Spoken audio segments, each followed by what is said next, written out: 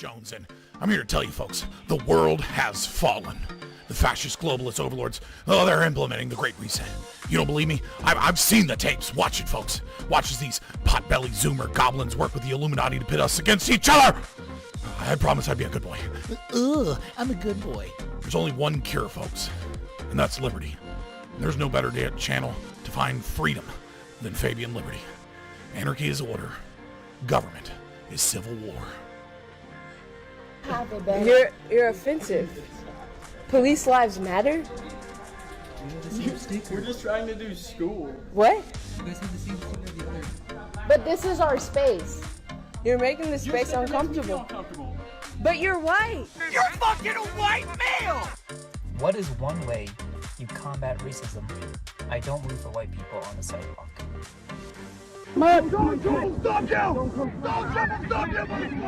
They want your wallets, they want your guns, they want the wieners off your sons. Democrats. Oh, we should film it.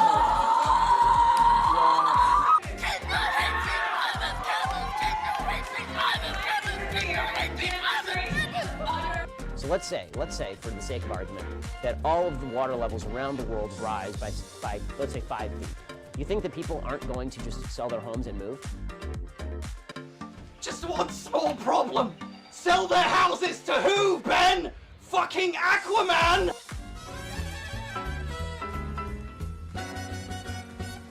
Vaccine!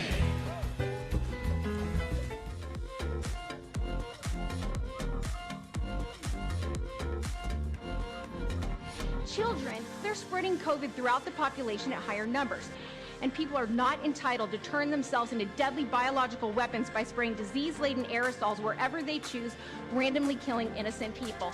This is not freedom, this is homicide, and willful ignorance is no excuse. What the fuck?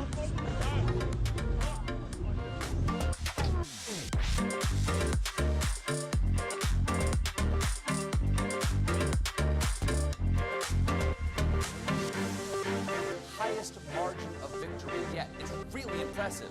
Though, I'm starting to think he might have had help from the Russians.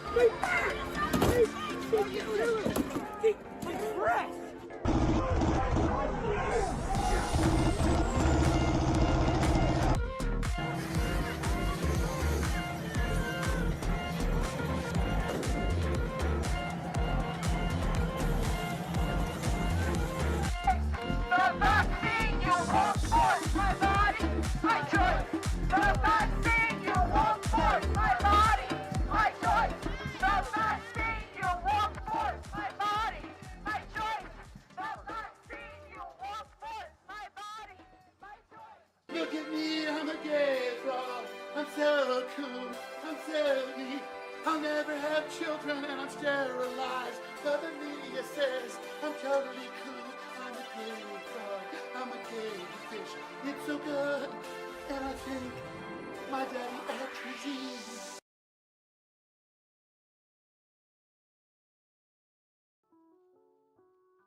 All right, ladies and gentlemen. I know there's at least one lady in here, so I get to say that. Oh, man.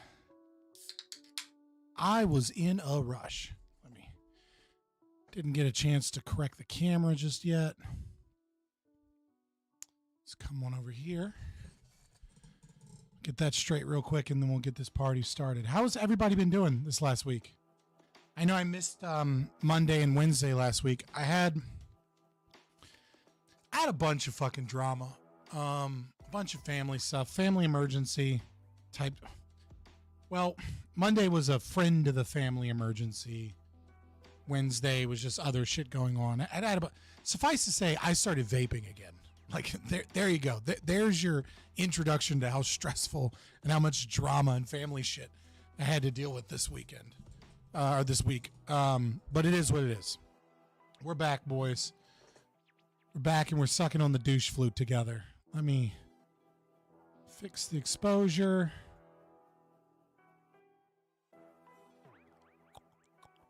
Let me come in, autofocus.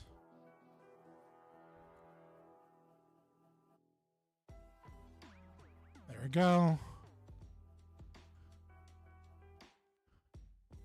Pull the auto white balance off.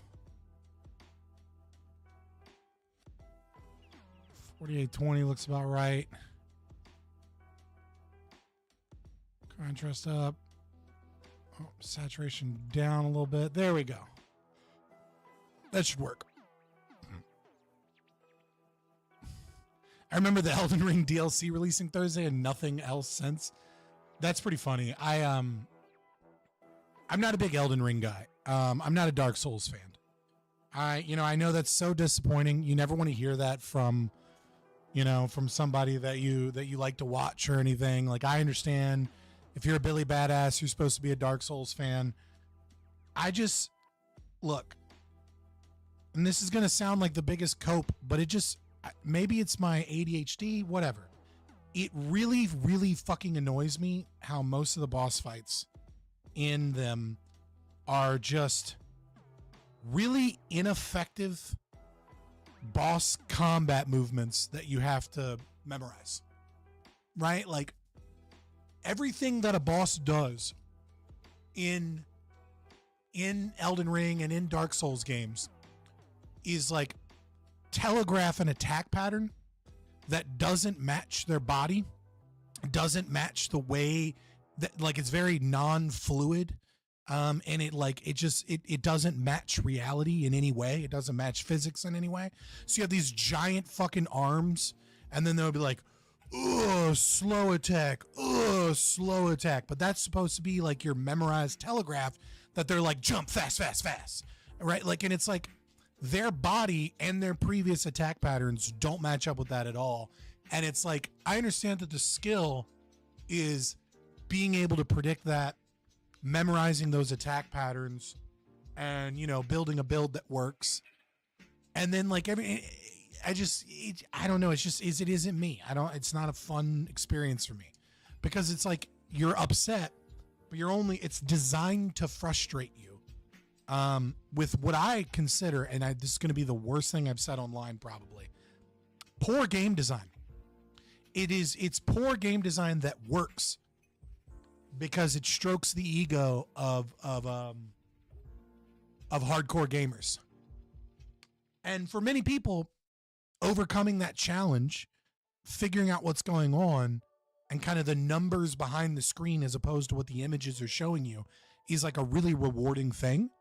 And it takes a lot of skill, and I respect that, and I respect that people appreciate and strive for those rewards, and then they build builds. Like, I'm all for it. It's just when I get in there and I get my ass raffle stomped by a boss doing shit that doesn't make sense, I don't know. I'm just like, this is dumb looking. Hey, what's up? Oh, dude, Little Bits, the troll got one? Let's go. I didn't even know you were in here, Little Bits. He was just waiting to talk shit. He's probably just waiting to talk shit about my opinion on Dark Souls. Like, I totally understand that theme of game, but I see it in so many Souls-like games. Like, I can see it in Sun Wukong that's coming up from China. Like, you see it in Sekiro.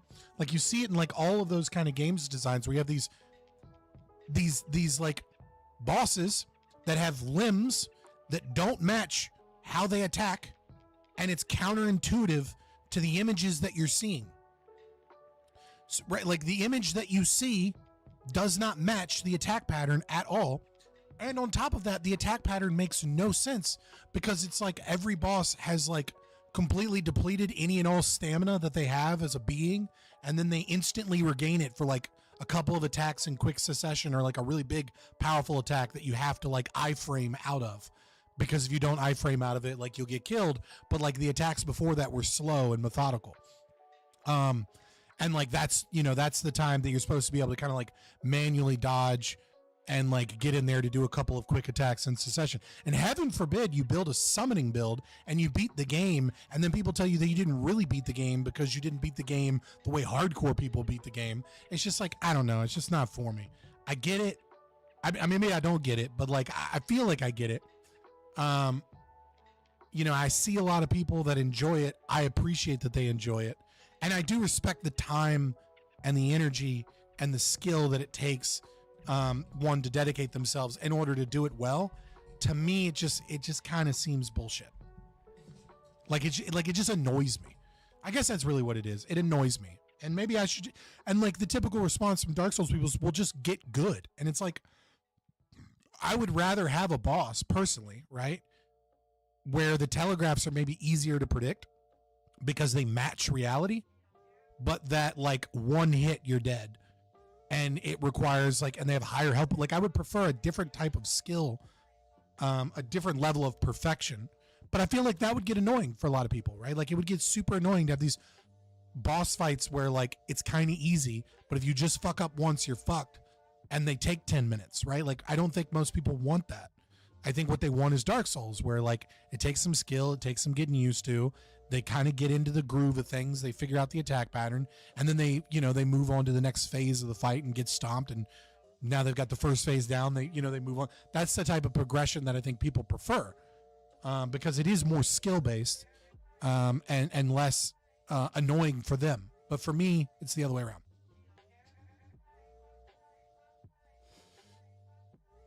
Yeah, Wicked Wally, I've heard that from every community.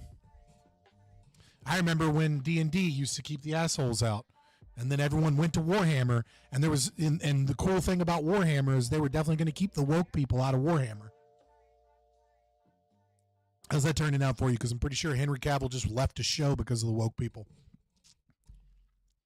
Because heaven forbid they can't just add to the lore. They have to try and break the lore so that women can be represented in like a fascist empire.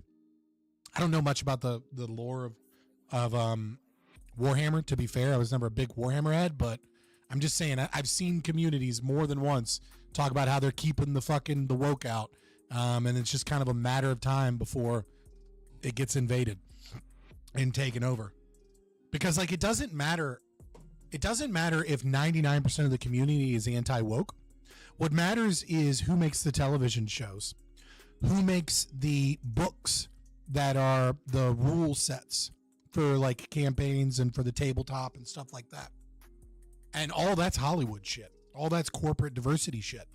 Right? So the woke know that, all they need to do is have a few people in the community, and then just kind of demand from the businesses, and the businesses will cave because they're terrified of, losing corporate donors and sponsors and, having a negative ad campaign run against them.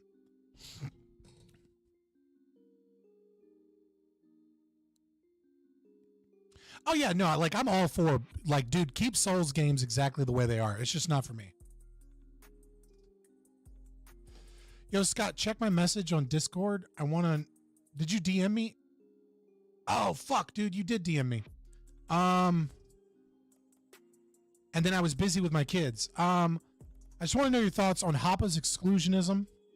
I think I was like in the middle of typing you, and I had like half of this question answered, but then like I was with my kids and like a bunch of other shit was going on, so like I just didn't get back to you, and I'm sorry.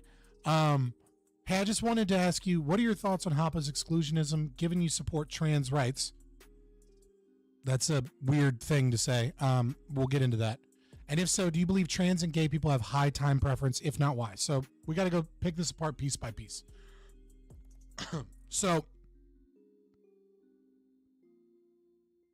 YouTube going to give me the Fabian goes live in 30 minutes, but not the it's on now. Yeah. That's kind of just how YouTube is. So first off, Hoppa's exclusionism. I think Hoppa's exclusionism is kind of misunderstood. Right? And part of that is Hoppa doesn't do a lot of interviews. Part of it is that Hoppa is really aggressive with his language. And part of it is like English isn't his first language, right? So when you say Hoppa's exclusionism, I have to first figure out what it is that you mean. And what I mean by that is, do you mean Hoppa's exclusionism, or do you mean like the general kind of internet ANCAP take on his exclusionism? Because I think these are two different things, right? Because Hoppa, like there was like the whole helicopter meme and like, removal by force. Like he did an interview with Michael Malice where he kind of clarified that he doesn't think that like force should be the first way to remove communists from private property, right? That like they should be not encouraged to be there, and then they should be asked to leave, and that like we should try and peacefully resolve the issue and peacefully have societies separate from these people. And if they refuse to leave private property, right? If they're trying to kind of like they're becoming aggressors on our property, then and only then ought we remove them kind of by any means, right? Like forcible removal, right? And so I have no issue with Hoppe's actual position there. The forcible removal as a last means of resort to removing communists from your property. But it's got to be clearly defined and it has to be communicated. So, I have no problem with Hoppe's exclusionism, but I do have a problem with the interpretation that is often taken somewhat as a meme, but then there are kind of like newbie ANCAPs or like edgy teen ANCAPs or people that don't really read a lot that take it literally, that like communists aren't people or communists don't have rights and we ought to be able to just remove them violently from any space that they're in the moment that we find them in a space. Like, I find that to be disgusting. Also, guys, there's 20 of you watching right now and only 5 likes. Maybe more people will get a go live notification if you like it. I don't know. I don't know how YouTube's algorithm works. Nobody does, because the moment that they tell you how it works, they end up getting fucked or whatever. But throw a like or a dislike. I don't care. Just give me some engagement. I appreciate it. Appreciate you guys. I'm not asking for money. You know, Rudy, thank you so much for the gifted membership. But like, I'm not begging any of you guys for money. If you want to do gifted memberships or you want to hit the link so that you can send a message, or you want to do a stream chat, like, do it, whatever. Love you guys. Just give me some engagement. So maybe YouTube will suggest us to other people. So that's the first thing with your question. So that's how I feel about exclusionism. Like, I think you ought to have the right, and it is good to exclude people from your private property. And I mean that it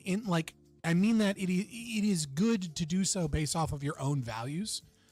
But when I think that you can have values that are wrong, right? Like, so if you're a racist, I think it's wrong to exclude people from your business based upon race, right? But I don't think that I have the right to stop you from doing it.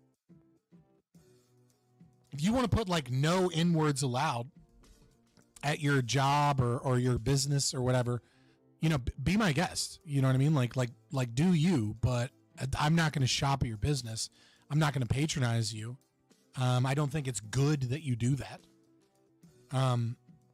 You kind of see what I'm saying? Like, I think those are all bad things, and I think they go against your rational self-interest. Even if you are a vehement racist, I think it's against your rational self-interest to harm your business, piss off your community, cause kind of like unnecessary division for the sake of keeping your restaurant white and clean, right? Like, it's not actually like helping anybody. So I think it is morally wrong as it is against your rational self-interest, and you should correct your thinking. But again, things are context dependent, right? You know what I mean? Like if I live in a community where there are a bunch of people trying to bring in, let's say like Somalians, right? And all they're trying to do is import massive amounts of Somalians into a community. And this community, these people tend to be problematic constantly, tend to cause problems. It might actually be in your rational self-interest to say no blacks allowed. And it might not be racism that's causing you to have no blacks allowed, but it's context dependent on the situation, right? It's context dependent upon the fact in this hypothetical that there are wealthy interests that are bringing in tons of people that don't respect private property rights, don't respect your business, are problematic in some way, or right, and like what it is that you're trying to sell is like a nice sit-down restaurant, and for whatever reason this group of people predominantly, obviously not everyone, but predominantly are like causing problems that are having a negative impact on your business, then it's not racist or wrong to put no blacks allowed. It might be kind of wrong to put no N-words allowed, obviously, you know what I mean? Like, that's like, obviously there's a racial component there, but it might not necessarily be against your rational self-interest. So like, I do think it is context dependent, but for the most part, I think, when you're engaged in that kind of behavior, it's not going to be for your benefit.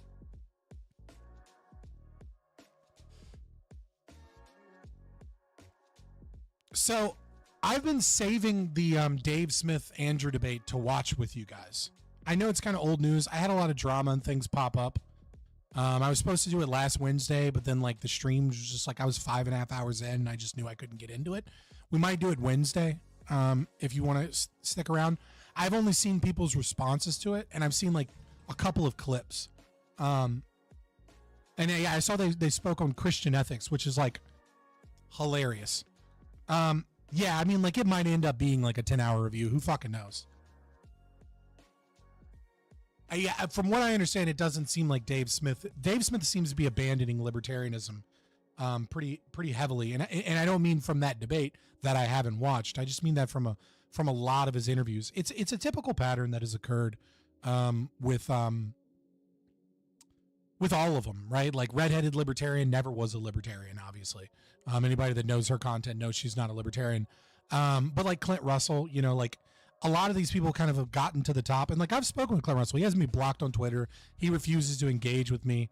And the only time he ever brought me on his show, you know, I thought it was a show to have like a, you know, to talk about the issues and stuff.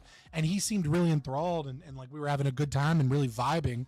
And he came on my show once before. And then he kind of like jumped me on my position on Twitter about the fact that I thought that it was, let me cut one of my lights on, about the fact that I thought that them aligning with communists and pedophiles to do the anti-war rally was a bad idea.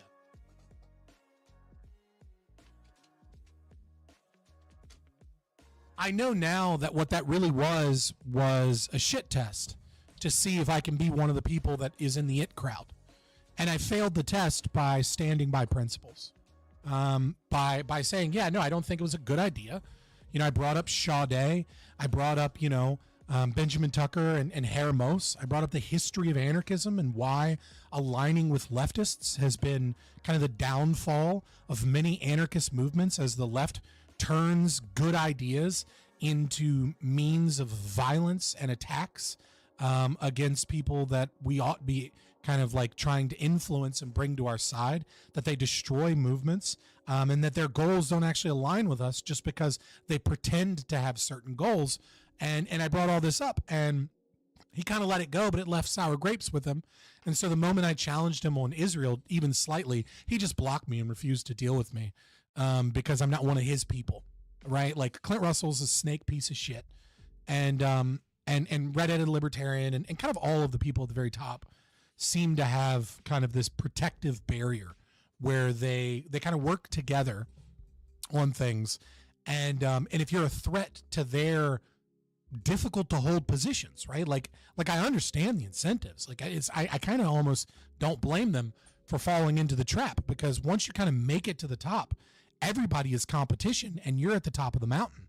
And so it's very, very tempting to pull the ladder up behind you and to be very antagonistic towards anybody that disagrees with you and kind of try and gatekeep those positions. But yeah, so I do think Dave is, because of the friends he's made and because of the incentives and because of the fact that he's kind of been more concerned with, you know, doing his comedy and keeping appearances and being on his shows and kind of being in that upper echelon position, he's slowly kind of drinking the same poison that many people do, which is, you know, appealing to the larger crowd. And the far larger crowd is paleo-libertarians and, like, you know, constitutional conservatives and right-leaning, right-minded people that have libertarian leanings. And so you'll see him abandon his libertarian positions if he feels like it will counteract too much with the much larger portion of his audience. And it's like, and if your primary goal is maintaining your audience, maintaining your voice, there's a little voice, you know, a little devil on your shoulder that says, you know, look, we, you know, give up a little bit because you're here and you're influential and you don't want to lose this power in this space to be able to push people towards liberty. So, you know, whatever you do, don't alienate 90% of your audience for the sake of 10% of your audience that are actual libertarians and like ANCAPs. And like, I feel that, right? Like I feel that because I've been in these spaces, and I've given up opportunities because of my principles, right? Like I have given up, like I have given up many of these things because I won't do those things. But behind the scenes, I'm the same person that I am in front, with very limited positions. Like I'll be as open as honest. I'm talking in DMs with non-smoker, a communist, to try and set up a debate with somebody else, and that other person's kind of flaky, and I am like, he DM'd me, he's like, hey man, I'm sorry, this person was supposed to reach out to you, they've been kind of flaky, etc. And I'm like, hey man, don't worry about it, that's what the streaming business is, right? So like, I think that's exactly what I said, or very close to what I said. So like, I'll be open and honest with you. Sometimes when I debate communists in front of other people, I go harder than I do in 1v1 conversations with communists that are streamers. But that's just because I'm trying to set up something that's mutually beneficial to everybody involved, and that I'm trying to proselytize anarcho-capitalism and libertarianism to the masses, right? And it doesn't do me any favors to just be an asshole to a communist in like a DM, right? But like, other than that, like, you might see me go hard on camera and I might be a little nicer, but that's not me being fake. It's just the reality of the situation is I have to network with people to get some certain things done. And so I don't go above and beyond to be rude or to be like, and this is why communism will fail in my DMs to a random dude. But like other than that, I don't have secret positions, right? Like what you see is what you get, and I try everything I can to align those with anarcho-capitalism and libertarianism. And if there were any ideas that I had that went against them, I'd investigate them, right? Like if I felt like in any way, shape, or form I wasn't an ANCAP, or that or that like there was a real reason to give up some idea or something, I wouldn't conform for the sake of being principled, right? And because this is the flip side of the coin, is there are people whom I think are principled, but really they're doing it for the sake of appearance, and I hate to do it because I really like him, but again, I don't mince words, and I don't bullshit, and I don't hide shit to try and network. I think Liquid Zulu is kind of a perfect example of this. Like when he talks about immigration, he very easily could take Casimir's perspective, right?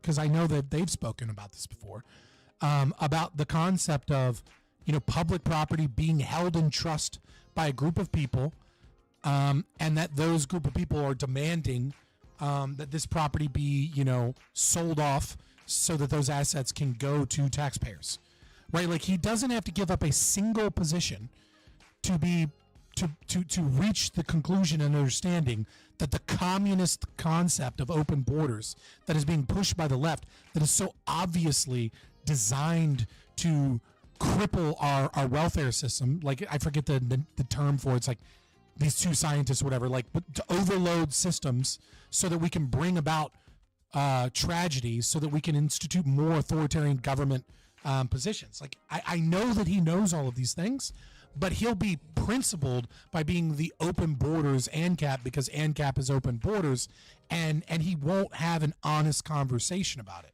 Or I won't say he won't have an honest conversation about it unless you consider a lie of omission a lie, right? Like he will defend the position for the sake of being principled, instead of going, yeah, I'm principled, but like we need to figure out a way to actually do this shit. And like there are many ANCAPs that kind of hold that same. Like I don't want to pick on Liquid Zulu. I just know that you guys know who Liquid Zulu is, and like again, I don't begrudge Liquid Zulu. In fact, I begrudge him far less than I would someone like Dave Smith in that regard, because in my head canon, I don't know if this is true or not, he does that because he's more worried about ideological purity not being subverted, and he doesn't want there to be weaknesses or openings for people to attack anarcho-capitalism, so he just bites the bullet and says things that I think are kind of crazy. That I think are a little bit that, you know, well, maybe that's not the right word. I don't think he's saying things that I think are crazy.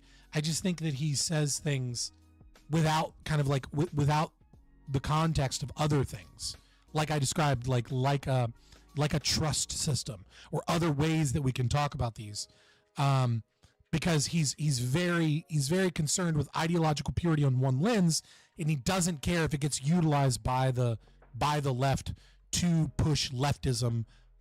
Maybe because he's like kind of like a Randian perspective, and that like, fuck the system, let the system collapse. I don't care how many people die, because I don't believe that the system can be turned in the right direction. And like, I can kind of respect that opinion, but at the same time, it feels a little fake. It feels a little bit like you're tailoring your positions to an audience that expects you to be principled, instead of being upfront and honest and being principled at the same time, and recognizing weaknesses or recognizing ways to compromise with the other audience, in the sense of like, look, you can't do that, but you can do this, right? And this is against the NAP, but this isn't. But I don't know. At the end of the day, it's really hard to tell. What I do know is that the will of the people don't fucking matter.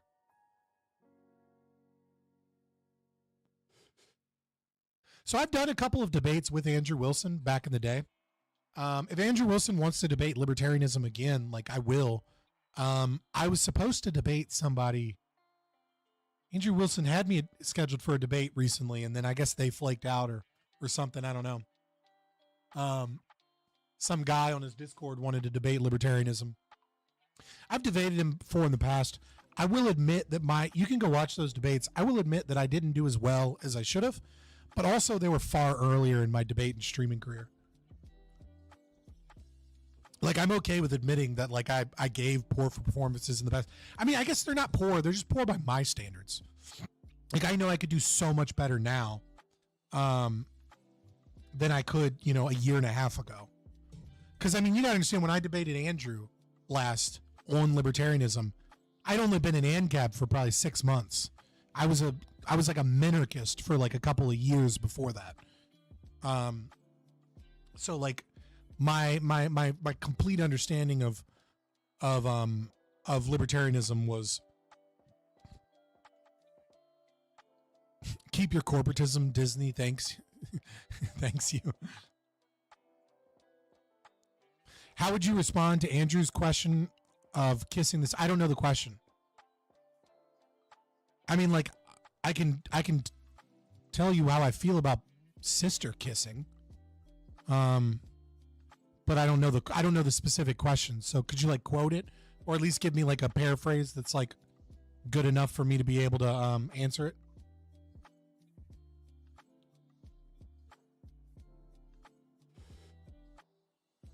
You were a Mennonite? That is why I was not a Mennonite. Is it morally wrong to kiss your sister? Of course it's morally wrong to kiss your sister. But I mean, again, I don't think that libertarianism has anything to say about kissing your sister. I don't think libertarianism has anything to say on that. Which isn't a fault of libertarianism. Incest, yeah, that's fine. I mean, if I think it's morally wrong to kiss your sister, I obviously think incest is morally wrong. But the question is how do you determine morals? And the thing to understand about libertarianism is that libertarianism is an incomplete philosophy. It doesn't have an answer for everything. It only has an answer for what it claims to have answers for, which is it claims to say that you can't have an ethical system and call your system ethical in any way, shape, or form. You can't say my system is ethical if you're also claiming that your system violates the non-aggression principle. Well, sister kissing, we'll keep it with that, right? Oh, hell yeah, dude. Much obliged, little bits. I appreciate you so much. Love it. Thank you. Welcome back. We'll probably talk about the debate more Wednesday for sure. Either I'll watch it on my own and we'll just discuss it for a while and maybe do a breakdown, or I'll react to it live. It depends on if there's anything crazy I want to react to on top of it on Wednesday. But yeah, so keeping it at sister kissing. Yeah, I don't feel like being the number one gifter is a huge flex right now, but I do appreciate you being here, Little Bits. I love that so many people will come in and get mad at Little Bits, thinking that he's like a leftist, and they don't realize that he's just trolling them.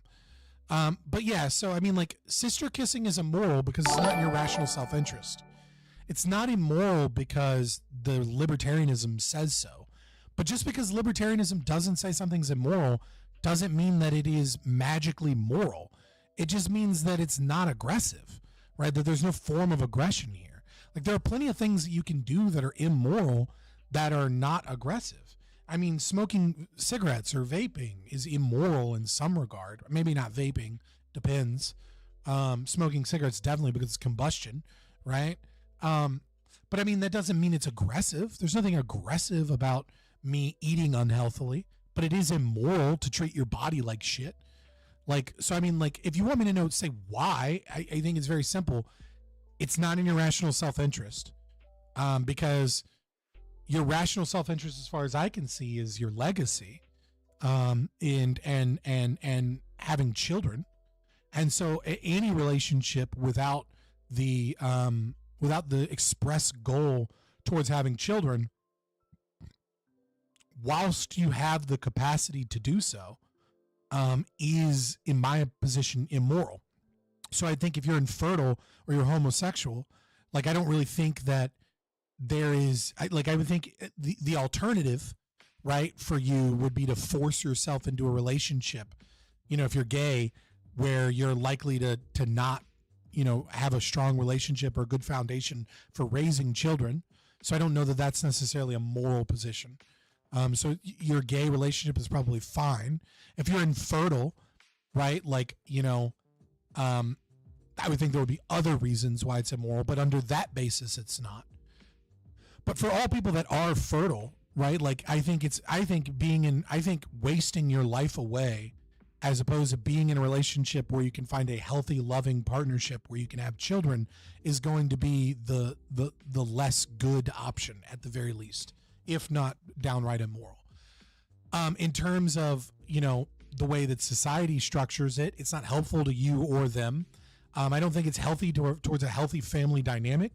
I think it's going to cause problems in your family, right? Like, if you're keeping it a secret, again, that's causing even more problems. Having, like, secret sexual relationships behind your family's back is not a recipe for a healthy family, right? So again, like, you're doing all of these things that breeds toxicity and issues with no potential for a future for your lineage or for a future towards yourself to be able to make your mark on this world in its truest form.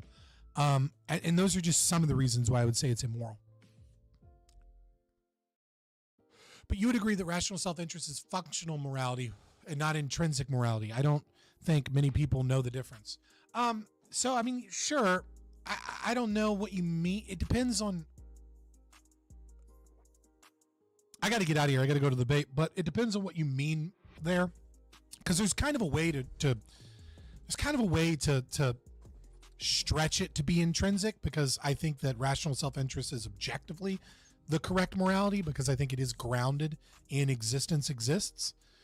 So I do think that it is objectively correct, but that doesn't necessarily mean that it's intrinsic as a moral rule for.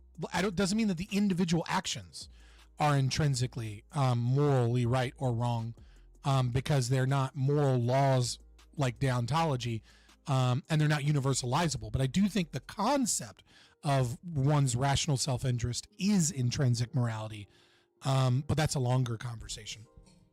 But yeah, let me hop in here, boys, and we'll get started. Holy shit, there's a lot of messages in here. I don't know what happened, but we're gonna hop in here, have some fun. It's Monday. It should be light. If you want to ask me some questions, do. But I'm gonna be on the discussion panel, and then after that, we're gonna be debating this kind of concept of soft feminism. So let me first go ahead and grab that, and we'll grab this. The window into the soul. And we'll grab this. Click that StreamYard link.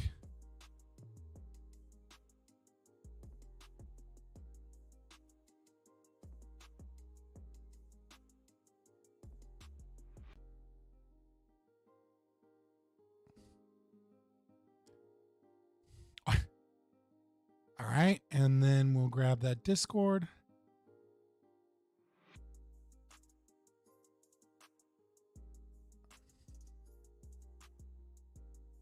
I'm the only one in the waiting room, which leads me to believe that everybody's been drugged into the actual room, which is hilarious because it means people are actually on time. Because that never happens.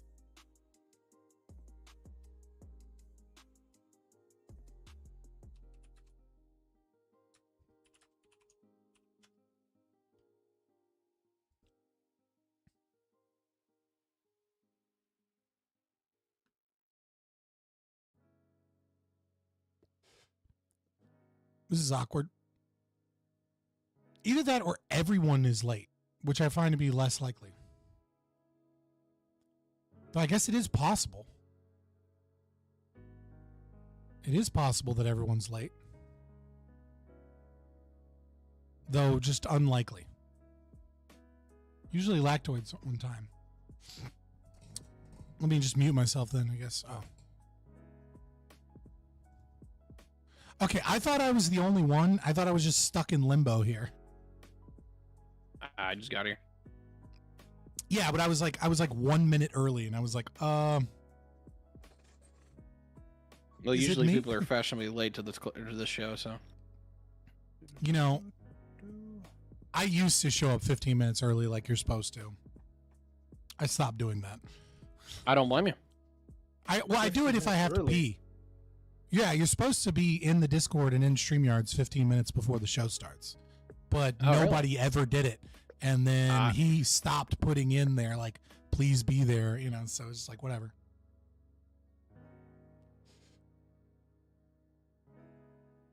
All right, continue. Oh, I mean, it's whatever. I was just like, I don't usually show up early anymore because there's not really a point. No, there's not. Unless I have like a bathroom break or something. Yo, it's like, all right, I gotta pee. Your mic, it's muffly AF. Muffly AF. Let me unplug and plug it. Cool.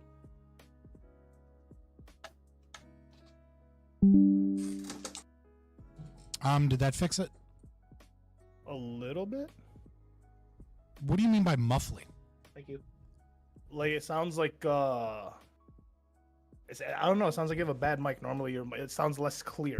Like it sounds like you're a little bit distant, and that there's like maybe something over your microphone. I think you sound a little. It's not testing. muffly. Testing. 1 2 1 2. I wouldn't describe it as muffly. It's more gaining. All right, there we go. Maybe I don't know the terms. Well, you know, you'll have to wait a few years to be on my level, kid. All right. Testing. I'm simply a novice. Not really. Try it again, Scott. Give me 1 second. Sure.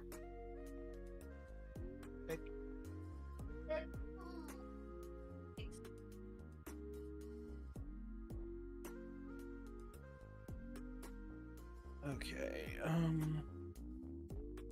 right, testing. How's that sound? I think Better. it's better. Oh. Yeah, is it better? For me, it is. I think so. Okay. Well, as we go along, we'll figure it out. You know, because sometimes it's not exactly obvious, but I think it sounds better. He sounds low, but like the good thing is he isn't nearly as choppy as he was. For earlier, he was just choppy. So for whatever reason, slowly but surely, my mic just keeps getting quieter, and so I've had to like pull the things up on the equalizer, which makes it more gainy.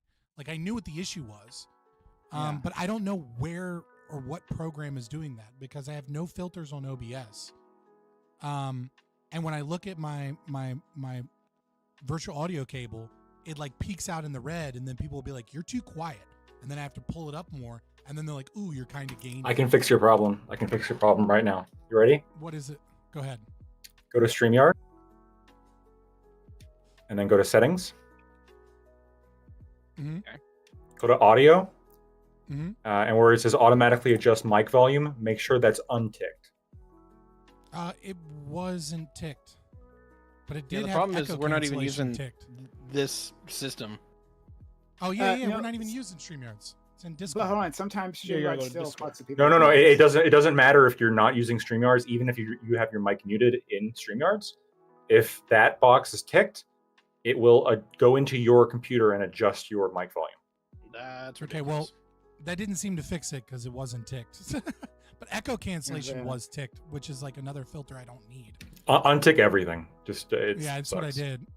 I'm seeing if maybe my Discord did something weird. Yeah, but I think you're fine for now. We'll just keep going, and if your voice is irritating us, we'll let you know. Okay. Oh well, I that's figured that was a given. So we're just waiting on a few people who will be here at some point. I'm not sure if anyone said they were late. See what I'm saying? See what I'm saying about showing up early, guys? Like, that's why I show up at like 7:59 now.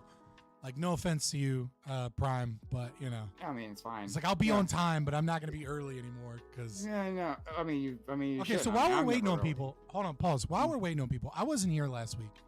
I had a family thing happen.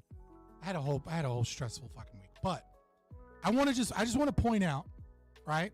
Sometimes when you have a wrong perception of people, you need to make a public comment if you have integrity. Okay? So I'm going to publicly say right now that Admiral Gibbs posted a couple weeks ago a stream cancellation because he was too busy with 3 different baddies. I mean baddies.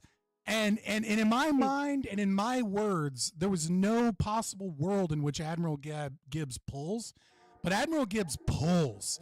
And so I just needed to publicly say, if I've ever said anything against that or told you you're full of shit and you're in regards to you being able to say anything about women or what works, clearly you have a masterclass in some form of Riz. You were fucking like, I saw it and I was jealous of your evening for a minute. I was like, Big God Papa gives you. damn. I appreciate it. So like just honesty is where like I gotta put some respect on your name. All right, that's all I'm saying is I'll put it there. Thank you. Because was Gibbs pulls. I'm not sure if you know, but like Admiral Gibbs is married to a model, right? I'm Not just anymore. saying. Not anymore. Fuck that puta. We'll replace them. That's a perfect segue into what I was gonna say. Tomorrow we're doing a horny summer stream on my shit, and we're gonna have another model here at my house. It's gonna be doing streaming. I say you got to send me this stream because I didn't see this stream that you were on with women. Send me that. It wasn't stream. He canceled stream. He was just on Twitter. And like the next thing I knew, I was just like, God damn, Gibbs pulls. Like, all right. Justin, you got pictures? You got pictures then, Gibbs? Yeah, I got photos here. All right, send photos. All right, I got a feeling fucking got sent to goth girls or some shit, and he's like, oh yeah, super hot. No, they're like party Yes, girls. goth They're like angry black Latinas. girls who like white guys are really shooting for the 0.01% demographic. Well, I mean, he's in they do Texas. exist, black girl metalheads, by the way, and they are hot. And I'm not saying I don't love you if you're looking, but I'm sure that of everyone in everyone's chat, you're not there. So We just got to go to the cities where the black metalheads exist, you know? Yeah. I mean, why do you think I love Richmond City so much? All right, that's where Burn the Priest that turned into Burn the Priest, which is the original band name when they were in Richmond before they were oh god, now I can't think of the original band. They did the song Buried Alive. What the fuck is that band name? Oh my god, Randy Blythe is the lead singer, and I can't think of the name now. Oh my god. But anyways, Guar is from Richmond. Cannabis Corpse is from Richmond.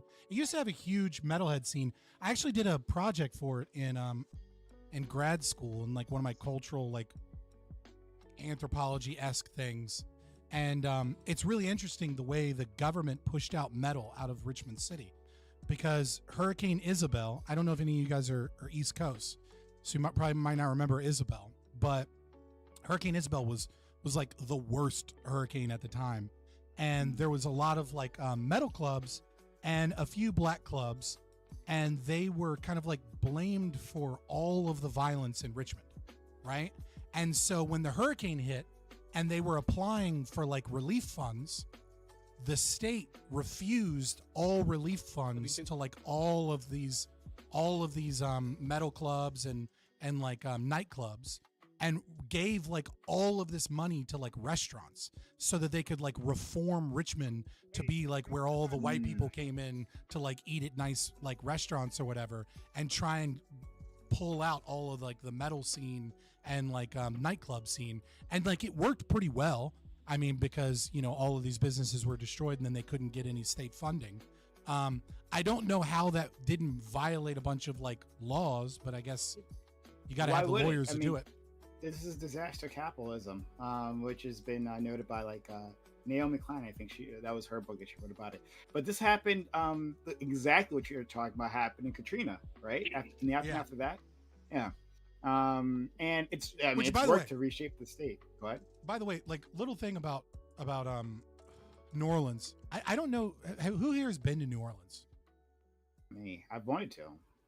So New Orleans is I went to New Orleans to have a good time. Like the last time I went, this was years ago, but I went, and one of the things that struck me the most, and it was actually kind of one of like the things that kind of made me unattracted to my ex-wife or my ex. We'll just leave it at that. Because she thought I was being a Debbie Downer the whole time. But when I went to New Orleans, the poverty, like I've never been to a place in my entire life where poverty is juxtaposed to debauchery, that they're like right next to each other, right? Like it's in most cities, there's an area of the city that is like kind of run down, and then there's an area of the city that is like for shopping. And you can kind of pretend that area of the city doesn't exist because you don't go to that part of the city, or you don't go to the bad part of town. You don't go across the train tracks. And when I went to New Orleans, I remember like I went to Cafe Du Monde to like, you know, because it's like, oh, I want to try a beignet, but mostly I want to try their coffee. Turns out the beignets were great and the coffee was meh. But, you know, it's like, and I went there with my son because my ex was doing like stuff. She was there for business, right? So we kind of like took a vacation / business thing. So I was kind of walking around with my son when he was a baby still, just enjoying the city. And like, I remember it was like, there was some kind of pride event going on or whatever. I don't really care. We were having fun. We were drinking. And I just remember I could not enjoy myself because on that main street, I forget the name of the street. It's like the party street. Oh God, I can't remember the exact name. Bourbon Street. Bourbon. On Bourbon Street, there was like people getting drunk. There was all this partying, and literally every single solitary alley was just full of homeless people in tents, and like everyone was just there, drunk, partying, spending money, and like they were 5 feet from you at all times. And like it was like such a fucking like heart-wrenching thing for like I could not enjoy myself because it's like, how the fuck can I spend this money to have a good time and I'm 5 feet away from somebody that's hungry, right? Like I'm 5 feet away from somebody whose home has been destroyed and was never rebuilt because like Red Cross, you know, built, you know, a tenth of the homes they were supposed to build or what the fuck ever, right? And like it was like a pivotal like cultural moment for me that really fucked me up and still like haunts me to this day. Is like I can understand partying, right, and realizing that there's always, you know, the banality of evil, right? Like your cell phone was made using slavery in Africa right now, like, you know, or at the very least, you know, was, you know, unless it's a Motorola, a free phone, or a Google Pixel, like it was using a fuck ton of conflict minerals. And if it's an iPhone, it was definitely like they used the most amount of slavery.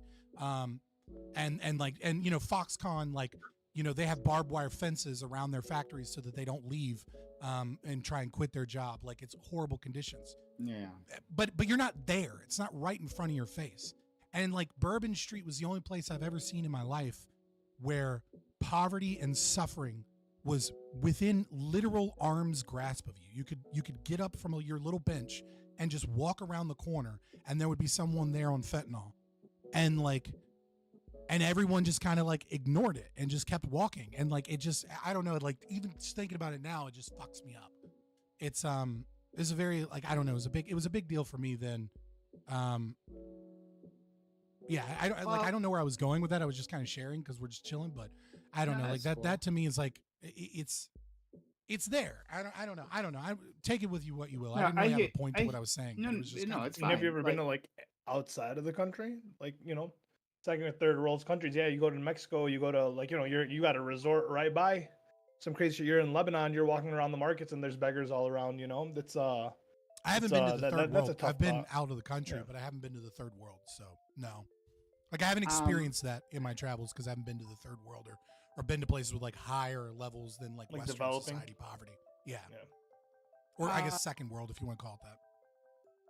Yeah. So I mean I'm not sure if you would count this because of the nature of the business, but when I went to Bogota, the red light district is like right in the middle of like an extremely poor area. Like I was walking around that place and like this, like it was a strip, like the one street, and then there's like a ton of businesses there, right? But then like right past that, I was looking at the spot. I'm like, I don't want to wander around here. Being a person not from this area, I feel like probably best I stick to right. Like even if you don't get mugged, it's like a great place to get pickpocketed or something. Like your spider senses are tingling. Yeah, it's like I'll stick here. I mean, but that makes sense, right? Like, because that's the district where debauchery is designed to take place, and I guess the same is true in New Orleans, right? Like Bourbon Street is where it is, but it's also the heart of downtown, and so maybe that's why it's weird. I was just in New Orleans. No, okay, yeah. He was talking about how he found it disquieting how like Bourbon Street is where a lot of homeless people are, and like that was the first time he'd seen that. Have you seen anything like that? It wasn't the first time I'd seen that, obviously, but it was like what I mean is like I was there with my ex, and we were there to get drunk and party a little bit, and like I couldn't enjoy myself because like there was abject poverty, like that was like saddening within feet of me. And I just remember looking around, seeing drunk partying people everywhere, feet away from people like suffering. And this was years ago. So this was like, after this was closer to Hurricane Katrina, obviously, than, like maybe it's gotten better. But even still, it was just like, it just fucks with me to this day. Like it's something that's hard for me to like wrap my head around how people were able to just push out something that was right in front of their fucking eyes and just like have a great time. And it's like, I could not, like, well, it just, you know why you couldn't, right? You didn't drink enough. That's the secret to Bourbon Street. You just drink more, and then you're not gonna worry about what else is going on because you're no, dude, I had one of those. I had one of those like slushies. I had one of those like slushies that they sell that are like have a retarded. Like I was drunk, and I was still sitting there just like, this is fucked, dude. Like I can't do this. Yeah, I'll tell you what. I always ask them for directions to places. Like, where's the best place to get? And then I'm not gonna say what we're getting, but like then they'll point out which place to go, and they'll hook you up. The hobos are usually pretty good about that.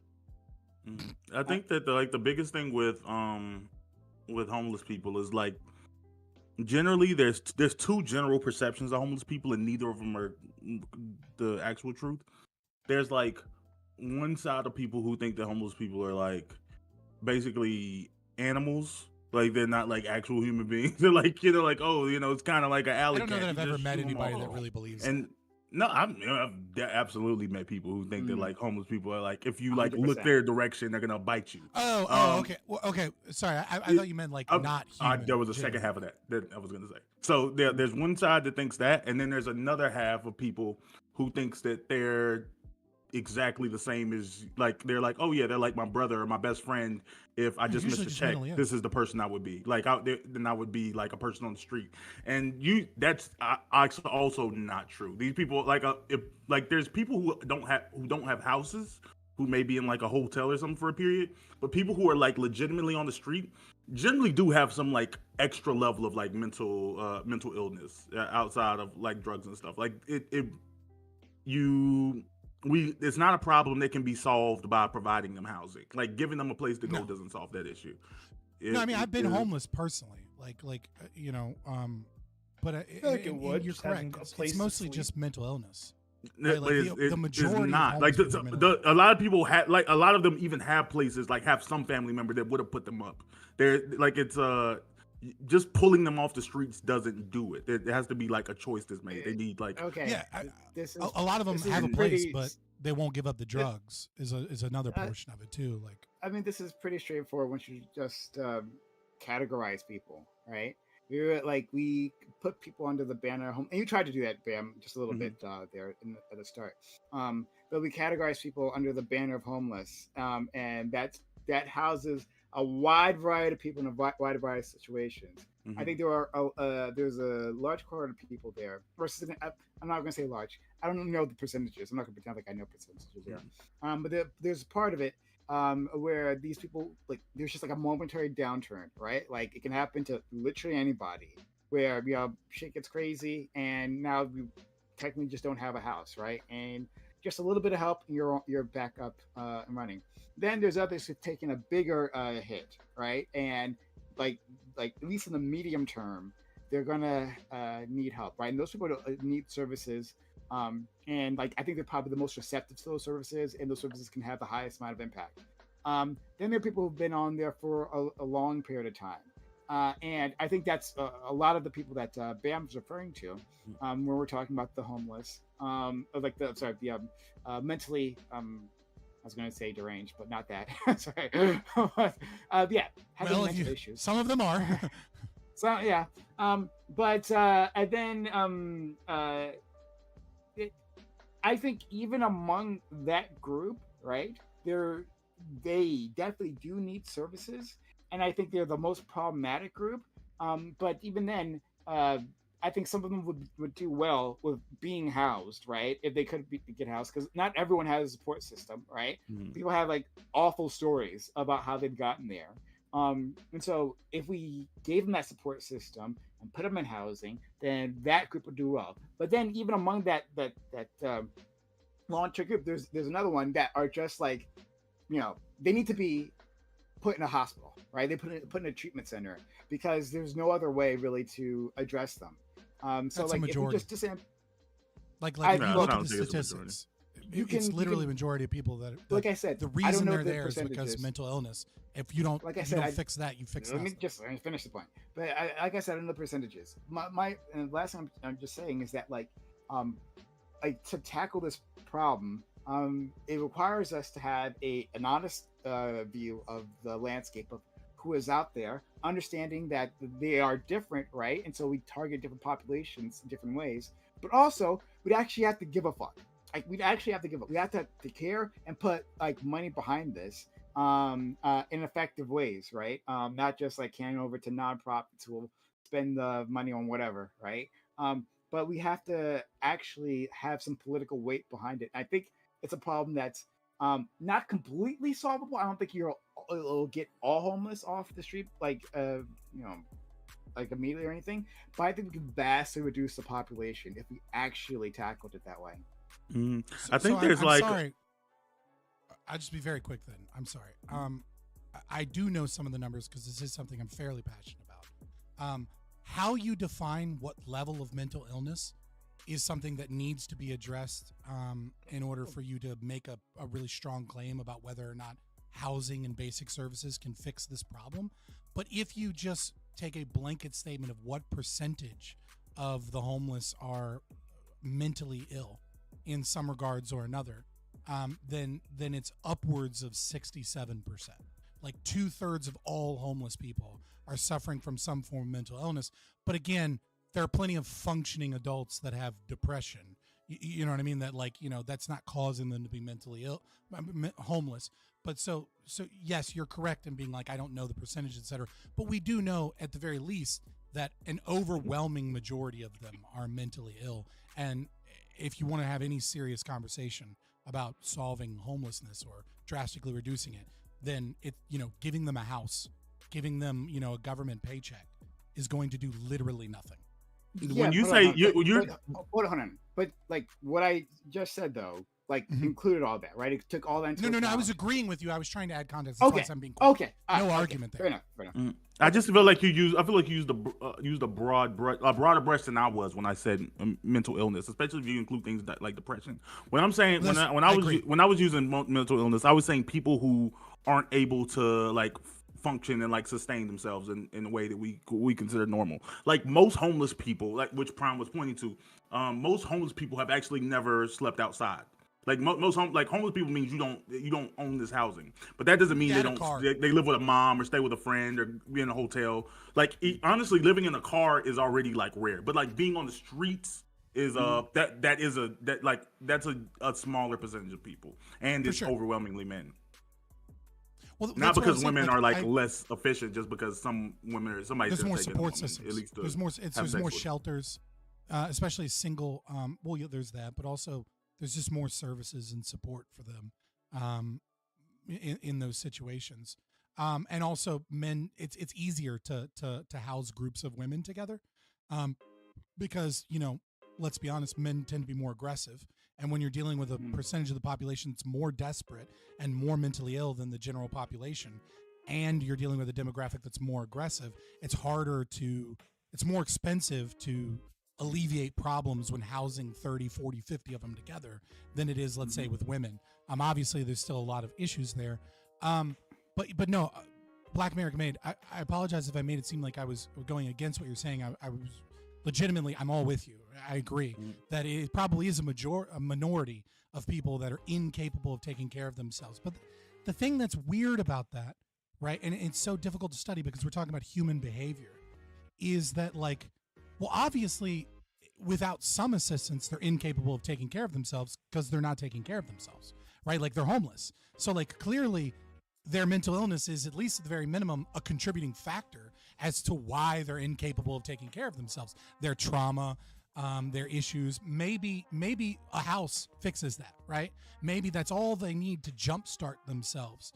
But even still, I think that any problem that deals with the homelessness that doesn't primarily focus on addressing drug addiction, and further than that, addressing why there's drug addiction, right? Because you're not addicted to drugs because drugs are cool. You're addicted to drugs because you lack support systems. You have trauma that you're trying to cover up. You're trying to live in the moment because you can't plan for the future because of learned helplessness or whatever these things are, is going to fall flat on its face and is going to be money, whether it's taxpayer money or whether it's charity, right? Like, I'm not trying to throw the ANCAP thing in here because I think it derails from the conversation a little bit.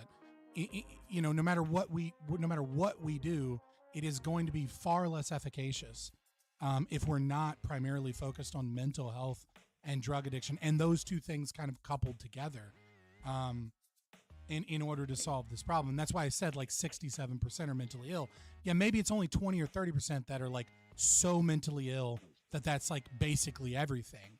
But those people with depression, that's one of the major things holding them back, right? It's not a univariate thing. It's there's multiple different layers of bullshit that has gone wrong in their life, and that's one of them.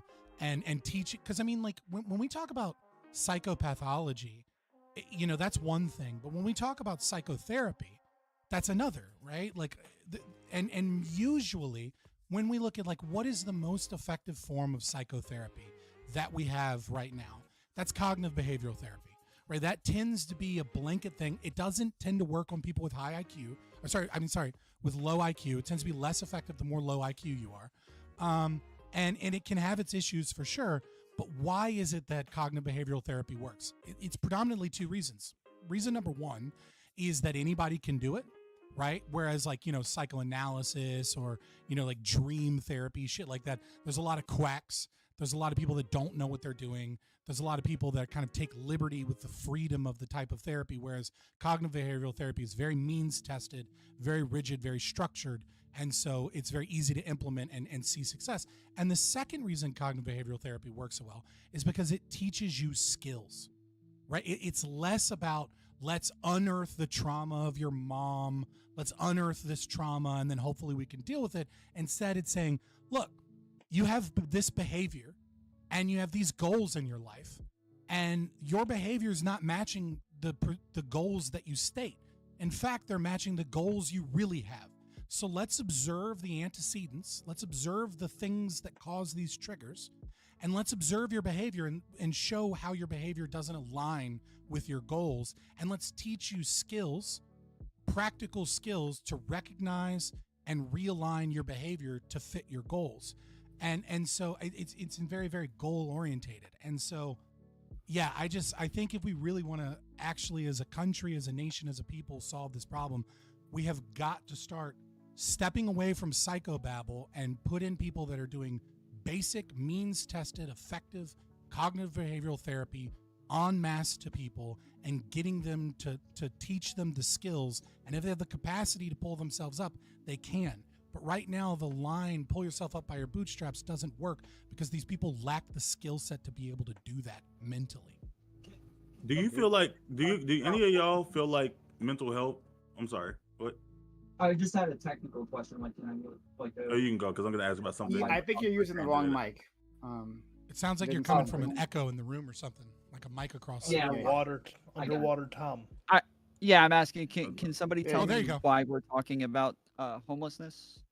Oh. Like, what is the reason? Oh, I think I brought it up. Maybe. No, I didn't bring it up. I brought it up. I It was just like I was just telling a story. What is the actual topic? Are we just generally talking about We were homelessness? just talking. or- I was talking about New Orleans and Just how riffing it.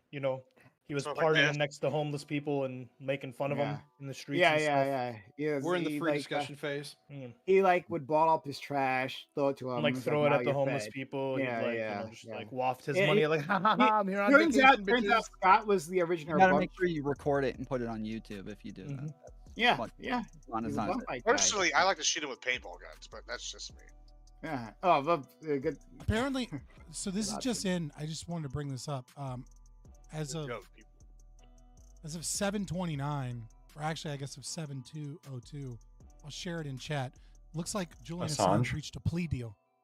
Yeah, I saw that. I just seeing it now. Sorry. That's So crazy. The plea deal is time served, so he's gonna be able to go home. Wow. That's Good for him. crazy. He shot. Fuck it. I guess maybe it was probably shooting Trump's foot on that one because he was probably about to announce that. Just quickly, and then I will go to Bam because Bam has something to say. But on the homeless thing, I saw a documentary a few years ago, and it's basically said like you won't find like Japanese women on the street. Like that's like not a thing because they're immediately given resources and put in some sort of housing by like the government or something. But you will find Japanese men, and if I'm remembering correctly, and this was a while ago, so forgive me if I'm mistaken, but like I think the reason was that it looked it was sort of like if a woman is on the street, then it's a failing of society. But if a man's on the street, it's a failing of them personally, and of their character. Yeah. With a But Bam? dope culture. Yeah. But Well, that's just I mean, patriarchy. America does the same We care thing about just women. without. We just don't talk about it. But there's I was curious. Do you guys feel like the current model of like how we deal with mental health issues in the United States, and at least our diagnosis model, do you feel like it's beneficial? And what I mean by that in a little more detail on my perception of it, and somebody I'm about to say feels like something Corey would come out and say. Actually, that's not true. But my perception of it, of our current mental health I model. didn't invite Corey. Fuck. Yeah, I can't believe this. Yeah, my current perception of it is kind of like we give people diagnoses and then we let them do what feel how they feel about that, and then like they just go on about it. It doesn't seem like there's any or it doesn't seem like there's actionable steps that come with diagnosis, and I wonder if it's like actually a crutch more than it's helpful. Like if you go back, even the generation, even the Gen X, or just before then, you just didn't have a diagnosis. Even if everyone in town knew like, oh, your kid's a little different from the other ones, you kind of just, I guess, personally developed coping skills for your kid to figure it out. or like so they didn't think they were less than. Well, on top of that, so like there's I think you're absolutely hitting the nail on the head partially with this, or maybe fully. I'm not understood. So like I'm gonna use an anecdotal example. There's this girl Molly. I don't know if you've watched me before. Then sometimes she appears every once in a while, but she's like clearly an addict, right? Beautiful woman, but like clearly an addict. Like talks to the voices, full on like schizo psycho, right? And she's like, I've had to like, you know, I took her in and then taken her to rehab. Like I cared about the child. I hope she didn't die. I mean, to this day, I don't know where she's at now because she's probably on the street corner somewhere doing heroin. If we're being serious, but like I'd catch her like smoking pills. Like she put a pill on a piece of foil and smoke it. And I'm like, bro, you can't be doing that. But then like we'd take her to go get her doctor and she'd get diagnosed and they would get her all these meds and she'd be like, oh, I don't like to take these meds. I don't want to take these meds because they make me feel different. I'm like, well, they make you feel different because you can't hear Cracky McGoo in one ear and Sally McCrazy over here, like telling you whatever. Like, yeah, I'm sure it does make you feel different. But like, she's like, oh, I'm not going to take it. And this is kind of the crux, right? That you just brought up, Bam, like, which is, you know, what do you do in this situation? Like, yeah, we diagnose them. But like, are we gonna hold a gun to their head and say, "You take these pills"? I'm gonna be on the side. You mean you already know I'm gonna say no. But then like, this person's clearly unwell, right? Like, what do you do? It's not really anything you can do at this point. Like, sort of like I don't know, stuffing it down their throat. There's two things that are being mentioned here. So Black America Made. The first thing we have to talk about is what is the American healthcare model like, right? And so the American healthcare model is not about curing disease. The American healthcare model is about managed diseased care, right? If I can manage your disease for 4 to 6 years, then you'll get a new job. As if I'm an insurance company, right? Then you'll get a new job, and then you're no longer my problem. And if I can put this off for 10 years, then eventually you'll go on Medicare, Medicaid, and you're the government's problem, right? So the way the system is set up, which is this kind of mixed market system, is that we have a disease care, we manage disease. And mental health is not immune to this problem, is that we manage mental health. We don't attempt to solve mental health. There's been plenty of research that has shown that, that you can rewire the brain to cure, if you will, many mental health problems with enough work and effort. We see this predominantly in obsessive compulsive disorder, that even without medication, if you are given enough therapy, and the therapy, not everyone responds, obviously. But there are plenty of people that have been able to almost completely rid themselves of OCD symptoms with enough practice and things like that. So the question then becomes, well, why aren't we doing that? What's going on? Well, Admiral Gibbs touches on two things disorders, though, not just like mental illnesses across the board. Like that's if we're talking, there's certain. It depends. Yeah, it depends, right? So like cluster Bs, like the success rate on that is like 0 to 0, right? So that'd be like narcissism, bipolar, or not bipolar. Sorry, your 4 cluster Bs are going to be an issue there. But the thing is when you get diagnosed, I think bipolar is cluster B, right? BPD. Mm-hmm. Yeah, yes. but bipolar can also be manic depressive bipolar, which wouldn't be a cluster B. So I was like, well, that's why I said like not, because I didn't want to get into it, the specificity of it. But yes, but that would be borderline personality disorder, not bipolar. Bipolar would usually be a form of mania and depression with another thing. But still, setting that aside, you go to the doctor, you get a diagnosis. Well, if you don't like the diagnosis, then you can just leave. Well, now you have a diagnosis and you have no care. Or let's say your insurance doesn't like the practice and they drop it, or it's not in-house, or you move, right? A lot of care gets interrupted. And so the question, but diagnosis is kind of the first thing you do. So you're always going to have a system where you have more diagnosis and less help, because of just the reality of the situation is that some people go get diagnosed and don't continue therapy, or they don't like that therapist. You see it a lot, let's say, in marriage and family counseling, where the marriage and family counselor will call out behavior, and then one of the parties is like, fuck this, I'm done, right? Or the relationship just ends, right? So what we have now is we have diagnosis, but we don't have any care, because they're no longer going to the therapist. And like Admiral Gibbs points out, we can't put a gun to their head and make them go just because they have a diagnosis. Admiral Gibbs, the other thing that you're kind of touching on, which is a really big controversial issue in that is kind of a war between psychologists and counselors versus psychiatrists is what's known as the medicalization of psychotherapy or the medicalization of psychology, which is we find certain pills that have, immediate positive outcomes for people with certain conditions. And then when we say, well, why would we go through all of this expensive psychotherapy to where 20 or 30% of people, it never works anyways, when I can just have you take this pill, and now the insurance company and the pharmaceutical industry can make money off of this pill, and you're on this pill for life, as opposed to teaching you the skills necessary to cope with your mental illness, or potentially giving you the therapy, with like especially with phobias and things like that, where you get over your issue. And that is very problematic. You also kind of touch on the fact of like why certain people don't take pills.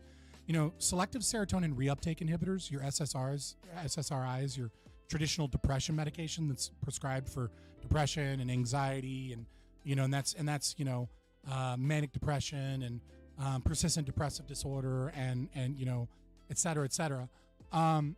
They can make you really dull, and they can have a lot of effects on your behavior that are negative. One of them being, and a lot of people don't talk about it, but one of them being libido and the ability to orgasm, especially with women. When you're on depression medication, it'd be very difficult to have for you to work yourself up sexually, and you can have those feelings but not be able to orgasm or not be able to really enjoy sex. And you find a lot of people not taking them. So there's a lot of issues there. But Bam, overall, I don't think that you're wrong per se, but I don't know that that's necessarily like therapy's fault so much, or that it's like our diagnosis model is a problem so much as it is our insurance model and like just the reality of how therapy needs to be done. Like the best therapy even usually requires 20 sessions, and it's really easy for those sessions to get interrupted or for people to get sent to a mental institution with no insurance, get diagnosed, get some help, and then get kicked back out on the streets without the actual help that they needed. I just think that there's a cultural issue, especially like just looking back over generations. Like one of the most, I think honestly one of the best movies of all time, but definitely one of the most well-known movies of all time is Forrest Gump. And Forrest Gump is a movie about a mother who was given a diagnosis, well, without even saying the word, was told early on that her child was going to have some developmental issues, and then they just ignore that. And like that's what makes the movie great. Like, wow, he just ignored medicine, and look at him now. And I think that it's like there's create generations of people that's like the real story is ignoring what doctors say. I think the real story of Forrest Gump is that even though he's mentally challenged, that intelligence and wisdom are not the same thing. And that Forrest Gump is a wise person, worthy of respect for his wisdom and his personal character, despite the fact that he's mentally challenged. He's in Vietnam. Sorry, I've never seen this movie because I'm not old. What? But you've never seen. You've never seen. Everybody's seen Forrest Gump. No, I've never seen. I'm kind of shocked on that one. It's white people's best thing they did. Actually, that explains a lot about you.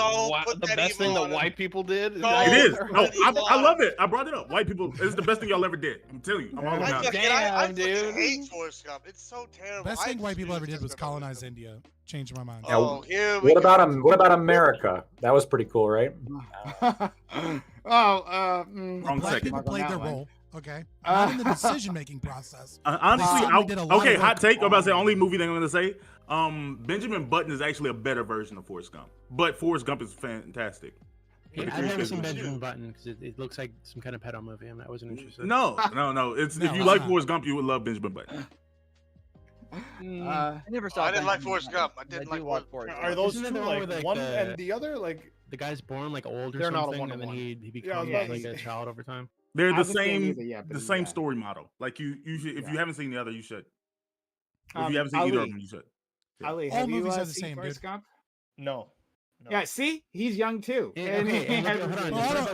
Where did you grow up, Ali? Where'd you grow up as a kid? Michigan, Dearborn. Later. Dearborn is. I'm an American. So just because I'm Arab doesn't mean I'm not American. You know. You're not American. I thought that was not the that betting. I can name most of the states. You're not fully assimilated until you've seen Forrest Gump. right? Oh, makes sense. wait, I was born here. He's I don't got have the to assume. ready Like, to I'm tell natural. No, you gotta I'm assimilate. natural Yeah, born. you I gotta am assimilate. American. I get the tag regardless of any Says of the guy who's best- never no, seen I- Forrest I- Gump. We need to get rid of birthright citizenship. I was I gonna was say, gonna I've say been this is the pretty best pro example of birthright getting rid of the 14th. Yeah, I'm suddenly starting to change my mind on what? on the birthright citizenship. You know, I mean, I hate Forrest Gump, and you gotta at least watch it once. Like, I get the concept. that's like it's like Guy don't runs get the across the concept. country. No, Also- you have to no, watch also it. has No, the but You didn't see greatest the villain whole of all like time. Hollywood version. I'm where sorry, I he didn't mean to sings start a about thing, but boxes you of should watch chocolates it. and everything. Why should I watch this? What But like happened? in a What's going 1,000 on? years, when they're discussing great American cinema, they're gonna talk about like certain movies, right? They're gonna talk about like Lucas and Star Wars. They'll talk about like Forrest Gump will probably one. The talking about that now. Godfather. Saving Yeah, Private Ryan. There's gonna be these iconic movies where these guys like Did you look just name back another 1,000 Tom Hanks years. movie? Yeah. Listen. Either way. Which is never mind. I was gonna make a joke, but we're not. But yeah, so when they look at these movies 1,000 years, this is like part of American culture, and for you not to see it, not American. Yeah, I'm with, okay, I'm well, with fair enough. Admiral on this. I haven't seen any of the movies you listed actually, and if I'm not really a movie guy, that's really more what it is. I'm not like against watching. You don't the have movies. to be a movie guy to see those, though. That's the thing. Well, but I guess I if feel you're like that you young, do. maybe that's the difference. It's like for our age, like Maybe, yeah. you don't even have to be a movie person. You saw it's like seeing Titanic. How old like, are you go guys? to Or maybe Star, if you don't have to. maybe if you're maybe 35. Infinity War, maybe that's like a Gen Z, like, oh, Infinity War. Like, I don't watch comic book movies, but you probably seen Infinity War at some point.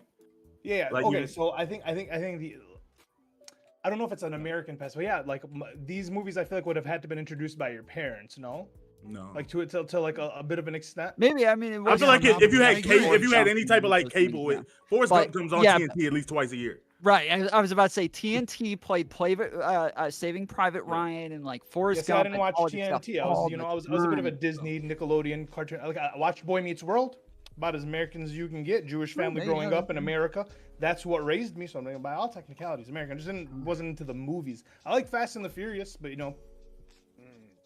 Oh, I don't even know what that means because they're okay. Listen, I think it's the I don't- greatest because franchise no, around. they're like If you want me to be they're like honest. no, there's no, 1, 2, and no, 3. I know I the point you think net Fast and with the Furious is tomorrow. single-handedly No. the greatest franchise There's in Fast and existence. Furious. You have 3 movies about like one thing, and Yeah. then you have 7 other movies that's about a different thing. I've seen them Exactly. all, but they're So not. it's all But about- it's no, weird to it's say that all I like about Fast and family. Furious because there's like 2 completely different concepts. If going on. you put your mind to it, you can eventually go from stealing DVDs Oh, to brother. space, and that He is about tripped in as space. America. You can save the world. You can become global spies. This is a Are great you serious? example You of be a criminal how and you It's can just become a generations. snitch. That's the moral of the story.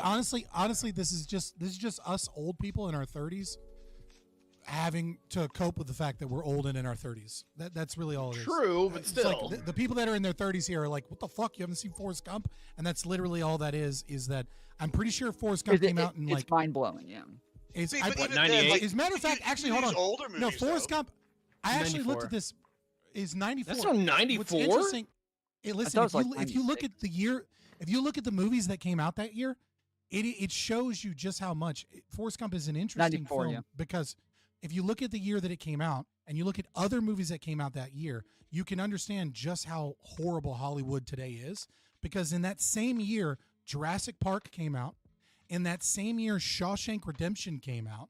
Forrest Gump came out, and there's like 2 other like classic films. I have to look at every movie that came out in 94, but like basically all of like some of the movies that we talk about as being like the greatest movies, like a massive chunk of them all came out in 94, and it's like the last hurrah of There's actually- Hollywood doing Yeah, but anything there's good. No, There's it's this not. I feel like Forrest Gump is just who's every able to, Adam like, Sandler remember movie ever made. No, There's a autistic kid who's able to like recite every movie that came out on any date. Oh, yeah, so I've you seen can just that. tell him your birthday, and he's able to list off movies. And it's insane where you'll Pulp say Fiction like, "Oh, is I was born 94. like November 11th, 1988," and he'll list off like 10 movies, and you've heard of all of them. And it's like, how did 10 movies that I've heard of come out on one day in 1988? How is that possible? But it's like, yes, every time he names off a list of movies that came out on that date, in that year, not every year and on that date, no, on that date, on that year, he just lists off a ton, and you've heard of all of them,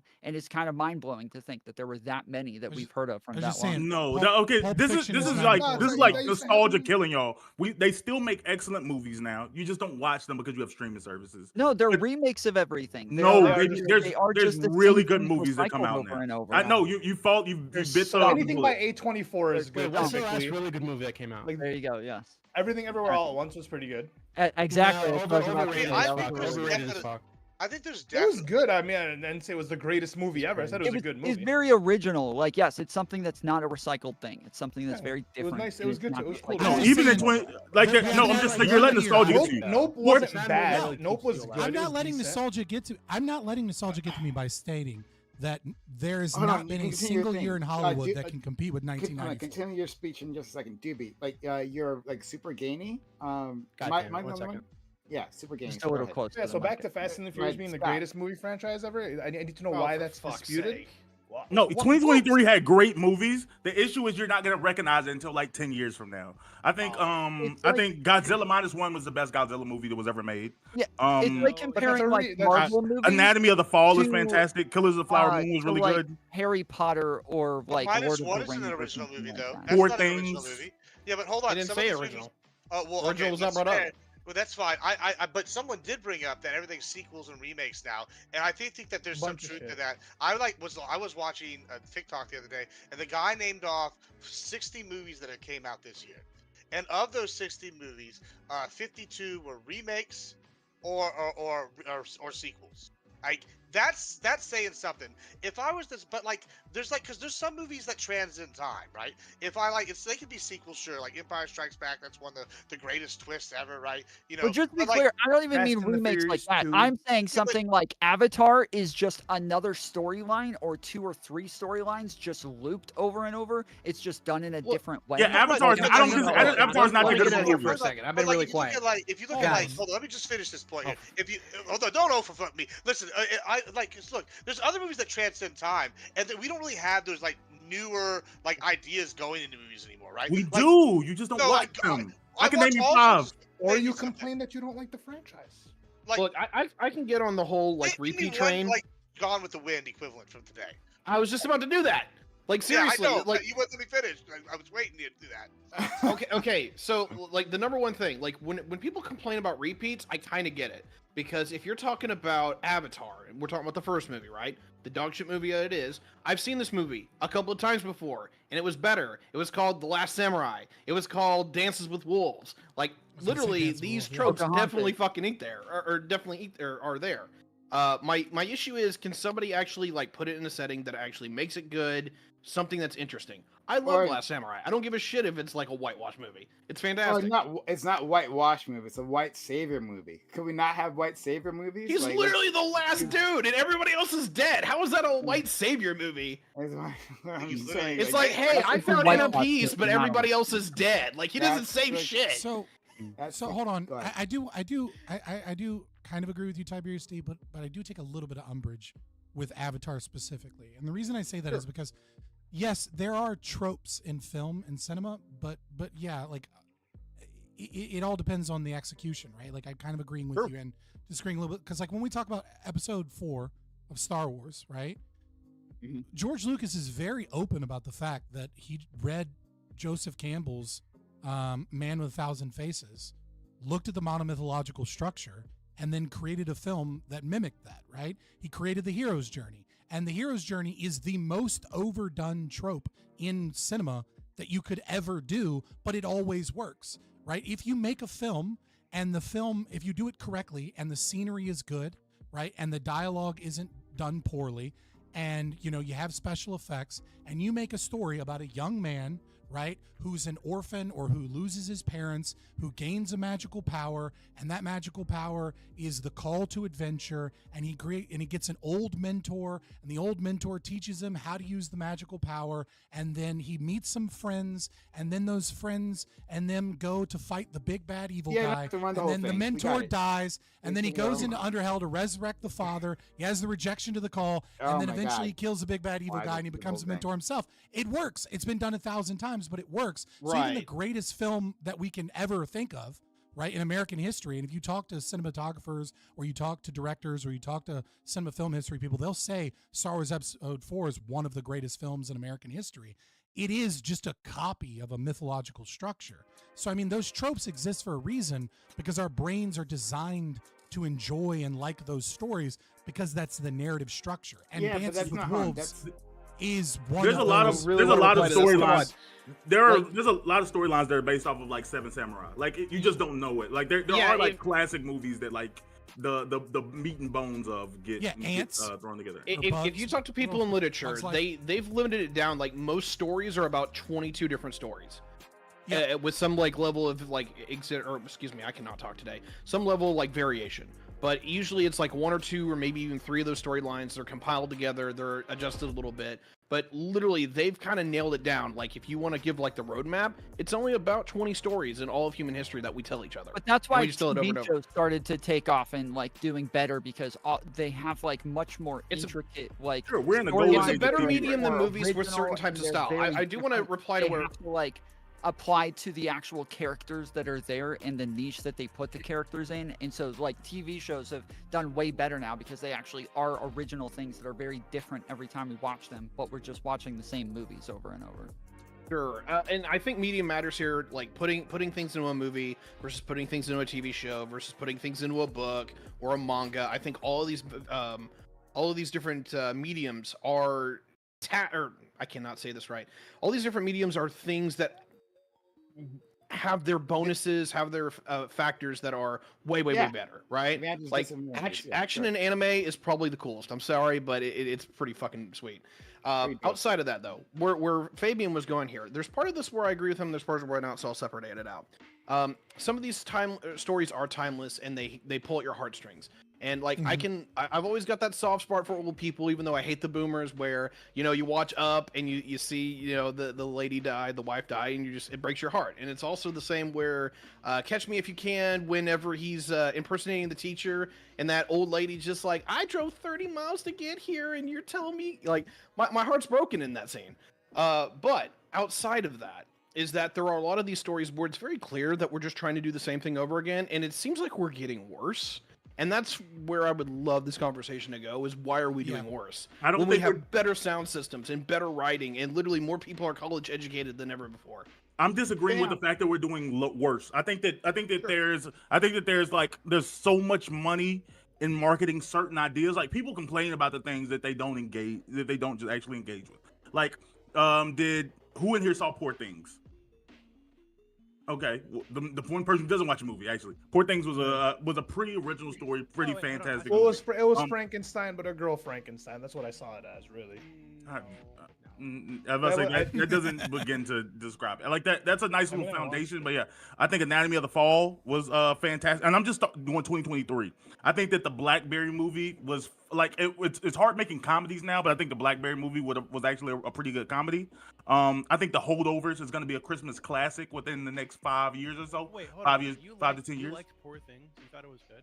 Yeah, I thought Poor Things was fantastic. It was an alright movie. I wouldn't say it was like a great movie. It was an alright movie. Past Lives. I think Past Lives was like a. Doobie, now you're like super low. Like your volume is low. I can barely hear you. Right. Yeah, I think Is that better? Not much. Like a little bit. I can hear you, but yeah, I think that like, and some things are just like we remember like the big gangbuster stuff, and we don't remember some of the things that like that we enjoy and we watch that we kind of just like go to TV or you see it one time, you don't really think about it again. I think that if Air came out in like 2002, I think that like kids think of it today as one of their like favorite movies. But there are things that are like Like, definitively getting worse. Like if you look at like animation, I haven't heard of 90% of those movies you list, so I don't know. Yeah, exactly. That's a marketing thing. Across the Spider-Verse that was one of my 10s of the year.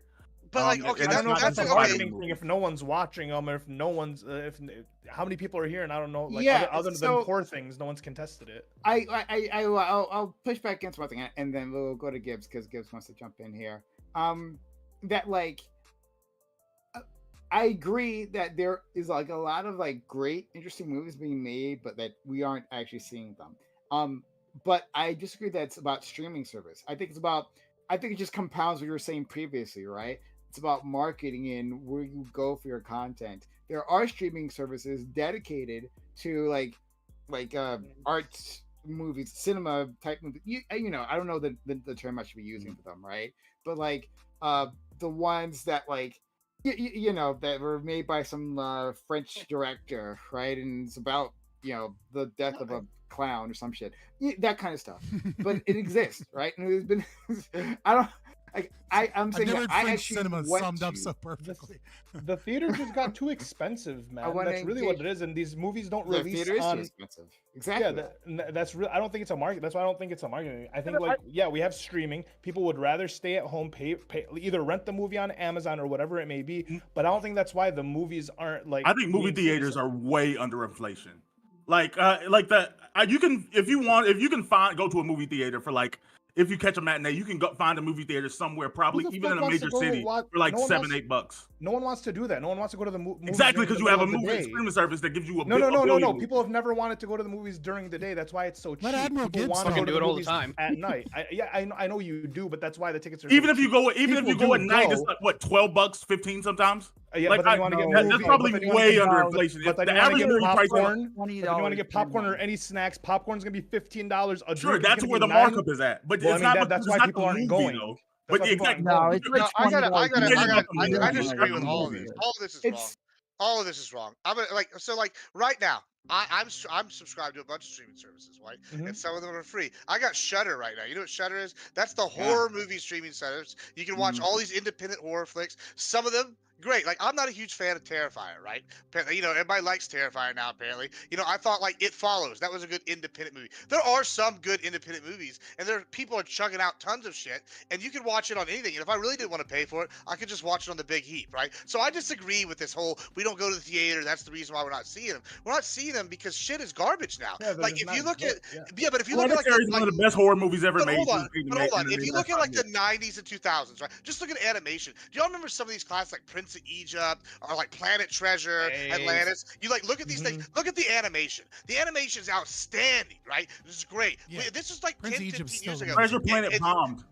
Sure, you're right. I'm not arguing that it didn't bomb, but if you look at it compared to now, and you go and watch the animation now, it's definitively worse. It's I watch it, it's bad, right? If I go watch, we talked about how the hero's journey and all these other 22 stories are reused. They're absolutely all reused, right? We've all seen it a million times. But when I go and I watch The Acolyte on Disney, and it's just they've taken shit and they flip shit on its head just for the sake of flipping on shit on its head, and it doesn't work, that's bad. If I go watch I can pick Acolyte's good. It's absolutely the worst. We'll have to. I haven't seen it yet. It's bad. Hold on a second. Go ahead, buddy. Finish. I want to go right after you, please. Yeah, it's not even. It's there's a ton of them. I can pick tons of them. In Star Wars, I'll use another Star Wars, The Last Jedi. Easily, maybe the worst movie ever made of all time. Huge commercial success. And they sit here and they'll take a trope and they'll subvert it just for the sake of subverting it. And then when it causes the franchise problem in the future, or a movie bombs, people are like, why did it bomb? And it's because y'all are obviously doing shit just to be edgy. It's like the guy going on Twitter and using the N-word that looks like me, right? That's what you're doing. You're literally going and trying to be as edgy as possible. It was just you for that clicks, one time. and it was yeah, never me. But you know what I'm saying? That's what it seems like. But the writing, and then they go, why is it not working? And I'm it seems obvious to me. Go ahead, Ty. I want to hear from DB just to see if his fucking mic is working at some point. But Ty. Okay, two things. I have not seen The Acolyte, but I just read an article literally yesterday about how it is literally the worst rated Star Wars property ever. It's worse than the Christmas special. So something's going on. It's bad. But I haven't seen it. I haven't got there yet. Yeah, worse than the Christmas special, meaning that people aren't actually taking this seriously. There's being review bombed, right? I'm sorry. We understand this. This happens in media all the time, right? You guys pretend you don't understand what a review bomb is. Okay, great. Sure. That's fair because the show's not over yet. So if you're giving a review of the show and it's not over yet, 3 episodes in. Yeah, he's right. I am waiting to the end. They did have one full intro. To withhold judgment. However, people bitched about Andor for the first 4 episodes, and then Andor's the greatest. Andor is one of the greatest. It's the greatest. So I'm gonna give it a chance till the end. I'm gonna watch it all the way through, and then I'll give my official. Currently, it's dog shit, but they might be able to save it. Don't worry, we'll have that fight at the end. But yeah, Sure, one more thing. What I will back up Gibbs on animation, and some of it versus others is a different story. Live action animation, I think, is actually better than it's ever been. It's just, do they take the time and money to make it good? When it comes to, I'm going to say it, when it comes to anime, like some of the CGI animation that I've been looking at lately is awful. Like Demon Slayer. Kimetsu no Yaiba, but when they had the Demon Train movie, Mugen Train, whatever it was, the train, right? I have not watched Demon Slayer. Like, oh my god! Just look, Oh my just God, because I know that's you're the in most this. beautifully animated show ever. Movie aside. Fair enough. I'll definitely put it on the list. Add Demon Slayer to the list. Anyway, the thing I was going at is that I'm a huge mecha fan, particularly when it comes to Gundam. I know Prime watches a lot of Gundam. Like, Gundam since 2015 is looking kind of shit, dude. Particularly, you know, I actually liked Gundam Seed, and whenever seeing all the new suits and the new CGI, I'm like, fuck, I'll take 2002 animation over this shit. This new movie is sure about that. But then again, literally this weekend I was watching G Gundam. But I don't know. People have different desires. You can't just complain because it's different from what it is now. Like this is the last thing I'll say because we're gonna get away from the animation. I have a separate point to make, but as far as animation, people want different things than what they wanted before, and you have to come to accept that. Like the reason Gibbs brought up movies like Treasure Planet and freaking The Prince of Egypt. These movies released and they bombed. The reason they bombed is because Pixar. This is around the time of Pixar picking up, and people decided that they no longer wanted to see standard 2D like handwritten animations. They wanted CGI. And CGI, and that's not like the industry. That's what people desire. That's where the market for people are. You're gonna have people on the outside that are like, oh man, I just really miss the 2D stuff. But you're not watching. They're paying attention to the analytics. They're paying attention to the data. And this is what you're going. DC proves that wrong with their. This is what you're going to see. People love not Jujutsu Kaisen. People thought that Jujutsu Kaisen was doing some of the coolest stuff in animation every week. And some of the stuff that they liked was like the CGI type thing. But DC animated universe, like that still does well. All the animated DC stuff, they still use 2D art style. It's not like what you're describing, and that's not the Pixar art style, and it does really, really well. So like, that's not true what you're saying. It's just like there's you being able to point out an example of the DC media compared to every other piece of media out in the world. I mean, yeah, I mean, pick any of the recent DC animated movies, even the new DC. Is DC animated competing with Marvel? I've been trying to get in here for a while, but so I think there is something that you guys are kind of dancing around and not actually touching, because I think I hate to be like the enlightened centrist here, but I think you're both right. And the reason I think you're both right is that there is kind of, I wrote down a couple of different things, and you kind of all bounce around it. Woke Hollywood is certainly part of the problem, right? Like, the director of Acolyte coming out saying they want to make the gayest Star Wars that they can, and then getting mad that people called it lesbian space, which is hilarious when, but whatever. Like, how do you ruin that demographic for men? Like 18 to 30 is your thing. You made lesbian It's not the space demographic boring. anymore. Those people have already stepped away. That's not their demographic. They're targeting Gen Z. They're not targeting us anymore. Like they don't want us there because we're not their target audience anymore. But that's part of it. Streaming services, part of it. Anime is part of it. Theater prices are part of it.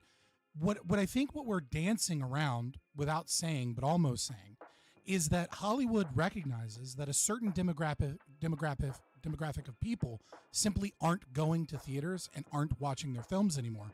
And they're trying to find ways to make films that are good films. And they're also trying to find ways to make those people come back to theaters. And they use nostalgia often and remakes and things like that, hoping that they can get some of those people back. Because there's a certain, there's us online and there's the red pill people or whatever that aren't going to go see a film or whatever. But then there are normal dudes that go like, oh, they're making a new Ghostbusters film. Well, maybe I'll go see that, right?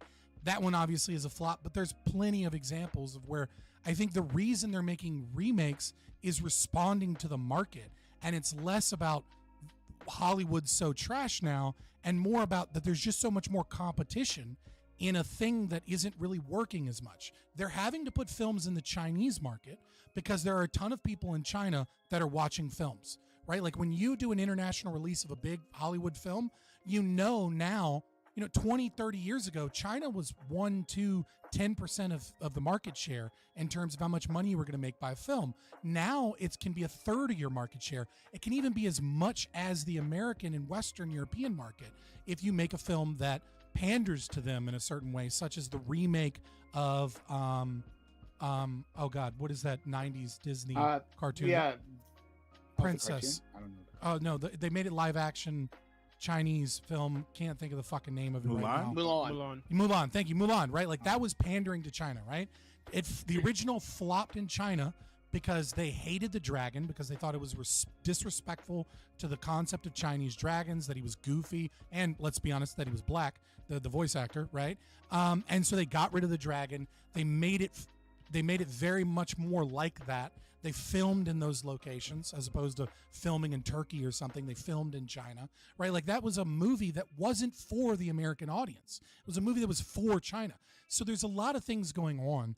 And I think Black American Made, you kind of almost touched on it, but not quite, when you're saying that like, hey, there are these good movies and then they're like, it's a marketing thing, right? It's a marketing thing because a certain demographic is watching anime and is watching streaming services and just simply doesn't go to the movie theaters anymore. And you could say inflation, you're right. Ticket prices are only like $14. I looked them up in my local area. That hasn't inflated as much as other things. But because inflation exists, when you start tightening your belt, well, one of the things you're going to do is you're going to go out to eat less and you're going to go out to the movie theaters less. You know what I mean? Like inflation's still going to have an effect, right? A poor economy is going to be, it's difficult to get people to go to theaters. Yeah, but once in a while there are movies that are made for theaters, and it's not just something that's made for theaters, but something that's truly like original and a masterpiece, like Barbie, where like you have to see it in theaters. No, I agree. I agree. What I'm saying though is that I think there's a group or a population that is checked out. I do want to say about anime and about animation, because that was kind of talked about to some extent. Look, there are a lot of studios in Japan, right? And the studios are used for wildly different reasons. And there's a wide range of both really bad animation and really good animation, even within the same anime.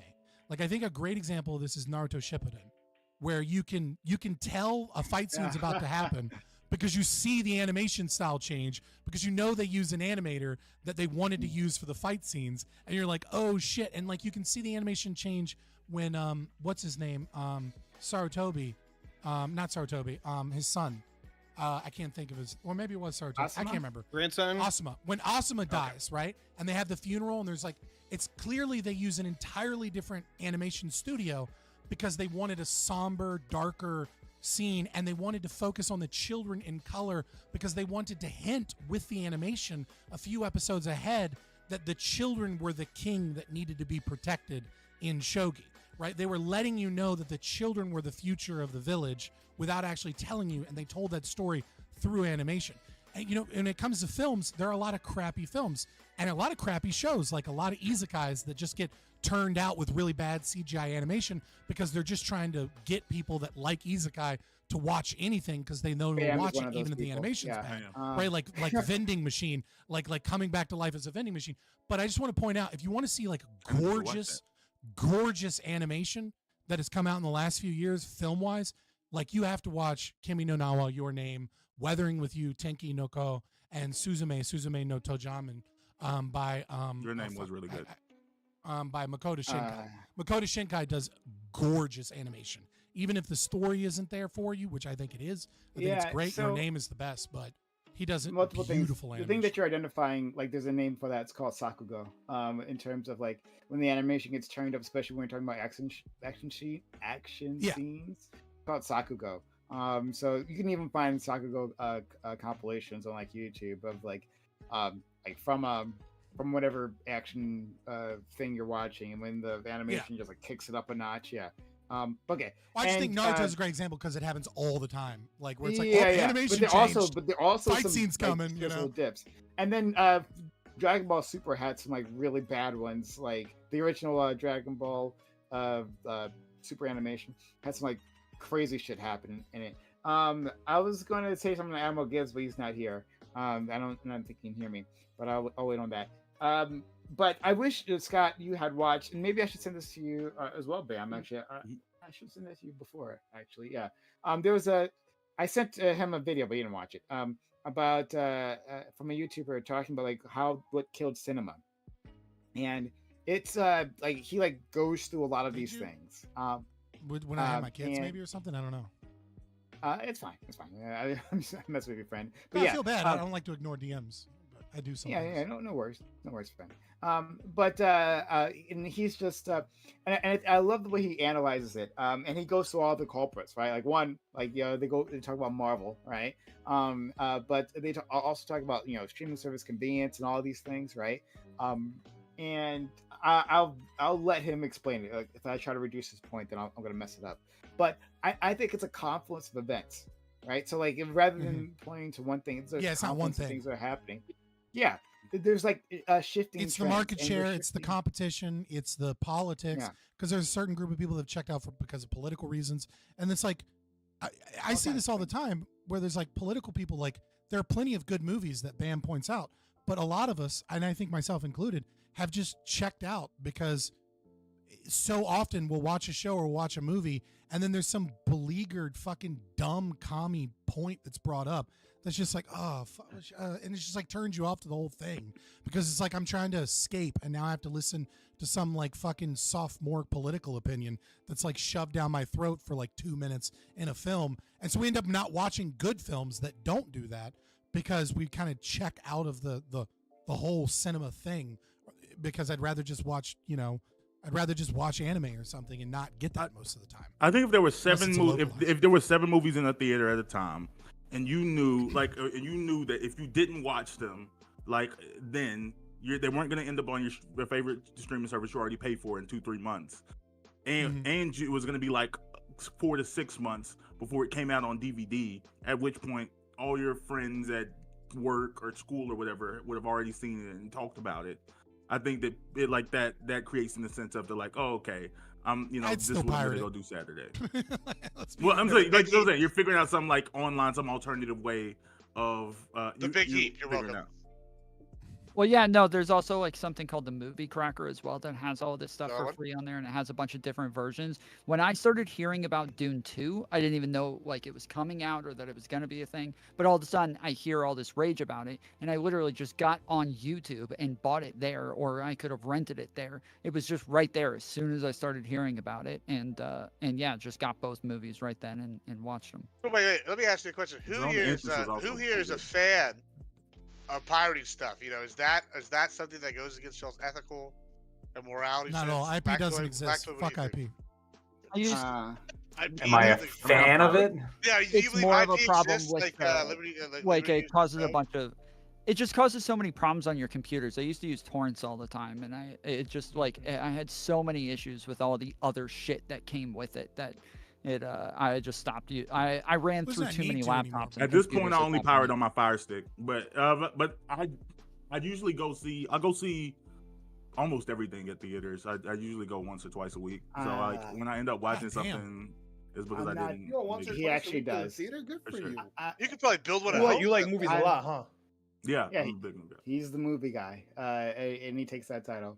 I don't pirate because I'm not a criminal. I want Lactu to tell all his prosecutor friends that. But before we move on, DB, how's your audio, friend? I'm not really sure how it is. It skipped for just a second there, but it sounds louder. It sounds. Is it better? Yeah, it sounds better. Hello. Yeah, it sounds fine as long as you that's good. eat the mic. It sounds better. Yeah. Good. Yeah. But yeah, I think Oppenheimer, So like, just I think it got FYI, way more talk than it deserved. Yeah. Sorry. I didn't even see Oppenheimer. It looked boring as fuck. But I think that I don't know. I used to pirate things when I was like really broke, right? And I think for somewhere along the way I started to feel bad about it, because I did start to have the money to actually like buy things, and I felt like, okay, well, if I enjoy this thing, I should pay for it because they spent a lot of money, did a lot of work to make it, right?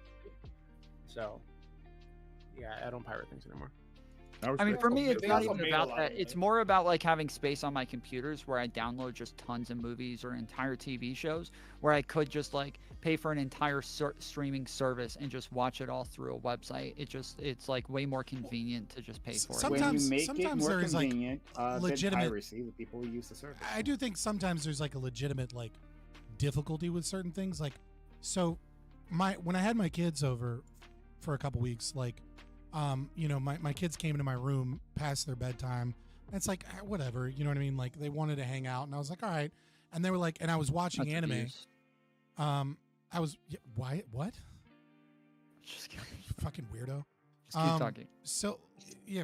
So, anyways, they came to my room and they wanted to hang out, and I was like on Anawave, just watching some manga, and I'm like, well, you're not watching this with me. And then I was like, oh, whatever, I'll put on Pokemon because I like Pokemon. And then all of a sudden, my daughter was like, fuck yes, I love Pikachu. And I was like, hell yeah. I didn't even know that I needed that in my life, that like my own nostalgia being represented in my daughter was like fucking amazing. And she was like, I want more. But like, you can't like my Roku, was I gonna go buy Crunchyroll? So it was like, so that I can watch for 1 week Pokemon with my kid? No, I fucking downloaded Pokemon, put it on a stick, and then just like went downstairs so I had it to watch with him. Like, I do think sometimes it is like, you know, I think people are leaving money on the table from ads because they're so anti-piracy. But it's like the reason piracy exists is because like it exists. And so you kind of have a choice where like if you're going to make it difficult to get your content without paying you $15 a month or something, right? People are just going to pirate it.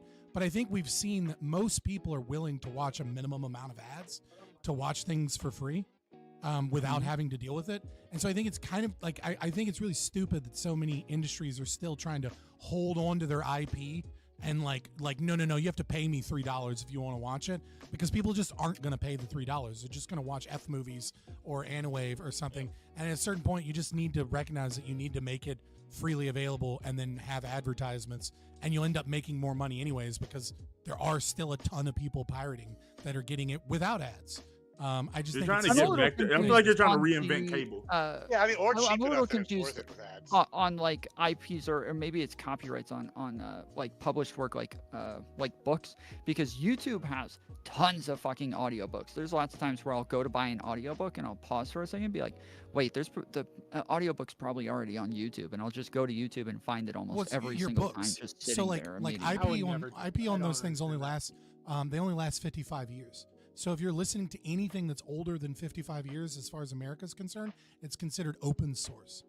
Now, the audiobook might not be open source if, like, let's say Random House Audio did it, right? Then they may own the rights to the audiobook. They're reading it right, themselves. but other people But on can top of read that, it like, themselves and do I it. don't Yeah. think Gender Troubles is 55 years old, but it's like something that's already on there, and there's Yeah, just there's like there's different a ton of types books of for ones that you have to do, but like the maximum I think is 55, unless you like change it in some way.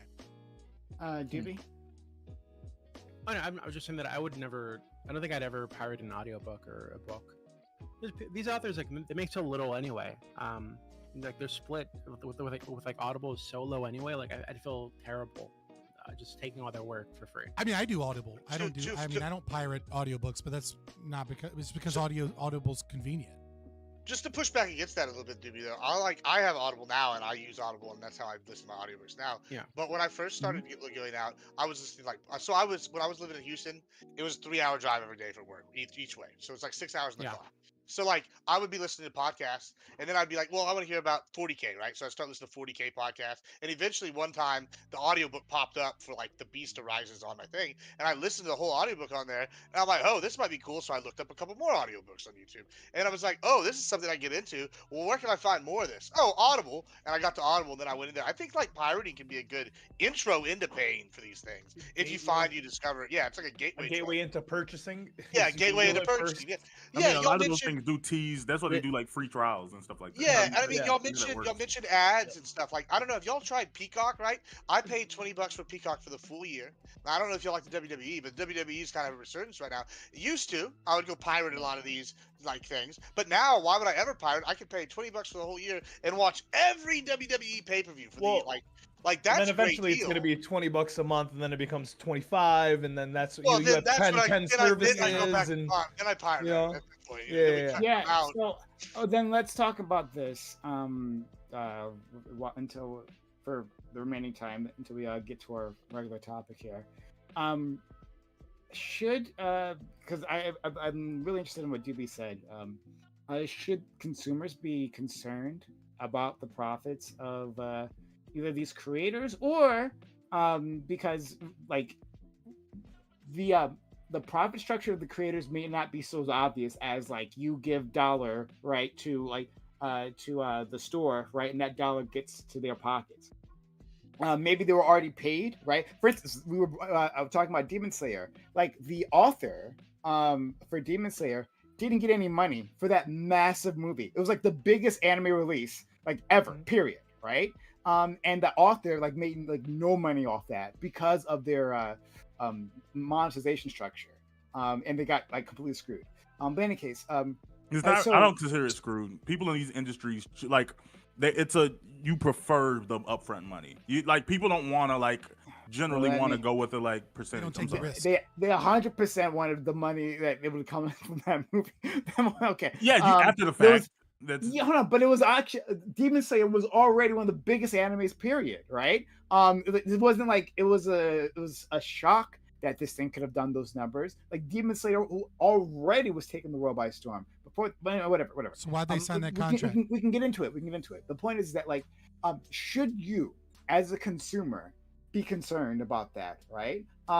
Should we be focused on trying to support these creators, right, or these publishers, or whatever, or is it just like get your hands on however you want, right, and just like it's a more neutral thing. I feel like you're not you're not attacking the author, right? Because to Doobie's point, he's like, well, the author makes so little. Well, I mean, yeah, but you're not pirating from the author directly. You're pirating from this company that's making X amount. Kind of like if you're stealing music, it's not like any of these artists are making money off their music directly, right? It's a record label that's making money off their music. But the author make is money off their making less tours. They money, make money though. off their merch. They make money off the physical, tangible things that the consumer can get. No, that's but not the true. authors do That's make not money true. from the Audible like sales and book sales. Correct. Yeah, Yeah, the publisher makes money, and the author gets a percentage of that, and you are taking that percentage away from the author when you. Well, no, it's also twofold. It's not just that. This is a big thing that I do with my industry is projection, right? So if they go and he's going to redo his contract, right? I'm going to use Timothy Zahn, right? Timothy Zahn is the guy that's credited as saving Star Wars. He's only worth 1.5 mil. I'm like probably I'm worth comparable or more maybe than to the guy who saved Star Wars. That's ridiculous. Like I need a few more gift subs from you. Yeah, then. well, then maybe soon. But like my point that I'm making is just like, yeah, I can I've never gotten a gift sub. Well, that's rough. I mean, Jesus loves you. Can I just have $1,000?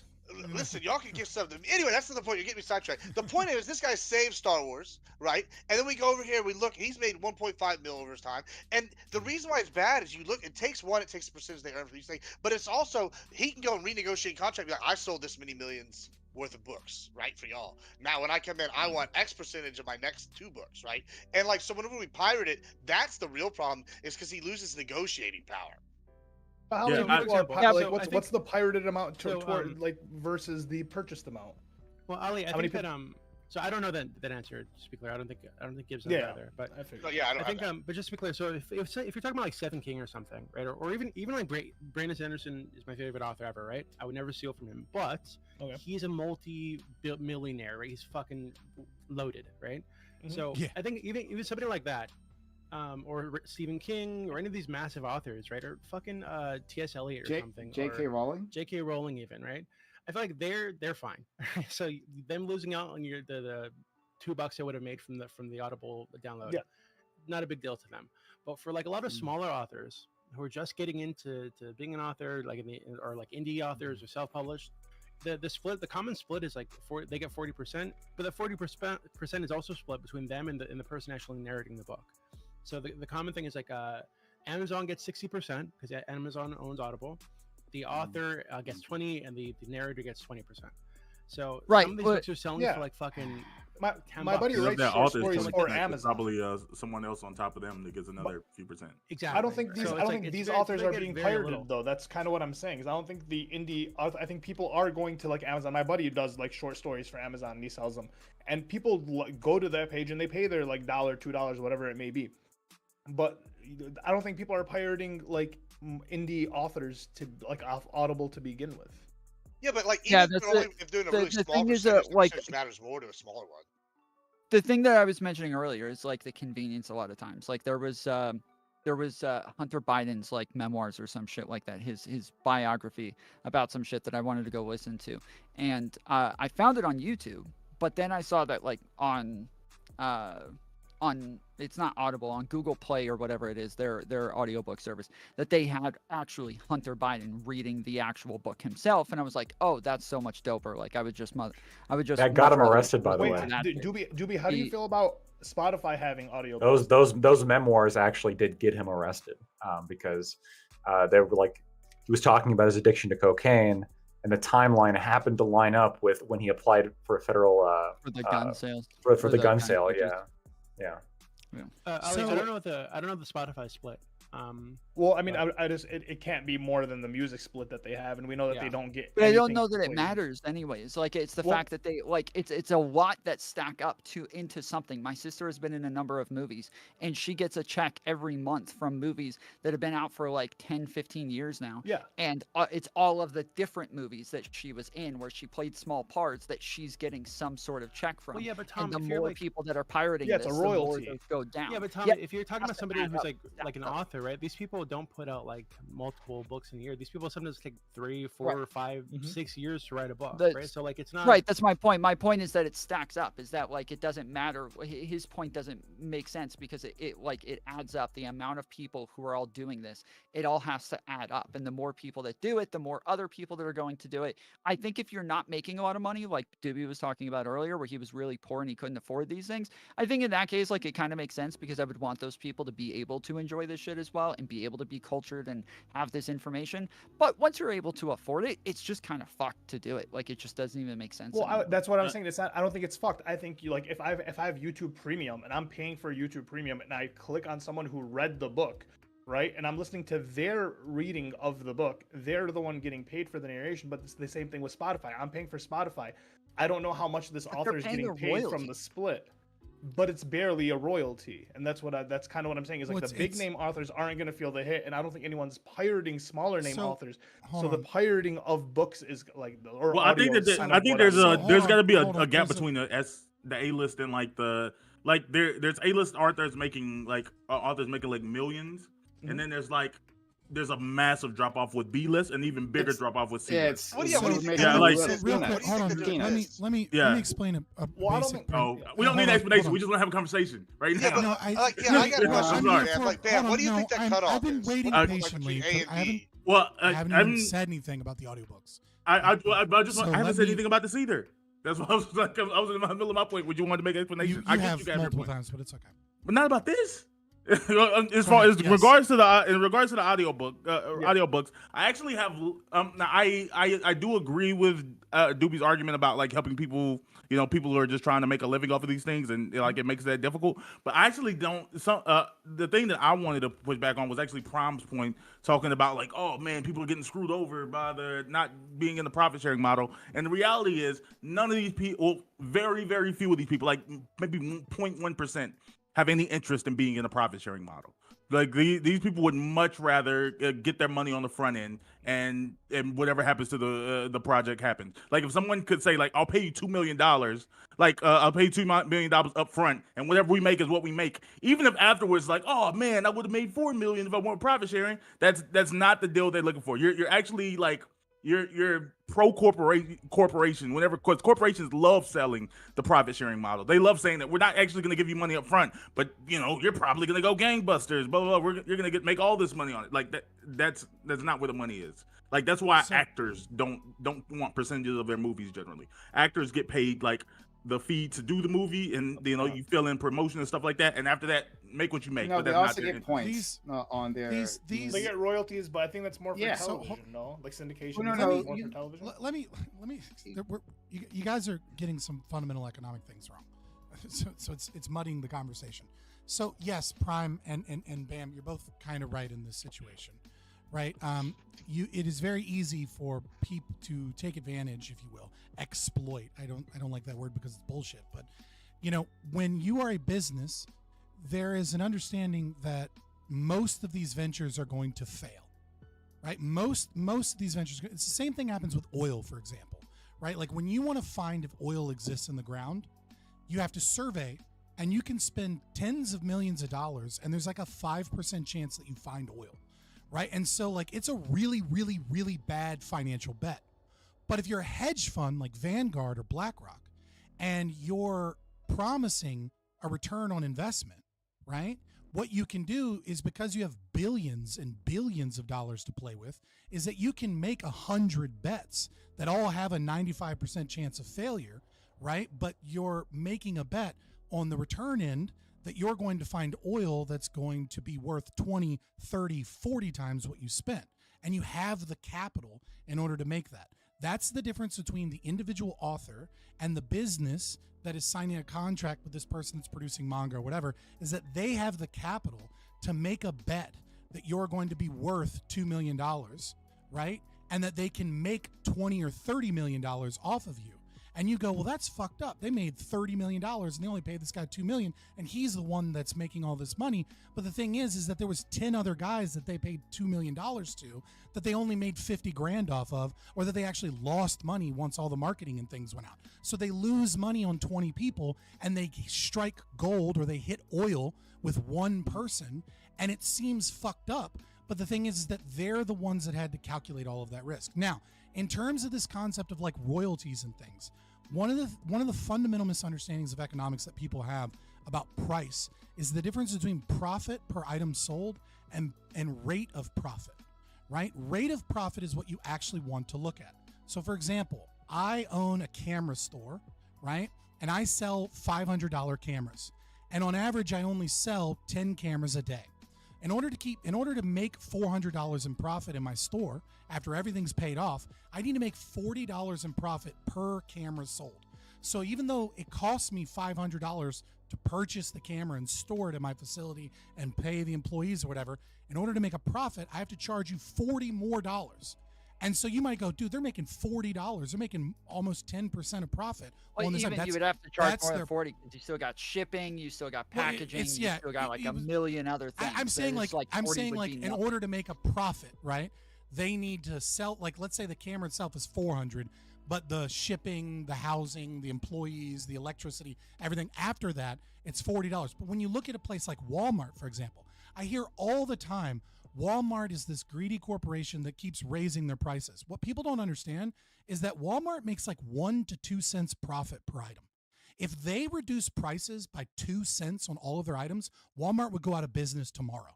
Like if your bottle of ketchup that's $2.39, and their return policies as well, they're losing like a lot on return policies where people are allowed to bring things back that's just going straight into the garbage.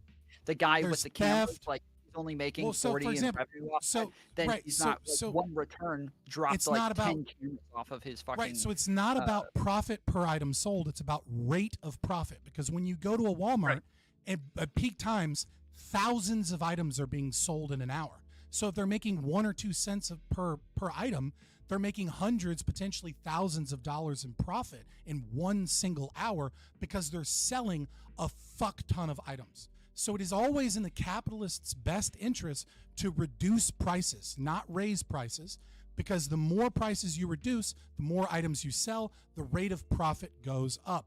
But of course, when you're only making 1 or 2 cents profit, that's why theft and things like that is so important, because when you're only making 1 cent of profit on an item that's $3, every item that's sold, you have to sell 300 of them in order to make your money back. Therefore, prices are always more expensive in areas that are high crime, etc. So when we're talking about royalties and authors and things like that, yes, they're making a very, very small amount. But the goal is to sell thousands or hundreds of thousands of copies. And so even though they're only making 2% or 3%, you have to look at the author doesn't have to house servers like Spotify or YouTube does. That costs money. Management, it costs money. All these things cost money in order to uphold these services. If they could lower prices, they would, because they would get more people buying these things and they would make more money. And so, yeah, like it is true that like they only make a small percentage, but that small percentage adds up. So, so this is why I brought this up in the first place, was to bring in like how the complications of profit schemes, because our friend Doobie, like, and I think it's laudable. You're like, hey, like this person's created a thing that I like, and I want to support that thing, right? That like, I mean, sure, like that. Why wouldn't you? If that works for most other things. When like there is a store right in your neighborhood that provides you great service, then even if maybe you'll find a cheaper option somewhere else, you might like patronize this store because it's called local psychic profit, and they're doing a great job. You feel good going there. Exactly, right? But like going back to what I brought up before about Mugen Train, so that movie made, oh my God, it made $298 million in Japan alone. In the when this movie was in terms of that's revenue. I think that's revenue. It didn't say revenue in this article I'm looking at, but like I just don't know how much money they spend or how much they spend on marketing, etc. Fair. But that's just Japan alone. This was an international release, biggest anime opening, I believe, in America. I think it was worldwide. It was just amazing. It was amazing. They struck oil. It's that 5% or 1% chance to strike oil.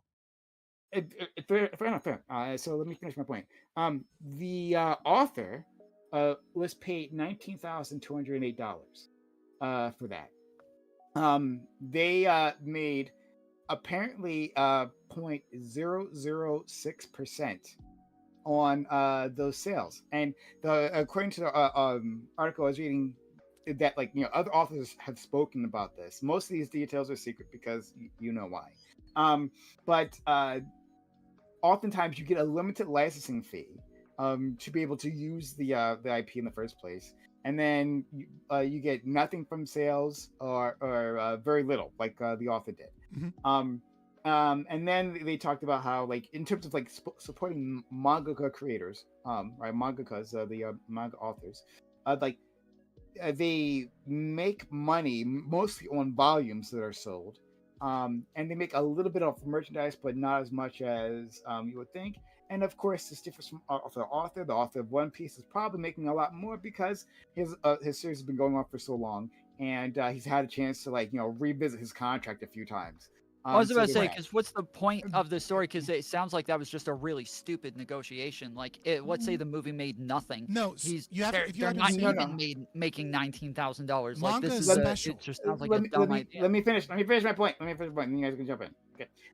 So what I'm saying is that I think my pushback to BAM is that I hear you saying that a lot of people would take like a lump sum up front. Because who knows how it's going to do, right? When you're talking about a creative aspects, like if it's not like part of a franchise that you don't know you're already going to yeah.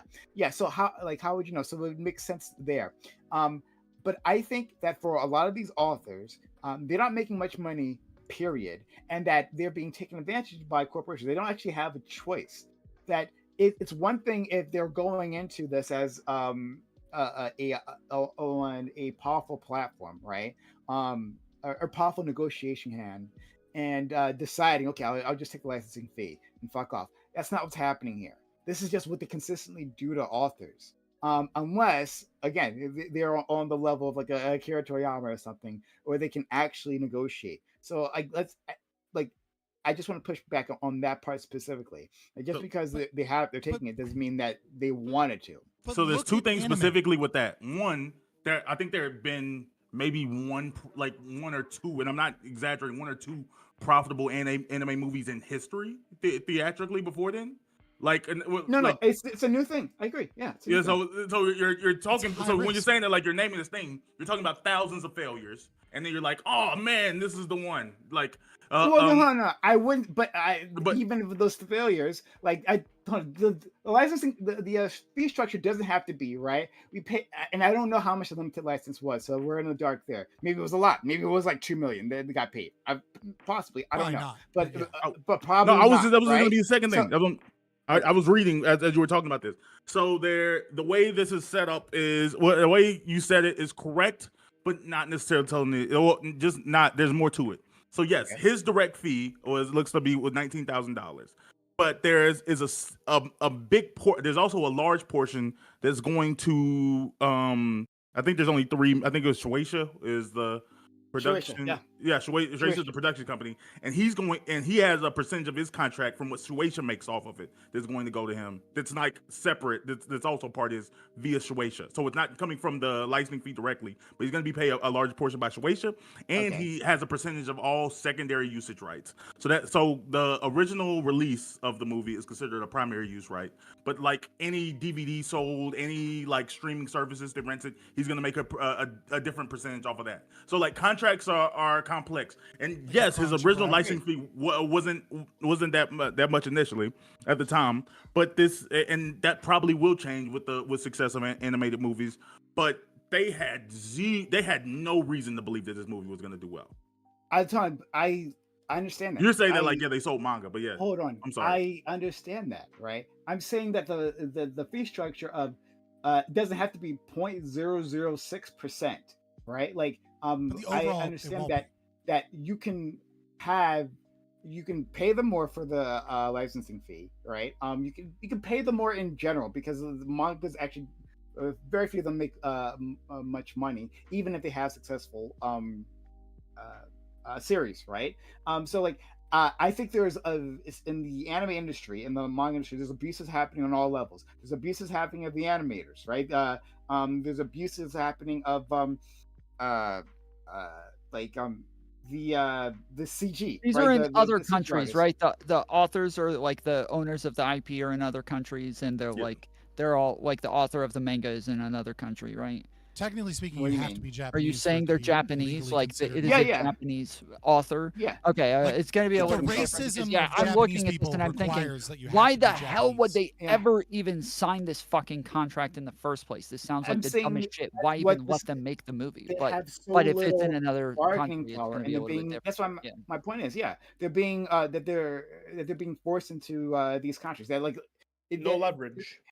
Yeah, there's like zero leverage. So I'm saying that like I hear you, right? I think you make a good point, and that like anime movies had failed many times before, right? Like unless you're the one movie director whose name I always forget because I never watch any of his movies that everyone tells me to watch, but I still haven't Studio done it. Ghibli? Yeah, that one. The Studio Ghibli stuff. I've never seen any of them, but it's fine. Unless you're them, like they've mostly failed. So I hear you, but that doesn't mean that the pay structure has to be so bad. Sure. We're operating in the dark. Maybe he's getting a massive amount from, or she, it might have been she, I don't know. But they're getting a massive. Yeah, but we're amount talking about tons of from, labor issues and like payment issues over there in the first place, right? Yeah, so yeah, maybe they're getting a massive amount in other sources, but I would guess that probably not, and I guess for a lot of them probably not, and it doesn't necessarily have to be that way. I think it does bring there's a more lot of eyes skin to up top. the manga sales as well too. So Exactly. I want to. That's the hope. So I want and that turned Yeah, out but well that for person them. doesn't have to take the hit for everybody else, so- though. Like that's so it's- kind of ridiculous. There's an important piece missing here, right? Which is manga as compared to other forms of media in terms of success and repeat success of authors, right? Because when you do a long-term contract with an author to produce manga, right? What you are doing is you are paying them, because manga is not like most television shows, right? In most television shows where you're going to make... We're talking about anime or you're talking about manga? I'm talking about both, right? Because like when Okay. you're doing a deal and you're negotiating anime rights to the manga, right? Because you're licensing the manga, you're not licensing the anime. But there's if the manga does well enough, you might turn it into an anime. Can you right? guys translate for me, please? I have no fucking idea. Manga's what- written, anime is the show. Yeah, manga is Japanese comic books. And hentai is then porn. Anime is just, we were talking about Japanese There we anime, go, the Gibbsy. Japanese TV show, cartoon. Right. So when the thing is that for whatever reason, other forms of so like when America does, you pitch a show for 1 or 2 seasons, and then they pick the show up for additional seasons if it does really well. Manga is a very different form, right? When there's a reason, like when you look at American comics, right? When you look at Batman, for example, which was just surpassed by One Piece, and very soon One Piece is about to surpass the sales on Superman. Absolutely. So it is about to be more. One Piece is about to be the most successful form of written comics in history. But as of right now, it's surpassed Batman. But when you look at Batman, there is not a one Batman that has gone on for 1,000 issues, right? What is expected when you hire an author to make a Batman comic is that they have an offshoot in a different universe, and that they do like one small issue. People like it or they don't like it, and if they like it, it gets picked up for more, and that universe gets expanded, and potentially that author then moves in as part of a studio that owns the rights to Batman. But when you're talking about manga creators, you're almost exclusively talking about a much, much, much higher risk medium, right? So when we look at, for example, you like Hunter x Hunter. Hunter x Hunter, the studio is in a really tight spot because what a Hunter, whatever, fuck off. When you look Are they at investing in like the undoing the entire thing from the beginning? He's never gonna fucking finish. It looks like He's not we gonna don't know. finish it, yeah. Right. So like that is Yeah, an that makes inherent risk. That is an inherent risk that exists in this form of medium. Also, when we look at successful manga authors, what we find is even those that are successful, they're almost exclusively one-hit wonders. It is incredibly rare for a manga author to have a second series that does really well. Look at the guy. He's actually one of the few. Naruto. He's one of the few. Look at well, even then that was kind of in the same universe. But look at the Yu Yu person Hakusho. that did Fairy Tail. No, right? I'm not talking about Boruto. Oh yeah, Yu Yu Hakusho. That's a female, isn't it? That did that. No, what Yu do Yu you- Hakusho was about the same person that did Hunter x Hunter. Wait, there's Um, isn't there another thing in yeah, the he's One one of the Piece few. But universe too? sorry, I was There's a whole thinking Inuyasha. But regardless, like when we look at like the guy that did Fairy Tail, right? His Eden show or whatever, it's a flop. It's losing money. And so when these people negotiate these contracts with manga, they're investing 2 different forms of risk that just doesn't exist in any other medium. Number one, they're investing in the risk that this person never finishes their fucking story, wraps it up, gives them a conclusion, and then it just kind of dies over time and becomes problematic for them. And number two, there's no guarantee that any additional works that they do meet any form of success. And so, yes, it is like striking oil to find someone that their manga in the future does really well, reaches critical acclaim, and is able to be made into an anime, number one, because most of them don't get made into anime. They just go to manga hell. Yeah, but I and they think suck. that's why you always just pay a percentage in the first place. I think that's the point, is that like if it sucks what and I'm it saying. doesn't do well, then the author doesn't make any money. But if it does really well, then the author makes a lot of money. The problem there should is always that be some sort of you have to percentage that they're fund making them off. because you're not doing one season Well, of a sure, television you should have show. some sort of down payment in the first place just to have the rights to Right, put their but they shit on, lose like, and money on use all it, those but down then payments. pay a percentage afterwards. So they could pay people that do really well better, but in order to pay people who do really well better, they have to pay the people who flop less. So the authors that don't do that well, that's what you would have to do. So when you're asking that a really successful person isn't paid enough and they need to be paid more, what you're also asking for, in order for that company to be able to make a profit, in order to produce this medium for you at all, you're asking that all the other authors that don't do that well be paid less, and that they be put into destitution because they just didn't strike gold. And I think what the studios are doing is instead they're losing money on a lot of people so that they can gain a lot of money on the few successes. And I don't think yeah, but that is just real quick. That is the same as like in the music industry, where initially they're like, your first album, it doesn't matter if you go fucking platinum, you're gonna get paid shit on that first one. But once you've hit first and you can do a second album, By the time you do a third one, you are fucking making bango buckos. Like you are rich for the rest of your life. Your children are rich for the rest of their lives. Like once you I feel like I disagree with that because music. People complain about the music industry. It's because of the investment that it needs to actually get somebody who's not a one-hit wonder and can actually keep reproducing success. I disagree with that because music albums. It's not one album and then you make money off your second, third, and fourth. They usually own. Especially if they're invested into you as an artist, or they think you're going to be a big artist, they're owned in on about 4 or 5 albums, which is why the whole Frank Ocean situation was. Yeah, I think a lot. I don't think the music was a good example because people complain about the very issue that complain about the kind of the opposite thing happening. Like the artists usually don't have royalties and percentages. They sign 360 deals, which people call 360 deals dead. But the reality is only on like the earlier contracts. Almost all of them almost always renegotiate very early on. But it's not once they found success nowadays. Yeah, once they found success. But I'm saying that can replicate success, that's when they can actually invest in you and say this person's going to make money. But if they don't know if you're going to make money, there's a ton of other artists that are. I'm saying that this is the opposite of what you're. I'm saying it's the opposite of what we're advocating for. A 360 deal isn't a percentage. You're not connected to what you do. We're giving you money up front.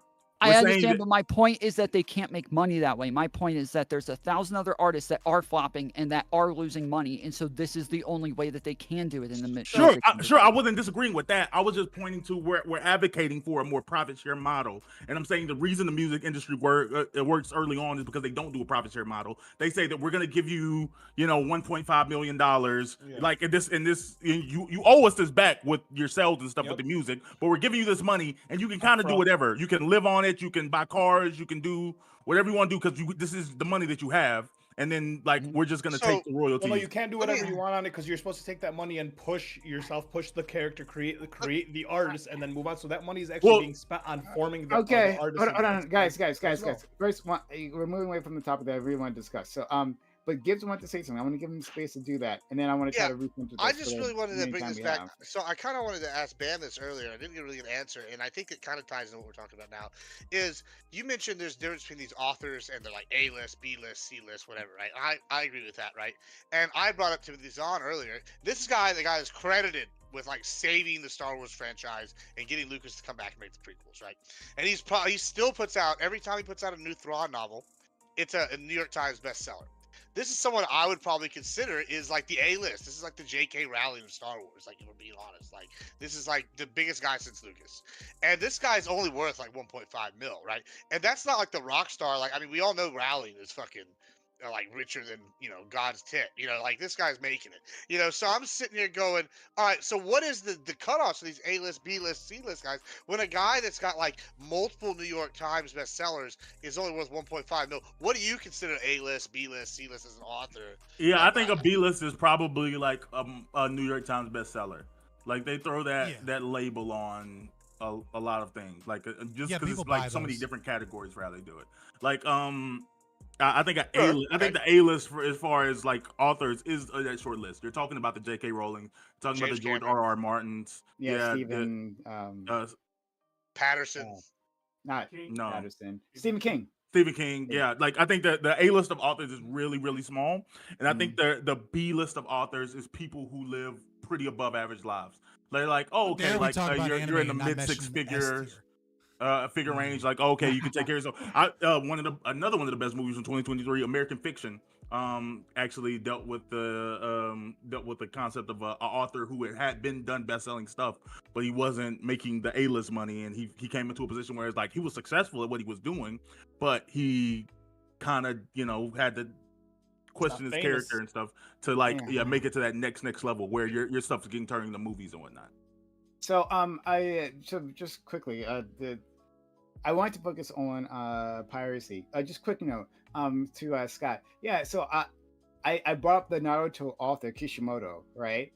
Boruto came afterwards. He was supervising the project while another person took the reins on that one. And Boruto is successful, and it's actually amazing. And you need to be reading the manga. It's actually the most exciting that's been from that franchise in a long time. I love it, and people are shitting on it because of the anime. I think the anime has a worse rep than it deserves, but fair enough if you don't like it. But still, read the manga because the manga is amazing. They're doing great stuff there. Okay. No, hold on, pause real quick. And then this actually will be quick. When you are watching, especially shonen anime, okay, find a fucking filler list. Don't watch the fillers. And if you enjoy it, go back the second time and watch the fillers. Because when you give your goddamn opinion on a fucking anime and you're like, that anime sucked. And it's especially Boruto's a great example of this because like there's like 40 fillers in like the first 80 episodes. It's so bad. Just stop. Just don't watch the fucking fillers the first time. Watch it the second time with fillers. I don't know whose decision it was. Right? Was it Kishimoto's? I doubt it was Kishimoto. I doubt his controllers. I'm sure it was like Shueisha's Yeah, they wanted to idea force it out make too it early. a weekly anime for a manga that I don't think hadn't even begun yet, right? Or had just begun. One of those things. It's called 4 core. It was a 4 core anime. So 4 core means all 4 seasons. So like when you see in a manga it's 10 to 12 episodes, that's 1 core. When you see one's 22 to 24, that's 2 core. And when you see one that's like in the hundreds that comes out and it's coming out every week and it's weekly, that's a 4 core anime. It's a core French spelled COUR. Yeah, it's not. Yeah. But I'm not sure if it's But I mean, it's the same thing as quarterly. Like they're do seasonal. Fair enough. If you guys keep talking about manga, I'm gonna go back to the music and. I'm about to say we're about to jump into the actual topic. I think actually.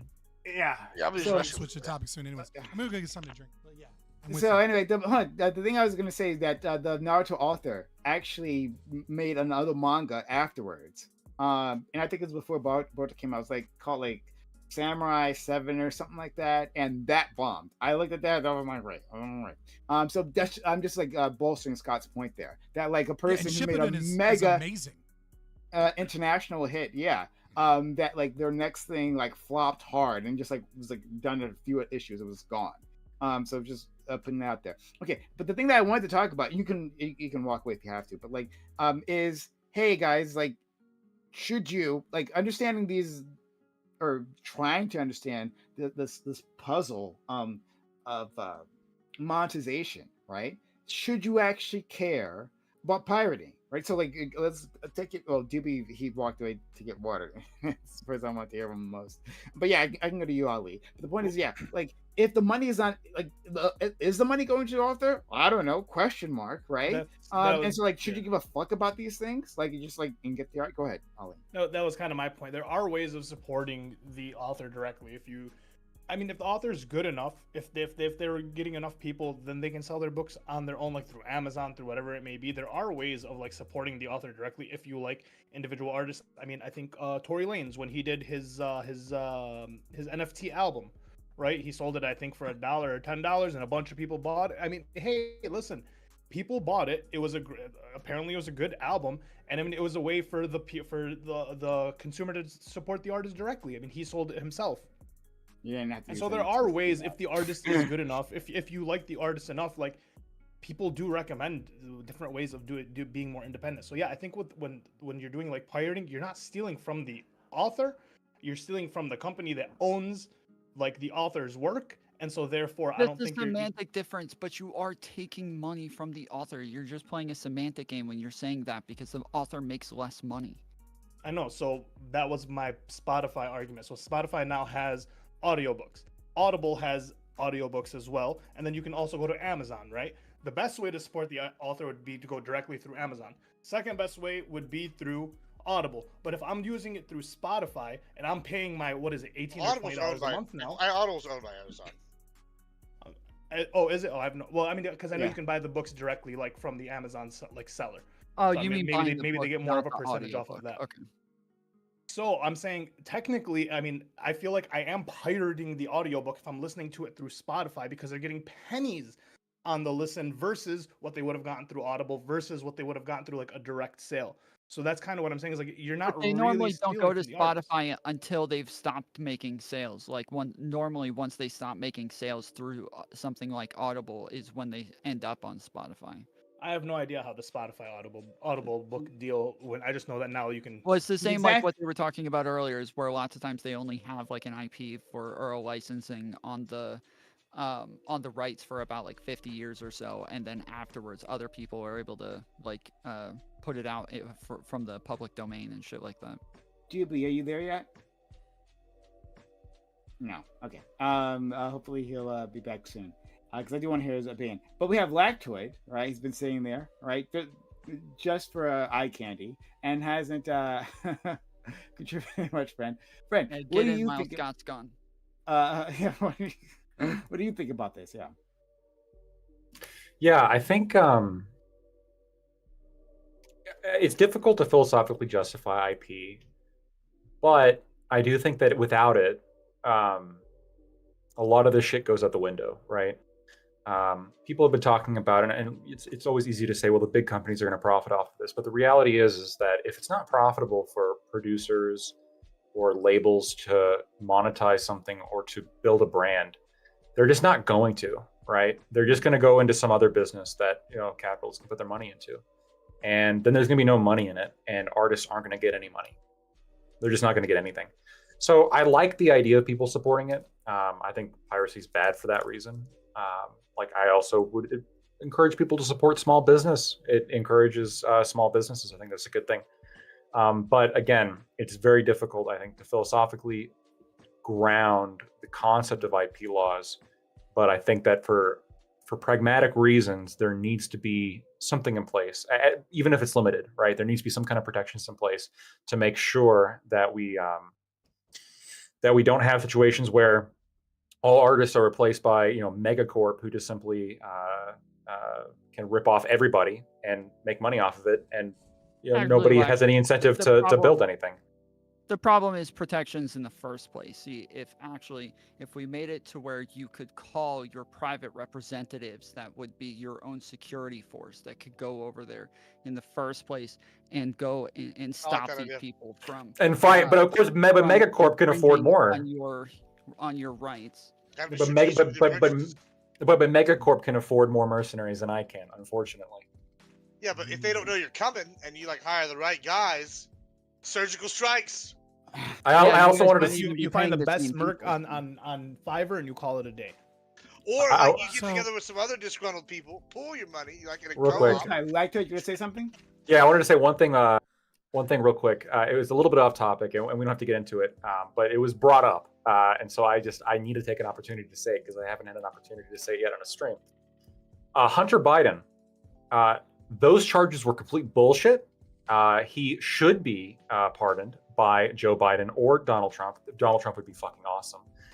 It is a travesty of the Second Amendment that he was ever charged in the first place. And all the conservatives who are going after him are unprincipled, and they're just trying to get a free shot at Hunter Biden.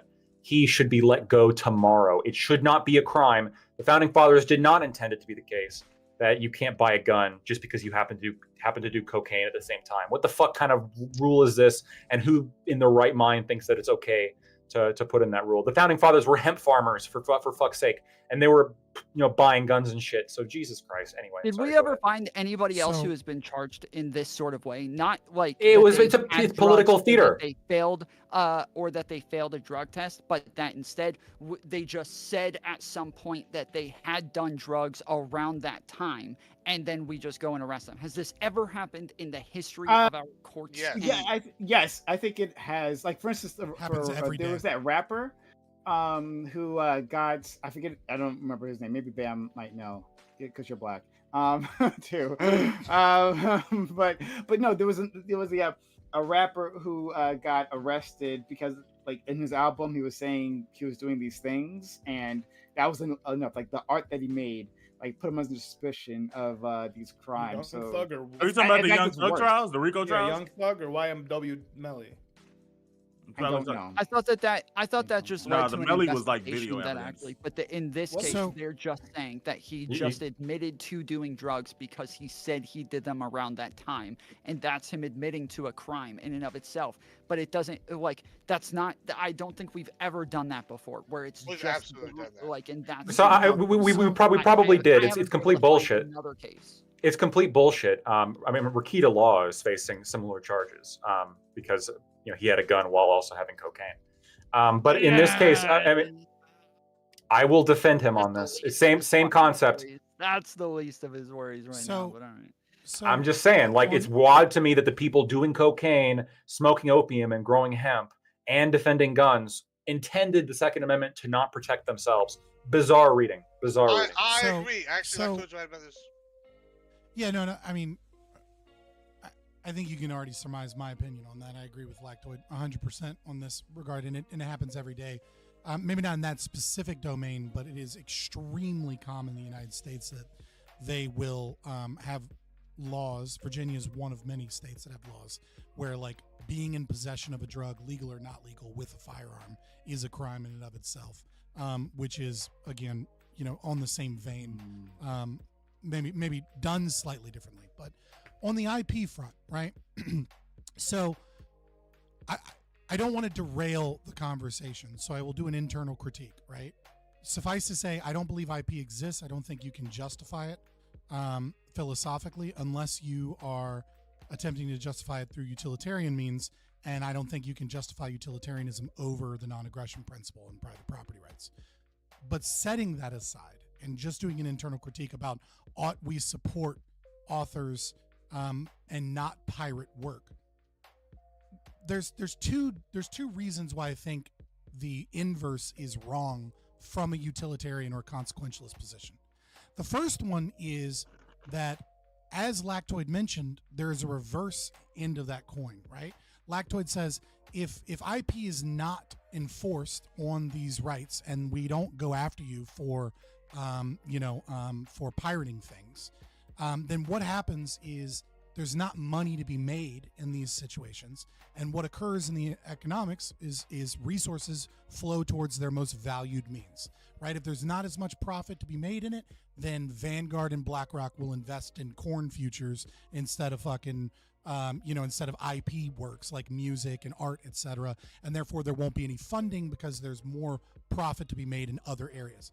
But the inverse of that is true as well, which is that every amount of resources that we use for law enforcement or for companies or to try and enforce these laws on the books requires tax funding to support these people to go after people, and that in and of itself is resources going away from their most valued means, their most productive uses, towards law enforcement trying to catch up to something that is, I think we live in a world now where it's blatantly obvious, basically impossible to enforce, right? Like you can go naughty, naughty, naughty, don't do that, and you can kind of shame people, and you can maybe go after large corporations if they're have a large money base, and you're to try and keep them from setting up things like, let's say, F movies on an American server or something. But even then, they just go to a server in the Ukraine or go somewhere else, right? It requires a lot of money from your taxes to try and enforce these laws to stop pirating. That doesn't work. So the inverse of that is true, is that we already, by having IP, are stealing money from people that would be more productive in the market to go towards law enforcement to try and stop something that you're not going to fucking stop. The second retort that I would have towards this is there's an assumption that because you pirate something that you could have paid them, that is money lost. And that is kind of true, but in the grand utilitarian calculus, right?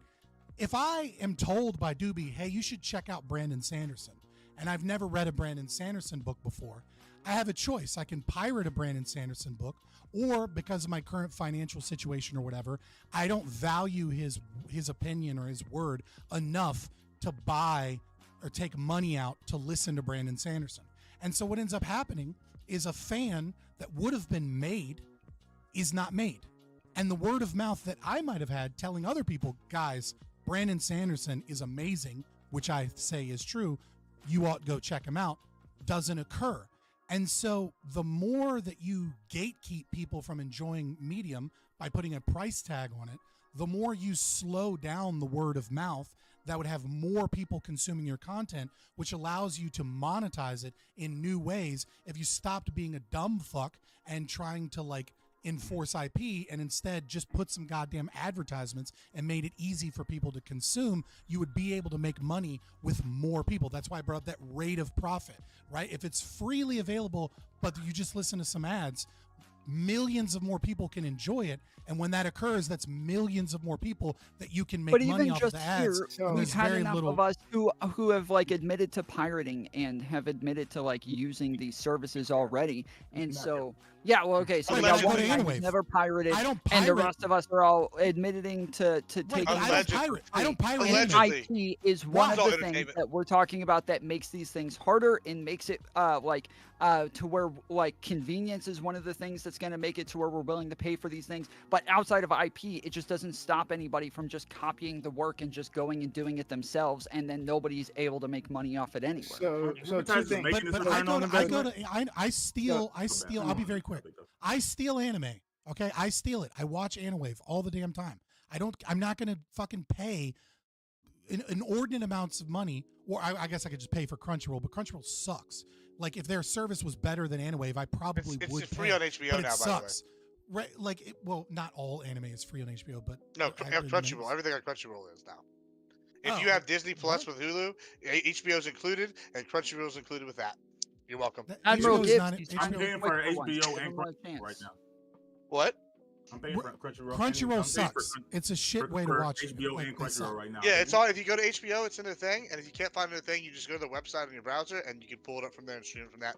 Fair enough, but what I'm saying is like if there was a service like Crunchyroll that didn't suck so goddamn bad and didn't come out with things literally later than Anawave and didn't have multiple different subs for me to listen to or sorry dubs for me to listen to along with the sub, unlike Crunchyroll, they'll come out with their own shit. If they weren't constantly embroiled in fucking their bullshit localizers, like I would probably have no problem paying $15 a month.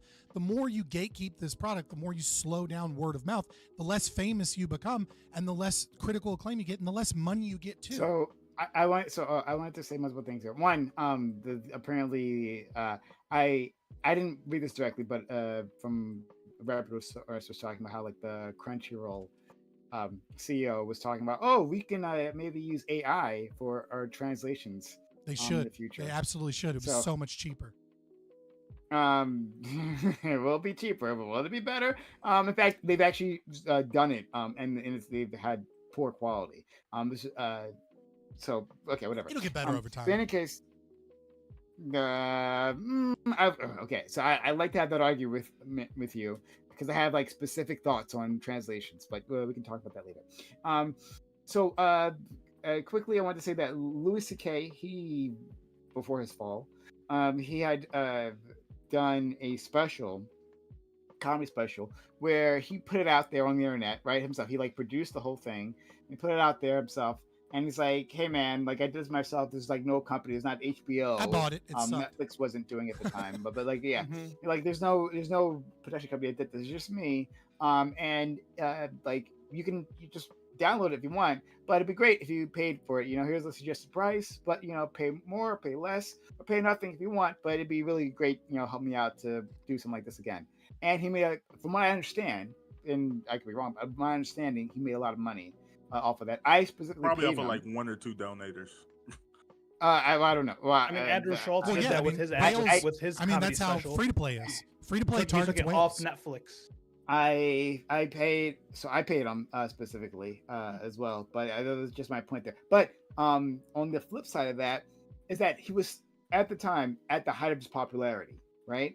And then he could do that. I'm curious of random like struggling artist, like like a YouTube Netflix comedian could do something like that, so who knows. And then That's how Andrew Schultz did it, and then got famous afterwards. He had a podcast. He was relatively famous before, and he had with Charlamagne. Yeah, that's true. He was on Breakfast. I don't know who he is. The white guy on the Breakfast Club. There you go. I don't know who. I don't watch the Breakfast Club. You know who Charlamagne the God is? I know Charlamagne is, but I don't know who the white guy is. Sorry, guys. But oh my God, I had to. You don't know if a smaller person with no name could do the same. No, I had a completely separate point. Oh, it was something wrong with what Scott said, and I wanted to. I thought you were talking about affordability and like putting ads on stuff, or. No, it wasn't that. All right, Everything it's being lost. free. I had like Thanks a a really lot. good point there. Thanks a lot, Ali. You ruined it. You're welcome, guys. That's what I do. I'm here to detract and distract. Oh no. Okay, I got it. Yeah. You're welcome okay. again. Shut up, Ali. So okay, what Scott said quickly, absolutely right. When he was talking about pirating something and then becoming a fan, right? Now, not me, because I pay for everything, right? At all points of time, anytime I have to do something, if someone sends me a pirated copy, I say no, and then I go out and buy the real one. Okay, right? I have a friend though. Yeah. I have a friend, and he is also a big fan of manga, right, and anime. And growing up, what he would do is, he would watch those things and he'd become fans. He'd become a fan from that, and he would buy the merchandise, afterwards, right? And he also discovered One Piece and also became a mega fan of it, and now he didn't tells buy everyone else every physical volume of One Piece for like $3,000. He read them on online scans and then eventually bought some merchandise. Crazy. Mm-hmm. It's fucking disgusting what he did. It's fucking disgusting. But Right? Crazy. despite Crazy that he gave them money, right? That they would not have gotten from him. It's crazy. Exactly. It's crazy that they Just made money off of him because they read some online scans and became a fan. just like me, he does his best to find more people to become fans of the property, but it wouldn't have happened without those translators, right? And I think it's interesting that we see companies go after the scanlation community, right? That they scan the manga and they translate it, called scanlation. It's interesting watching them go after those scanlation communities when they literally built the anime community, the manga community here in like around the world. It was them who did that, and then after that, when there was the industry, when there was money to be made, that's when those corporations came in, right? And now, again, to Lactoids and Fabian's point, is now they're protecting the IP, the licensing licenses that they have, and then they sue the scanlators who built the industry for them. Amazing. But okay, I'll give you the last word, and then if Doobie is back, I want him to say something, and then we got to move on to the actual topic. Oh, we're gonna get to the actual topic, are we? Okay. So the whole seeing something and then watching the original. I mean, on TikTok, they literally upload full-length fucking movies, episodes. They portion out TV show episodes to like 1-minute clips, but they have the whole 30-minute episode uploaded onto it, and it's getting hundreds of thousands, if not millions, of views on a couple of them. But a lot of people will see the clip. I'm one of them. I'll see the clip. I'll be like, oh shit, that was a good show. And then I'll go back and I'll go to the streaming service or wherever it may be. And because I saw the clip, it was a free advertisement for an episode of the show. I went back and I'd watched the whole show, and now they're getting their royalty, whatever, 10 cents, 2 cents from me that they get, God bless them. But I mean, that's literally, you're stealing someone's work, their television show, and you're re-uploading it. But I mean, is it worse to do that, or is the free advertisement better? I just go watch other clips from the shows. I've go watch the show. I'm like, ooh, I remember that other thing that was good. Oh, I hate watching clips. Doobie, if you're there, yeah, I'm here. Friend. Okay, so I'm not sure how much of that you heard, but I heard I just want to get your opinion because it got me started on all this, right? After hearing all of that, do you still think that it's wrong to engage in piracy? Well, I would never say that it's wrong, inherently, right? I think I agree with what Scott said, because if you don't have the resources to do it, or if you don't want to spend the money to check something out because you're not really sure about the person's opinion or whatever, I think at that point it's fine. But I think that if you know you're going to enjoy something and you're a fan of something, I think you should want to support the people creating it. If you can't, that's fine too, because there is something to be said about the word of mouth, right? About how that also benefits them, that also creates more fans, it also gets the word out there for other people that can buy this thing, or might buy some merch or something. That also benefits for the long term. So I think if your choice is I'm not going to be able to purchase this thing at all, I have no fucking money, no way to access it, or I can pirate it and get the thing that I like and spread the word if I feel like it. I think obviously getting it even free through piracy is better.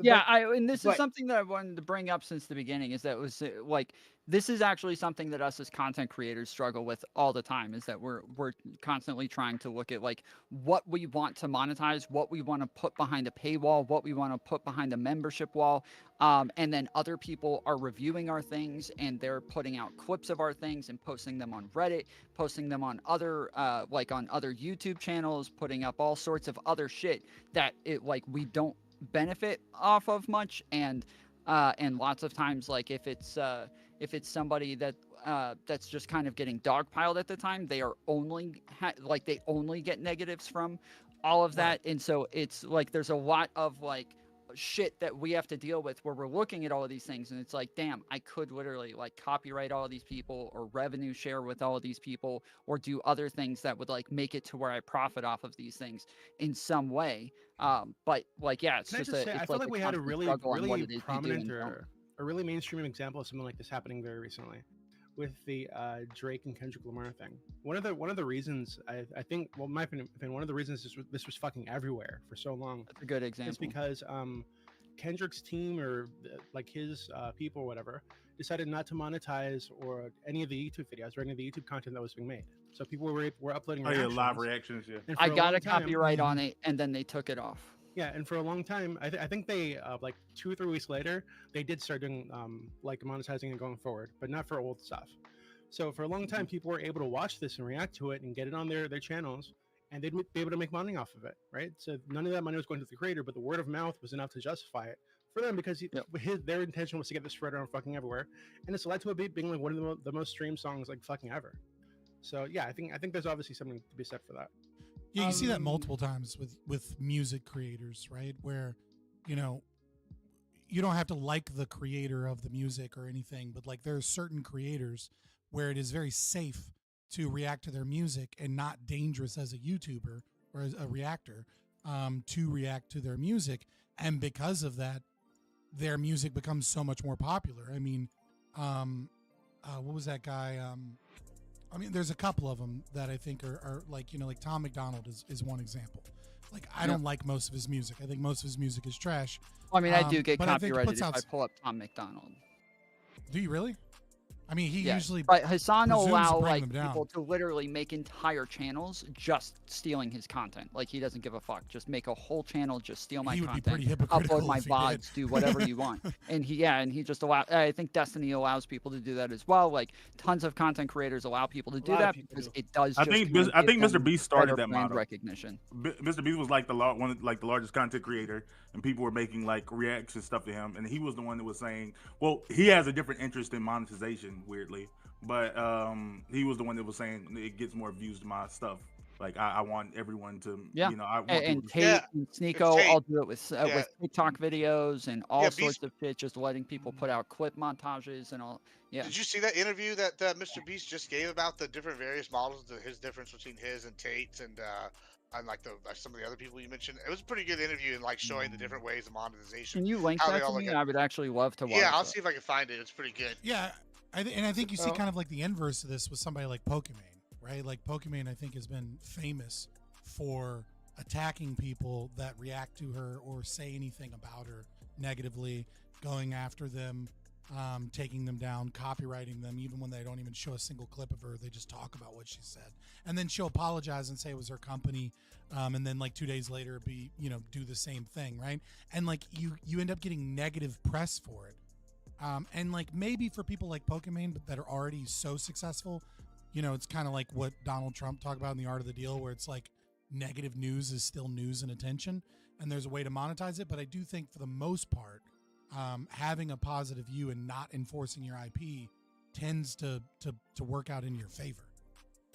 That was a great pivot to talk about women and soft women in particular. But I There you have go. before we do that, I wanted to talk to DP, because he said something like his response to me, which I was waiting for. Thank you for that, DP.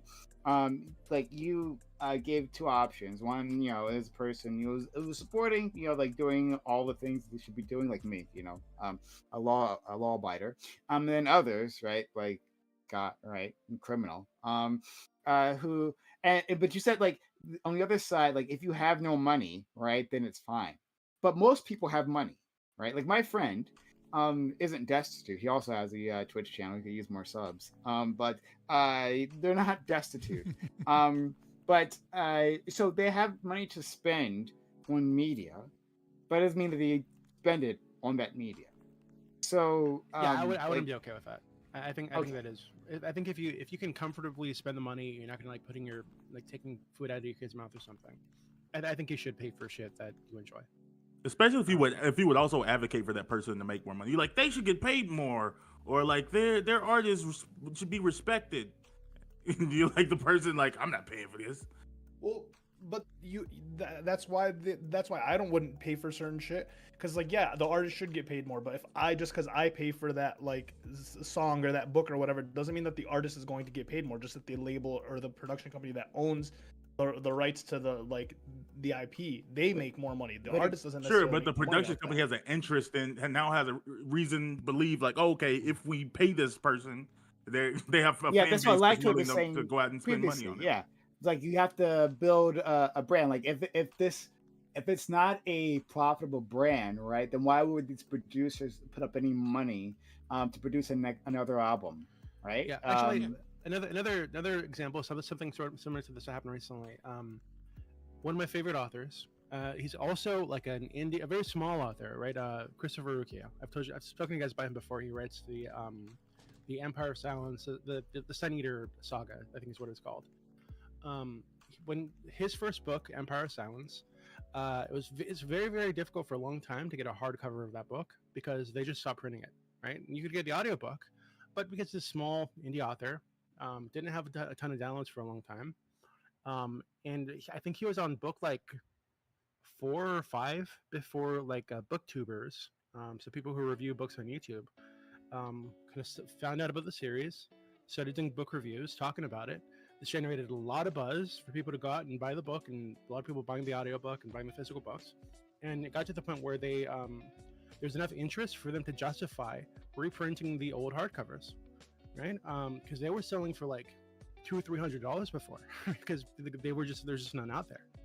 But now that they're able to see the interest generated by people like purchasing this thing through Audible and also purchasing like the paperbacks, now they know that, hey, there's something to this guy, so we should print more of his shit. We should boost him up more. We should, put him at more at the forefront of our like publishing company. So, and that allowed me to get a signed version of his book, which I actually got in the mail today. So, nice.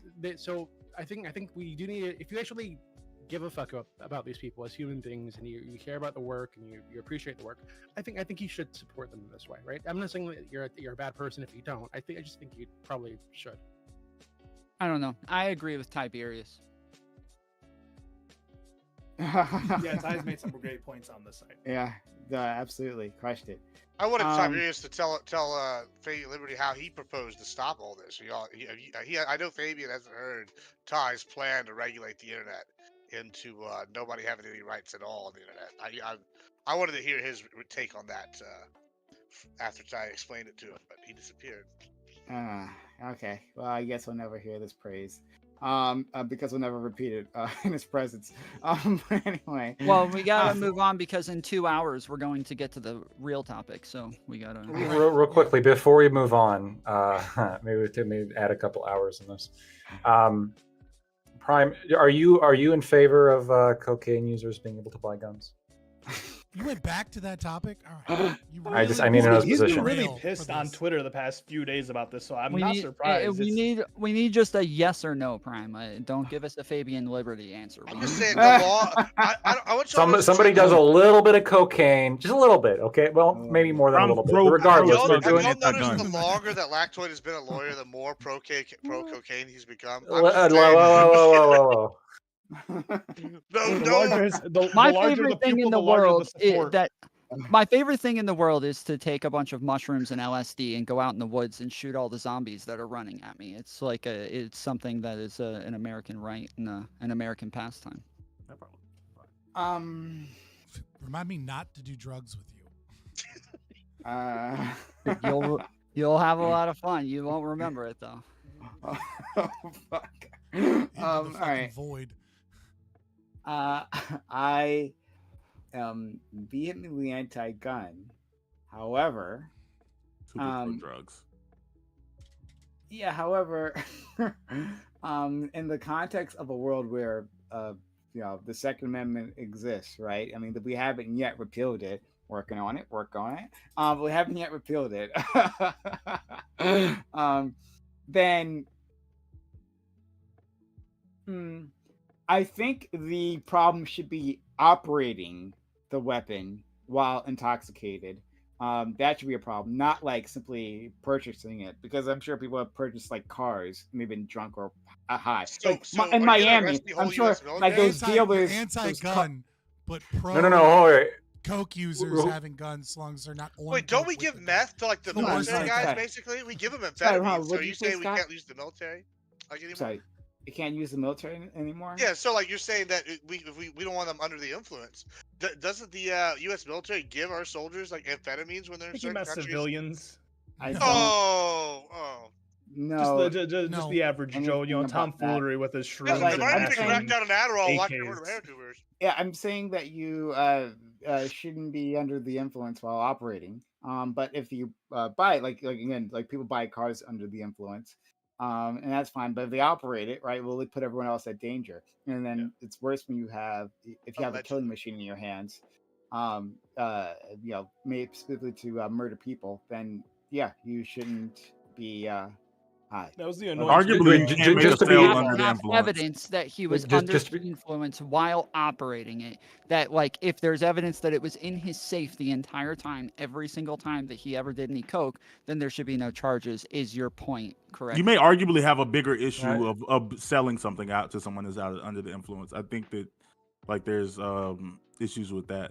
I just want to make out Sorry, absolutely I clear. just want to correct that real quick. I made the like point that I that you have to prove yourself innocent. That's not what I meant. I meant like they need evidence that Wait, there's dangerous misinformation. All right. I gotta. Wait, what'd you say? What'd you say, Scott? I just want to point out that when people accuse me of like the siren song of ANCAP and derailing stream, I haven't done that once. It's just been you. Now that we're talking about Hunter Biden gun stuff. I just want to say it's been prime guys with manga every day. I have talked maybe 4 sentences. I'm gonna take this time and I'm gonna rant a little bit. No, it's you. I'm just saying it wasn't me this time. Fair enough. Just to be clear, it's not just that you were to buy a car under the influence, because that's not actually what's even alleged. It would be that you were under the influence at some point around the time that you bought a car. That's the allegation. That's what Hunter Biden was charged with. Does that seem fair to you, Prime? Does this seem like a just system? That does seem unjust, right? As we don't have direct evidence of using it under the influence. It's just like, like in my memoirs, I was having this issue at the time. But like even people who are drug users like manage to do responsible things, right? A lot of them manage to take care of their kids, even when they were having that hard time going through that period.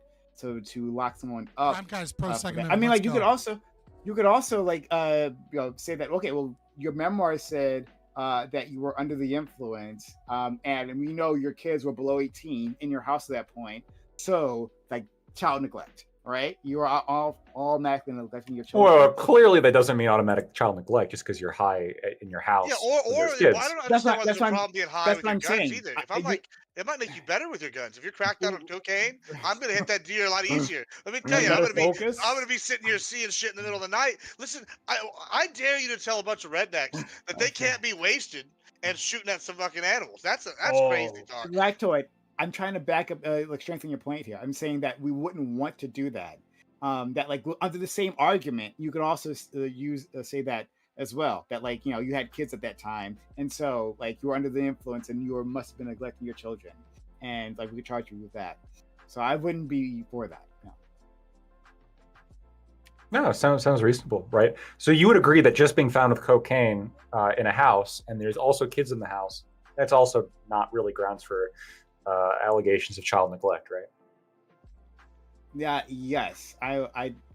Yeah. So I was actually. Look, if you're a foster parent, I feel like they should be held to a higher standard. Unless your 9-year-old kid happens to have some level of cocaine in their system. Listen, that part's not touching the cocaine.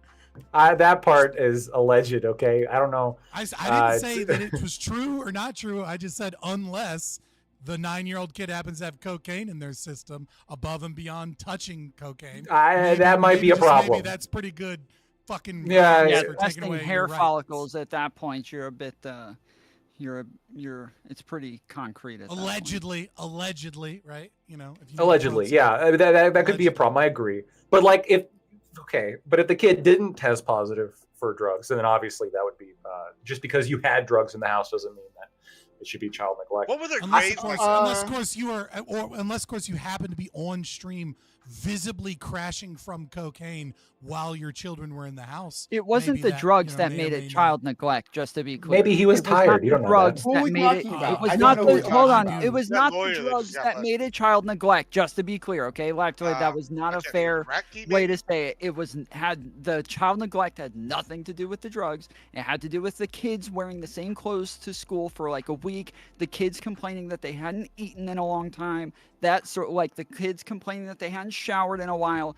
That's what the child neglect had to do with, them knocking on the doors and the kids being at home and no parents being there. That's what the child neglect had to do with it. It didn't have to do with the drugs. Wait, that they weren't eating? That's I don't know about that one. That the kids complained to the teachers about not eating. Yes, I don't know if that's how neglectful, Tom. He just put him on a strict diet. That's all it is. There's a strict diet. He wanted skinny cocaine kids. It's okay. Who we talking about? We have to get to the topic. Ratke? I don't know this person. A little cocaine prevents hunger. Nick Reiki. Yeah. The keto law. Nick Well, Rakita. There you go. Okay, so I just You need wanted a gym to class crack like respond Slim to what Fast. Lactoid- Also, all kids complain about being hungry before lunchtime in school. Yeah, I did. Yeah. Having a shower. Also, what if 4 different changes of clothes? I don't see the they're conservative. They're trying to keep it tight. They don't want to spend money. They're on new minimalists. That's the clothes. new thing. Yeah. They got other expenses that are very expensive expenses. What if it was just Clothes have 5 been of the piled same up in shirt the dirty and 4 hamper of the same for pants? a couple of weeks at this point, and they all smell. Yeah, that's normal stuff. I know a bunch of kids who don't shower because they don't want to. That's true. People in the past only used to shower about once a That's year. the point right? in having parents. Baby out with the This is bathwater. what That happens- was where that phrase this is what comes happens from. What if when they're you become hippies? a debate, bro. This is what happens when you become a debate, bro. Like, we can all just say, fuck Ricardo. Or a lawyer. He's a piece of shit. I'm just fucking pissed. Look, I am pissed at the whole Hunter Biden thing. A little bit less pissed, but And still you're somewhat taking it pissed out about the on Rakita. law thing. No, I'm a little bit pissed about that too, right? Because there's like this mentality, and this is kind of where I go full libertarian. Right? There's like this mentality of like, because of the Wickard versus Filburn and the complete abandonment of the Commerce Clause, what that actually was supposed to mean, that led to the rise in the drug war and what I believe is unconstitutional. It led to, I think, the sort of this Kafkaesque, authoritarian, psychotic nightmare where, Orwell couldn't dream of the shit that the DEA and the ATF do on a daily basis. This idea that your body is not sacrosanct for yourself. I mean, abortion is one thing, right? People go out and chant, my body, my choice, when that's debate about whether or not it really is your body, your choice, right? That's kind of like an open discussion. But this thing where it's clearly your body, your choice, it's not even close. Like that, this is the thing that we're so many people are so confident that we have to raid people's houses over. We have to kick in their doors. We have to arrest them on these show trials in order to make political points. Disgusting. Over child neglect. Over child neglect. But again, I'm gonna take Tiberius's position on this as well. I'm just gonna. So we can. Why is it that you guys invoke me every time I walk away? That's the best part of this show, though. Today. He's just saying he wants to move on to the topic. That's all he's saying. Multiple things. I'm going to respond to what Lactoid asked me because I don't. I'm going to respond to what Lactoid We'll just asked do me. it next week, guys. It's not a big deal. He said that twice. We got like 3 topics now lined up. Yeah. No, this was the first one that we skipped. Oh. Yeah, and then we have. Last time I was here, we never got to this I topic. liked what we talked about. I'm just messing. I enjoyed it. Okay. Who's fucking on my thumbnails? Before we, guys, if you're out there, if you've been enjoying this conversation, help us out. Consider helping out the channel. It's an important thing. We're almost done through June. We haven't gotten really much subs this month. Actually, I've been waiting for you guys to finish saying things. Now we're in an ad break, so I can't even talk to most of the people here. That's their problem. They should buy a sub if they don't want to see ads. It should. It should buy a sub. Admiral Gibbs, thank you for the 5 hot tier 1 gift subs, friend. And I'm guessing I'm gonna like slowly do an ad read because I gotta wait till if people are back on Twitch. If you're on YouTube though, you can hear me. Shout out to that one person. He gave $2. He said he wanted to see Admiral Gibbs' forehead because it's being blocked on my banner. Beautiful. But it left before I could like respond to it, and so like that's why I didn't say it earlier. But we need Corey here. That's why we need Corey here to shame me to doing this properly. But if you're on YouTube, consider super chats.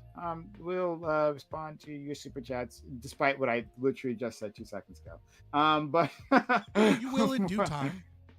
We will in due time, guys. Patience is a virtue. Stick around. It's a great time here. But in any case, all right. So now everyone's back. Hey everyone. This is the Prime Guy show, but we need your help. We haven't gotten much subs this month. Consider helping out the channel. Subs the channel, get bits or gift subs, and we'll give us so kind to get 5 hot tier 1 gift subs.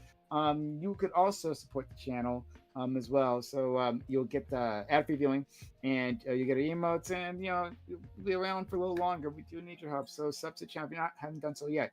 Bam, thank you for gifting that sub much earlier. But yeah, resub if you're out there resubbing, would help, or use your Amazon Prime, just Prime Gaming here. We do need your assistance, guys. We don't have as many shows anymore because we don't get as much support anymore. So consider helping us out. All right, it's because you're black. Yeah, no, this is true. No, it's not true. Okay. But anyway, thank you, Gids, and yeah, hopefully get some more support. But anyway, to respond to Lactoid, you asked me like if cocaine just happens to be in the house of kids, is that an offense? I think it would depend, right? If there is a unsecured gun in the house, then with children, it seems like you could charge that person for not securing the weapon around children. If you have Wait, what did you define unsecured? Like, it's under my pillow in my bedroom. Like, that's or under your bed. Let's say it was under your bed. How about that? Yeah, if I sit it on the kitchen table and I say don't touch it. Under the bed is actually an important qualification here for reasons. So let's say it was under the bed. Well, okay, for wherever you want to put it. My thing is, what do you expect people to do? Say, like, the reason why people have guns. I don't want to have to go to my safe and start, oh God, he's breaking, honey, he's raping you. Oh no! Like, I'm just, am I supposed to be over here, like, just be the cuck watching it while he's over here, like, mid-thrust? Like, what do you expect? Like, what do you call secure? Do I need to keep, like, a machete, like, taped on the inside of my bathroom door? True. Like, what is your situation here? Like, what do you want from these people? Okay, I'll answer that. And Gibbs, you are a treasure, and I love you so much. I want to keep you forever. But we have those locks, right? Like we were talking about it previously, like actually, those locks that attach to like your bed frame, where you could just like get your gun out quickly. You sleep with your keys on you? No, I don't think we have fingerprint scanners. I'll side with Gibbs. They have the fingerprint with on the nightstand, like next to your bed. A little pop up right behind the nightstand. It's a quick fingerprint. They cut the power in your house. How are you putting that fingerprint scanner in there? Is it battery operated? You can't. You it could be.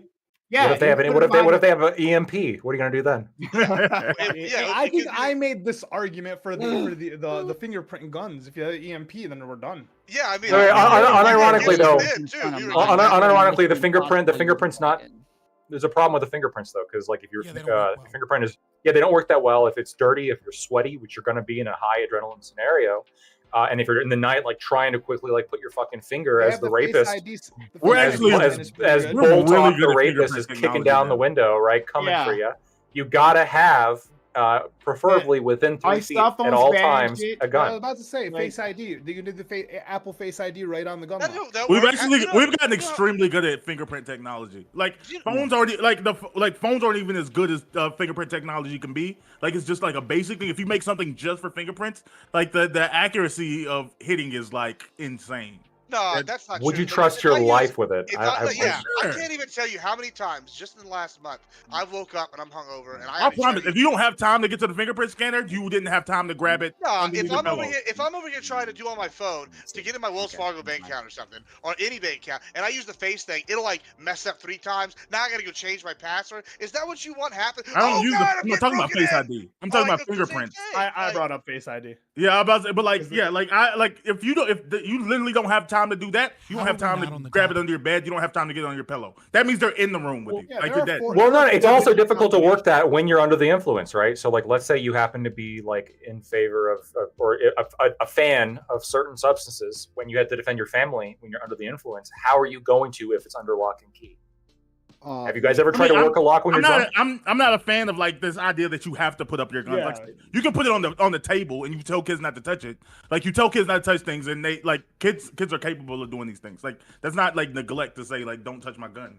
But like, but I think that people overkill when they say that like I have to be able to get it right now from this place or we're gonna die. He's in the door. I'm like, trust me, like the 1 second difference you're talking about isn't breaking you. But I'll like tell you what, Seconds matter. Seconds matter. No, but not that second. That's not what matters. You were dead. You were dead. No, you don't know that. Do it. You're dead. no, there's nothing to debate here. You were dead. No, you were here's so close that the moment you realized it, the 1 second of touching this versus reaching under your pillow, they were on you. You're dead. There's no point. Like, but that's also true. But that's true across the board, though. 0000. It's not that hard. Like it's harder than you think. No, I'm just saying that but it's true. It's not just codes though. In general, like just having guns, like they say most people actually don't get to use them in high pressure situations. Like you just don't. Like if it's that fast, probably because they had locks. Probably because they had gun safes and they couldn't access it in time. No, they've talked about this. No, even with no protection, guns in the room with you, you usually don't have the ability to get to it. Guys, guns is one of the most heated debates in politics for like the last 50 years. All right, we are not going to wrap up a conversation unless we just choose to move on to a topic. Like you're right. We do have control and gun safety. 34 minutes. We can do this for like 40 more minutes. I just want to talk about women being by accident. Do that. We talk about them. Right. This is the second time my thumbnail is referenced. Oh, you have one more thing to respond to. I'm sorry. But I do want.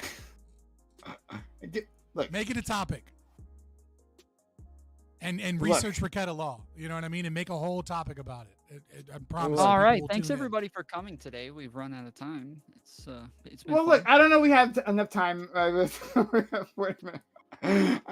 Next week, guys.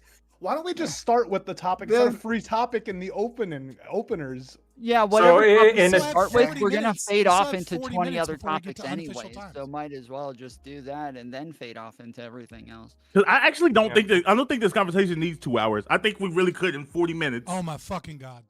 Get it out, but maybe not. And really, all you need to do is just invite me on. I will give you my positions, and that's really all. So just for next time, so like in addition to Rakita Law, also look up George Orwell and Kafka and the Second Amendment. More fucking last minute, like we're good. Yeah, just so I can get a good intro for my video, can I get everybody yelling for just a second, like all at the same time, so we can. Okay. All right. So I thought everyone was going to do it. I was actually going to comply. All right, that's fine. I felt embarrassed when I began because that was you yelling. Mistaken. I thought you were saying no. Okay. I was like, I was guys that are going to comply, but then, all right, no, I feel foolish. It's okay. Hey, you're a leader. You're not a follower. I respect you for that. Okay, fine. We can move on. But I have differences with my friend Lactoid. Yeah. Okay. All right. Topic. There is an online the topic we've been trying to get to for a while. There's an online movement of women advocating for the quote-unquote soft life.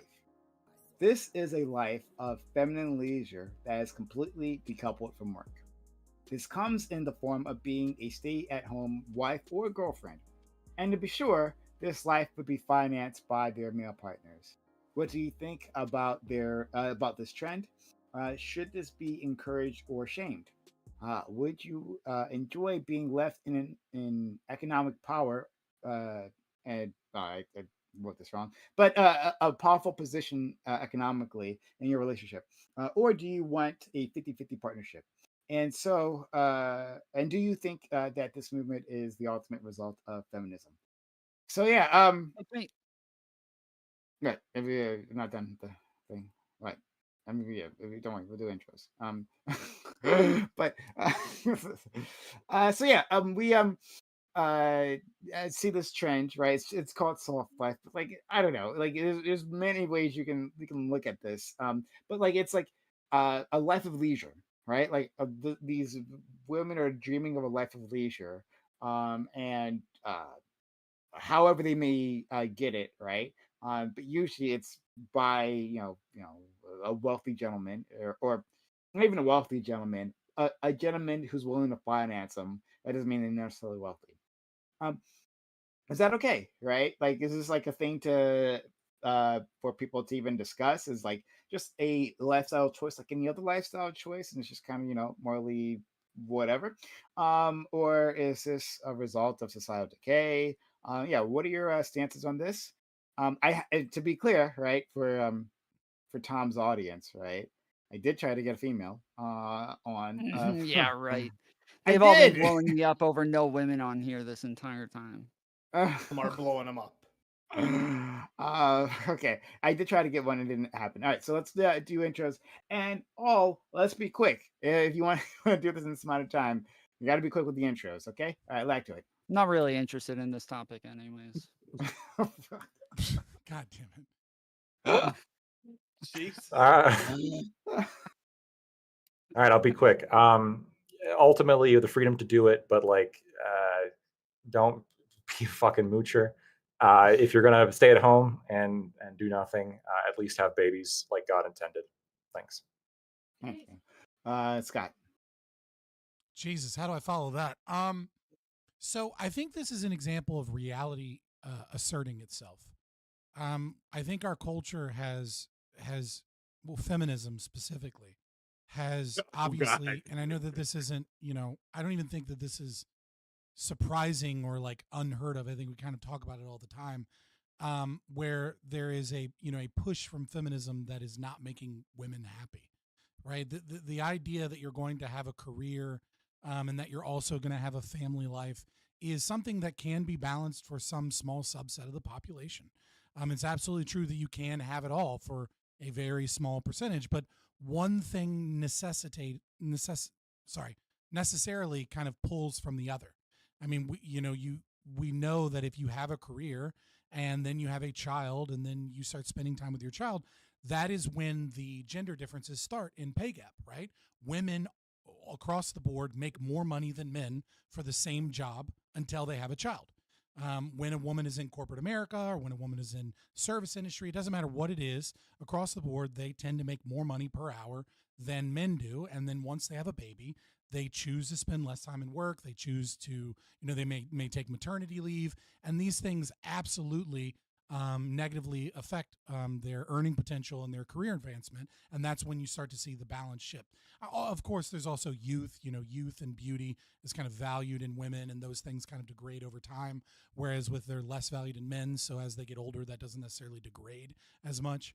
But in order to understand like why this is occurring, I think the most important thing we have to understand is what feminism actually is, because you see feminists trying to take this soft feminism perspective, like this is part of feminism, and feminism can be so confusing when you look at first wave and second wave and third wave and fourth wave and like the different offshoots, and it's like, what the fuck is feminism?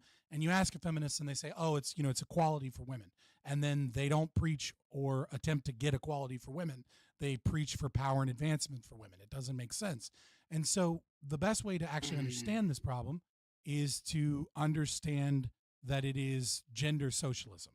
That's what feminism is it's gender socialism, and it is constantly shifting because it doesn't actually have a position like socialism.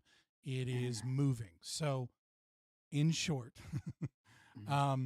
yeah, it is reality asserting itself against feminism. And because feminism is a socialist Marxist movement, it is attempting to take control and take ownership over women trying to get back to the things that make them happy and the things that make society and family healthy. Thank you. 4 minutes, 37 seconds. That was short for you. Gender socialism makes it I mean, this like is it the only anymore. I topic. You know what I mean? Like fucking. I haven't thought of it before, but like I now like feminism even more. Gender socialism, that's pretty badass. All right, let's go to Admiral Gibbs. Yeah, mine actually will be short. Women, if you got it like that, good job, more power to you. Men, I don't know why you'd ever do this. Just get a hooker, and then you can just fuck them, and you don't have to worry about any of the other problems. You're welcome. All right, that's all I got. Gibbs is a fucking rock star. Yeah. All right, let's go to our friend Ali. Yeah, this is just female red pill. That's all it is. I'm with it. Like to Gibbs' point, if you got it, get it, fellas. There's a very easy command to this. Soft life for the fellas. Soft guy era. Drizzle all day. That's all you have to do is just compete back. Thank you. I'll pass it to Ty. Hi. No, I appreciate it. I've been thinking about this since I got the invite, and I'm not 100% sure where I want to lean on this one for two reasons. Number one, I've been in both shoes. My previous relationship was one where I was the sole breadwinner, and this relationship, I am not that case. There are very much pros and cons. I totally get if somebody wants to make it work for you. If I'm having a child and I can actually afford to, childcare ain't cheap. I'm cool if you want to stay for a couple months or maybe even a couple years if we can feasibly do it. However, let's be real here. Like going back to the tradcon shit is not actually going back to the tradcon shit. It was more of a myth than it was a reality. Women have been working since the dawn of time. They have been our partners. Let's stop acting like they weren't. What really comes to the conversation here is that I actually do like having more of a 50-50 partnership, at least. So I'm going to say I'm moving just a little bit that direction because the nuclear family is fucking based. Having a equal partner makes it for the advancement of women and to where they actually are our partners, not subservients. I very much like this. Let's keep that. Thank you. Thank you. All right, Bam.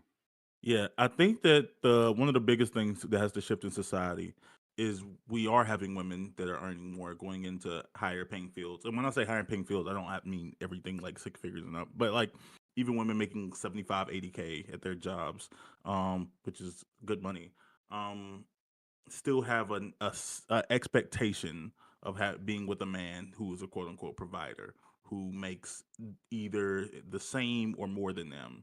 And I think that that expectation isn't feasible to maintain itself. The reality is if you make enough to provide to take care of a household, you should prioritize other things in your relationship other than money, finances at that point. Men do it. When men make a lot of money, they still consider women who are well kept and put together and things like that. But it's not necessarily the dollars they bring in each month and the lifestyle they provide. But women seem to, regardless of income level, not be able to move on from like this sort of archaic ideal. The only other thing I'll say is I believe that it really is uncomfortable, the idea of like men being seen as less than for seeking partnership versus like not having a desire to eventually be a provider. My current girlfriend, like we haven't went over finances, but I can tell that I make decent money, but I can tell she makes more than me. But even now, it's like a future expectation of like, oh, one day she'll eventually be the like stay-at-home kept type woman, and I don't even know if I super desire that overall, even though I know the benefits of child rearing. That's it. Thank you. Doopy. I really don't understand why people have a problem with this, to be honest with you. Like, I think it's totally fine. If people want that kind of relationship, I don't give a fuck. If my fiance wanted to have this kind of setup, I'd be fine with that too. But this is just because, I've got the means to do it. I think it's probably like from a position of privilege, right, in some sense. So for the average person, I can understand being like offended by the idea that your partner wants to stay home and do nothing, quote unquote, right? Doesn't want to contribute financially, at least. Because most people, that for most guys, that's going to mean like way more pressure on them to pay the bills and shit like this. I don't really need to worry about that anymore. But I can imagine if I did, I wouldn't be okay with someone like not contributing financially, right? So I think like kind of like Gibbs said, if you got it, if you can do it, and and everybody's happy, I really don't see an issue with that. I don't think anybody should be shamed for it. It just seems, I don't know, it just seems strange to be upset about it, I guess. I don't know. So if my fiance and I had this conversation actually a while back, because I brought it up. It's like, I can support you, no problem. So if you ever want to quit working, just quit working. Like, you don't need to worry about it. And she said that well, one, she enjoys her job. Two, she also wants to contribute in some way, right? So she doesn't want to feel like she's just at home doing nothing. Even though we're planning to have kids, at that point, we might have the conversation again. But right now, given that she has the ability to contribute and get money to pay for her own shit or whatever, she wants to do it. But yeah, I don't know. I really don't see it as mooching. I think that you're just like partners in a different way. So maybe she won't be contributing financially, but there's like this old thing where like the man goes out of home and deals with the world, and then he comes back to like the island, and the wife's job is to like make sure the island is peaceful, right? And make sure that everything's taken care of around the house, everything's clean, she's good, she's keeping in shape, she's doing whatever she has to do to on her end to keep herself like um attractive for him, keep herself, so somewhere that he can someone that he can come to unload all the pressures of the day, basically. And I think that is another type of partnership, and I think it's just as valid as working a job. Thank you so much. I want to hear from you because of your position, Tom. Yeah, so I don't have an issue with people doing this. I'm not really sure how we got to like the ultimate result of feminism. This seems like more traditional gender roles in some case, where they are like kind of taking a lot of things that they think of as what women used to do or ought to do in some way as part of their gender roles. I did watch some YouTube videos on the soft life because I had never heard of this before, and it is a lot of women talking about the fact that like women are not made to work all their lives, and it's not in their DNA to be like men and do these things. And so I do know that there's a lot of people who just have like a pretty strong belief in this, and I don't have an issue with that. I think you should always find a partner that fits your lifestyle and values, and I would rather personally have a 50-50 partnership, just based on the fact that I want my partner to have like full autonomy with their own money and be able to do the things that they want without reliance on me. But I also know that if I have kids with them, then at some point I'll probably want them to have to stay home. And I do still have like a lot of traditional gender roles that I've implemented in all of my relationships, and those are things that I still value as well. For me, the interesting part of this conversation is something that I think Red Pillars hit on a lot, where there's sometimes where they get things right, they just kind of miss the point that they're even like they have a truth there that's like really really true, and they just kind of miss the entire point. And one of them is that feminism does lead to where there's a lot of cherry picking gender roles and benefits from things, and that women have gotten a lot of new benefits within their gender roles that have become completely normalized, and while demanding equality and calling it equality, but they're still leaving men with way more responsibility, way more consequences, and men are just losing the few benefits and respect that they used to have. To me, that's like the really interesting part of all of this, is that it's just these are things that are a bit normalized for women, while men still have like much higher expectations put on them. So, let's jump into it. But one, my understanding of this is that it's specifically talking about living a life of like luxury. Um, that's like their goal. So, just to like, I guess slightly push back on what GB was saying, you said like, I get why an ordinary person might be resentful if they had a partner who was just staying home, right? And yeah, but like these women normally aren't targeting the average Joe, so they're targeting people like you, GB, right? Or anyone else, maybe Gibbs, because Gibbs apparently makes a lot of money too. Yeah, people who are more willing to supplement that lifestyle. Yeah, yeah. I would never so do like, that. so this isn't a me problem, for instance. So like, yeah. Well, I think by definition, if they're talking about being able to like one income and living like median lifestyle, you are talking about someone who is in the top 10%, 5% of earners, Mhm. like by definition. Like, because I don't think they're saying that they want to live in a 1-bedroom apartment and not work, because it doesn't seem feasible. But I don't think that I think it would be. I don't think it would necessarily be true to speak to like true luxury, where like, oh, every flight is first class. Like, because I know regular women who do this, and there's just the expectation of like, oh, okay, eventually I get married, we have a house and have kids and do things, and then like that's what they do. Even women who have went to law school, who have like good jobs. I know some women who like do want to continue to pursue their careers, but there's a vast majority that's like, I'm doing this, they're doing this now, but they have an expectation of when after they're married, that they eventually like stop bringing in like their income. Yeah, but the Is thing this is, how you got all these baddies, things. Gibbs? Yeah. No, Prime, to back the up Prime, opposite. very quickly, to back up Prime, the soft life movement is not about it's not the same thing as like the tradcon. Yeah, it's we different. should stay at home and submit to our husbands.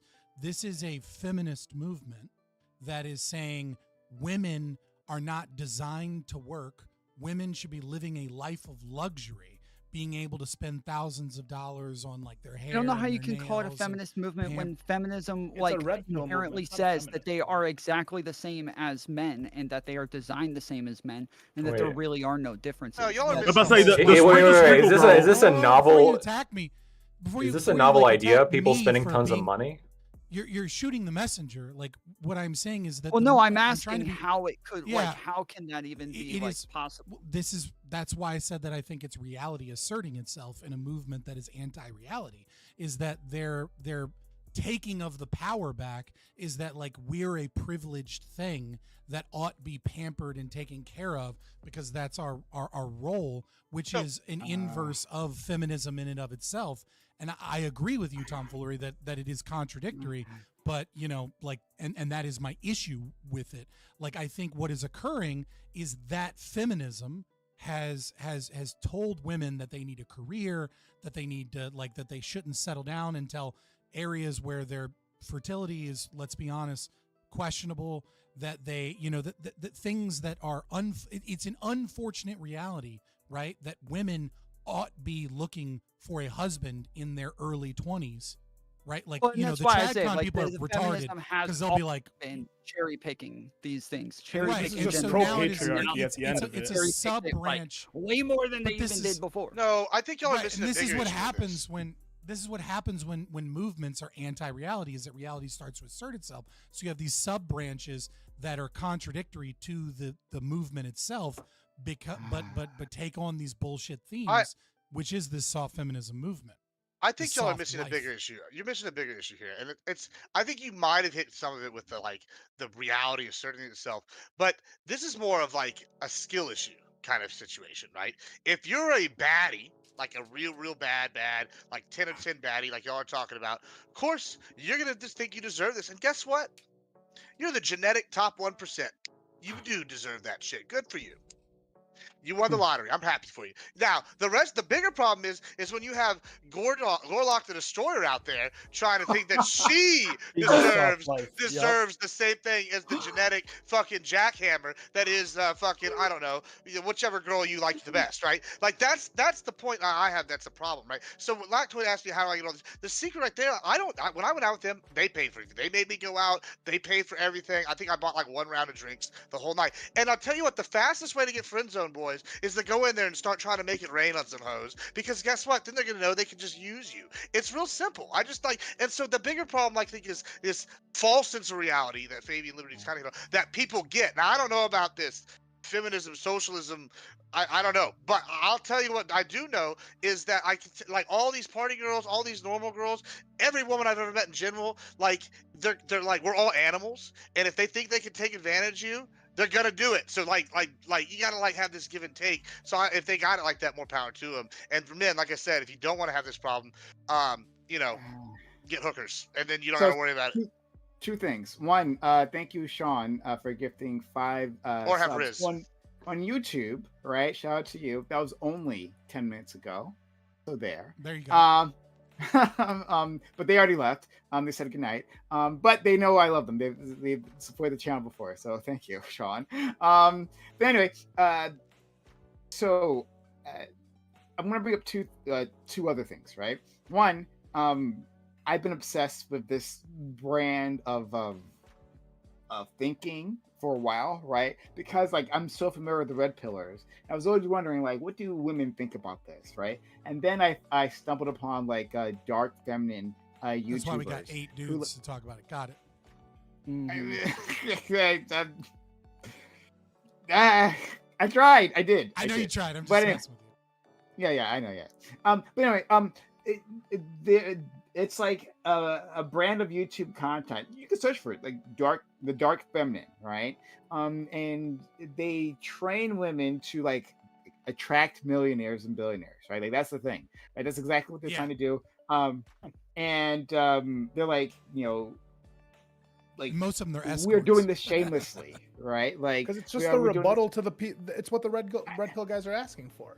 It's interesting that I wouldn't say it in the words that Gibbs would say, but like I look at the comments of those videos, right? There's a bunch of these creators, but look at the comments, and I see all these women, and what I see is like economic desperation. A bunch of heifers. That's what she sees. It looks like my ranch, bro. Like I already apologize to Tom's chat. I don't endorse these views. That's fine. I'll stand by him. Tom, okay. I'm not worried about Tom's chat. Let me tell you. Desperation, right? Like literally, like because there's a lot of like spirituality, like bullshit spirituality wrapped into this stuff, right? And they talk about prayer, right? Like I'm praying to find a generous gentleman.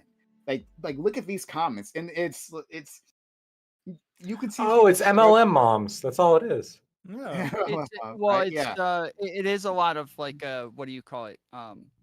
The like crystal mommies and shit like that. That's like a lot of these people that are very like spiritual and I see. So like I think we just have different.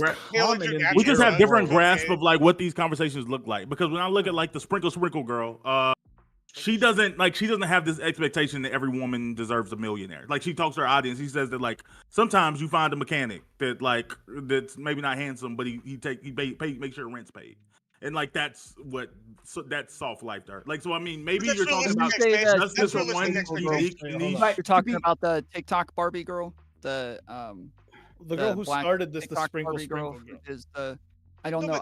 That's why I'm asking. I don't know what that is. I'm asking, is this the TikTok Barbie girl? This is I don't know if it's specifically the TikTok Barbie girl, but this movement started on TikTok with when he said sprinkle.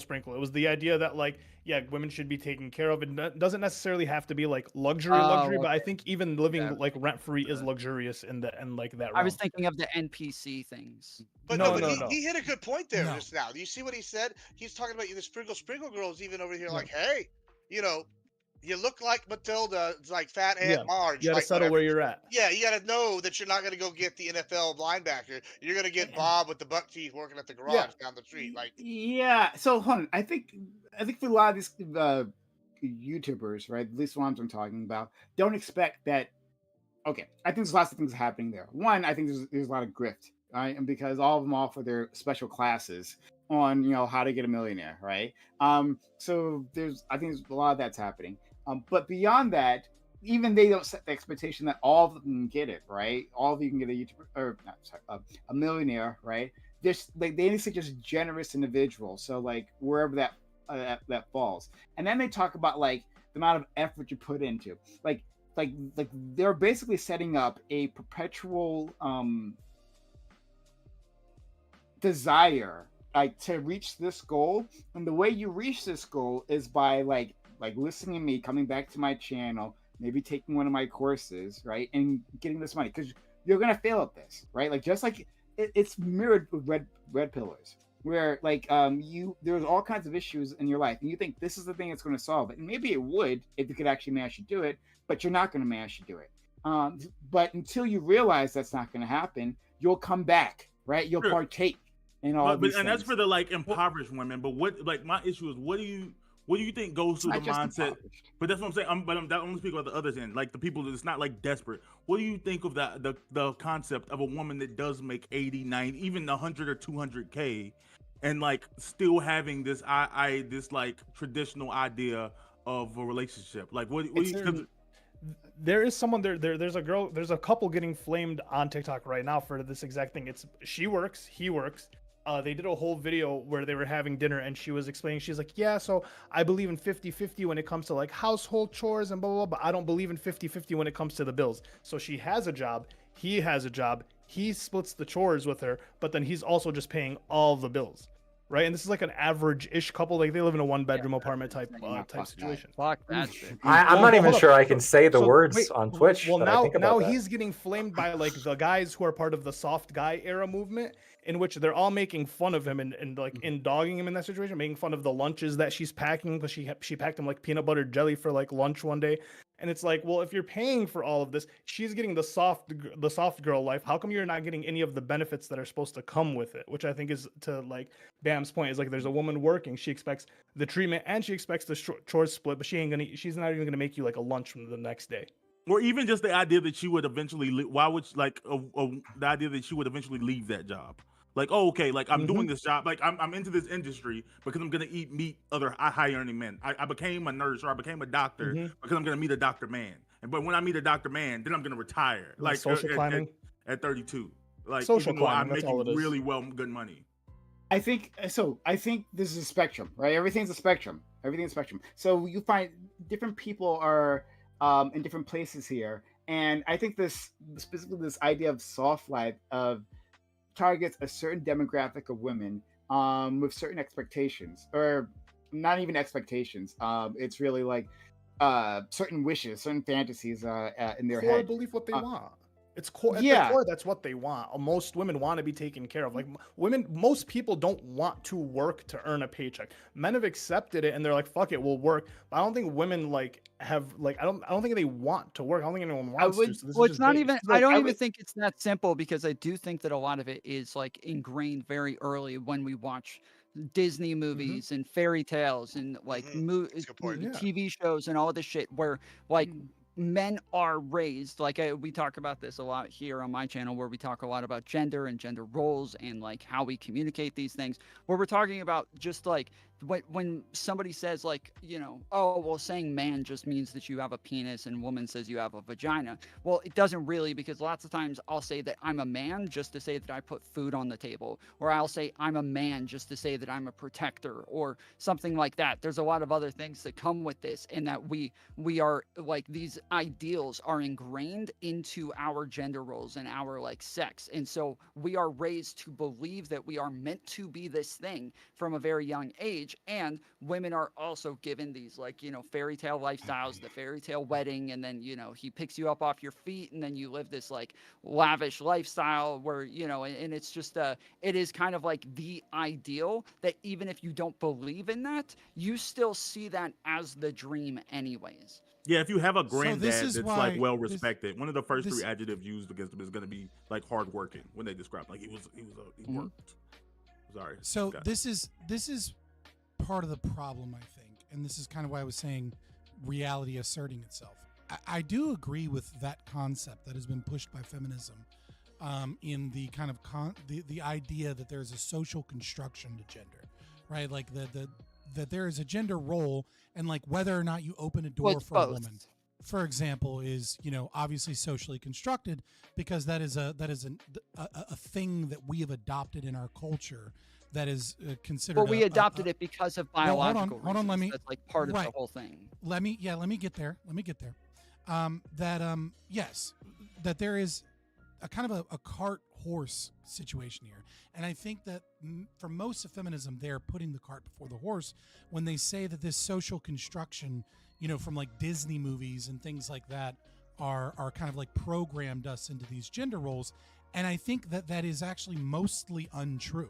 I think what has occurred is that these Disney movies are based upon mythology that has existed through multiple cultures throughout the world for thousands upon thousands of years for a reason.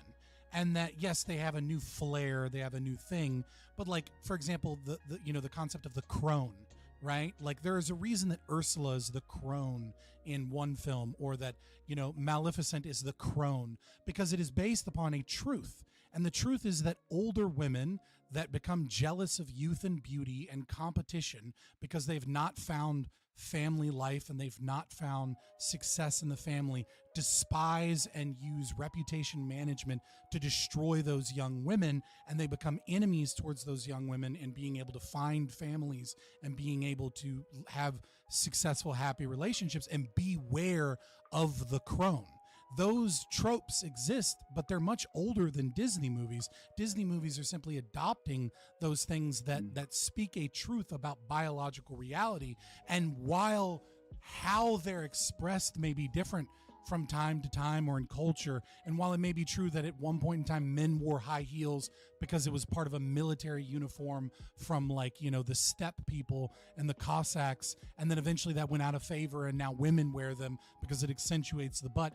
I recognize that there is some social construction there, but I would say that it is mostly biology. And what we have had in our modern era is we have had a reversal. We have had a movement trying to teach women to do the things that don't match with biological reality, and that's why we're seeing a return, because reality asserts itself. You're not wrong on what you're saying, but the problem is that we take these things to extremes, and that's exactly what's happening here. Is where we're talking about, oh well, women shouldn't work. Well, maybe in general men are going to be better at manual labor, and so that's what we think of when we think, oh well, men should work and women shouldn't. But women can do all sorts of jobs, and now we take it to extremes where we say men ought to work, men ought to put the food on the table, they ought to be the one who does this, and women just don't at all. Or we say, oh well, men are stronger, so generally they're going to be more capable of like protecting. So now we say the man ought to be the one who is protecting, and women don't really need to worry about protecting anybody or fighting at all. We take them to massive extremes where we're not only saying one is just kind of better, but now we say they are the only one who ought to do this thing now. And that is a massive extreme that is very different from just saying, oh, it's a biological reality just because they might be better. I agree and disagree. So on the first point where I agree with you, you know, it's a concept that's incredibly old, right? Yin and yang. Why is there a white orb within the black orb? Why is there a black orb within the white space? And the reason is, and why is the Tao Ching a curved line? And that is when you go south enough or north enough and you have too much chaos, you have too much order, reality asserts itself in tyrannical order or tyrannical chaos, right? Like when society becomes off balance, the reaction is the opposite of the pendulum. You're absolutely right. I feel like you're quoting a Jordan Peterson book. Maybe. I mean, it's been a while since I've read Maps of Meaning, but that's probably where I got the concept from. But it doesn't make it any less true. When you have a society that is pushed so far off the deep end in this concept that women ought work and that women ought provide just as much as men, and that women and men are the exact same thing, and that there's no substantive difference because, you know, we've pushed egalitarianism to the extreme, you are going to get extreme reactions on the that's just another extreme is what I'm saying, is that we don't have to have I'm literally saying that. Like, there is like middle ground. You're now repeating. Right. So I disagree real quick. Well, the real quick's probably a lie, but I need to get it out anyways. Where I disagree is this system is that you can't have a society that lacks cultural enforcement of gender norms, because then you have no gender norms. So I agree that, like, not every man is a perfect protector, or not every man can live up to the ideal of masculinity, or that every woman lives up to the ideal of femininity. But if you don't have a society that enforces masculinity, and you don't have a society that enforces femininity, then you don't actually have those gender roles in a substantive meaning, and you don't have a functioning society.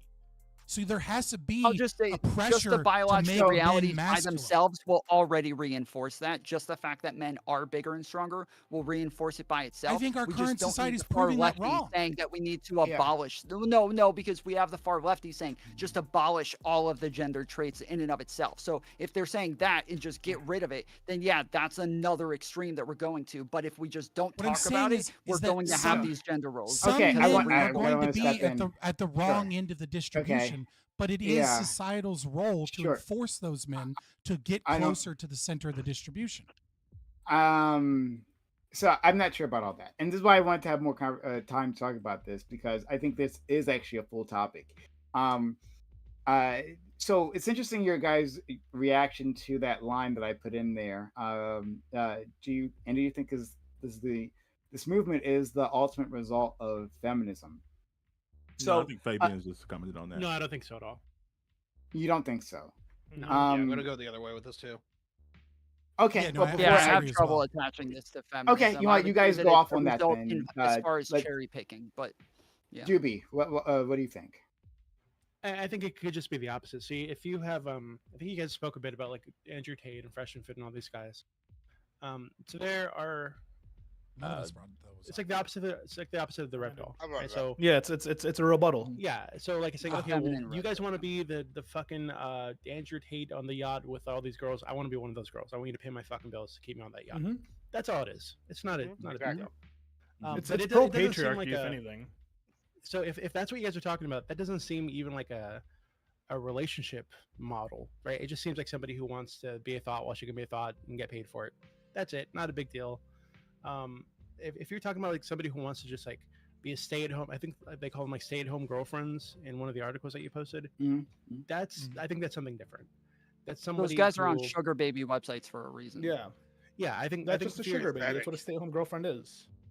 No, Well, hold on. No, I no, just- those are definitely two different things. That's a little different. I think the sugar baby is going to be like what I was talking about earlier, right? The Dude, girls on the I don't yachts and all disagree this. with you. I'm just There's a making difference, the I agree. connection. Dude, we just That- hasn't like say this- hasn't say the second part of it. He hasn't said it yet. Why side chicks and what would be the difference if you're just a girl at home who has her life I don't know, funded? dude. and Side you're a chicks, girlfriend to the you guy. don't pay for those Hold on, side but chicks. Ali, hold on, Ali. I think you're No, maybe you'd you're be thinking about it differently. surprised. So What's up?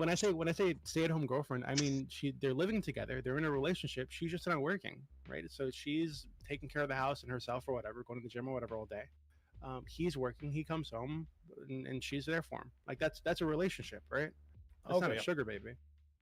I was thinking he And pays for sugar her baby's apartment a type job. shit, but yeah. Ty? Yeah, I agree with Doobie, but I don't agree on where he kind of took this. I think this is definitely an anti-feminist move, and the reason why is that I'm kind of with what Scott was saying earlier. Feminism isn't about female equality; it's about the advancement of women. And this is one of those things that I do Wasn't think is. Doobie saying that it was anti-feminism as well? Weren't you? Yeah, saying that as well? We were all We're all saying that. Yeah. Anyway, to finish out what I was saying, is that at least to a long degree, I think this actually does put a lot of potential partners in a situation to where they don't want to be. Unfortunately, with the fact that groceries are so high and rent is so high, if you got somebody who you're relying on to pay the bills and all of a sudden they mistreat you, what's your option? Fucking just get? Because what is it, like $3,000 now at minimum for a down payment on an apartment? Right, just getting yourself a place to live. So I was looking at an article the other day that said like people should expect to pay like 35% down on a house going forward, like or for the foreseeable future. That's you can't even fucking get crazy 20. to me. Right? Like you can't even get 20 to get rid of the PMI. Like holy shit. That's like $120,000 in the current amount. Yeah. Jeez, what kind of house you You're getting? supposed to have That's fucking 120 in the nuts. bank. But the housing market is brother a is shack in separate. Michigan for $350K. I can't make heads or tails of the housing market. Well, can we table that? I don't know where feminism ends, because there's levels to where like I think that there is some pretty strong signs that this society will become matriarchal. I think we're already seeing some of it with it just in my generation. And I know I talked about this a week or two ago. That innately doesn't terrify me. I know there's some that probably do. But I'm kind of interested to see where it at least goes. But I'm not going to say it could be bad or could be good. I'm just going to say I'm interested to find out. I think that's. I can see that just because women are going to college at higher rates. They're probably going to end up. They're probably going to end up in like, if you look at like a lot of our educators of the next generation, a lot of our politicians, they're probably going to be overwhelmingly women, just because overwhelmingly women are going in the education spaces. It's still not. I It's not, think that's that's part still of not it. true at the PhD level and the master's level. The problem is the distribution still. The distribution Well, still. we're occurs, talking about. I'm talking about where we're going in. No, It's what not- I'm it's not saying is, right now. I'm looking at what we're talking about. What I'm saying is that like when you compare males and females, right? It's absolutely true that women are better educated in our current market, and it's Currently, trending but towards they're that. still trending even no, worse. though. let me. Yeah, but that you're not letting me finish and actually explain what's going on here. But the problem is that as you get further down the distribution of more educated and more productivity and more output in every domain, it has always been males dominate. So if you look at any career, you'll see that. Like if you look at streaming, for example, women tend to do better than men on Twitch. But if you look at the best streamers with the most Even amount of only viewers in and the most certain amount of money, areas. it's Yes, they're currently overwhelmingly men. That's Right, what and I'm it's the saying. We're same- not talking about currently. But when but you're talking about who leads, right? What I'm saying is when you go to the ends of the yes, you are, because when you go to the ends of the you can tell me that's what I'm talking about. I'm talking about what that's not. Yes, I don't care but what you're not. means. You're not. He's You're, saying you're, it's you're interrupting me because you trending. want me He's to be saying wrong. there's a Stop. trend. What I'm saying is that even with that trend, what is remaining constant is that those people in the most authority, that have the most decision-making power, because Are currently we don't men. live in a are men and are still Well, trending. no, like to all of remain STEM men. is like by far men. Like it's just men. Like STEM is men. I'm It's saying just- like when sure. you look at a But when- field, but when we're you can talking say about- that women are more educated, but when you look at the most educated and those with the most Mm-hmm. power and those with the most decision-making capability, it's men and it's staying trending men. I don't think it's going to stay trending, man. Because the reason why that is, again, I don't care what the stats say today. I'm saying that data is showing that men aren't going to college. Period. Point blank. Period. That's So not what the data as things continue into the future and women are increasing their rates of going to college, it almost necessarily eventually is going to mean that there's more women getting PhDs.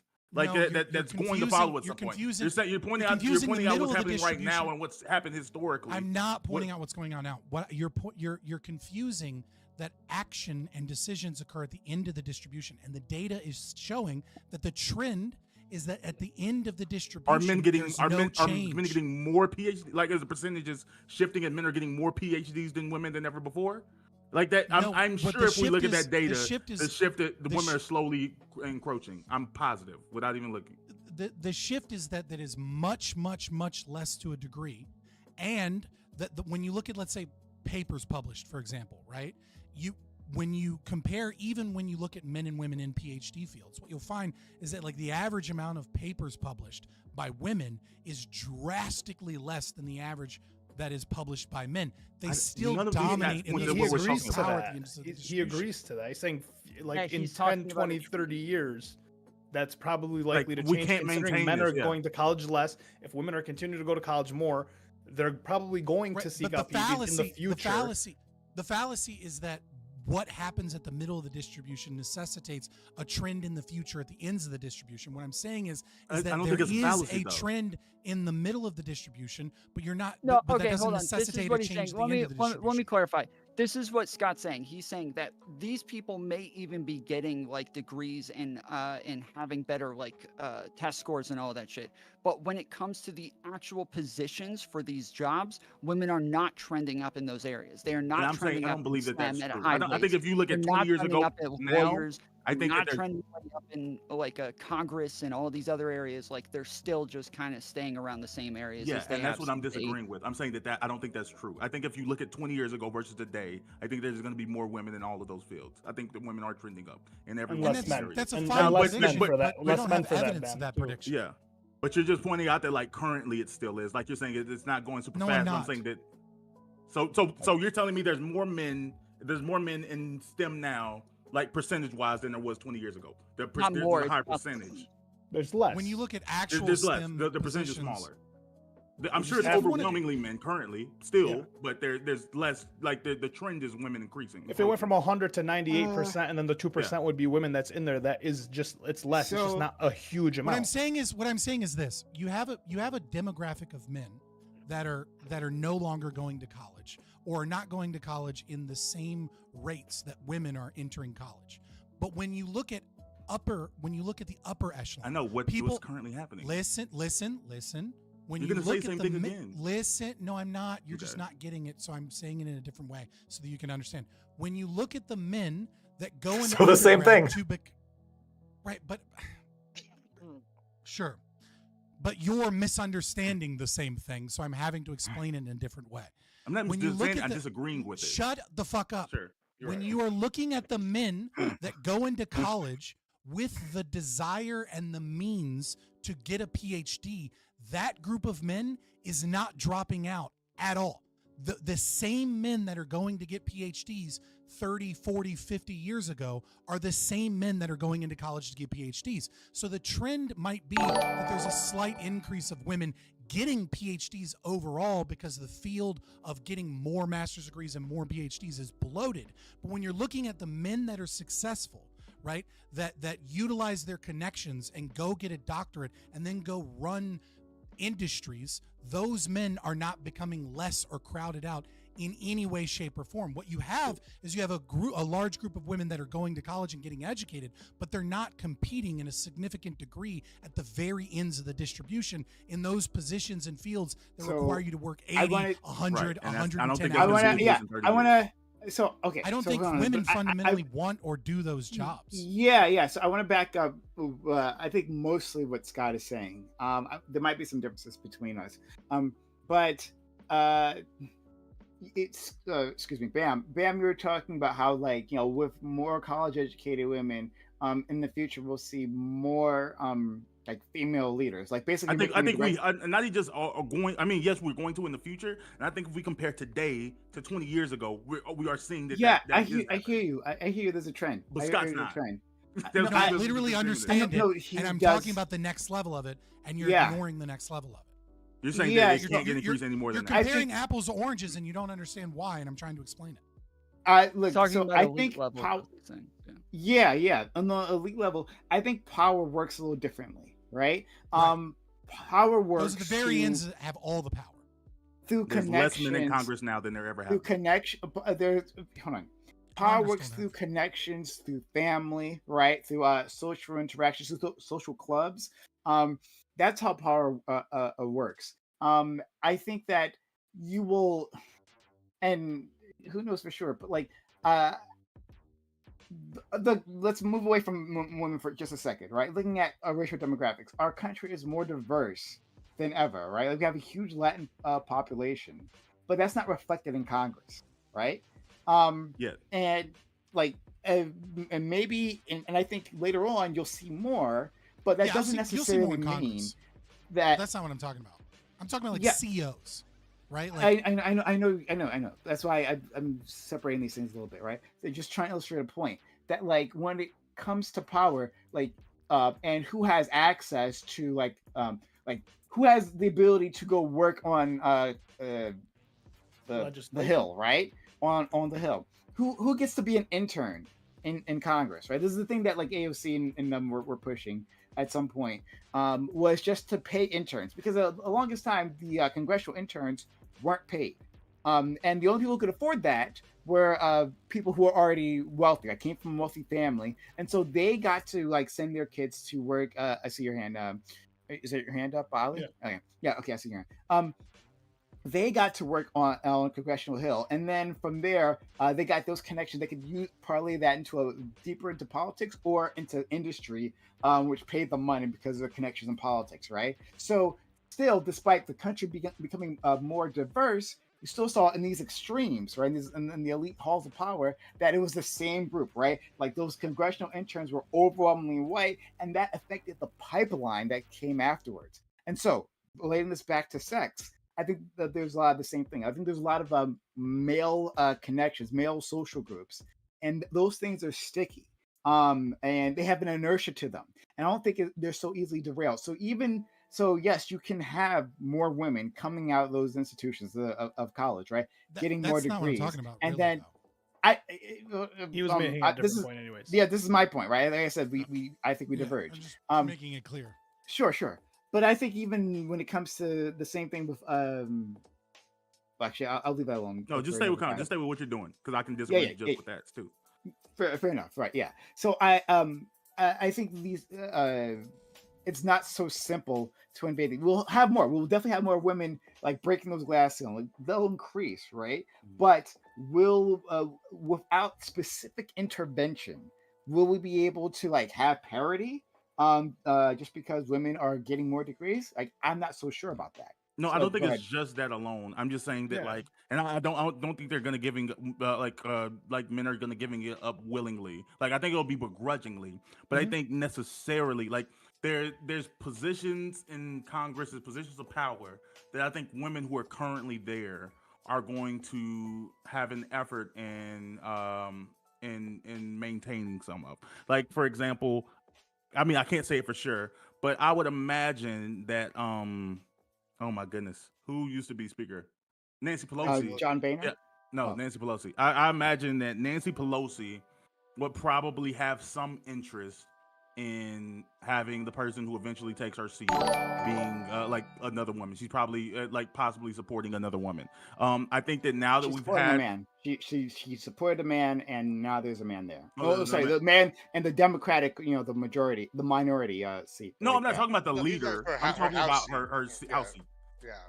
Oh, the House seat. Oh, okay, Yeah. not to be Speaker of the House. Okay, excuse Yeah, me. no, not Speaker of the House. No, I know that's what you call it. But like, I think that now that like, and she doesn't have the authority, but now that Kamala Harris has been a woman vice president, now there's an interest in Donald Trump picking up a woman like candidate as his vice president. I think that women going into these positions, like slowly and begrudgingly, is going to eventually shift the way that we see these. They're these doing types it of in positions. all industry, right? I mean, like, I hate referencing them, but if the easiest pick would be like the Kardashian family. You have Kim Kardashian go from a nobody to essentially working on law and shit, right? They're billionaires, they're millionaires. They're in every industry. Women are coming up, and they're kind of deplacing men. No, But no. But the we know what the Kardashians vast come from an majority are elite right family. now. Come from an elite family who Yeah. came up at a very specific time, like within a sex tape hub, like spawn their popularity. Yeah, there's so many unique factors to that specific family. I don't know how we can take that and replicate and use that as example. I mean, you for can anything. there are female artists, there are female scientists, there are female content creators. There are women that are blowing up in predominantly male spaces that are taking some of the places of the men. I'm saying, like, to Bam's point, 20 years ago, Kim Kardashian wouldn't have been to the level we had. I think it was like Paris, right? And she was only rich from her family, but Kim Kardashian came and made industry. I mean, Right? I was going to So use there's Paris a- Hilton as an example, though. Paris Hilton's took a vested interest in like promoting other women. She's got her own brand outside the Hilton stuff now. She's huge, right? Now she is. And then she going is like, forward, it's but only yeah, going to multiply. right? And so like she's definitely like, yeah, she might be coming from this one area, like, oh, rich white upper class female, sure, but she's definitely taken the money she's generated herself and from her family money and took a vested interest, like Bannon said, to expand women into more of these industries. I don't really know how you even argue that that's not true. Sorry, in all industries, women we gotta are get kind of back to it. coming We gotta like back to it, and then you can go. I have another point that I really want to argue against Scott and the rest of you all about. But yeah, go ahead. Okay, so I think that I guess a couple questions, and I apologize if it's a little bit redundant, but going back to the definition of feminism being a women's interest organization, which I think it is. I don't think it's particularly concerned about equality. I think it focuses all of its efforts on equalizing aspects in which women are behind and ignoring aspects in which they're ahead. I don't understand why this wouldn't be feminism. The letting women do nothing all day and get a bunch of money for it. But on top of that, I think there's like an additional layer of like feminist intent, which is that politically speaking, and we already see it now, right? For a long time now, women have controlled expenses in the household. But 80% that's like 80% of the consumer market. But that's never brought up, right? What's brought up is the wage gap. And if you got women to a point where they weren't working and they were just living off of the man's income and the man was doing all the working, that would increase the wage gap. And I promise you, the feminists are going to be putting out commercials and propaganda and political points saying, it's the fucking wage gap. You guys are saying sexism doesn't exist. Look at the wage gap. Look at the wage gap. So they're almost engineering their continued, like the feminists are engineering their continued existence while allowing themselves to reach ascendancy of control in society. It's a pretty bold move. And it's pretty brilliant, actually. Wait, so women aren't elite, or they're so elite that they're controlling us through science? They'll cherry pick the stats. It's one or the other. No, they'll cherry pick the stats, right? That make it look like they're not elite, in order to expand their own power, because again, feminism is just like a women's empowerment movement. It's like a union for women, right? So Bam was right. We are doing the matriarchy thing. There's a disconnect here. So go, Scott, you can go then, Ty.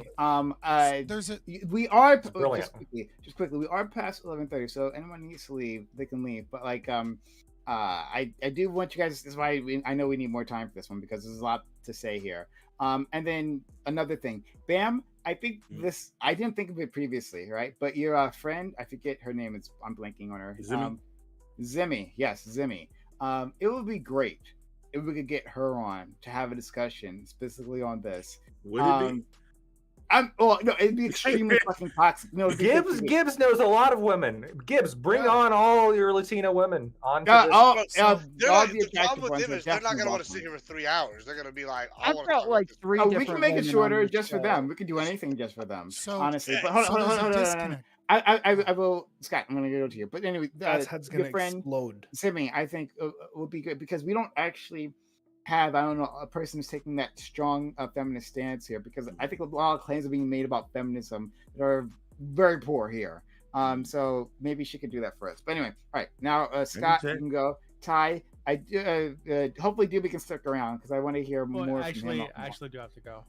Oh my god, I know it. Sorry. I know it. Love you guys. All right, Doobie, just before you leave, right? Have you started playing Shadow of the Erd Tree yet?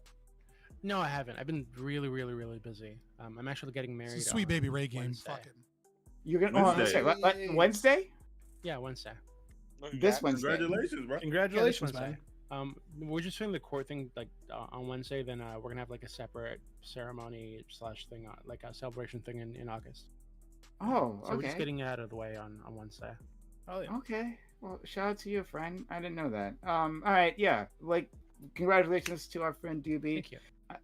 Great supporter and just a friend, personal friend taken for all of mine. Yeah, like I'm happy that this is working out, that you found the person you want to be with forever. We'll congratulate you again next week if you can show up. I'm not sure if you'll be able to, but if you can, we'll still congratulate you on your nuptials. It's always a weird word, but anyway, whatever. Tadpoles coming soon was great. Yeah. Okay. So I think there's a disconnect here that we have to recognize, which is feminism as a philosophy, as a leftist philosophy that is, on par with critical theory or queer theory or any other form of like power dynamics, kind of philosophy that is shifting with and directly opposed to what is normative in the time is different from reality in terms of what systems remain meritocratic. And so that's kind of, I guess, what I'm trying to say is that, like, I don't necessarily disagree with many people saying that there will be, some form of matriarchy established within society, culture, law. We're kind of already living under that. I mean, diversity, equity, inclusion initiatives and so many things are directly against straight white males by the nature of attempting to prop up other people for a presumed disadvantage that they have that is based off of mostly choice. What I'm saying is that on one hand, what you have is you have things that are just always going to be tending towards males because males are different, and they're always more different at the ends of the distribution, right? So when you realize that part of the gender pay gap, for example, is because men tend to be willing to work more hours, and then you look at jobs that require insane amounts of fucking hours, like CEO of a corporation, it's going to be the pool of candidates is going to be overwhelmingly male, because there's very, very few women compared to men that are willing to work over 100 hours to make sure that a company runs successfully, and they're going to have that level of institutional power. And yet at the other time, when we're talking about things like Congress, we're talking about things that are like networking, we're talking about things that are less about meritocracy, because Congress has the only meritocracy that's involved in getting into Congress is how well do the corporations like you and want to pay you, how many favors are you going to do for APAC, and how well do you network within the elite system. Women are very capable of doing that, and they absolutely will gain more power, especially as leftism and leftist philosophy destroys, the Republican Party as it has for the last 100 years. and as it does it's to the Democrat Party as well.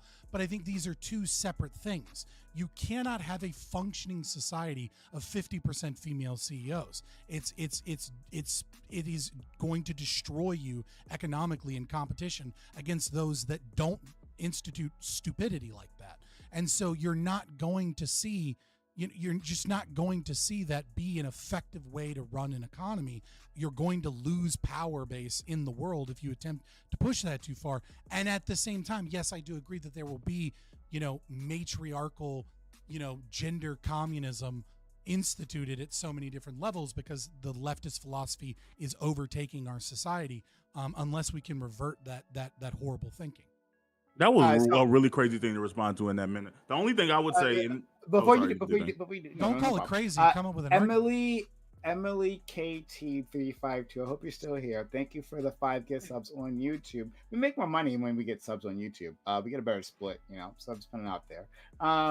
But thank you, Emily, for the kind 5 gift subs to the channel. Much appreciated. That was not too long ago.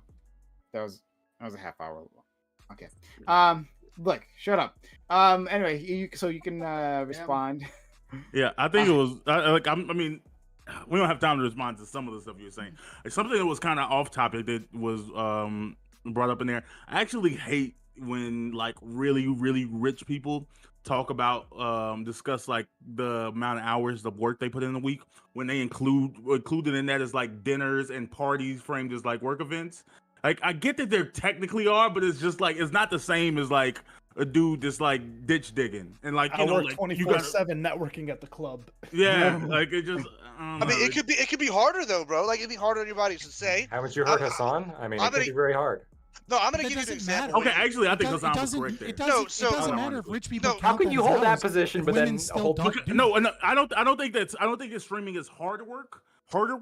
But I do understand that people who do Hassan's level of streaming, or the top level of streamers that put involve their personal life in it. When you say oh yeah, this is my mother's name, or oh my my best friend died today. Basically, when you put all of that really, really personal things out there, I can get it being super emotionally toll, a high emotional toll on you. But what about you physically? I really want to get back in this. Wait, hold on. I gotta. First of all, I don't think that's what Hassan does. I don't think that's what he was referring to. Who the fuck cares? He's a loser. Oh, fuck him. I want to talk for a fucking minute. Hold on. Shut the fuck up for a minute. All right. I haven't literally talked this entire fucking panel. I know. Right? Both of us are at the bottom of the ladder of talking. It's fair. Oh my god. You should be go, Lactoid. Technically, this whole you're lucky I love you. Okay, my patience is at an end. Go on. That's fair. I don't think he was referring to that. I think that what he was referring to, and I think that hopefully you're not agreeing with, or maybe you do, which is that the practice of having to be constantly socially on is hard work. And I agree it's work, right? But if that's definitely equivalent in work to networking, right? If you go to a networking event, you're not there to have fun. You have to be socially on and on your best behavior and constantly cognizant of what everybody else there thinks of you at all times. I mean, I work at sales, so I understand that that's taxing, but that's not what I took from it. Maybe we feel differently about it because what we took from it. I thought he was taking the personal element of putting your life out and having people basically come at you. What life? Fucking porn stars in a mansion? Oh my god, what an attack vector. No, I'm talking about putting out the fact that his mother, his house, people sending him death threats. That's the thing that I was saying that yeah, I can understand why if your job is to share your personal life and people coming at your personal life, that can take a lot of they can take a strong emotional toll on you. Or it's unique. I understand that me or you or whoever getting to choose what parts of our lives we put on the internet. I don't really feel like sharing. I mean, I don't even share my name technically on the internet. I can understand why I don't do that because I understand that there's a level of buy-in that a level of extra level of buy-in that comes with that I'm not willing to pay for. All right, I want to back up Bam from earlier because there was definitely a conversation in there that I wanted to be a part of. we were talking about like are women kind of on that trajectory to where they can basically pass men in some levels, and I kind of agree where Fabian was going with some of this, where like you do have the uber comparative man that I was talking about last week, who will work 80, 90, 100 hours a week so he can get that 7-figure income, or just because he feels like he has some need to do so, right? Women won't do that shit, which God love them for it. However, what it seems to be, at least on the general trend, is that women are equipped in a lot of ways that are at least better at handling the social ills that we have right now. Women are better at community building. Women are just better at socializing. And a lot of what we're seeing right now is just the absence of communities and socialization, to where people feel that they are happy and that they're welcome within a community. Most of the communities that I would say are successful within the greater United States, or if not the West, are women-led, or at least highly women-centric. And I'm not saying that's a bad thing. What I'm saying is that we men are getting left behind. At least I'm fervently confident in this. And I think that track and the trajectory is going to continue and going to exacerbate. Is that you may have men that are richer, more men that are CEOs because of the competitiveness, but as far as the socialization, I think women are just going to knock it out of the park here in 20 to 30 years. We're gonna see men just outcompeted on a lot of different vectors. Thank you. And this just happened 2 minutes ago. Wow. Our friend Lawson gave $20. Hey, thank you, Lawson, for being kind on YouTube. Thank you so much, Lawson. Lawson Harrison's been a really kind supporter. He says, glad to see my favorite boys working hard. Yeah, thank you so much, man. It's really kind of you. Yeah, so I'll leave it there. So we'll go to Gibbs, who's waiting. I do still want to yell, well, sort of yell at. I want to yell in his general direction of Scott. Go ahead, Gibbs. So yeah, I do want to take issue with it that it's not just as physically demanding, if not more, right? So if a lot of these social situations, I'm going to give you an example of this, right? I do sales, and I'll go to like sales conferences, and I go talk to people, and if I go out with like a Japanese team, they expect you to drink every time they drink. And I don't know if you've met Japanese people, but they like to drink. And like, I'm a heavy drinker, but like if I'm at a sales meeting, I got them, I'm meeting them at 8 or 9 o'clock at night, and I'm meeting 3 or 4 other teams for it. If I meet other people from other states just here in the US, some of those have very heavy drinking cultures in their sales culture. By the end of the night, it's 2 a.m. I'm going home, I'm back to my hotel, right? I have to be up at like 10 a.m. the next day or 9 a.m. the next day for this thing. And I've just drank until 2 a.m. heavy drinking, like shots like twice, 3 times a day. By the time you wake up and you've done this for 3 days, your body is physically taxed, right? Like if you could say that's not as hard as a ditch digger or something, but you know what? I would say it's harder because that guy's not gonna have to worry about his liver failing at the, in 5 years because he's out here drinking with all these salespeople. Like this is a real issue that people have. Like it's very taxing on your body, your physical health, your mental health, all these things. And also, I don't buy this women Illuminati bullshit Sean peddling right now. It's a skill issue on men's part. Listen, all the reason all these women are surpassing us is because we gave out of those goddamn participation trophies, and now everybody's just a pussy bitch, and they're getting passed by all these people. If you want to stop this problem, men, let your nuts hang and go out there and actually put in some work. That's really the You're ignoring the cabal. You're ignoring yeah. So I actually go ahead. Go ahead. You go first. No, you go first. Yeah, I actually kind of agree with Gibbs here. It's like I don't think that there's this super secret cabal of women that is like trying to take over everything. It's that they are just mobilizing themselves better, not only as individuals but as a community. And it really does suck. But I think that that competitiveness that we men have, that we want to kind of one up each other, is fucking kicking us in the ass right now. We're not getting together, and when we do, it's usually not very. How do I say it? We're not very good at mutual support. I don't think we really are. I think there's some levels where we do okay, but I think there's a lot of levels we definitely need to help each other out a little bit more in. And until we do at least a little bit of that, I think we're kind of fucked. Go ahead, buddy. So I'm glad you said that. That distantly ties into what I'm trying to get to here. So I sort of push back against some of the things that Scott was saying and others were saying as well, right? You were talking about how, coming back to the topic, the soft life movement, right? It's just like a response to like these societal trends pushing us, the feminism was pushing us in this unnatural extreme, right? And then so the pendulum swung back. Now, I think, actually, I know if you go into the comment section, and if you just listen to these videos, because I've listened to a lot of them, right? They will actually, the YouTubers and the commenters will actually express it like that, right? Like what you just said. Well, yeah, feminism has pushed us this way, and like it hasn't delivered on its promise, and so now I just like want this soft life, like like this wasn't what it was all cracked up to be. I think there's lots of things happening. Amy Wong has a bit where she says that she's sick of women wanting to lean in. She wants to lie down. Sorry, I didn't hear what you said. He's cutting out bad. It's getting. Oh, sorry, Amy Wong. She had a bit about it where she said, she's sick of feminists trying to get her to lean in. She just wants to lie down. Lie down. Yeah, exactly. Yeah. But what I see more, and this is what I was trying to touch on previously, are like economic woes. So I think that at least we're talking about the ones based in the States, that American capitalism has failed them. Now I say that specifically, right? American capitalism, because American capitalism can be critiqued from the left, like I do, right? Or from the right, from a libertarian standpoint as well. But whatever it is that we have now, our current status quo. From an actual capitalist standpoint, got it.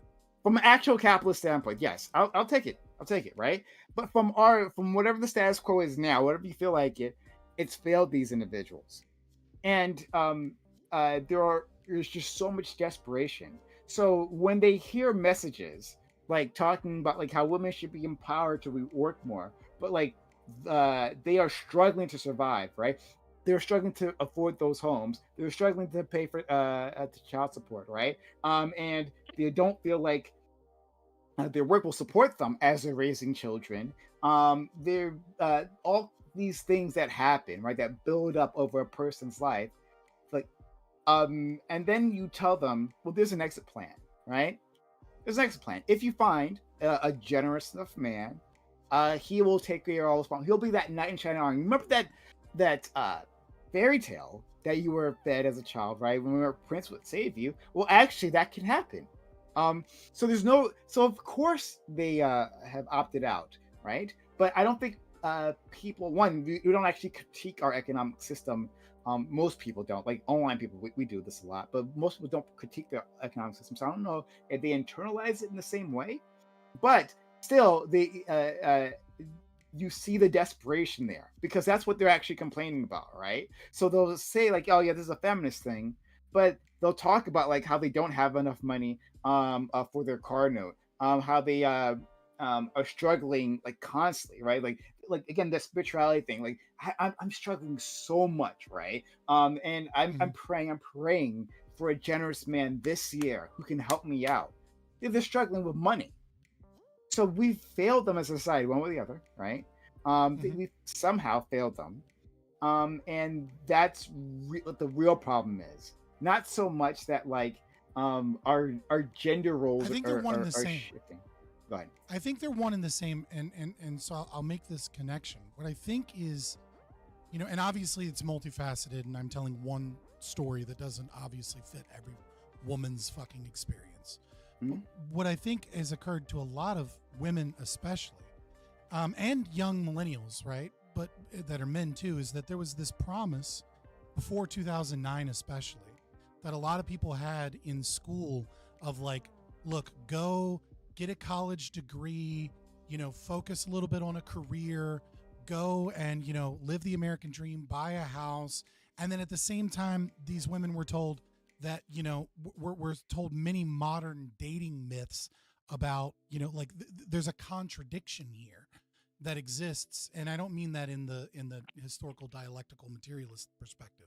I mean it in a more literal sense, which is that there's a finite amount of men that make more money than you, that are available on the market. And as women do better and focus on their careers, that becomes a shrinking market of available men, especially as they get older. That is smaller than the women that are looking for those men, right? Like as women begin to outpace, again, in the middle of the distribution, men, and as economic woes and concerns become worse and worse, and a two-person job becomes kind of almost a necessity to survive, there is a desperation for a nostalgia to a time that probably doesn't ever exist, right? But to a concept of being at home, being a stay-at-home mom, being able to do all of these things to the family and have a man be a provider that doesn't necessarily match reality for the overwhelming majority of people. And at the same time, there was this promise, I think, that was sold to women through feminism, that they would be happy if they focused on a career and got their shit together and they were a girl boss and all of these things. And what they found is that they're now in a male hierarchy, right? With the office life or something like that. And there may be a lot of women, but it is still traditionally a male hierarchy of like boss, and you're underneath me and you work for me. And it doesn't bring any amount of happiness. For men, it brings some level of happiness to be able to provide for women. It brings some level of happiness because we're more goal orientated, and women do tend to be more interested in people, less interested in things. And, there's so many things that stem from that, cost, disease, socialism, for example, where women go in professions that are people dominated, and they have to use the power of the government in order to increase their pay, because their productivity isn't increasing. Whereas, men that make things, they make widgets, they work in tech, productivity and profit increases for those people. And it doesn't for things like school teachers. So they have to use the state to try and force those things. And there are all of these clashes, and there are men that are checking out of the dating market. And there are there's 100 different issues. But ultimately what I think is that there is a group of women that thought they were going to be happy if they lived their life a certain way, based upon the kind of general feminist narrative that they grew up with. And that promise isn't coming to fruition in any way. And one last thing. Then I'll go straight to you, Bam. And then Litecoin. I'm gonna bounce, is what I want to say. So I'll catch you guys later. Okay, thank you, I'm Frank. getting out of here too. I wish I could have heard more from you, Frank, but it's okay. Love you, Litecoin. Love you. You got to cut off topics at a hard time if you're going to do free discussion. You okay? All right, from this mother. Don't ask me. I kept trying to bring us back. I'm gonna give Scott some credit today. He stayed on ball and didn't detract too much. I'm gonna give him some credit today. Okay. I'll back him up with this. Bye, Lactoid, and bye, Ali. See you, Lactoid. See you, Ali. So what I say, and then I will go straight to eBay. Is that this has a corollary with men, right? So this is how it relates to what Ty was trying to say before. Ty was talking about, well, there's a lack of support for men, and that's absolutely the case. But I think what's much we're seeing is that this economic system, one way or the other, has failed men as well, right? So they're not doing what you said at the end, Scott, right? Being able to take care of their family in that way, having that purpose, right? And so we see these deaths of desperation that are happening. They don't, and there is not an off ramp, right? Like, if I'm poor, then I'm just like poor. I'm just fucking poor, right? Like I can't even dream of having a beautiful woman. Well, not even beautiful, just a woman, like to take care of me. Like it's just such a fantasy. So like, well, I for think men, that's always been true. But yeah, I agree. Yes, why do you say you can't like go tomorrow and start running? It's free. So you're so sexy that like some woman's gonna sugar baby you? Tell me, because I just saw a billionaire marry a felon. Just this, like, what was it, last year? That billionaire chick, she like broke up with her, got divorced from her husband, and married the Donald world's Trump most got married good-looking again? felon. Man, that's a good one. See, but I'm saying like this happens. I don't. So what you're saying it's false? I haven't heard of that, but like amazing that guy. But anyway, let's go to Bam. Yeah. So I think that good response for both of y'all. One, I disagree with Scott's perception of like, oh, it's just that women found out this didn't make them happy, but there's something that doesn't make men happy about this. Like, I don't think it's anything related to the work itself. I just think it's the social ROI, the social return on their investment. Men directly feel their increased social standard in society based on the amount of money they make. When men have good jobs, quote unquote good jobs that make good money, they see their social standing and desirability, status, friends and family increase. Women don't necessarily like. There's a slight increase in their social status for women with good jobs, but it's not a one-to-one correlation. Like women, if a woman's attractive, I don't disagree with that at all. Her having a great job doesn't add as much value to her socially. So I can see why women would be less interested. Like, I'm not gaining that much from this.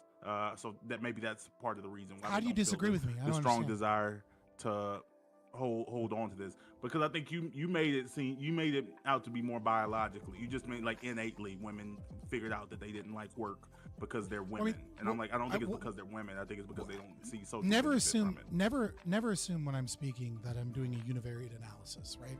Just because I'm talking about one aspect doesn't mean that there aren't multiple aspects or to what I'm saying. I don't disagree with what you're saying at all, and I also wouldn't necessarily think that it doesn't have a basis in biology as well, right? The concept that reputation management is important to women, but that what I said, I think immediately, was that women are entering a traditional male hierarchy when they enter the workforce. And so I that is an element to what I'm saying, is that men achieve status through being at the top of that hierarchy that helps them feel better about themselves, helps them feel accomplished.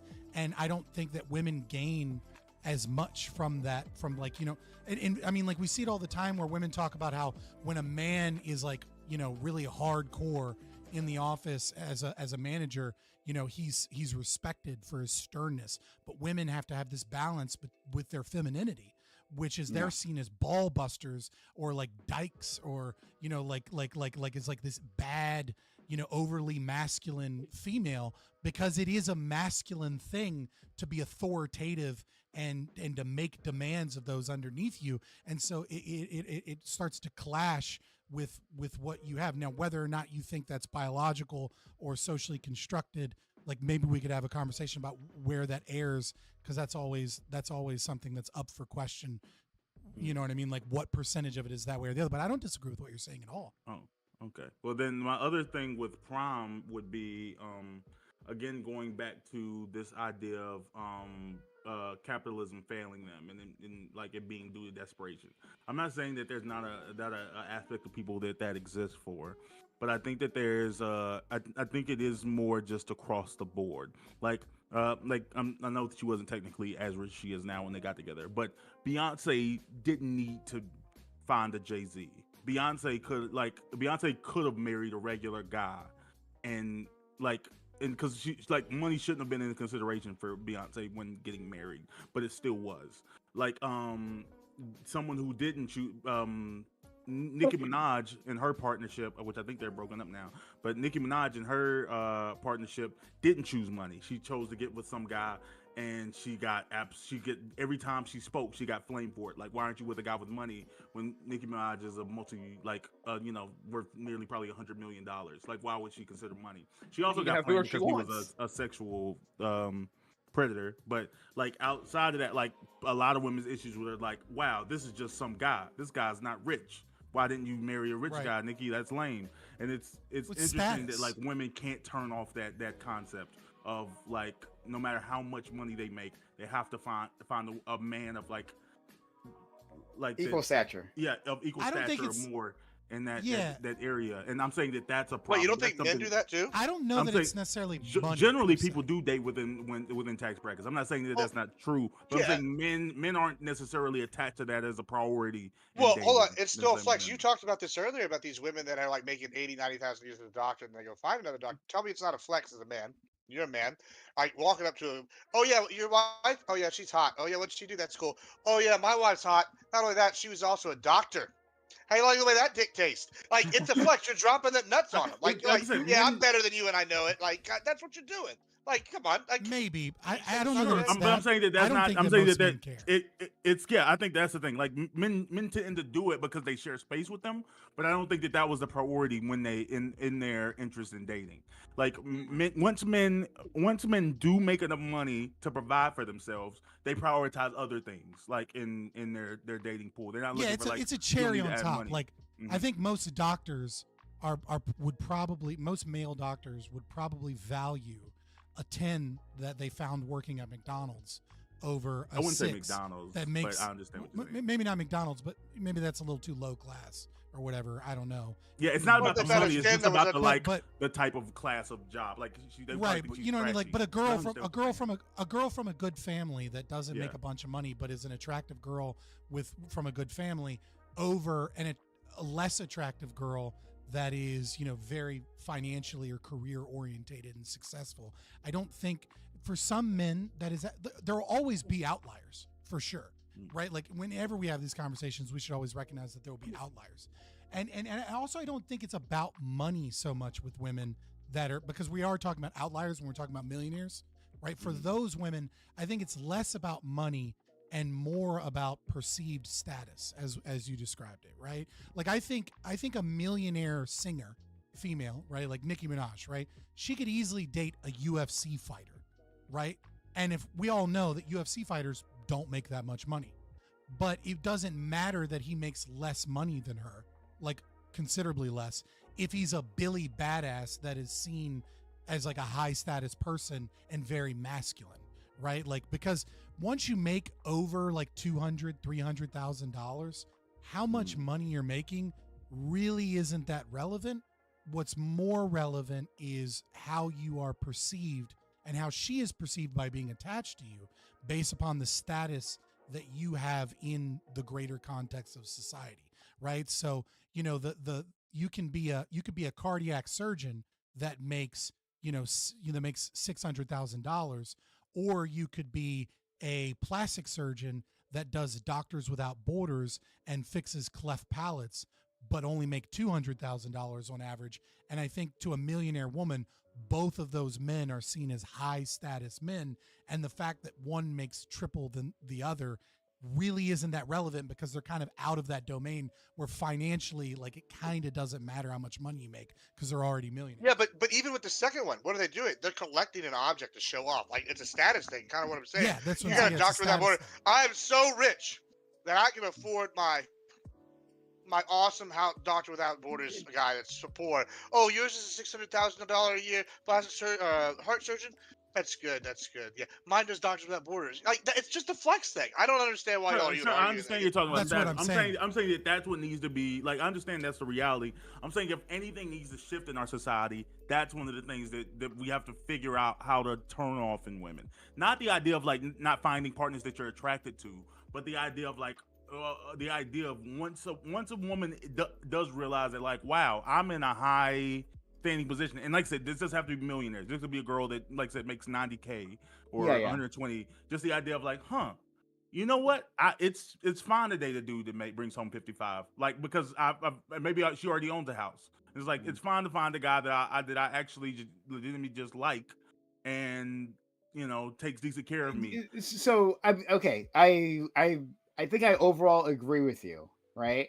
But this will have to be.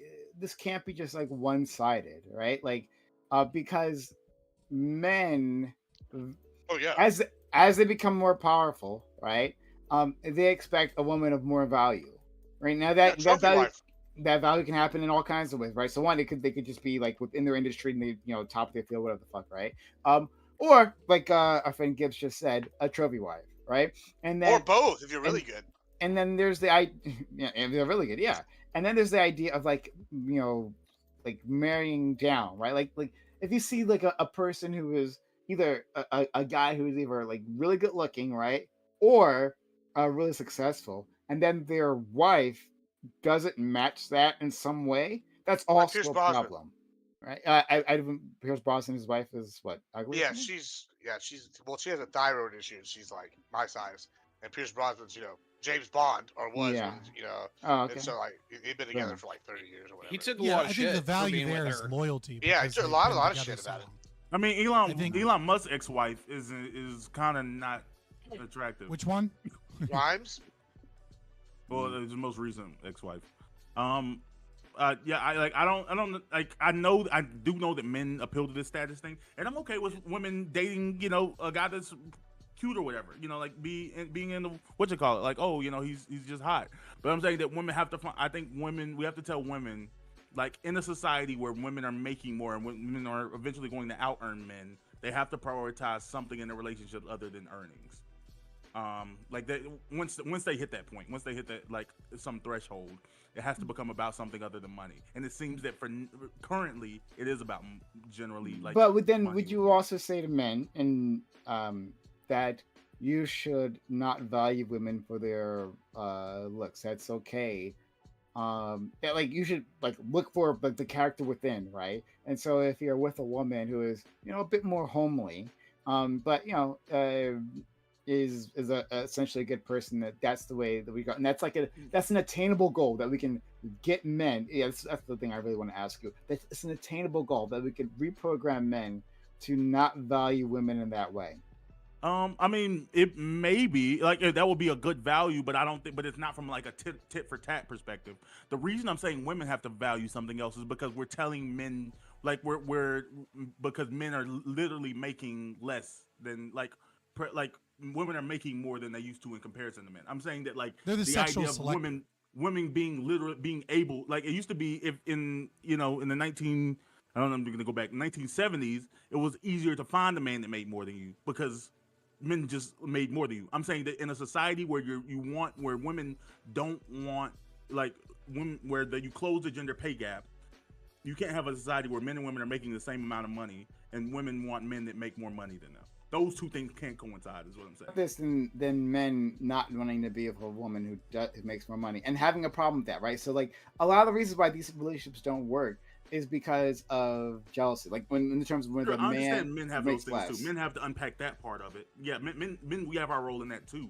But I was just speaking from the women's perspective. If we were having just based on this part of the conversation, like I said, if we did decide that if these soft life women are saying that, like, you know what, I'd just rather the man make all the money, then yeah, it becomes feasible to find men that make more money than you because you're not bringing home income. But you can't be making 200K and be like, golly, like I still have to uphold this value of a man making more than me. Like realistically, you're I mean, you can, but you're setting yourself up for failure, and it's It's not a power dynamic. It's a power dynamic, right? Like when men tended to make the majority or all of the income in a household, right? It was easier to fall into those traditional gender roles where the woman is kind of like, oh, I'm here to support my man. I'm here to support my man in his goals out in the world. And there was I'm in many ways subservient to the man.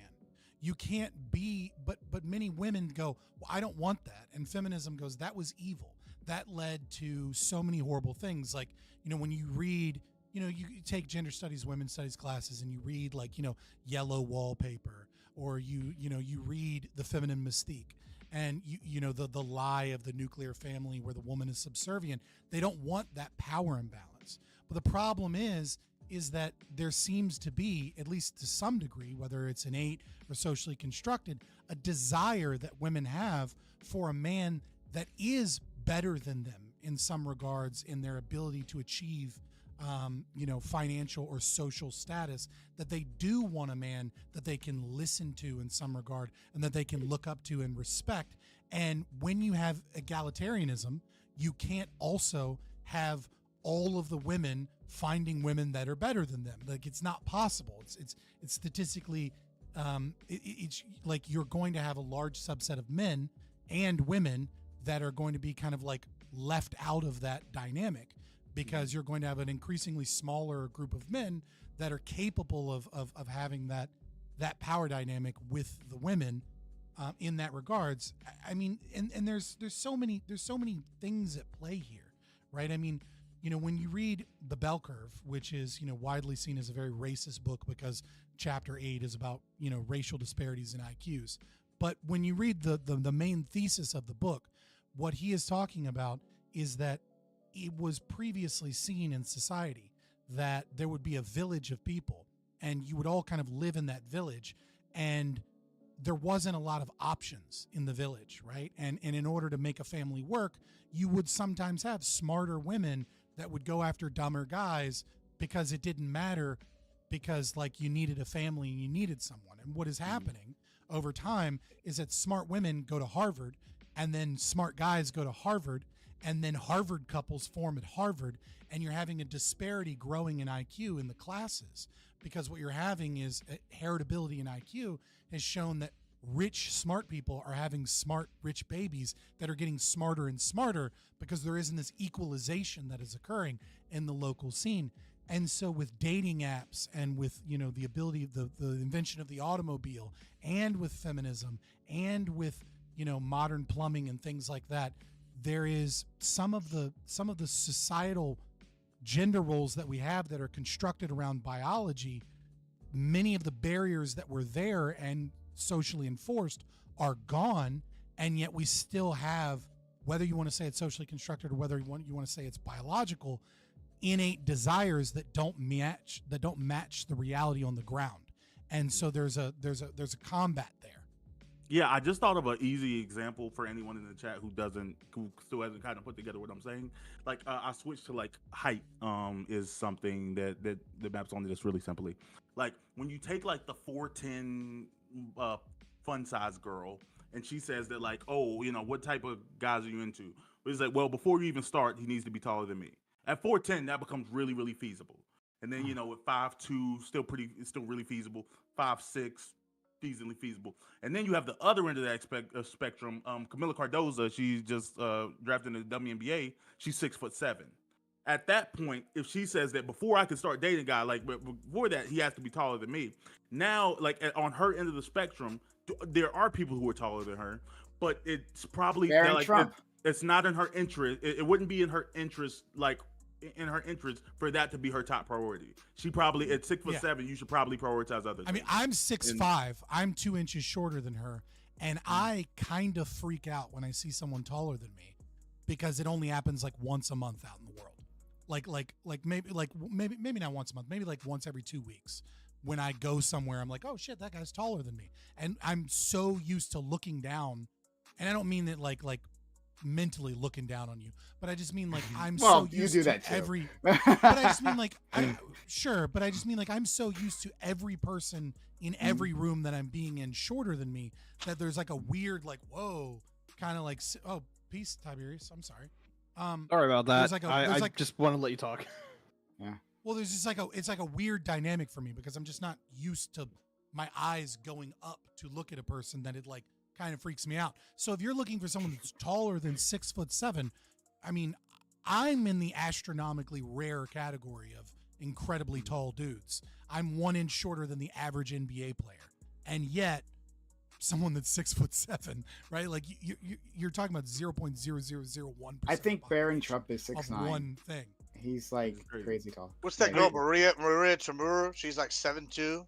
Like I follow her on Instagram. She's pretty attractive. She's like, yeah, I definitely don't try to date men taller than me because there's like 5 of them worldwide. I'm like, we used to have a guy who used to come in here. His name was Titan. This is long before I knew You're actually 6'5" guy. Maybe it's because you do the Hobbit background thing, but I really thought you were like 5'6". It's like an ironic thing because I'm so incredibly tall. I put a Hobbit behind me. well, by the way, y'all were looking at this all wrong. Y'all were arguing because about they're an anarchist community and because it's cool looking. So just to play the misogynist for a second, because we haven't had one of those. Just for 1 second. Just for 1 second. Y'all been over here. Y'all been saying that women need to compete with, men or find men that are better than them. Well, the age-old thing is that all men are better than all women. One drunk man is more intelligent than 3 women with PhDs, or one a wiser man than me once said that. So you don't got to worry about none of that, guys. Y'all are set. Right, I forgot we was better than him. We used to have a guy named Titan. Like at the very start of my channel, used to come on. I think he was like 6'10", maybe 6'11". He was crazy tall. And then we had another person who was also like Razor's also tall. Our friend Razor from we got all the tall people come through here. I mean, like me too. I'm one of you guys. But like it's just the club. Yeah, I guess I attract my kind. I had those flipped. I thought Scott was short, and I really do. Like, I don't know. Maybe it's just your picture. Rob, you look 6'2" from your picture. I would assume like, okay, he's probably like a tall, really lanky, skinny guy. But yeah, I know. Nope, I'm just a. So I have a connective tissue disorder that with signs and symptoms of Marfan's and Urban Danslow's. So like part of my height is likely due to a joint disorder that I have. Even though my dad is 6'2" and like my grandpa's 6'4", so like I was probably gonna be tall anyways. And my little brother is, I say little brother, but he's like 6'1" now and still growing. So he might end up taller than me, which would be weird. But yeah, no, so part of it is like I have the same thing that Abraham Lincoln likely had. And it's because we're both Melungeons, most likely. There seems to be joint disorders in the Melungeon racial category. Okay. So yeah. Is that is like a West Virginia? Because you said your parents. Yeah, I don't know where Melungeon is. Yeah, Melungeon is like it's a group of people that it's basically freed black slaves and runaway that moved out into the mountains in Appalachia, and then later like Scotch Irish, and so Sioux Native American, black, and then later Irish started coming in more heavily. But yeah, so it's a racially kind of like mixed group of people in Appalachia that have led to some genetic disorders. But yeah, so Abraham Lincoln was Melungeon. This is proof that God doesn't like race mixing. Like I don't know why we have to. I mean, to me, when I learned that, I was like, the Civil War kind of makes a little bit more sense. It makes sense. Abraham Lincoln was probably part black, and if we're being honest, but Oh yeah, my goodness! no. If we're talking about black people, I just seen some pictures of it. I had heard the rumor before, but I never looked into it. But now I'm like really leaning into the conspiracy theory that Babe Ruth was probably mixed. Have But you not seen not pictures of him? Like Yeah. you can tell. Like I think he might be like Sicilian or something, and like a lot of those people are black from. Like I don't think from he when the knew he Moors was mixed, but like I don't think he had a understanding. But like a grandparent or something, like like one of those like family secrets that you just don't talk about. Well, yeah, my own generations later. family lied about it, right? Like I didn't know that I was part black until I got like ancestry. Well, I did 23andMe, but same difference. Like I didn't know until my mother and I both got like tested, and then I'm like, oh, I'm 13% West African in my DNA. Like that's weird, and like and my father knew that our lineage was from a family member right before the Civil War that married his slave, which is kind of questionable there. And then he got excommunicated from the family, but I didn't know from my mother's side of the family, because I was always told like, oh, we're part Native American. It's like there's no Native American.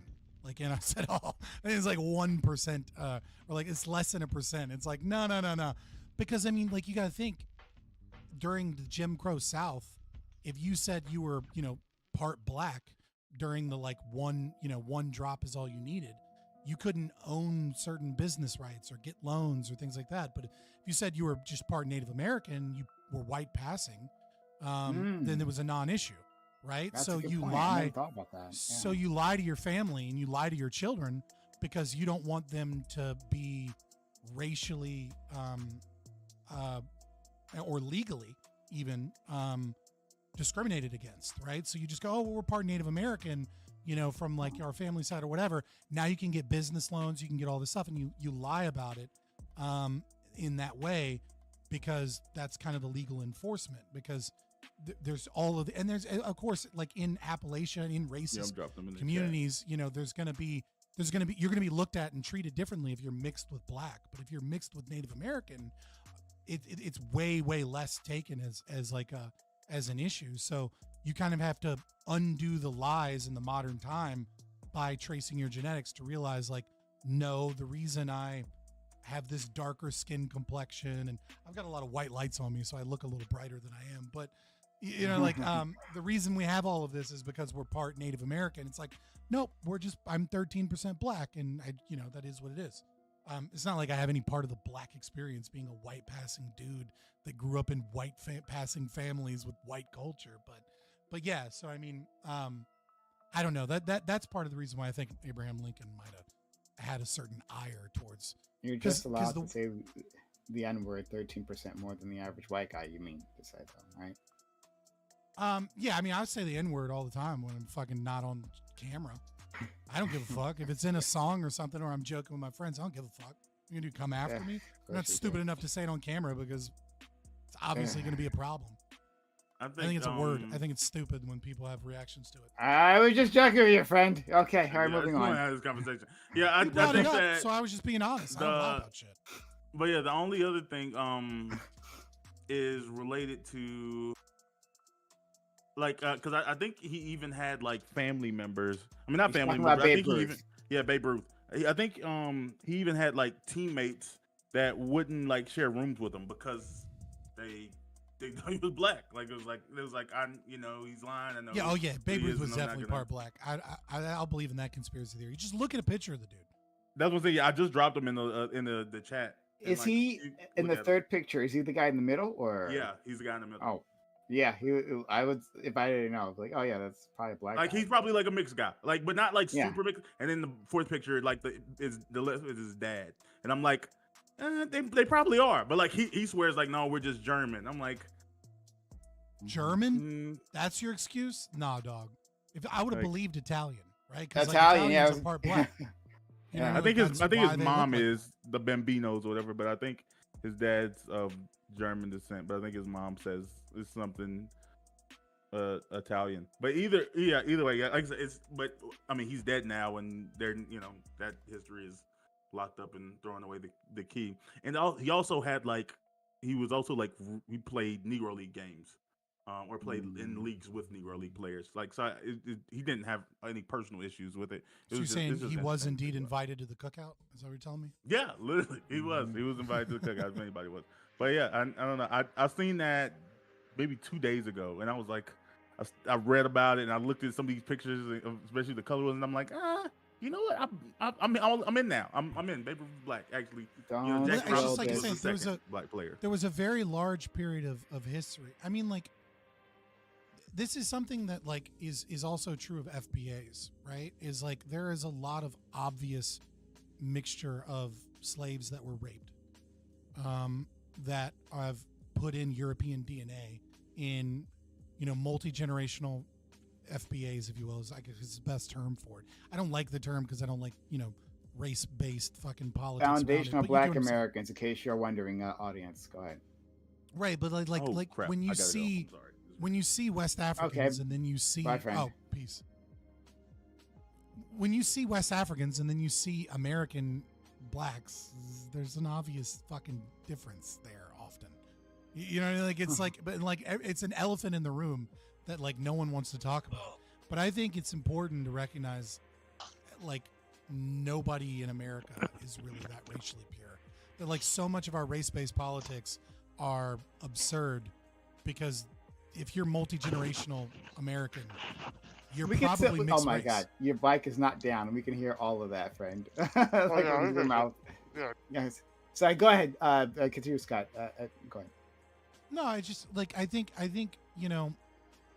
the concept of race-based politics from both sides, obviously, right? From like the black side and it is interesting to see the foundational Black Americans kind of like discussion in politics. I think that is I think that's a really, really fucking interesting new development because there is a need to distinguish between Africans that have ire towards American blacks, but also, yeah, there's a different racial demographic to American blacks. Like there is Native American and especially European DNA in the black community, and vice versa. There is so much lied about, buried and hidden black DNA that is in white Americans that we just try and pretend like isn't there. And many of it, like I said, is people don't know, right? Like there is a reason that people in Sweden and fucking Norway don't look like American white people. And it's not because we have a lot of Portuguese, right? Like it's because a lot of there were mixed people that got with white women or got with white men, and then 3, 4, 5 generations later, that shit disappears, and then they start lying to their children and going, "Oh no, we're part Native American," right? And then before you know it, you're right back in with all of the white people, thinking you're this purebred white Aryan or some shit, and it's like, dude, no, you're fucking 10% black. Like You're swarthy as fuck. Like, what the fuck are you talking? Like, you see that raw egg nationalist guy? No, raw egg. So have you heard of raw egg? Raw egg nationalist is like a famous, like, I guess, like, I don't know if he's a Nazi or something. I don't really follow his shit enough. But on Twitter, he, he's very much like, I am, we must be the A10 Aryans or whatever. Very, very racially based way. And then, like, he got doxxed recently. And, like, the pictures of him is, like, he's clearly, like, a swarthy looking, you know what I mean? Like, mixed race white guy. Like, there's nothing Aryan about that guy. And it's hilarious that, like, that guy was so obsessed with, like, the Aryan, like, supremacy type shit. Because it's like, dude, you look like a fucking, you look like your mom was a fucking Sephardic Jew. Like, you don't look like a white dude. I'm seeing a guy taking a picture of Alex Jones. I don't know if this is the same guy. I just searched for raw egg nationalist and for Google Images. I'm curious. This is well, he recently got doxxed. I don't know if Google is like good at keeping away that shit enough. from like the image filter, because I don't think Fair it was enough. like an intentional thing. But I mean, it went all over Twitter, so it's just kind of there. Okay.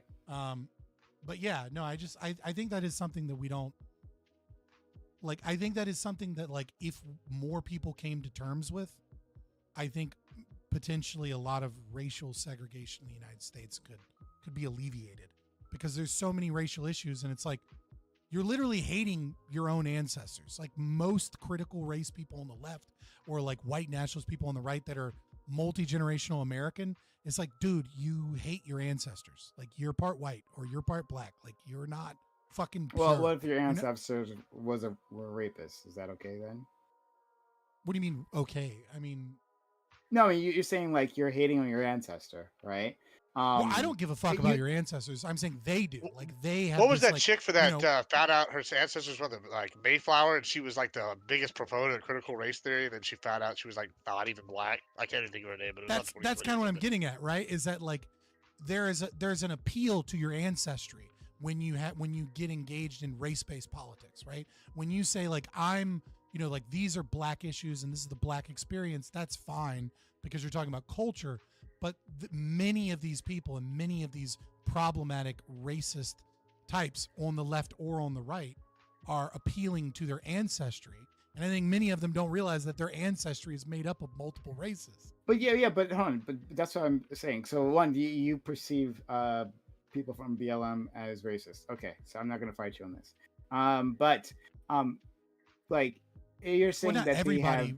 but yeah, I mean, like, I think, yeah, I don't want to go into it too much, but sure. But Yeah, I mean, you would admit that there are certainly racists that are, like, in general in our discourse about race-based politics on both sides. Like, Sure, what yeah, percentage you think that is? You know what I mean? Like Tariq Fair enough. Nasheed. You know what I mean? Like, that dude is a full-blown racist against white people. Yeah. And is No, constantly I hear like you. grifting. So my only point, though, just to tie together the two things you said, you're saying that among the people on the left, and I guess by that you meant black people with white ancestry for this specific example, they were hating on their ancestors. So I'm asking you, what if their ancestors, being the white ones in this case, were rapists? Is it okay to hate on their ancestors then? I think it's okay to hate on your ancestors at all. What I yes, it's absolutely okay. What I'm saying is that many of them are appealing to their ancestry. So, like, presumably they value, the plight of their ancestors and the things their ancestors. That doesn't mean like, all of them, though, right? Well, sure, but like, if you're saying, for example, we need reparations, right? A certain demographic. And then you found out your sure. grandfather was a slave owner, and he was black. He was one of the few black slave owners. Right. That's what I'm saying is, like, you're saying white What are people you gonna do deserve to pay reparations because their ancestors did this thing. Now, yes, many of them are going to say because the current black, white supremacist, has given you privileges, but many of them are also going to say your ancestors raped and pillaged and did all these horrible things. And it's like, dude, you're talking about your ancestors, and vice versa. You're talking about white people who part of their ancestors were those raped slaves. What I'm saying is that it's muddier than we want to admit. And I think much of this conversation would be better. Much of our understanding of each other would be better I agree. if we I understand on recognize that that part. fact. I understand that that's what you're saying on that end. I was just trying to tie those points together just to say that people can have complicated feelings about their past, and it's okay if whether they are invoking their ancestry, of approval, or denying it altogether. It can be No, I agree with valid. you. I agree with you. Yeah. No, I totally agree with you that you could look at disdain for the white man that raped your great grandmother, right? And not think like, I agree, but I don't make the appeal to my ancestry as like an important aspect. But if you can't have your cake and eat it too, right? If if other people are wrong because their ancestors did something, and then we go, hey dude, they're your ancestors too. And then you can't be like, oh, but that's only a small part of my ancestry. It's like, yeah, me too, bro. Like, you know what I mean? Okay. Fair enough. The contradiction comes into appealing to your ancestry and then finding out that your ancestors are terrible people. I don't think there's anything wrong with having a certain disdain for your ancestors when you find out that your ancestors were horrible fucking monsters that did specific horrible deeds.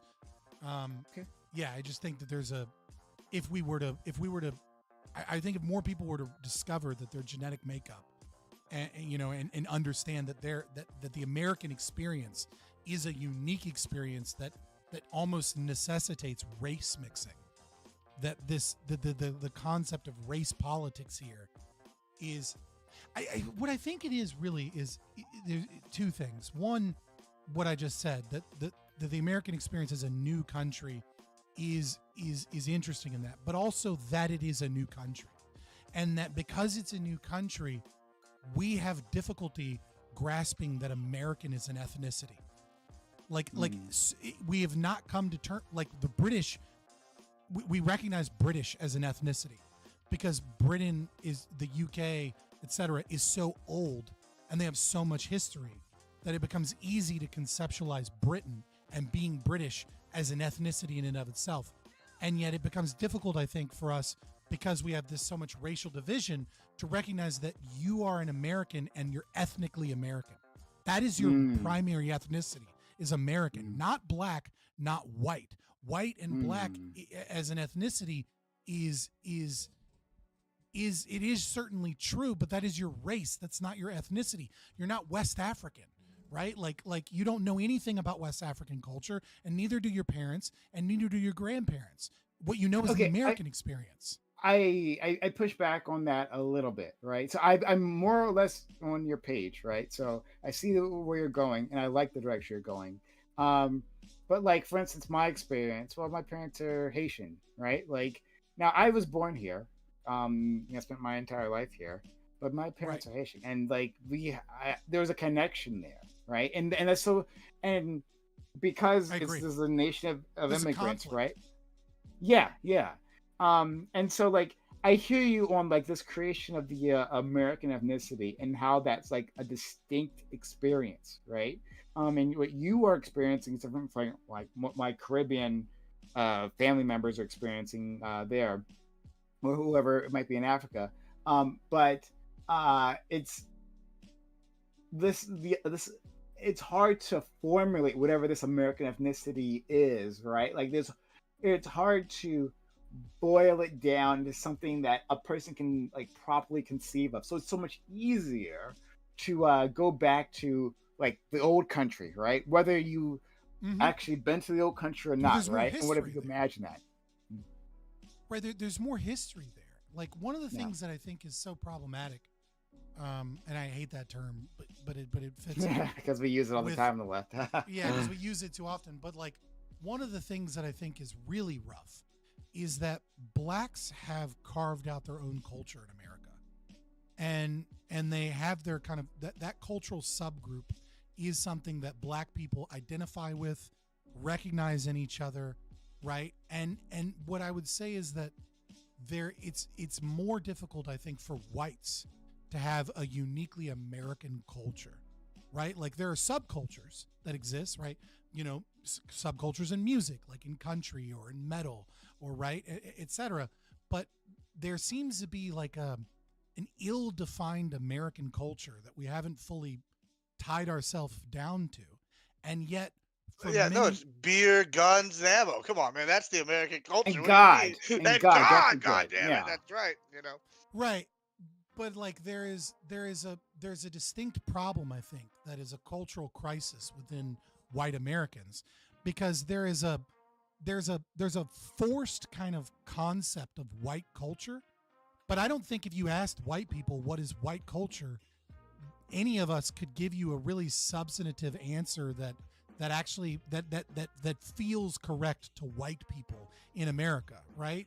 But if you ask them about black culture, you'll hear plenty of racist ideas, and you'll hear plenty of non-racist ideas. And if you ask black people the same thing, you'll get the same answer. But there is a distinct feeling of a black community, a black culture, that doesn't necessarily exist for white people. And also white Americans are separated from whatever European ancestry that they had because we're so mixed, right? Like, sure, there are much like you have, right? There are people that like, oh, my parents are Polish and I grew up in a Polish household. But for a vast majority of Americans that are white, that are multi-generational American, they're not Irish unless it's an Irish, like it's food and these like pathetic links to a culture that they don't really have. They don't have a respect for Irish religious tradition, or they go out and get drunk on St. Paddy's Day and wear a t-shirt that says "Kiss Me, I'm Irish," and they have red hair, but they're not Irish, not really, Yeah. not deeply, not distinctly. They're American. There's a cultural crisis in America because we're a nation of immigrants, because the racial and ethnic ties are two different things pulling at each other. They're pulling in from different angles because we're a racially homogenous mixed thing that has no tie to a storied history. Our friend Fairy Queen FQ, she had talked about this, how her father, like was super like fucking Irish, like in his conception of himself, right? And like you would go into his house, there's lots of Irish flags and Irish like random like dolls, Trotsky type stuff, right? But then like when they actually went to visit their like friends, the family members in Ireland, they're like, no, it's just like a regular house, right? Like they don't like their conception of being Irish is different. And like what it becomes boiled down to is a story. Hold on. We got another person in here. We got it comes down to a story, a self-conception of like what these things are, right? So you're not in Ireland. You're not in Ireland. You don't actually engage with Irish people, but you have an idea of what Ireland should be, and so that's what you're holding on to because it's an important thing to you. There was another point that I was going to make about ethnicity. Yeah. Because Black ethnicity, right? There's the Black culture that you were talking about. Mm-hmm. It's a counterculture, right? Like it's in response to a racist society with racist laws, and a feeling of being oppressed. And so like in that it coalesced into a subgroup, and I think you'll find that in others. I don't think it's uniquely a thing about Black Americans. Now, Black Americans are unique in that like our previous cultures were completely stripped from us, right? And so like it's a melting pot of individuals who don't know exactly where they're from to begin with. So that's unique. But I think if you go into these other ethnic groups, especially once you've like had a bit of a history here, like looking at the Chinese experience, like they have those Chinatowns, but like they needed that to survive, right? They needed to make that community survive because like their history here was full of a lot of violence, a lot of oppression, as well. And so like getting that insular community there like makes sense.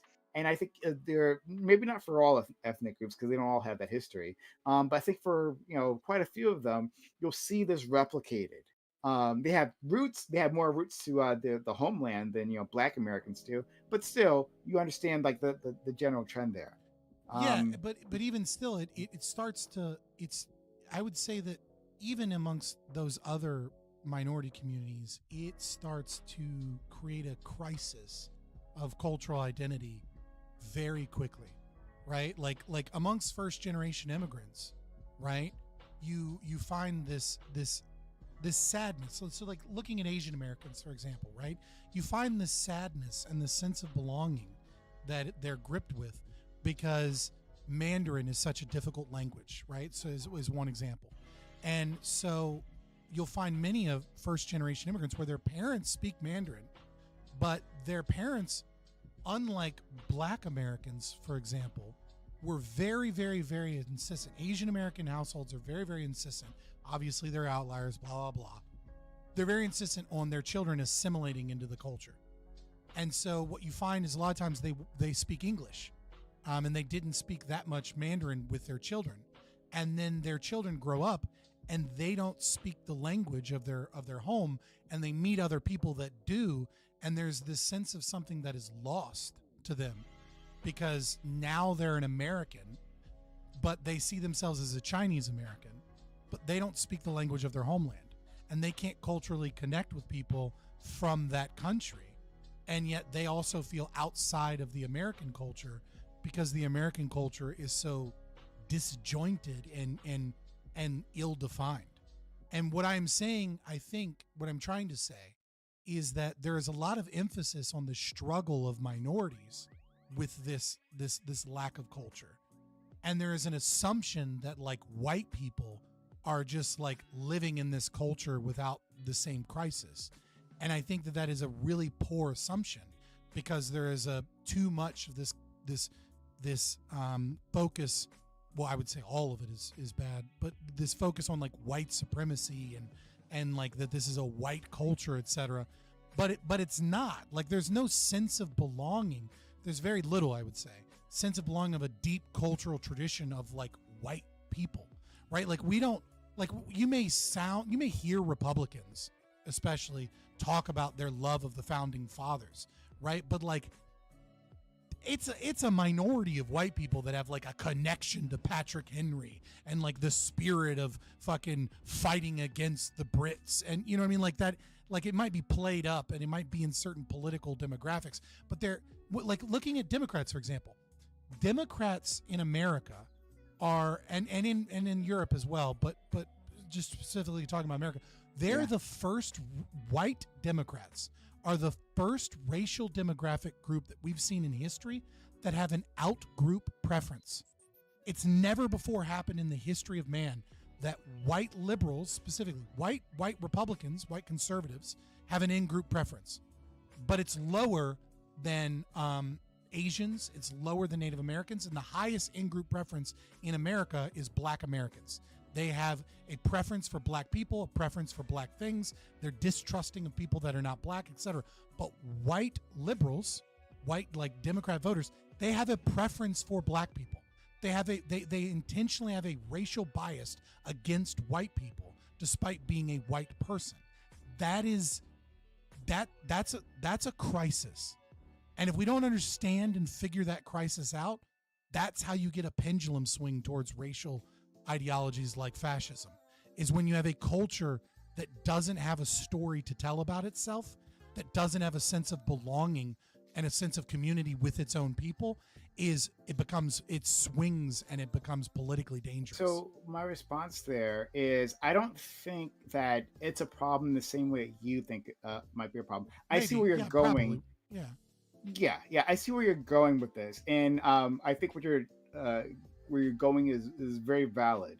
But I think that the bigger issue is that race, the American conception of race, right, which is a very specific conception that is different from other people's conception, other nations' conception. But it was born out of a very specific history, and it does not serve anyone, right? It's a problem. And so it's created this artificial group called like white people in general, right? Right. And and rather than maybe focusing on us as an American ethnicity that you were talking about, which I think is a great idea. Sorry, you there, Bam? Or sorry, Gambit? All black people aren't the same, Prime. Oh, I'm sorry. Pam was just here. I apologize. Our friend Gambit wanted to say something, but let me finish this and then I'll throw it to you. Gotcha. But yeah, I like rather than focusing on creating our own story here, we are focused on this artificial group of white people, but these white liberals, what are they made up of? Well, just the same as white Republicans, they're all over the fucking place, right? And then they are responding to institutions that they believe are unjust, right? There's a story here that's being told about America, one that I tend to agree with more, and it has created a response. And with this, I haven't seen studies about this group preference, but I believe you. I believe you when you say this, right? It's created this response that, like, I don't want to be associated with this history, right? This isn't my history, so I want to create something new. And I could see that, expressing itself as an out-group preference. That problem, the out-group preference, for me, isn't the problem. It's the conditions that have led to that. I would say would be the bigger issue. I don't disagree with you. Well, I mean, obviously, I disagree with some of the critical race theory aspects. Right? Yeah. What I would say even more is, like, where do you think the KKK stems from in its early history, if not a racial crisis within whites? Like we love to look at the oppression side. We love to look at the victim in the narrative, and obviously when talking about the KKK, there is an obvious and specific victim, right? But what we don't necessarily recognize, I think, is that, like, why is there a need? Like that is a crisis in and of itself, even from the very beginning. Is that there was a need to create WASPs, white Anglo-Saxon Protestant. There was a need to create that because, again, that this problem isn't a new problem. The problem that whites have a missing sense of identity because American white isn't really a culture. Fabian, can I ask you a question? With. Yeah.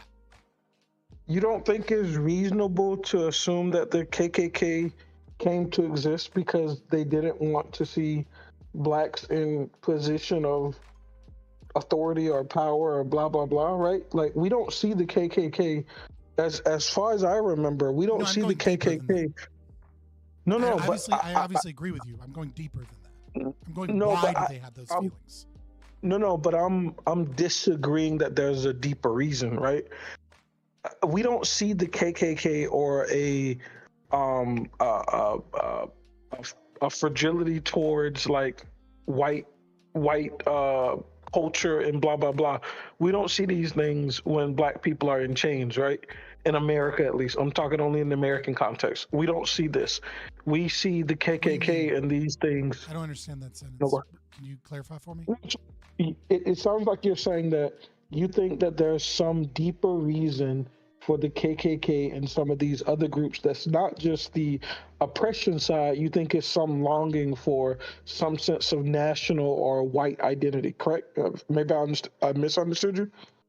What I'm saying is the Germans that went and created Nazi Germany were not some special group of people. What I'm saying is anytime you have any type of movement of hate or movement of destruction of other people or genocide, that there's always more there that we can unpack, that there's always like contributing factors, that, like, people aren't born racist the way, like, they're not born racist, right? That there is, and it's not simply just, oh, they're raised that way so they're that way. Why couldn't it just be simply they're raised that way, right? So the question, so why couldn't they simply just be raised that way? My response to that is what motivates you. It's one thing to dislike blacks, right? If you dislike blacks, whatever, right? Like that. I mean, well, not whatever, but that's not an action. But to take up the banner of a social organization, right? To want to take time out of your day to fight for white identity and to the purity of the American political system, right? Like that's a level of care that goes beyond dislike. Like you have to be motivated by something, and I don't think you get those motivations just by being programmed to have those motivations. I don't think so, right? They have to be covering up something. I don't think so, right? We're definitely social creatures, right? So you could understand that if I were birthed into a community with some negative ideas and negative actions towards another community, it's not necessarily that there's some really deep, like this deep feeling that you have. I'm just with the status quo, and everyone around me is with the status quo, and being a person that is antagonistic to such a structure could lead to me being ostracized by those I have familiar relationships with, right? So I don't think necessarily there has to be some deeper force than cultural like cultural agreements that some. But we're not talking about people that are. We're not talking about people that are going along to get along. I'm talking about people that are politically motivated and activated to harm other people that they see as an enemy. Why? Well, you have to ask psychologically where what purpose does that serve? It doesn't serve a function or a purpose to hate a people, and it doesn't make your life better unless you think it makes your life better. And in order to think it makes your life better, to spend time, energy around it, you have to be trying to fill some void or attain some goal that you think is going to actually make your life better. I disagree with this way, right? I think. Hold on, you can respond, Gambit. Then I'll go to Gibbs because he's trying to get. Yeah. So I don't necessarily think so. Dang, I messed up my train of thought. Let me think through. I don't necessarily think so, right? But wait, can you say just the last sentence that you said again? Sorry for interrupting you. I don't know that I have the exact sentence, but I can reiterate the thought, which is that, like, psychologically, right, when we look at anything, and we can decouple this from, like, the KKK or something like that, like when you look at actions, those actions have motivations, and it's not usually just that you're taught something. You can be taught racism, right? And you can use that. But when you go out and commit hate crimes, right, you're covering up for something, be it some form of trauma that you're then displacing onto the other person. What I'm saying is a factor. Not all of this is one thing, but what I'm saying is 100%. There is a trauma in white identity in the American cultural context. So I'm gonna give you a framework, and I'm not necessarily saying I think this is 100% what's at play. Let's say I am a person that was raised off racist ideas, and I have some negative feeling towards white people, and I'm in power, and I think that the culture or the essence of people who are white is negative towards my well-being or the well-being of my children and blah, blah, blah, right? And it's possible that I'm a person that's an extremist. So it's possible that the majority of the population is, like you said, going along with the get along. Yeah, we're suppressing these people in some way, but we're not actively, burning people on a cross, right? And there could be another subset of that population that are more extremist due to their just personality or other things, right?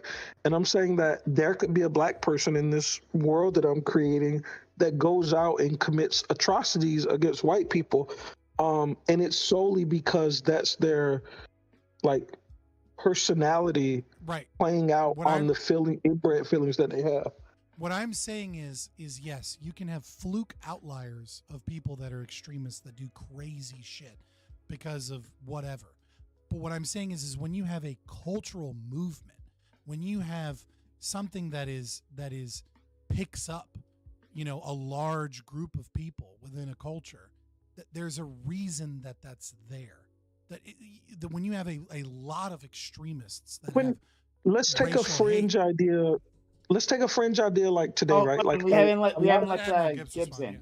Yeah, let let me just jump in here real quick. I won't be long, and then y'all can get back to those things. One, first of all, recently, this is gonna sound like it's not on topic, but it is. Recently, they discovered a new complex in Mexico that the Aztecs were used in the ceremonies and human sacrifice. And part of that, they had attached was a Pozzoli making area, and they found something like 80,000 bodies where the right thigh had been used to make Pozzoli. So I could take pride in my ancestry coming to kill the evil Aztec Empire and freeing millions of people from this evil, human sacrificing, cannibalistic empire. And I'm going to take pride in that. And then I'm going to take pride in my ancestors turning on these people and fighting against Mexicans for Texas independence. I take pride in my history. I know my history, even if it's my dot history, it's my blood history. It doesn't matter. That's our history down here. And on that note, I'm going to go do some degenerate things and go to the degenerate side of Twitch. And so I'm going to go talk to some e-girls and get real drunk and have fun. It's been great, Brian. Thanks for having me. Yeah, We'll yeah. have a good time. If any of those e-girls are like they're single, then I mean, Yeah, but get right on it. Just Not worth it. I can only do so much. Y'all gotta appear and talk to him. That's what I tell everybody. You just go talk, and what's the worst that can happen? I was talking to like you bring me in sometime right on your side, right on Okay, your yeah, channel. we'll figure it I'll out. talk to We'll some figure it out. e-girls. All right, bye, yeah. friend. Later, y'all be good. All right. So what I would point to if we were looking for a contemporary example is like trans people, right? There's a lot of people who hate trans people. There's a lot of people who hate the LGBT as a whole, right? But there's a lot of people who hate trans people, and there's some segment of people who commit atrocities against trans people. I think hate is it seems like you may underestimate hate. And I don't mean that in like this, finger wagging type of way, but I think hate is just as good of a motivator as the void that you're saying that could exist. And I'm not saying that this is definitely true, but I could see hate being enough of a motivating factor for someone to go out and commit atrocities against trans people. And it's not necessarily that there's some deeper void that needs to be filled within that person. It's just that they're taking their actions out in hate, and that's how they're moving, right? I just think that's fundamentally misunderstanding human psychology. I think it's just an overly simplistic worldview. I don't think so. I absolutely think so. Why so? I don't think, because like the question then becomes, why do they hate? Right? Like hate takes energy. Right? It takes it doesn't matter what demographic you're talking about. It takes energy to hate people, and it is not usually, unless the society is like predominantly hating a group of people, it's not usually supported by those around you, and it breeds toxicity in all portions of your life. If you have a genuine deep hatred of a group of people, and so the question then becomes is, why are you maintaining that? Wait, but we're talking specifically about two situations where the prevailing narrative was that the hate is not justified, I would even say, in both cases almost, right? But if you believe that it's not justified, right? Like that goes to the point is. to my decision. No. I'm saying that it is. I think if you're a white person when the KKK was forming, hating black people was justified, and it was enshrined into law across most places. But I'm not talking about the people that have tacit support for the KKK at that time. I'm talking about people who are emboldened and impassioned, right, to go out and commit racial hate crimes. Yeah, wait, I think we're missing each other. What I'm saying is your statement was you believe that hate takes a lot of action because it's like it runs counter to the thoughts of the culture that hate is being enacted in. And I think you said that explicitly, but what I'm saying is the culture that these two situations arise in, the prevailing narrative of those cultures is that the hate is okay. Now, it is true that the extremists are taking that to a new level. And it is true that there could be thoughts in the general public that, hey, you're really being extreme, bro. You're taking this thing to a different level that we won't, even though we don't like these people, right? But I think the general sentiment of dehumanization is there in both cases. And I think that dehumanization, plus when you add in the idea that some of these people could just be radical due to whatever mental personality, whatever they have going on, I think it's perfectly reasonable to expect that there's going to be people who commit atrocities in that situation. What I'm saying is that it is not the default state of man to spend energy on hating some other group. I don't think that is true, because we need to trade, right? We're you could say we're social creatures, and that comes with many problems. At our core, we're creatures that need to trade with other creatures, right? Because as we develop niches, and as humans value things differently, right? I value, anime higher than you do, maybe, or maybe not, right? All humans have a subjective value is subjective, and we have skill sets that are different. And so it is the default state of man is poverty, and we utilize our skills to attain the things that we value, be they material possessions, be they goals, etc. And so when you have hatred of another group, you have to try and then go, okay, well, where is that coming from? Because that requires energy.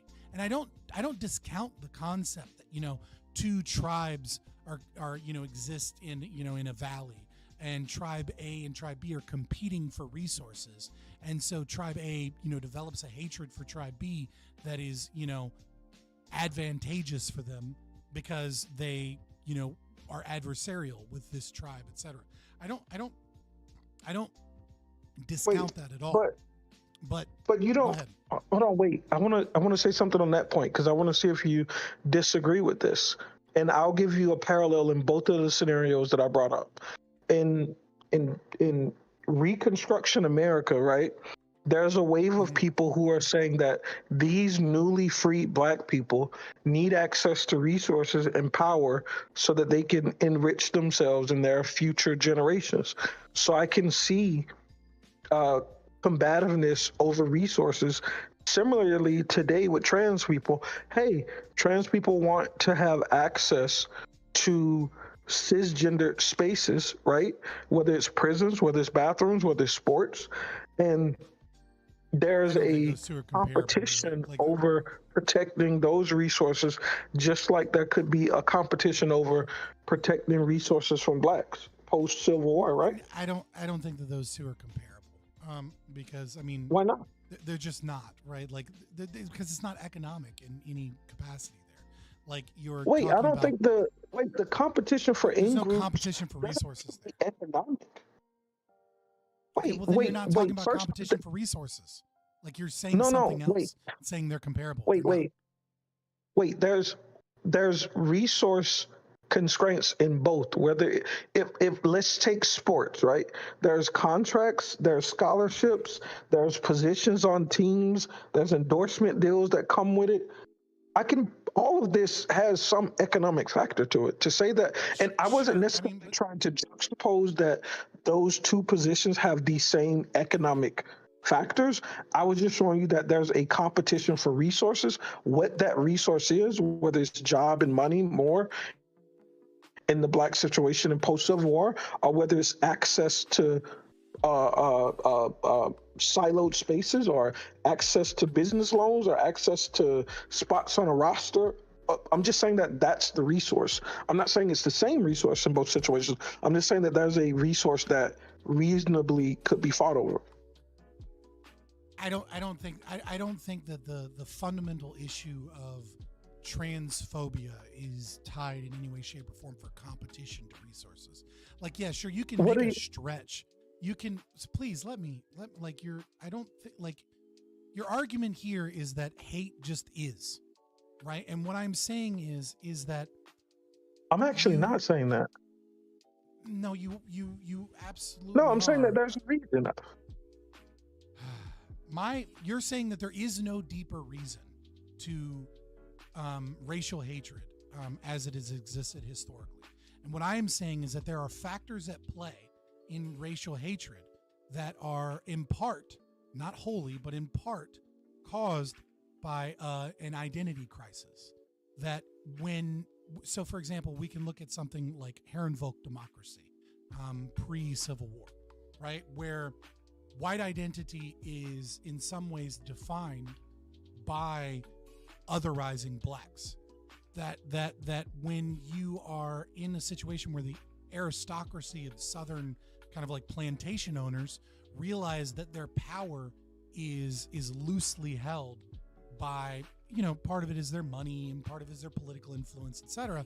But that there are a massive amount of yeoman farmers in the South that are struggling, like really, really struggling, like the overwhelming population of, whites, if you will, in the South prior to the Civil War are economically like really just trying to make ends meet. And part of that is defining their identity as better than the slaves, right? Like some of that racism is in part due to being able to say, well, at least I'm not black. There's another class that is beneath me. And I have these dreams and these aspirations of being able to be in a position of power, in a position just like those, just like that aristocracy, etc. Because I'm not black, right? And so what I'm saying is that throughout our history as Americans, that this concept of whiteness is something that is loosely held together. That this concept of whiteness, as white people are experiencing it, as is in many ways antagonistic and reactionary to the existence of blacks. That it is held together by otherizing blacks and not really a genuine identity and a genuine culture that white people ourselves connect with, and that humans have a sense of belonging to a rich story and culture, and that lack of belonging plays a role. I'm not saying it's the only role, and I'm not even confidently saying it's the predominant role. What I'm saying is that it's not discussed and not understood, that as whites in America now and throughout our history, that there has been difficulty with us being a country of immigrants, in that we don't have a distinct, rich, historied culture that we can look back on thousands of years. What we have is like multiple different places that we came from, that over several generations, we've become Irish and Dutch and French and British, and we're not really connected to any of them, and that we don't have a strong enough connection to an American culture, American identity, that has in some part led towards the racism that we have against other races, because we don't have a rich story and history and culture for our own identity, that there is somewhat of an identity crisis, that this concept of whiteness is something that we're kind of like given or whatever, but like we don't fit in with or understand, because it isn't like we don't have a strong connection to the founding fathers and powdered wigs and ceremonial dances that are American, right? There's no ceremonial dance that's American. And there's American food, right? But what the fuck is American food? Like Tex-Mex is American food. And yet we see that as Mexican, even though it was Tex-Mex, right? Like hamburgers come from Hamburg, right? Like pizza is seen as like an Italian thing. Like there isn't a connection to like a story that created that food, or a story that created dance, or traditional garb. What the fuck? There's no traditional garb. And yet if you're a fucking Mongolian, you have a rich connection to a traditional garb, right? Like what I'm saying is that longing can lead to an identity crisis, that can lead people to needing to have I need to define myself by otherizing the other group. That it is, because I have a difficulty defining who I am and who my people are and what my tradition is, I can define myself by otherizing the other group. The blacks are the problem. The Mexicans are the problem. The, whatever's in vogue today to treat as the problem can be there. And I think part of that stems from a lack of a distinct American culture beyond Coca-Colaization, is what sociologists, call, beyond like corporate America and advertising. We have a culture, and yet we're not tied to it the way that we ought to be tied to it. And that's part of that is also the racial division. It is also that there is a Black American culture that pushes itself in contrast to the American culture. And so I think it comes from both sides. And I'm only saying that these are in part motivations. I'm not saying that they are I'm not saying they're the cause, but I'm saying like they play a role. And to deny that and to say that like hate is just hate because people are taught hate, it undoes some of the psychological things that are feeding that hate, that add to that hate, that might be some things that we're going to have to come to grips with or solve or understand if we want to get rid of that hate. Yeah, so there are some things there I agree with. I'll tell you first how I conceived of this and why I was providing some counter narratives. The word I specifically heard you say earlier was deeper. And before I joined the panel, there was a different word that you said that kind of triggered my same thoughts around the word. When I hear you say the word deeper, or whatever other word you used earlier that I can't remember, that's like you're saying something is, to me, more of a prevailing narrative. And we're focused on the surface issue of hate, but there's really a bigger underlying reason. So I wouldn't take issue with you saying that there's a crisis of identity ever. The only thing I took issue with was saying that this crisis of identity is something that we're missing, and it's much deeper and it's much more the core of the problem, right? So if you're saying that, hey, I don't think this is the core of the problem, or I don't think this is the most prevailing part of the problem, then I think it's more easy to digest some of the things that you're saying. But specifically how it was presented, I think that both of what you said is correct. What I'm saying is that like you can address hate all you want, but like you can't solve problems unless you understand all of the factors of the problem. And when I say is that when I say it's deeper, is I'm saying that is an influence that undergirds hate. That there so I don't understand why you take issue with that. No. Because from my perspective, imagine that I have two problems, and one problem is that I have no limbs, and the other problem is, I don't know, I was late for work today. And imagine if I was really making a big deal of being late for work, and you're like, dude, you have no fucking limbs. Like, this is a really big fucking problem, right? And I felt like that's what you were doing. You were saying that, hey, the whole big ass forest is not really the issue. This leaf is the issue. So you were presenting it in counter. No, you specifically said words that presented this as a counter narrative as more important of an issue. It's more, and I feel like you're not owning up to that now. It's more important because it's not discussed. It's not about importance being relevant to like percentages of so let me give you a narrative of why. I just listened to you talk for like 20 minutes. I literally muted and let you talk for 20 minutes. Don't say I'm not listening. I have a whole list of notes of what I wanted to respond. You're not grasping what I'm saying. I am grasping it. No, I'm grasping it. I have everything that you wrote written down. I can. No. Listen, let me tell you why they do. Because when I'm saying you're missing the big picture of the identity that you painted is because white people coupled themselves to a system in which they had power to oppress, and they rode their identity coupled to oppressing others. So the hate that you're saying is not that important was the vehicle that they used to couple their entire identity. And now that you're saying that we've progressed to a different place politically, these same descendants of those people who made those decisions, not saying that it's your fault, those people coupled themselves to hate. And that was it. There wasn't an identity crisis in 1865.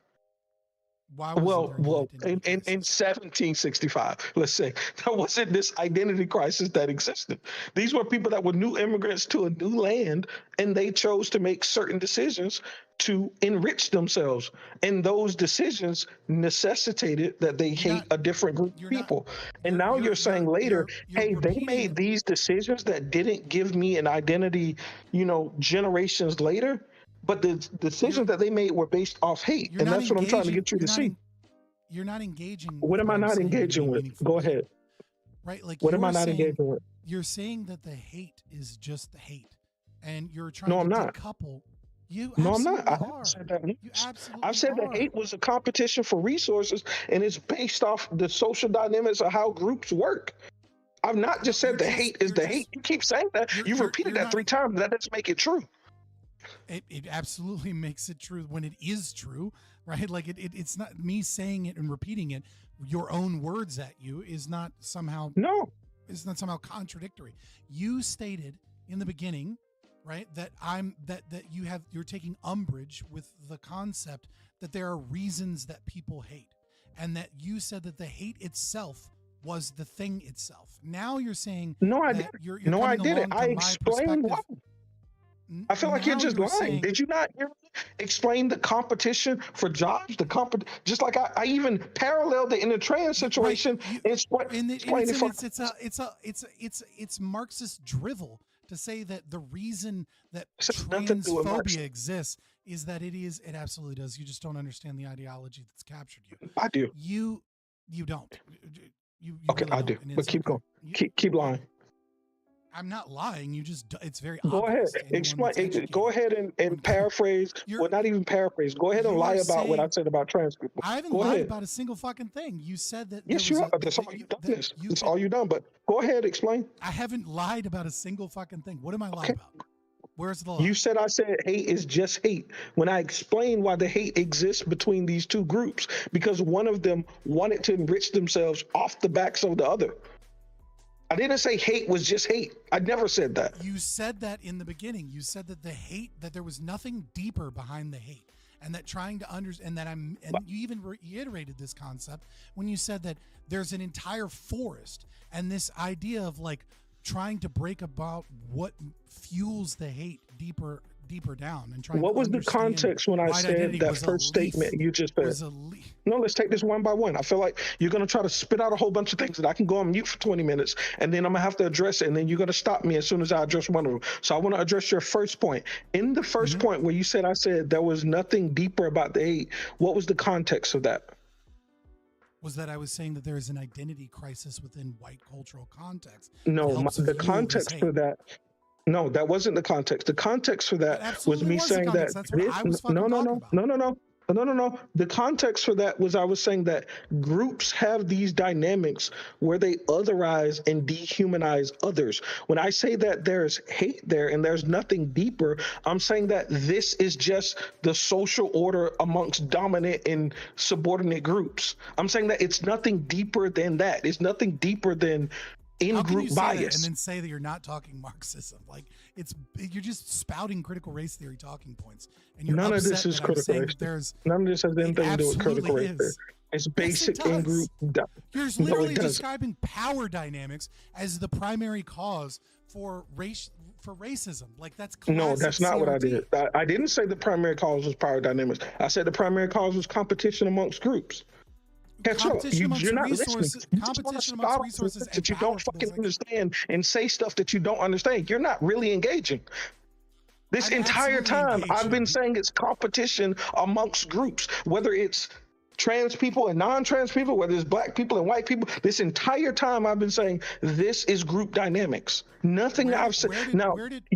Where did the meta narrative for the concept that competition amongst groups for resources and materialism is the primary explanatory power for demographic differences originate from. Where is that? That's what completely separate from what I just said. That's It's completely fucking not. separate. You're being silly now. Yes, it is. The fact that you can't see that is Marxist wild. talking points. This has nothing to do with Marxism. This literally has nothing to do with Again, you Marxism. just don't know what you're talking No, about. it doesn't. No. This Marxism and postmodernist stance that you're trying to push me into, that's not at all I what didn't I'm mention saying. POMO at all. I'm not discussing Yes, that's what you're doing. That when you say that I'm talking about the power dynamics between groups, and I'm not at all. I haven't once used that as the basis for all. Now, power dynamics do come to play when groups hate each other and one of them wins and the other one is losing. But I haven't used that as argumentation at all in this conversation. I've only said that there's a group, there's this group of white people, there's this group of black people. This group of white people define themselves by the hate and the not even the hate, the competition for resources. Why would they define themselves that way? The competition of resources. I've said it multiple times. Okay, competition for resources between groups. Yes, right? I would much rather have free labor than pay for labor. Right. The fact that you can say that, I'm presumably with a straight face, and then say that you have that nothing about what you're saying is critical race theory and Marxism is absurd. Like it's not. How is it not absurd that you're spouting CRT you think talking points as you think the the predominant long factor universal history? Wait, you think the long universal history of different tribes coming into conflict for resources and solving it by subjugating the other has anything to do with Marxism? I think that when your predominant historical narrative about racism is that it is competition amongst resources and that whites define themselves by oppressing blacks is the most critical race theory shit you can say. And then to say that that isn't CRT is stupid. Let's be clear. Let's be clear. We were talking about whites in America, and I was using this as the backdrop of you 100% saying this is how they define themselves. I was agreeing with you when I made that statement. You said your words earlier. I wrote it down. Where is it? When you talked about identity, you said you guys don't understand. The identity was built off the subjugation of others, and now we have an identity crisis. I was using your words. The identity of whiteness was built upon the subjugation of others. I didn't say that. You literally did. I didn't. I said that. Prime, am I making this up, Prime? Do you not remember when he brought up identity, Prime, and he said that the reason why there is no identity now is because previously our identity was about the relation that we have with blacks, and he gave some example. I can't remember, but he even gave an example. Am I making this up? Hold on, wait, Prime, am I making this up? Hold on. Let's. Prime is here. Prime, am I making this up? Is Prime here? There he is. I am here. So yeah, like I don't know. I haven't followed the conversation exactly, but I know there was a point where you talked about like the lack of relation to prior ethnicities and how like the white identity is is counter to the black identity. Yeah. Okay, so you remember that. I remember that. Do you remember that when you said that, Fabian? Because apparently I'm talking to myself right now. You're trying to twist my words. I'm not saying that. I can am? clarify if you want what I'm saying. I would love for you to clarify how you didn't say that identity and whiteness was built on the idea of whites being above blacks and there's a struggle because that isn't a thing today. I would love to hear you explain that. Yeah, so when I mentioned Herrenvolk democracy, when I mentioned it, I said that there is a crisis amongst whites to be able to define themselves.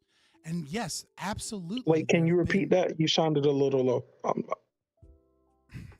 When I mentioned Herrenvolk democracy, I absolutely did mention and describe a process, which is one part of a whole, that is what you were saying.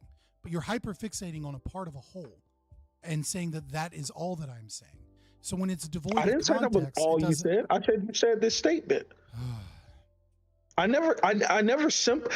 You've been trying to simplify my argument to, you made this one statement and I've been rejecting that framing, and I've purposefully not been subjecting you to the same thing and saying this is all that you said. I've taken the breadth of what you said, digested it, and responded to certain parts of it that I disagree You've taken with. the breadth of what I said, digested it, and then put it within your own framing, and then saying this is what I'm saying, and it's devoid of the whole.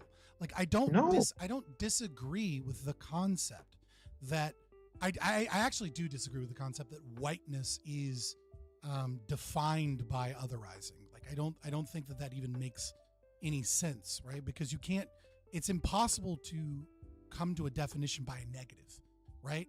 You can't say that something is in its essence what it is not. That is, So you don't feel like you made statements that are similar to that? No, I don't. I think that is what I'm So trying to say. how would you describe white identity? How would you describe white identity? You can't describe a positive by its Civil War. negative. No, I'm not asking you to describe a positive by a negative. I'm asking you a question, so you have to repeat things. No, I'm not. No, I'm literally asking you a question. So you can't say I'm defining something by a negative and I'm attempting to ask you a question for clarification. So I'm asking you, how would you say white identity was defined pre-Civil War? Because earlier you made statements that exactly what you're saying is not possible now. So can you describe white identity pre-Civil War? By whom? What do you mean? From the gaze of a white person in that time, not now. No, I don't. I didn't live through that. I can't describe an individual's You can't experience comment on to a demographic. It doesn't even make sense. You couldn't do. Wait, that. you can't what now? It's an impossible. You can't. In order for that to be accurate, whites would have to be a monolith. All white people would have to think the same. Wait, So you have to be a monolith to have a culture? Now you're arguing that it's not possible to have a white identity, the thing that you're saying that white people need. Now it's impossible, and I'm giving a framing for that. What are you saying? You were arguing that white people need an identity in America. Now you're saying I can't speak to white identity pre-Civil War because now I'm treating all white people like a monolith, while arguing that the deeper problem is that white people don't have an identity that they can identify with. That's crazy.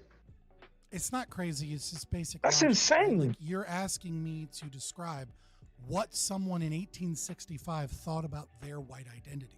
It's an individual experience that I can't say Thomas Dale or whatever. Like, so you can't give any commentary on white identity pre-Civil War. I can absolutely give commentary on white identity pre-Civil War. Okay, what commentary can you offer? What I'm saying is I can't define it from their perspective. What commentary can you offer? You don't like how I asked the question? What commentary can you offer on white identity pre-Civil War? Let's skip the last question. Let's act like it doesn't exist. Okay. I'm literally begging you to engage in good faith. What do you mean by commentary? Ignore my words. This isn't. The question is too open-ended in order to be able to actually engage with it in any good faith way. Okay. What do you mean by commentary? Cool. What commentary do you want? What is the question? Ask a question that I can actually answer. Okay.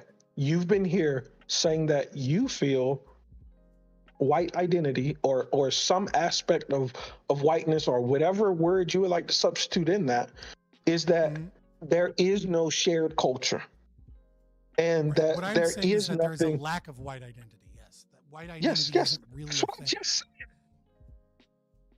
Is that not what's substantially different between when you say that and when I say it? I'm trying to understand where You're we're saying that there disconnected. is no white identity, and then yet you're saying there is a white identity. It's contradictory. And you're saying that there's a lack of white identity. Yes. To say that something doesn't exist is not the same thing to say that it does exist and doesn't exist at the same time. Your framing requires that white identity exists as an opposition to blacks for competition. What did I just say? I didn't say anything about blacks. What are you talking about? You absolutely did. And who are you even talking to? What do you mean, who are you I even didn't say talking to? anything about white people. I said, can you give me any commentary on white identity pre-Civil War? And you're saying that I'm doing it in contrast to blackness. You said that earlier. Are you talking to me? You're floundering. Yes, I'm talking to you. I'm asking you to ask me a genuine question that I can answer. And Give I asked me you some multiple, and you commentary. brought up shit It's that I just, didn't say. What do you want?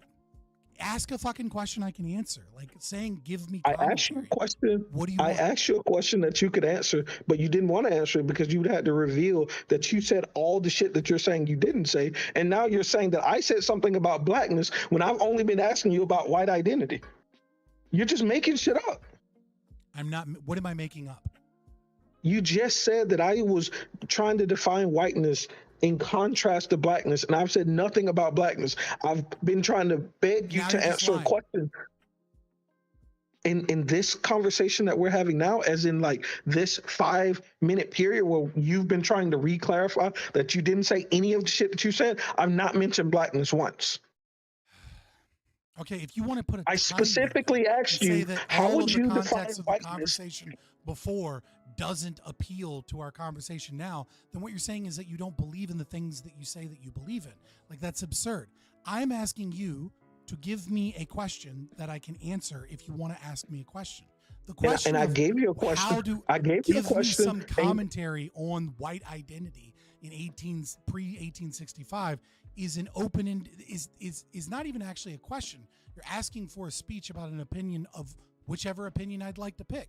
Like why do just you think ask me I the asked you that you want. question? Why do you think I don't asked know you why that you question? asked me that question.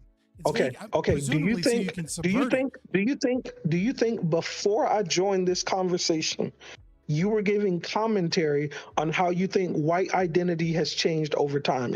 Would you say that's a fair assessment of what was happening before I joined? I don't know what you mean by that. Like, white identity has changed over time. I Oh would my say God. that I would say that the commentary that I was giving to Primekais before you joined was a concept that American is an ethnicity and that there isn't a white identity. That white people are trying to tie themselves to the American ethnicity, the American culture, and that there are other cultures that are fake, right? The definition by a negative is not a definition, right? By banding together to try and oppress black people in some way throughout different time, right? Is in part, and I was very clear on in part, due to a crisis of specifically this group of white people that aren't tied to a deep ethnic tradition, and that those things are inaccurate. That you can't define whiteness by a negation, right? Like, you can't say that like white people are a thing in general, because it's a multitude of different people with different ideas. But even still, that there isn't a culture that is strongly rooted to people that are white. You see what I'm saying? Okay, I'm gonna ask you a question again because I have no idea what you're responding to right now. When there were white-only signs hung, and those were rules of white only, my question to you earlier, my second question to you, and my question to you now is: when whites only was hung in restaurants, what do you think whites represented, and what identity would you say that represented?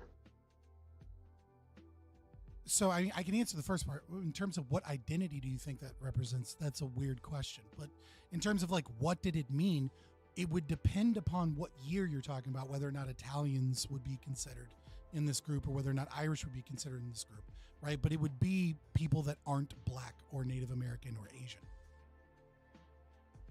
So you're saying that there's a point in our history where there was a word that tied together a culture, and that culture's one of their main objectives was the subjugation of black people. Negative. I'm saying that when you talk about white-only signs, you're talking about skin color. And I'm saying that skin color doesn't necessarily represent a culture. But it doesn't represent skin culture, because there were people that even didn't have white skin that were a part of this label whites. What? Like what do you mean? you've talked about how the groups that that became a part of whiteness changed over time, and it wasn't because those people's pigmentation changed. Agreed. That's not Why? culture. Why? So why did That the has moniker nothing, like, white? what do you mean by? Okay, why did the moniker white grow to encompass more and more groups over time? Why did the moniker of white? So, white being a skin color, why did it become that Italians were considered? I mean, there's a multitude of reasons. Do you think when white was Italians being here for a longer period of time would gain more relevance in whatever culture is the American culture? I don't understand what it is that you're trying to ask. No, I'm asking you a specific question. Why did the term white grow to encompass more and more groups over time?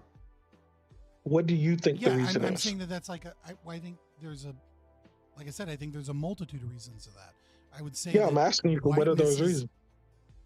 Well, I just gave you one. I said, like, Italians being here for a longer period of time gain relevance within the culture. I mean, Italians, for example, right, are going to have some increased level of African DNA, right? So they're, especially like people, Sicilians, right? Like, we know that they're darker skin tone, that they're swarthy, and that they have African within their DNA. As they've gained relevance, sure, yes, they became accepted both legally and within the concept that is like kind of like, I guess you could claim is collectively held, right? Like it's you don't think it's negotiated. You don't think it's just familiarity and relevance, right? There are big aspects of Black culture that are within relevance and familiarity in Black culture. And I would say, when you say live longest, Blacks and whites have lived the longest amongst each other than some of these groups that immigrated more recently, right? So it's not just familiarity and relevance, right? There has to be something deeper than that is binding these groups, that's growing despite the predominant another definition group. of white, right, is based upon skin tone, right? So obviously, like, Blacks are not going to be considered white in that regard, because it's defining skin tone, right? Like, so when you've been saying white during this conversation, you think the only reference to it is skin tone? now you're just being silly. I don't think it's the only reference. Well, why are you acting like me asking you questions about white only have to do with the skin tone? I don't understand what we're. I don't think that. There's even groups that are over time. There's even some people who identify as white today who have much darker skin than you do. And some of those people are even accepted into the white label. It has nothing to do with skin color. To say that whiteness has nothing to do with skin color is silly. What is white describing? Skin color. Like, are there other elements to that? Absolutely. But you just said you don't define it. So, okay.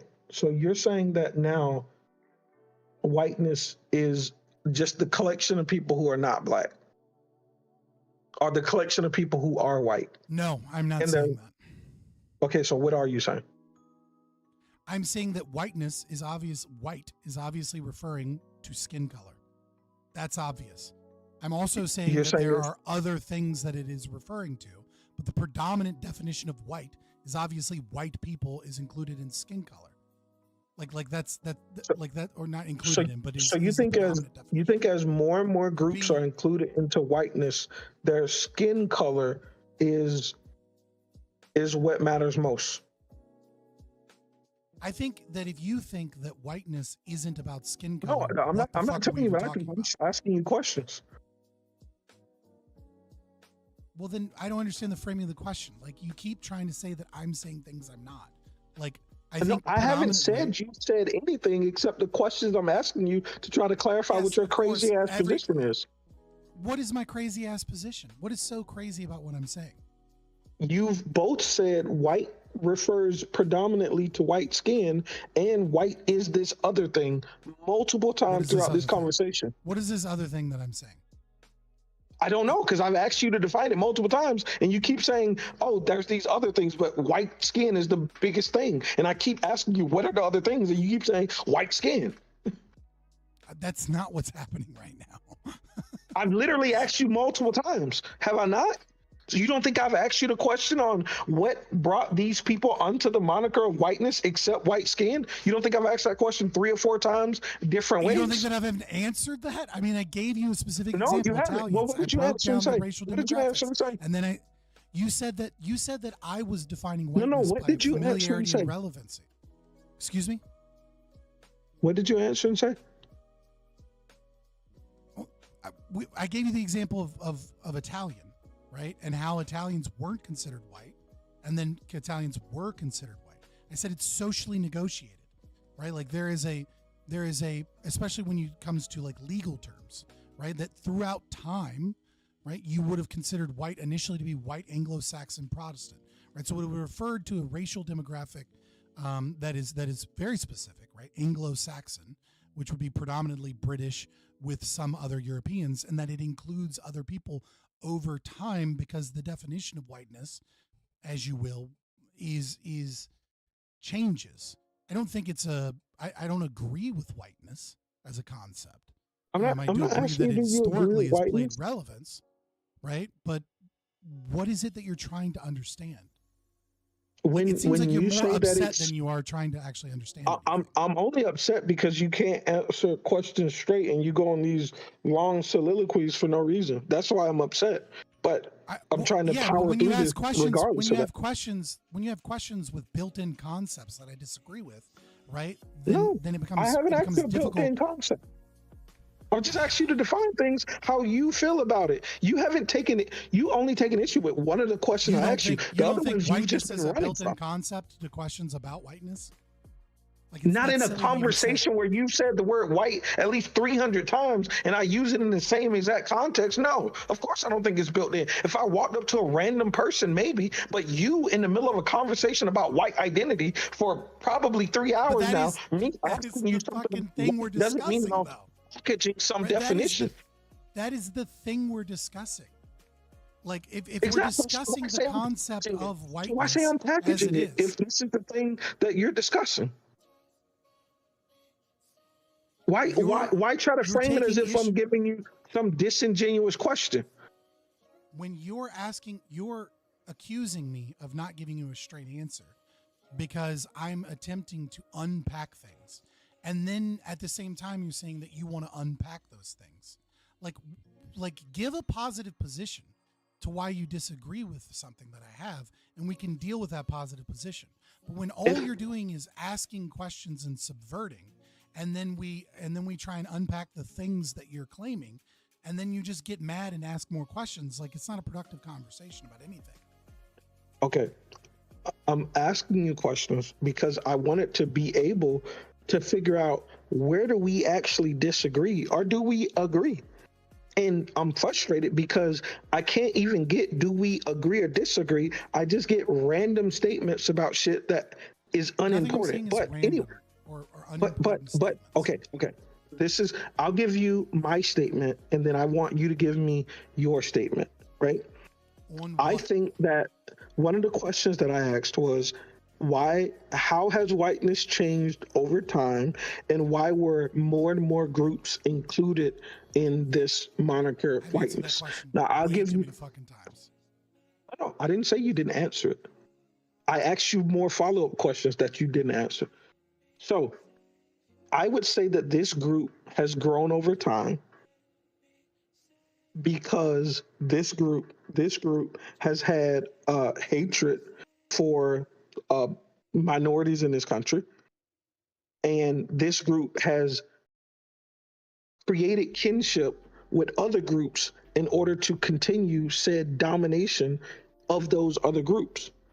And it's at the end of the game, it's because of fighting over resources and having more power. So if there are people that will say the same thoughts as me, and they will agree that this other subjugated class should be subjugated, then they can be a part of my tribe. This is why whiteness as a concept, regardless of the skin tone, the political label whiteness, or the whatever economic label whiteness, doesn't include blacks. Not because we aren't familial, like the I can't remember what group you said. Not like the group that you said. Not because we don't have relevance with each other, but because there's a borderline position to get into this club. Is that, hey, you can't fuck with those guys like that.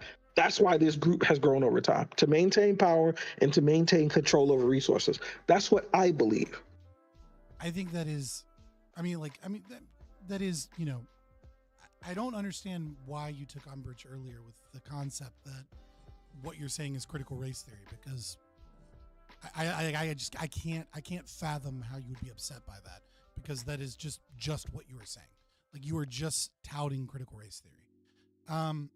The idea that whiteness would be extended to blacks, but can't be extended to blacks because it is defined by hatred of blacks, just doesn't make sense. It doesn't fit. Again, it's defining things by its negative, right? There are positives. No, it's not defined by negative. It absolutely, like, what are you saying? Yes, it is. No, it's not. What the fuck are you talking? You literally just said it is. You said that whiteness is defined, right? That whiteness is defined by someone's opposition to blacks to maintain a power structure. Okay, but that's not saying not black. Contradictory. That's not saying not black. Saying that I like cats and I have an idea of cats is not saying not dogs. You don't understand the difference between that? I can have a club of people where I say, hey, we really rock with cats. Or I can have a club of people that say, hey, we believe that cat owners are better than dog owners. But I'm not defining myself by not dog owner.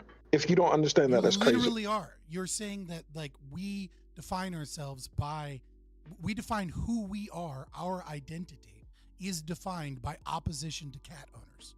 And what I'm saying is that you can't give a positive position by exclusion. That doesn't tell you what something is. I am giving a positive tells you position. What something is not. What is the I'm not telling you what something is not. That's not true. I'm telling you what something is. To be a part of this, you must meet this set of criteria. I'm telling you what is inclusive to the group. Okay, so what it is in opposition to this thing. Whether or not there's a no. Whether or not there's a opposition is irrelevant to the definition that this group is using. What is white? What defines white? What defines white? White is a political or economic label placed on a group of people around a strategy to monopolize resources in American history. Okay, so would that would apply to black people? It could, theoretically. No, that literally applies to any black group. Like, that applies to Black Panthers. You just defined the Black Panthers as white. No, they are a political group that is defined for their. Wait. This is crazy. This is crazy. It's not crazy. This is like saying, what is a chair, and saying that a chair has 4 legs, and you saying, oh, well, that could be a table too. Yeah. No. The way that you just defined white includes the Black Panthers. The Black Panthers is a political organization, or was historically, right? Political organization that is for the power and advancement for a group of people that is. I'm not disagreeing with anything that you're saying. You think you're making a point. I'm not disagreeing with anything. Making a point, because it's absurd to think that your definition. You're not making a point. Include the Black Panthers. No. The idea that I'm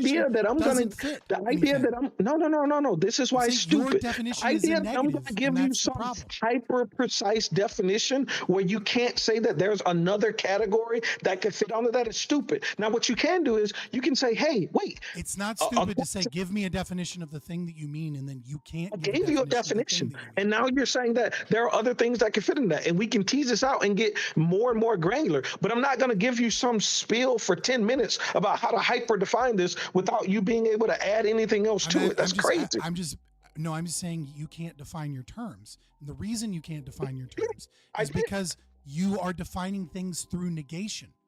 No, you I'm just not. did again. No, I'm not. I don't think No, you I know what didn't. you're saying. I literally didn't. How You're did I define that by defining things negation? as an opposition to another thing. No, I didn't. And I when you didn't use the define word things opposition. as I an didn't imply opposition. There's nothing oppositional in what I said. I don't know that this conversation can go anywhere, to be honest, because I don't. Yeah, think because you you're just were making capable- stuff up. You're saying I defined in the I'm not opposition. making stuff up. You read You're back just what I said. spouting. You're spouting critical race theory at me, and you're Explain what upset. oppositional force I put in the definition I gave you. The definition that you gave, right? Competition for economic resources is a portion of the definition that you gave, correct? Yes. Right. So how do you compete for resources? How is your definition about the competition of resources towards a different group without it being oppositional? Oh my God, this is so stupid. How can you square those two things into a circle? Do you understand that I can talk about basketball and the concept that it has two teams, but the primary concept of basketball, I'm not defining it as opposition. Similarly, But in if I this, ask I'm you to saying fucking that define basketball and you give me a definition of teams, then your definition is fucked up. Obviously. if you don't think basketball includes teams that compete to score not what I points and putting the fucking ball said. in a goal, you're stupid.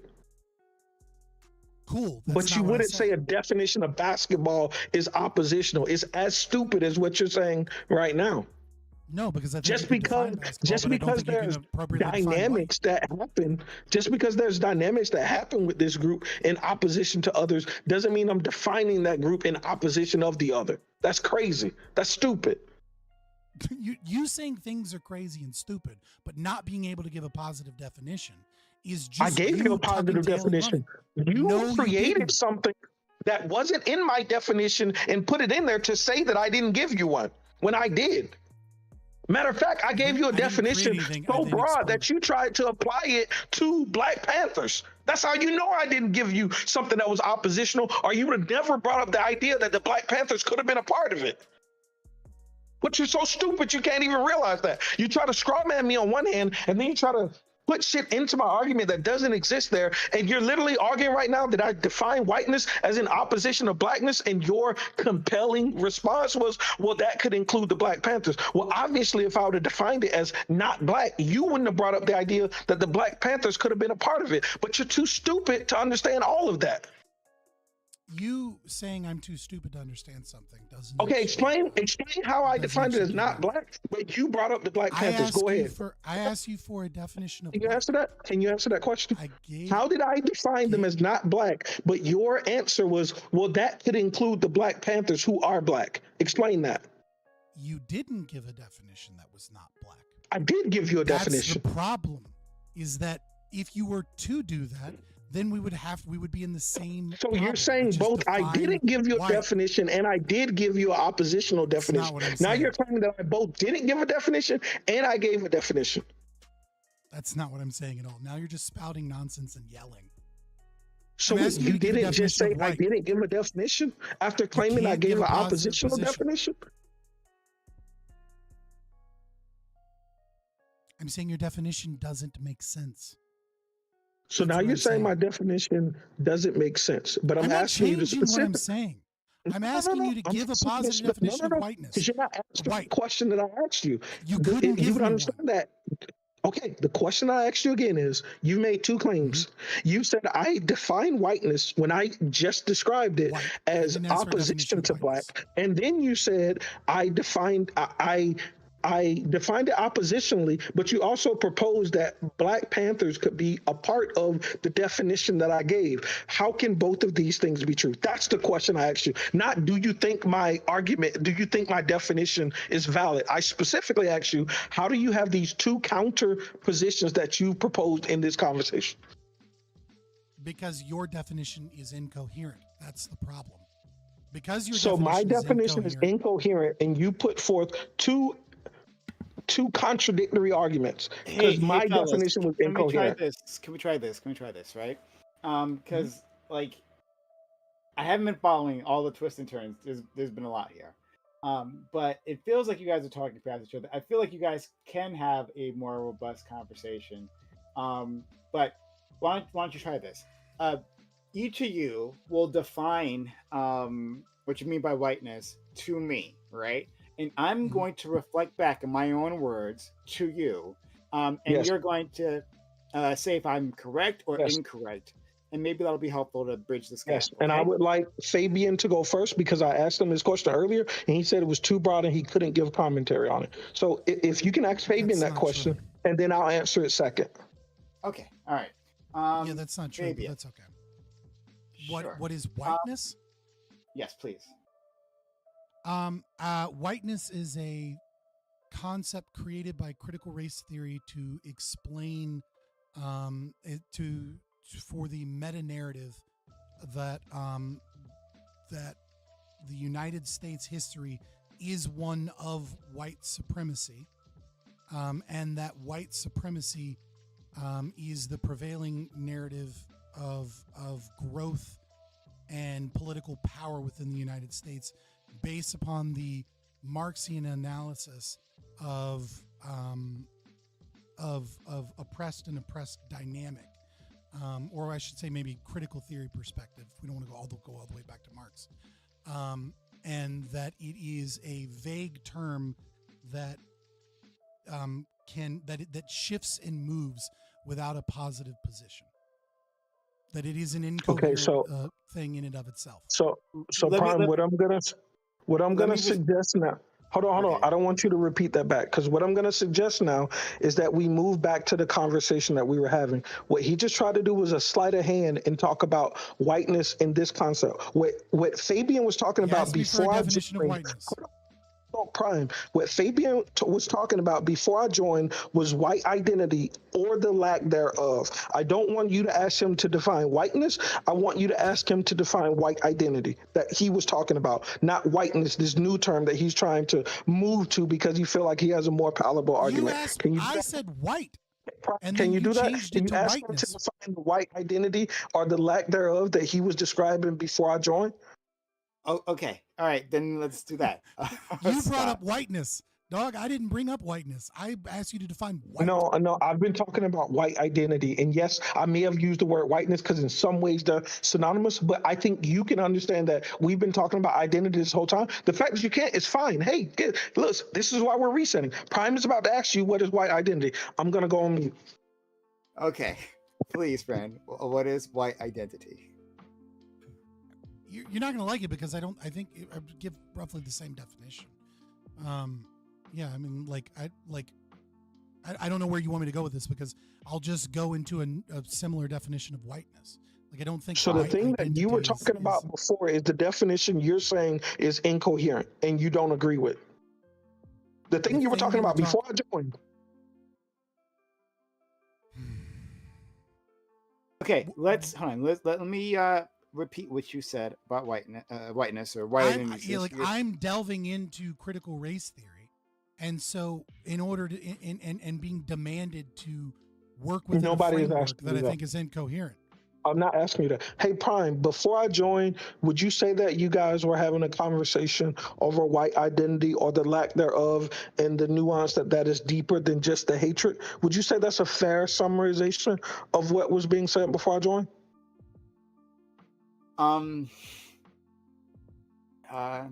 Yeah, it wasn't limited to white identity. It was about the broader concept of like American identity, and then we broke it down. Lack of white identity, right? Like, yeah. My position is that doesn't exist. I said or lack thereof. Yeah. So it was. I would just say that the conversation was a bit broader than simply whiteness. But yeah, I didn't use the term whiteness. I used the terms that y'all were using that I wrote down before I joined. So Understood. there was a conversation over the lack of white identity. And what I'm asking you, Prime, is can you get Fabian, because I can't, can you get him to define what that white identity that he's saying is lacking? Can you get him to define that? Oh my God. Because I can't, apparently. So let me try and make this clear. So white is an ever-moving category that is socially constructed. right? At one point in time, it didn't include Italians. Now it does include Italians. I'm using this language colloquially because we have a concept of it. My issue is that is from then and now is that you can't define something through negation, right? Like you can define Ireland because it's a country, and you can define Irish people as people that have a connection to Ireland, genetically and culturally, and that there are certainly going to be gray areas that people have in terms of who is and isn't Irish. That is going to be socially constructed in some regard. What I'm saying is that whiteness or white identity, the very problem that we are having in our culture is that it isn't real, that there is an American ethnicity, that is a group of people that have been living in this country, this land, that are under similar laws and because of that similar culture. And that there are other more gate-kept and defined subcultures, such as the Black culture or, maybe Hispanic culture, etc. And that the inability of us to actually really attach to the American ethnicity because it isn't as storied. There are no classical American dances or dishes or garb or cultural practices and tradition that are so uniquely American that it allows an individual to have a sense of sharing a culture that, again, is going to be individual, is part of the problem that has created racism in our country, because there is a lack of belonging to a storied tradition. That is my position. And the question that I asked you was, when you say you can't define it through a negation, I 100% agree with you. And the question that I asked you is, this is why I asked you the question earlier, well, what was white identity pre-Civil War? Because I'm saying that we can't define these terms through negation, but I'm saying that we do know that these terms were used by whites and blacks alike. So I'm asking you, hey, this term, white identity, that existed before these times, let's not define it through negation. What do you define it as if you were a white person in 1765 and white identity was a concept then? What would that concept be defined as? And please don't use negation. What is that concept? People of European ancestry, I guess. I don't know.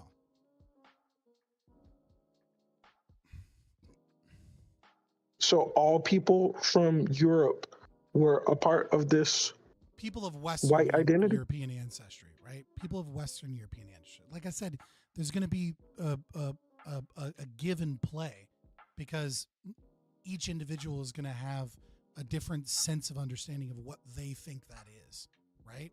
Because it isn't something that is strictly defined in that regard, right? Like there is a cultural concept of an idea of whiteness, or white identity, where some people may consider one group belonging and other people may not consider that group belonging. Do you think that non-Protestants would have been counted?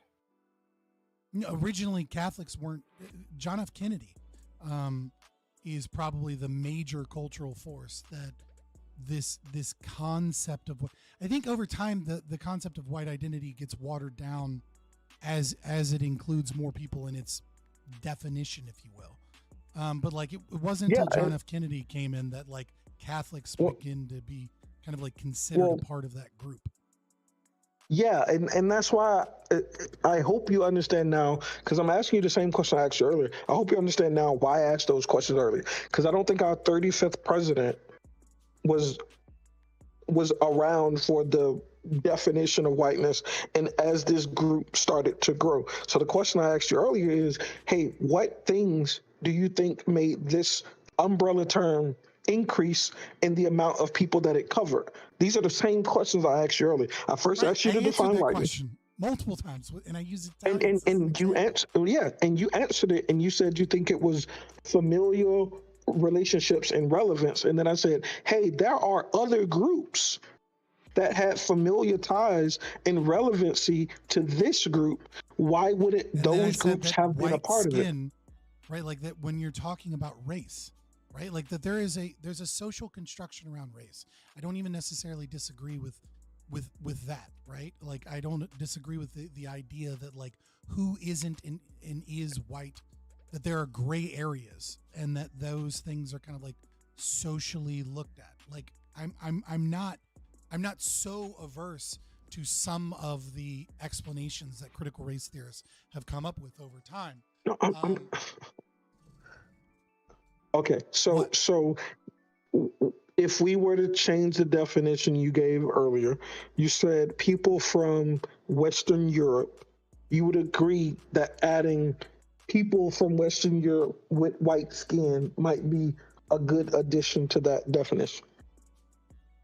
Yeah, I gave you that immediately when you said that, well, blacks are considered with familiarity and yet they're not in there. And I said, well, yeah, the predominant thing of white is going to be skin because it's describing race. And that obviously blacks are a separate race. But like what gets defined as white changes over time. And then again, I went back to the Italians and said that Italians have some ancestry with Africa, etc., and like they might not have been considered quote unquote white by most people early on, and then over time most people would consider Italians white, and the same was true of Irish. And my question was, this group called white, our white identity, seems to be growing, and it grows to include other pigmentations. Why might it not include another group of people that have the same familial and relevancy with this group that have a much darker pigmentation? Because you can't just stand on the house of cards that you have to have white skin when there are people without white skin under the umbrella term white. So you think white doesn't describe white skin? Yes or no? I'm asking you, do you think that? No. I'm asking you now because you're being silly. Yeah, no. I've said it plenty of times. Describe white skin. Yes, and I've said that it doesn't. Okay, I've said that there are more. Who are these groups? Hold on. I want to give a full answer. I want to give a full answer. I've said that over time, this group has started to include more and more pigmentations that aren't just solely pale white or whatever white we want to say. There are even some Asian people who claim that they're white. I mean, sure. I mean, again, anybody can claim anything, right? But if we're talking about what is culturally accepted in the predominant in conversation, in language, right? As language changes, it's going to be based upon the meaning that is invoked by a majority of people. A majority of people are not going to include Asians as white. But yeah, you're going to find people that say that Asians are quote unquote white adjacent because whiteness and white identity is defined by different groups, right? Academically, it's going to be defined by critical race theorists, and then you're also going to have people that are like fascists that are going to be defining it as well. Do you think question, do you think albino black people from Western Europe would be included in the term whiteness? Because it sounds like you're saying white skin is important, or pigmentation towards white skin is important. So if somebody who's albino, who is more white than white people, do you think an albino black from Western Europe could claim whiteness and be accepted into whiteness? And if not, why so? If white skin and ethnic and country of origin are what matter. I don't think that anybody can be accepted into whiteness because I don't think whiteness as a concept is Wait, but you said new cultures got accepted in over time.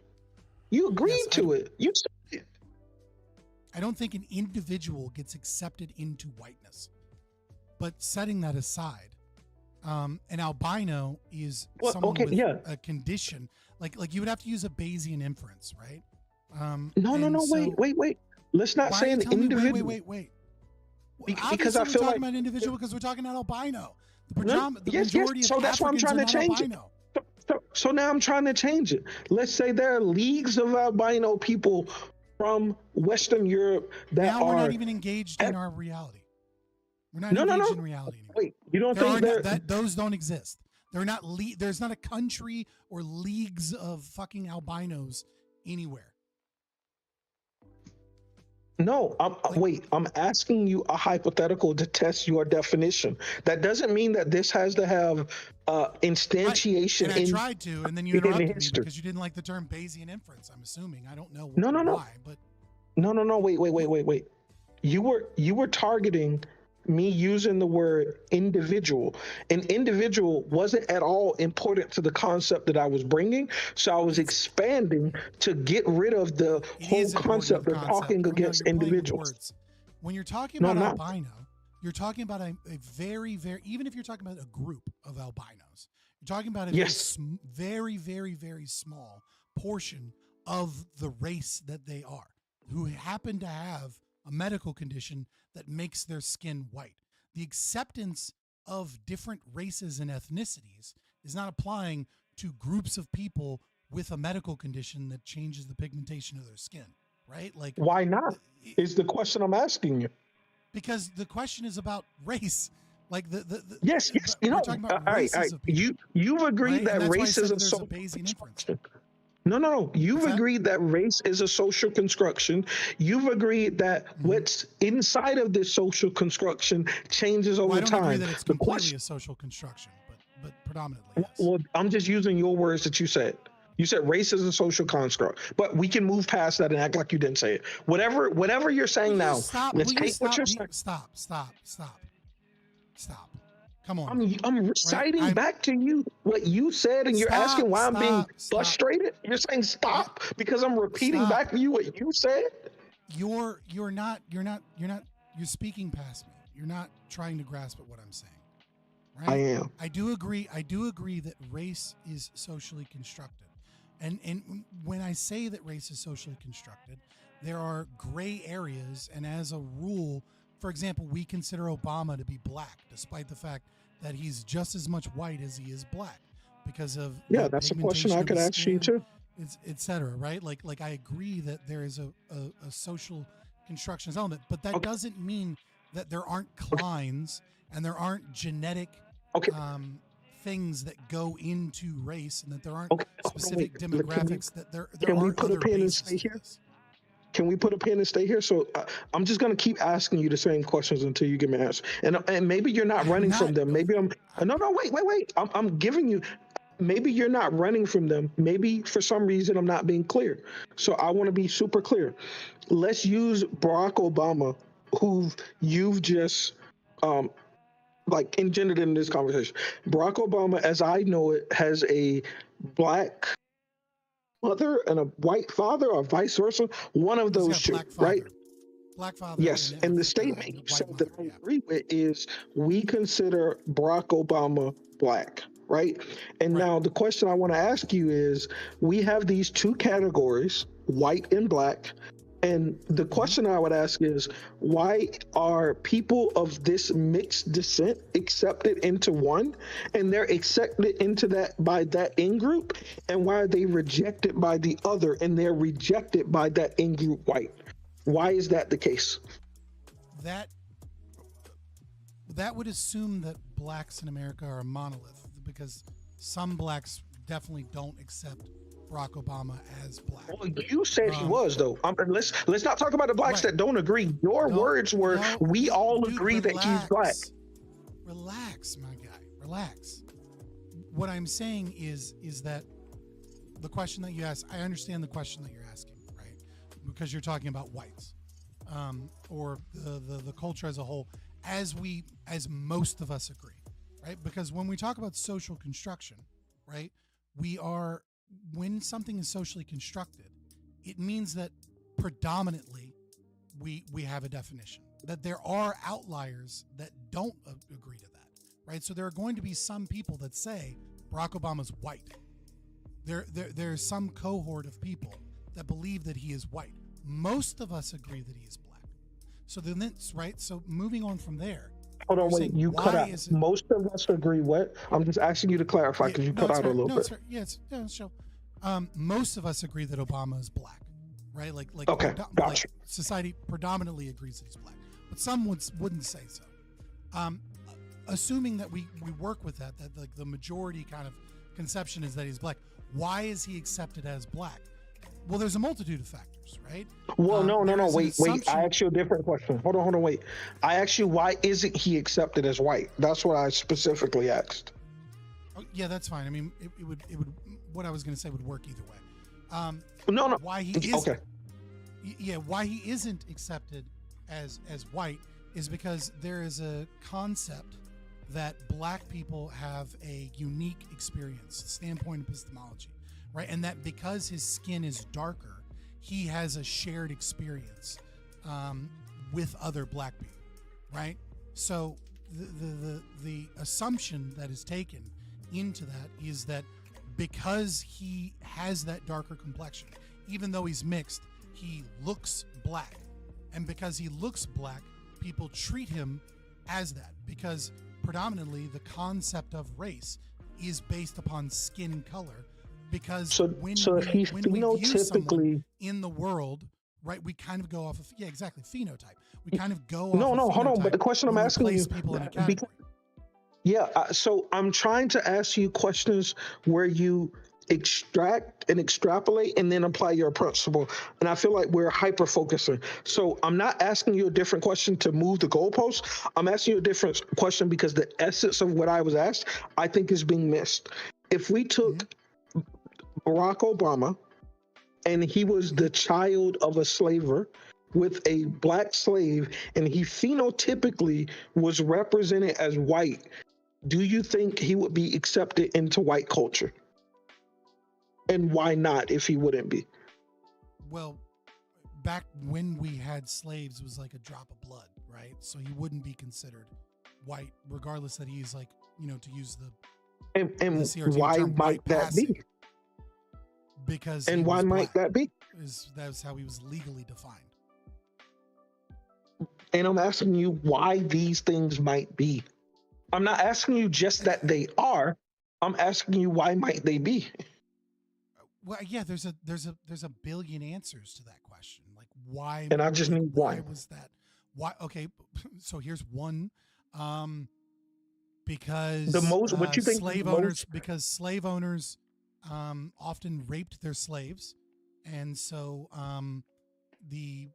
because of that regard, they didn't want a bunch of mixed or mulatto at the time defined people that would have be able to pull themselves out of slavery because chattel slavery required a definition of black, and you didn't want to exclude people that were half white because their slave owners raped their slaves because that would cause an upset to all of chattel slavery in and of itself. Over time, when slavery is abolished, that becomes completely irrelevant in terms of the definitions of white and black. So that definition might change if he's quote unquote passing because the legal system changed. So I want to make sure I'm not unfairly characterizing your statement. Would you say that a way to say that is there were economic reasons to exclude and I'm using air quotes, but you can't see that. So when I say Barack Obama, I'm saying a mixed person phenotypically representing as white at that time. There are economic reasons why Barack Obama would have been excluded from the term whiteness by whites at that time. Hold on, I was fixing something on my stream. Could you ask the question again? Yeah, so what I'm asking you is, I'm just trying to summarize, and I am trying to portray it close to a definition I gave you earlier. So I just want to be very clear on that. But would you say that a fair characterization of what you said is that there were economic reasons to exclude this quote unquote Barack Obama mixed person phenotypically representing as white? There would be economic reasons to exclude them such that they would be he would be a part of the subjugated class rather than the dominant class. Would you say that's a fair characterization of what you said, and like, hey, we rape these people and we don't want you to have rights and blah blah blah, and that's why to keep you as a slave, I'm gonna put you outside of this thing called white?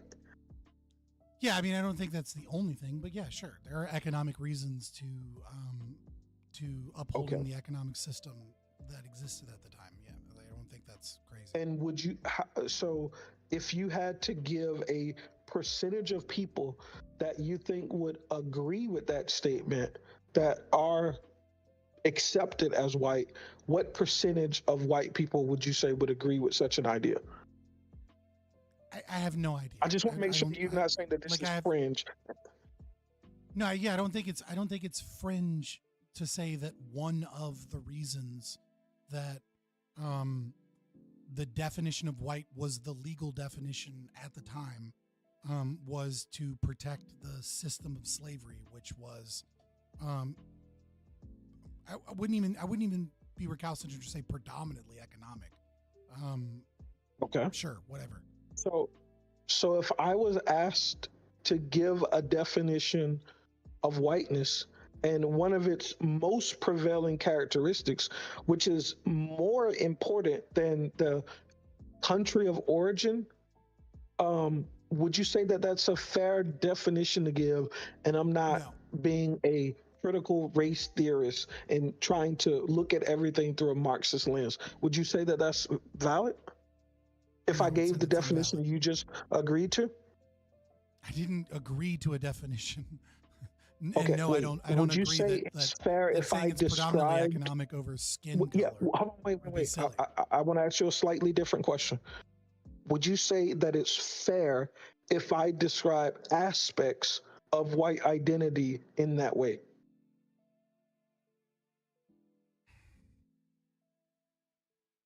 I'm not sure what I'm agreeing to when you say that. You want me to repeat it? Confused. No, of that way, like, yeah, I mean, like, if you were, let me reformulate. So would it be fair that aspects of your definition of whiteness would include economic, like, I mean, sure, if you're using a historical time to look at whiteness in through that lens at that time, I don't think it would be unfair for aspects of that definition to include the economic system at the time. But I would still say that predominantly it would be referring to skin color. Like, yeah, I mean, to say that it wouldn't, I think would be silly. Okay, so we've said that the definition of whiteness has changed over time, and it sounds like you're saying that this aspect of whiteness. Well, that legal definition, yeah. Well, we're not talking about legal definition, right? We've not yet invoked a legal definition, right? I mean, I have, because when we're talking about slavery, we're absolutely talking about definitions that were enshrined in law, right? Yeah, I agree that slavery was enshrined in law, but that doesn't mean that we've been trying to hyper-define a definition of white that can stand up in court. I think we've more so been going on the colloquial usage and the shared ideas amongst those people, which is why I specifically asked, do you think it just depends on what context we're talking about it, right? Like it would be a legal definition. I'm saying our predominant context and not a hyper-specific version at some point. Would you agree that? I don't even care if you agree with that. Let's move past that. Okay, now, this aspect of whiteness, which we can extrapolate and say, excluding groups of individuals that would belong to a underclass for economic advantages, which I think you agreed to. Would you say that though the concept of white identity has changed over time, though new groups have been added to this group, would you say that there's groups that have been added to white identity that break that rule? There are groups that have been added to white identity that break what rule? So we just talked through why Barack Obama and phenotypically white representing Barack Obama would be excluded from whites during slavery, right? And you kind of agreed. Yeah, there was a legal Yeah, definition. So, Yeah, sure. so what I'm asking, it's not because it was a legal definition, because I don't think the people who would have told Barack Obama that he's not white would have been waving documentation from the state at him, right? Like colloquially. Well, he would look white, right? So, like, the assumption there would be that he would pass as white, that people wouldn't know that he was half, let's say, West African. Let's They say would people only see knew. him. No. Let's say people knew he was the son of rape and slavery. Okay. And he phenotypically represented as white. They would not call him black, and they wouldn't refer primarily to some document. You have to agree with this. Or do you think most people... They would probably call, if they knew, right? They knew for a fact that he was half West African. They would have said back then that he was black, that he was not white. Yeah, and I'm just saying primarily the energy and the thoughts of that person when they're saying that he's not black is not because of some legal definition that was written in a book. That's all I'm saying. And I think you're agreeing, but I don't know. Yeah, I mean, I'm agreeing. Yeah, that's fine. I mean, like, he would be an outlier. Like, he would obviously be an outlier because he would be half black, and yet he would phenotypically look white. Like, he wouldn't be the norm. Got you. So the question that I was trying to ask earlier that maybe I didn't ask properly in some type of way is, though the definition of white has changed over time, that same situation of people that could be, because these things are socially constructed, could theoretically become a part of white, those people still don't have access to the label white. And I'm asking you, if that isn't one of the primary aspects of whiteness, why hasn't that tradition broken? Could you like reformulate it? I'm trying to understand. I'm actually genuinely trying to understand your question. Like, what are you? Okay, Barack Obama. Okay, yeah, I have a very simplified way to answer. Okay, what you said is this white representing Barack Obama would not be called white because of laws at the time and because of the legal definition of white. And what I'm asking is, though, well, not primarily, but we get primarily maybe. I don't know. Though slavery doesn't exist anymore, and though lots of other things have changed, why is that white representing Obama in 2024 still not considered white? What would you say? Well, I don't know that he would or wouldn't. I don't like that. Someone that looks white, has white skin, and has white ancestry, but has some black in them, is probably considered white now, right? Like, I'm 13% black. I'm considered Let's white. hyper specifically talk about the ones that are 50, where one parent and one family side is white and one family and the other side is I'm black. saying that. Yeah, I'm saying that I don't. It would depend on who you ask, right? But I think that if you talk, but hold on, wait. Let's present as a white person and you look like a white person, most people are going to assume that you're white. I want to hold to the same standard. No, I want to hold to the same standard that you held to earlier. I don't want to say depending on who you asked. I want to say, what do you think would be the prevailing opinion? No, hold on. What do you think would be the prevailing? I honestly don't know the answer to that question. If you have someone that you looks don't white, know if you walked up to most. No, wait. I'm just repeating it back to you to make sure I'm understanding your I don't know. You don't know if you walked up to most white people and said, hey, there's a guy, his dad is white, his mother is black, or vice versa, and he's white presenting. Is he white? You don't know what most people would answer, how they would answer that question. That's what you're saying. I think most people would have some confusion on that and might just consider that person mixed and like not, or maybe they would consider him white. I don't know. I mean, because we're talking about someone that looks white and is in their ancestry. No, but why would there be hesitation to not just say he's white? Because you just defined him as being, genetically speaking, half black. right? Like But people you would say he said- comes from a black, like Wait, his but you father's s- black, his mother's white, for example, or vice versa. It doesn't matter, right? But he Yeah, looks I'm white. gonna tell you and what he I'm. seems white. Like I think that people would be confused as to how to classify that person. I don't Yeah, think I'm that gonna would have tell been you true what- in the past. Yeah, no. I'm not talking about that. I'm gonna tell you what I'm struggling with, right? Because I'm telling you what I'm trying to understand. We said that white is not defined by the opposition to another. That's one of your foundational claims, that we can't define something by the opposite of the other, right? So let's keep that in mind in this conversation.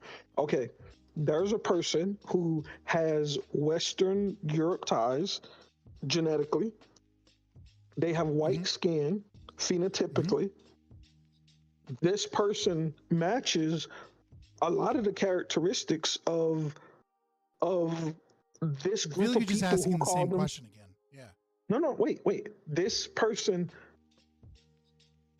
is almost the exact same as these people, except they have some genetic part of them that is black. But we've said that we don't define white as not black. So I'm asking you hyper specifically, why is this person not white?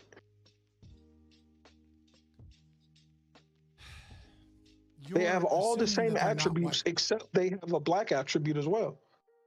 I've already answered this, right? Like, I think most people would be confused by this. This would be an outlier. This would be someone that is genetically, one of their parents is black. Like, I mean, like, I think that you're talking about a gray area, and that people would have difficulty defining said gray area, because whiteness isn't something that is clear cut, right? That there is no longer a legal definition of what is and isn't. Sorry, I'm breaking up a little bit. There is no longer a legal definition about what is and isn't white. So I think people would struggle to know whether or not they themselves considered that person to be white. I don't understand what's problematic with that answer. I feel like that's no. I feel like people would be like, I don't know. Wait, just because I'm asking you for a reclarification and I might disagree, doesn't mean that I'm saying that there's a problem with your answer. I completely disagree, but I'm just asking you to reclarify to make sure why do you disagree? you understand the fullness in which I asked you. So I want to ask Prime a question. Prime, do you think most people that go by white today would be confused in this situation, or do you think they would understand whether or not they consider this person white, and what answer do you think they might give? Could you repeat what the parameters were, please? There's a person who has a white father with all white ancestry on that side, and they have a black mother with all black ancestry on that side, or vice versa, where the mother and the father are switched. It doesn't really matter. At least I don't think so.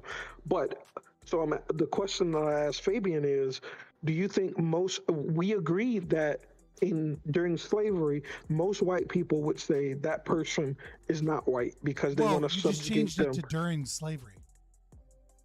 No, wait, I'm giving him the historical context so I can ask him the same question I asked you. Okay, yeah, I'm just saying the question was about now, not during slavery. Yes, I'm gonna get to that, but I'm giving him the background so I can ask him the same question with the same context that I asked you. Okay, so me and Fabian agreed that during slavery, this person would not be considered white, and it would be to subjugate them for economic reasons. And that is one of the factors about why we would say this person is not white. So the question I asked him is, today, what do you think? Do you think that person would be considered white, and why not? His answer was, I'm confused, or I don't know, because I think most people might be confused if that situation were to arise. So my question to you was, are you confused about the situation, and how do you think most people that are white might respond to it? And you said this person has white skin. They have white ancestry on one side, black ancestry. Typically represented as white, yeah. Phenotypically represented as white. I think it would be a quandary for some people, but I think overall, I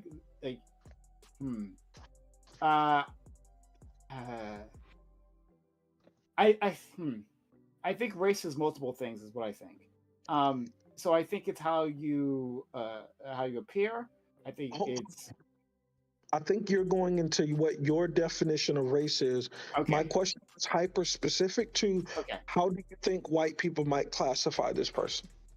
I would think they would probably classify them as black. Once they learn of that ancestry, they would classify them as black.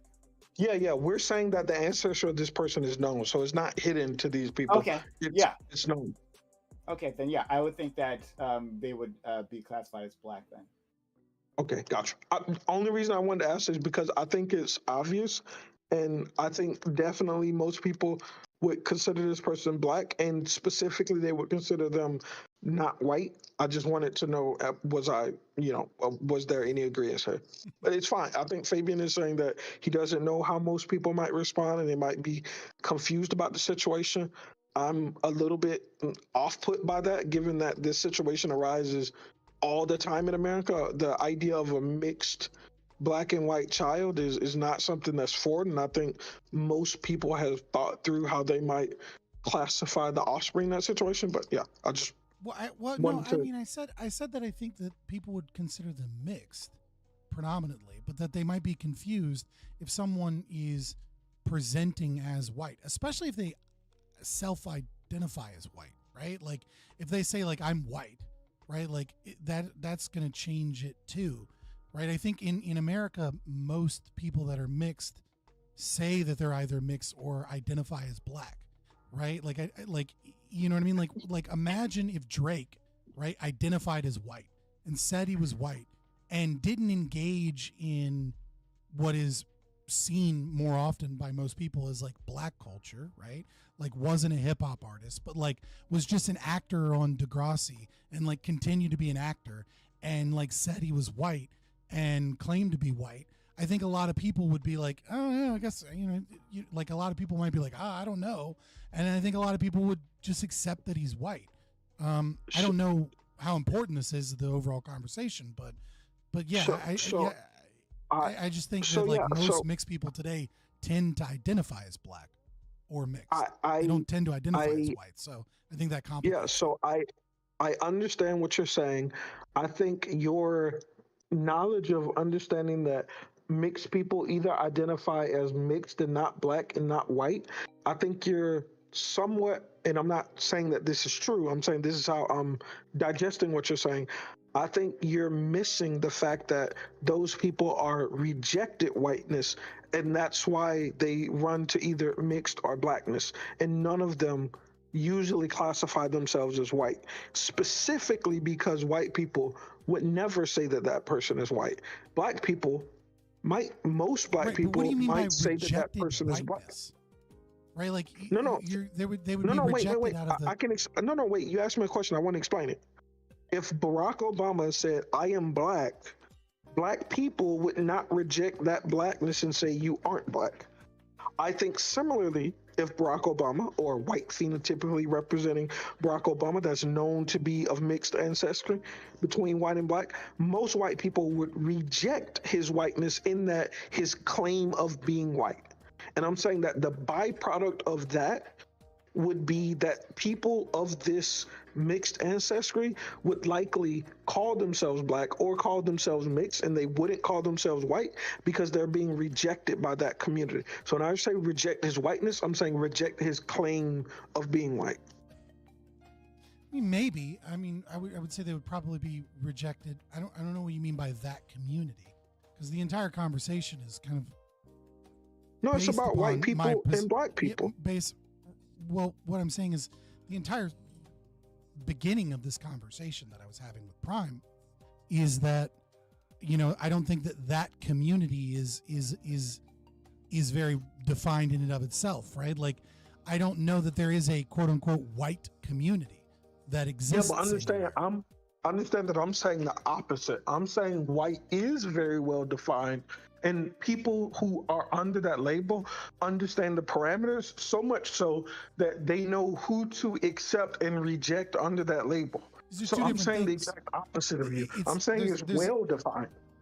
Right, but there's a difference between, and I don't know that it's necessarily well defined. I don't know that I accept that. But even if I were to accept that, there's a difference between white being well defined by like skin color percentages or whatever, because there's gonna be gray areas for sure, because I'm a gray area, right? I'm considered white, I'm accepted as white, and yet I'm racially mixed to a certain degree.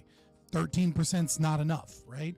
So I mean, I do think that there are going to be boundaries at a certain point, you know, where things come into question. But even if I was to accept that white is well defined as being like, you know, a certain percentage within, you know, however we believe it to be, I don't think that it's well defined. But if I do accept that it was, there's a difference between white being defined and a white community existing, right? Like that is what the entire conversation stems from, is that I don't think that there is a white community. I think there are cultural subgroups like metalheads and, you know, country people and things like that, but that there isn't that the ethnicity that we're discussing is the American ethnicity. And there are all of these, there's this assumption that white people kind of have this predominant American ethnicity, and then there are these subgroups like the black community, etc.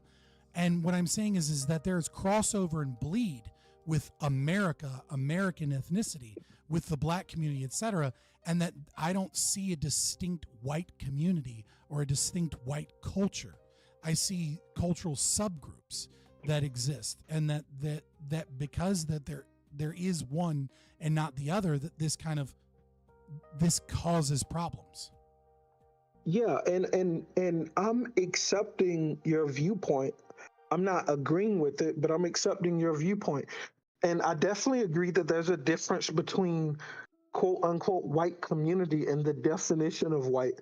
And I would define in a hasty way in this conversation as the white community is the people who would stand up to a mixed Barack Obama, and if he claimed he was a white president, that are saying, hey, Barack Obama, you're not white. I would say that group of people, which I think would be quite that would numerous. Include black people. Yes, that white community would include blacks, right? So yes, I think that goes to my conception that there isn't a real white community. You're pushing me to define better, and I agree with it. I would say the group of people who don't identify as black that tell him that he's not white, those are the people that I would call the white community. Right, and and that is a major issue that I have with your viewpoint, is that it is defining by negation. Is that it's defined by we are what we aren't. Hold on. You're misunderstanding what I'm saying. I'm not defining it not by negation. I'm removing a subgroup and I'm saying the people who are left. So I'm not defining it by not black. I'm saying that the people who don't belong to the group, if we drew a Venn diagram, that's defining of by people, negation. No, it's not. No, it's not. If there was a Venn diagram and there's white people on one side and there's black people on one side, I'm agreeing what with are your these white people? No, let's not define them right now. I'm agreeing with your definition because we didn't have to define it for you to answer the question. I'm agreeing with your response that there are black people amongst the populace of Americans who would say, Barack Obama, you are indeed not white. I'm agreeing with that. And I'm saying that there's a Venn diagram, there's overlap, and you're calling out that there are black people amongst this populace that would say that he's not white. I'm saying if you remove those black people and you leave the other subgroup behind, I'm not defining that subgroup by not black. I'm saying that this is what's left over after we extract another subgroup out of it. If we looked at what's left, I'm saying that those people are likely the ones who would call themselves white and the ones who would enforce this rule that he's not white. Again, that's defining by negation. No, it's not. Is. Yes, it is. Yes, it is. What are you talking about? Definitely not. It definitely is. If there's a room of animals and I say, hey, if you take cats out of this room, whatever is left, I think these animals have this idea, and I'm going to put this label on these people because of their feelings about this topic. That's not defining them by negation. That's defining them by affirmation. I'm saying that their idea is what is combining them, and not the fact that they're not black. When you remove, that's why the can negation. you're saying that I can't remove black people from the conversation of, hey, there's people that's going to say that he's not white. You're saying that it's unfair for me to present in the conversation, well, hey, I want to talk about the people who don't identify as black. I'm saying that you're saying that that's isn't- unfair that's to saying bring that- up in this conversation. I'm not saying that that's unfair to bring up in this conversation. What I'm saying That's what is, you said. You is said I'm that does defining not them as not black. Well, no, stop. I'm saying that doesn't a definition make. That's what I'm saying. Because now, like, I mean, like, we can keep playing this game over and over and over again, but it doesn't give a positive definition of what it is, because we can then go, okay, well, that includes Asians. And then we're like, okay, well, let's take Asians out. It's like, okay, well, that includes Hispanic Latinos and Mezzozitos. And go, okay, well, let's take those people out. And then we go, well, that's what's left once we take out all of these other things that are positively defined. What you're saying is the definition of white. And I'm saying that's defining via negation. And that's not a definition of what it is. That's saying it is the thing that it is not. So what you're saying is you said that we can define what white is. We can talk about what aspects of white people might believe, but if I circle those people, that's unfair and I'm defining them by negation, even though I'm using all of the affirmation principles that we said lead them to be in this category. You're just reframing out. Like, no. You're literally saying we can define white, but we can't say what white people are. That's crazy. There's a group of he's claiming to be white. There's a group of people saying you're not white that have this thing that all of them agree is white. And you're saying that if I circle that and name that, I'm now being unfair. Are Asians part of the group of people that would say that Barack Obama is not white? Yes. Okay. So are Asians white? I would say the predominant answer would likely be no. Okay. So we don't have a definition of white. But that isn't all I said. Wait, no. Jesus Christ, did you not hear me? I said the people that call themselves white, that are not black, that group of people that call themselves that are white, that are not black, that would tell Obama that he's not white. That's specifically what I said. That is the white community. You were saying that there's no such thing as white community. And I was saying, yes, there is a white community. The white community would be the people that will walk up to this theoretical Barack Obama and say, hey, dude, you're not white. And they would define themselves as white.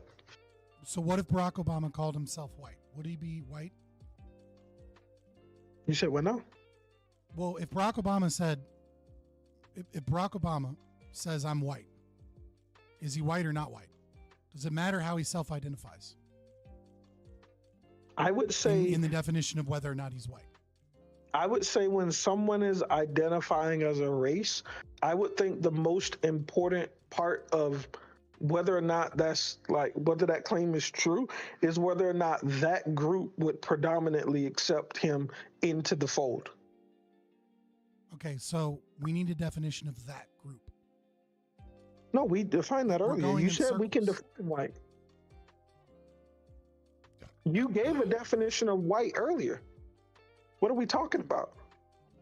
Wait, your statement earlier wasn't that we can't define white? I can give your statement earlier wasn't that we can't define white. There is no white community. And I was saying that there is a white community. Just the very essence that we can define white and we know that there's a group that we can circle and call them white means that there's a white community.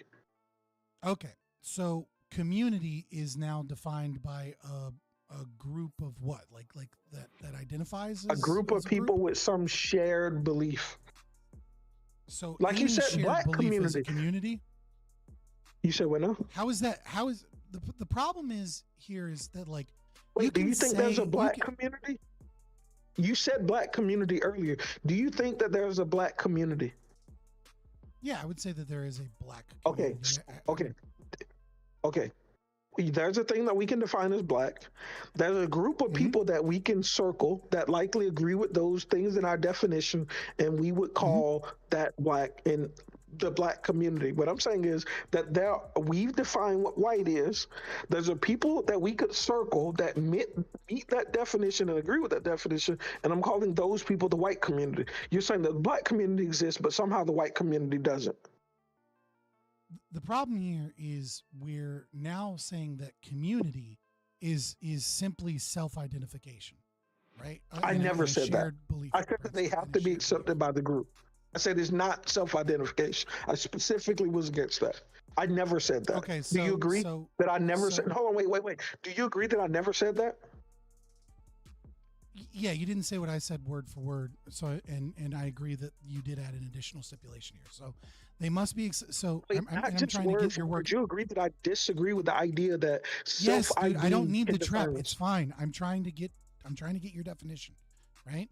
I missed the component when redescribing your definition. Relax. I'm not trying to put words in your mouth.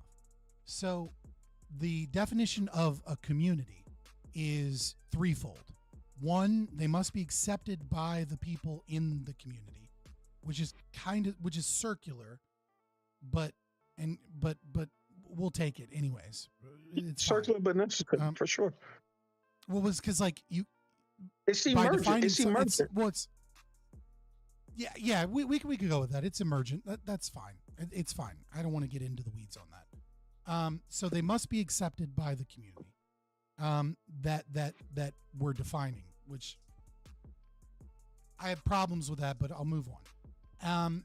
That they must ID as part of said community, whatever it is. They have to say, I am white, I am black, I am a metalhead, right? I don't necessarily agree with this component, but go ahead. Okay, OJ said he wasn't black. Okay, OJ said he wasn't black, but people would say OJ is black in the black community, and I would consider OJ black regardless of his self-ID. What I'm saying is self-ID isn't a part of it. It's the thoughts and ideas of the group and whether or not the prevailing narrative would be that they accept that person, regardless of that person's individual beliefs. Okay, but we can't define a community solely on whether or not we can't define the community on the basis of the community. Right, like it's circular. You see what I mean? Like it's emergent, but not circular. But yes, I agree. I agree that it's emergent. What do you mean by emergent? It's coming in. It's coming into existence, and it seems circular. What you're saying, but it's just the fact that it's coming into existence and how we define it. So, community is a category that we're using, and that category is coming into being with these rules, and that is the category, and it seems circular, but it's just emergent. It's that's just circular. Like a community, you can't define something by you can't define something based off of the thing defining itself. It's like the set you can't of say all the sets. black community exists, but that the black community exists based upon whether or not someone is accepted by the thing that exists. No, first I said that there are ideas. We circle these ideas, and these ideas make black or these ideas make white. And then I said, second, there's a group of people who believe, enforce, whatever word we want to use, those ideas. And we're circling that group that is emerging as people who believe this idea, and that group is the community. So there's a base definition that we have for this concept. It's like furries, right? Can only be can the black furry can be defined as a thing, and furry, the who is a furry and what is a furry then becomes defined by the people who collectively agree with some set of ideas and enforce what those boundaries are. I'm saying that black community. So furry must be defined by the furry community, and it can't be defined by those that aren't a part of the furry community. Yes or no? I believe so. Yes. So a community. The problem is that we're saying that a community of people is not to be defined by people outside of the community. I don't know how. Yes. I don't know how that's possible. Because other people can have an idea and this group can decide to accept that and redefine themselves in that way or add that to that definition, or they can reject that. So I'm not saying that there can't be commentary on what a furry is. I'm saying that when it comes to ultimately of whether or not we would say this thing is a furry, we would go to a community of furries and we would say, hey, we think you all are this. Do y'all agree with that? And whatever the prevailing answer was is what we would accept as yes or no, that's a furry. And it doesn't have to be something that is in 100. You have to agree with that. No, I absolutely disagree with that because that's standpoint epistemology. They're saying that there's special knowledge. That's special knowledge, and this is another critical race theory belief, but that there is knowledge that can only be had about the reality or truth of something based upon those because that this have is certain experiences. This is a social category being defined by the beliefs of a set group of people that changes over time. So if I want to know instantaneously, is this a part of that group? I polled that group. That group gives me an answer, and whatever the prevailing answer is how we act. That's just true. It's not though. If we said what is a you leftist, can't say that a community has to be defined by the community. Like we can outside analyze that a community exists, but it's and not everyone being in the defined community by could an say, individual. No, It's not what being I'm defined saying- by an individual in the community. Their It's being opinion doesn't defined by matter. consensus amongst the community. But no, their opinion doesn't matter. Like every furry could exist. Let's say there is a furry community, right? And every furry community could deny the existence of a furry community and could say, no, there is no furry community. And yet we could look at a group of furries that go to conventions, that have their own that coalesce together online and in reality. And we could say that's the furry community. And it does not matter whether or not the furry community accepts that they exist as a community or whether or not they accept a person or an individual within or without of their community. Their opinion doesn't change the reality of whether or not that person is engaging in that community. If they didn't accept a moniker, there'd be no way we could collectivize them. We couldn't point to them. We absolutely could. We could all furries could say furries, there's no such thing as a furry community, right? And they could even deny it because they think it's like kink shaming or something, right? To label them. And they could reject the idea of a label. And yet, we as outside, an anthropologist, right, a cultural anthropologist trying to understand cultural subgroups, could look at them and say, look, here's a group of people that I, on the outside, can see similar characteristics of, and I can see that they coalesce together, and I could see that they engage in certain behaviors or dress and things like that, and I could define the furry community and define that a community exists because of shared behaviors and all of these things. And they could all say, I never said someone couldn't have an opinion. I said what we would call a furry would be the collective agreements on what a furry is within the furry community, for sure. If an anthropologist said this thing here is a furry and there was no one historically that agreed with that label, we would never say yes, that categorization is right. That wouldn't exist. I don't think we can point to an example of that. But Brian, what were you about to say? Oh, I was gonna ask, so if an anthropologist was describing a new community, right? Like, there's no name for this. They're just seeing a pattern, right? And then they give it a name, but no one has accepted it because this is he's writing the paper now. Can we accept that this is a cohesive group, right? If we look at it and see that, well, this makes sense, his conclusions seem to be valid, right? Can we accept that even if the people inside that group don't accept it? I would absolutely. say, let's make it a fishing tournament, right? And let's say there is a group of people that are pro fishermen, but they don't consider themselves a community at all. They're just people that show up to fishing tournaments and do fishing stuff. They don't have an identity or self-ID in any way that there's a community. And yet, a cultural anthropologist shows up and says, well, they have this shared behavior. They go to these events together. They have common experiences. They have, they do these things that I'm noticing that they reject, which is that, that they do have like a group of people that coalesce and have similar behavior, similar backgrounds, similar circumstances, and they come together for similar goals. We would accept that as like a community, and he would be able to define it. And it does not matter that the people in said community do or don't gatekeep individuals in or out of their community. Like it doesn't need, what I'm saying is I reject the notion that we define community by whether or not those within said community accept or reject those people as part of them.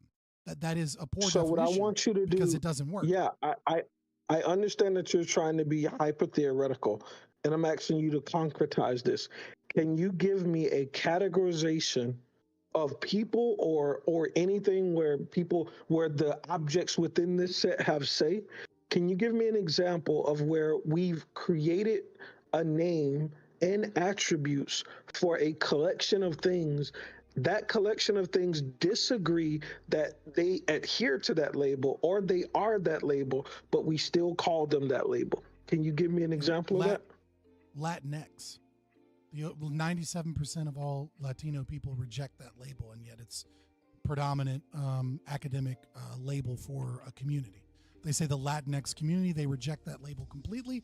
Like I said, 97% of them reject that label, and yet we still try and define them by that way. I would say that's a perfect example of where we would say there's no Latinx community. And yes, there might be people who might espouse that there is, but that doesn't mean that there's any veracity to those claims. If there's not a set of people who embody the actions that you're trying to put onto them, and they're saying that they don't embody those actions, there's no way a label is going to stick around on that collective group of people. So what if 49%? You just gave us a perfect example. What if 49% of people in the quote unquote Latinx or Latino community rejected the label, but 51% accepted it? Would it then be valid? So I didn't say it had to be majority rule. No, I'm asking. On whether because 3% do accept it.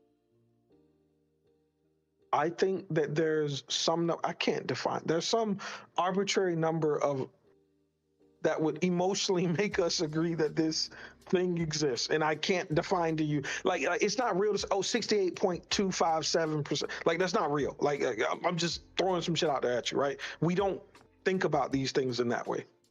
Right. Or maybe you do. That's my argument. Wait, No, hold on. Maybe you do though. Okay. No, my point is that whether or not a community exists is not based upon the acceptance of the name by said community. That's a circular definition. I wasn't talking about the name. Define, right, but I am here, right? Like you could say that the Latinx community exists, even though they reject that name wholly, right? Like you could rename it and say the Latino community exists, right? Like you could get to a point where they accept it, but their acceptance of the term or their acceptance of their existence as a community is not what makes a community. That's I think you're pointing out something. It's critical race theory. I think you're pointing out something good, and I see where I wasn't holding to my definition. Specifically, the thing that I said earlier was that the set of attributes to that group has to be agreed upon by that group, not necessarily the name. So I actually do agree with you. There is a Latinx community because the attributes to be a part of Latinx, that group would agree with. They just don't like the name.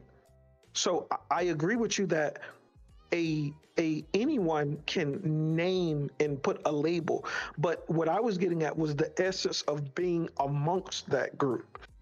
Right. So if somebody was defining the Latinx community, they would give some ethnicity, blah, blah, blah, some parameters.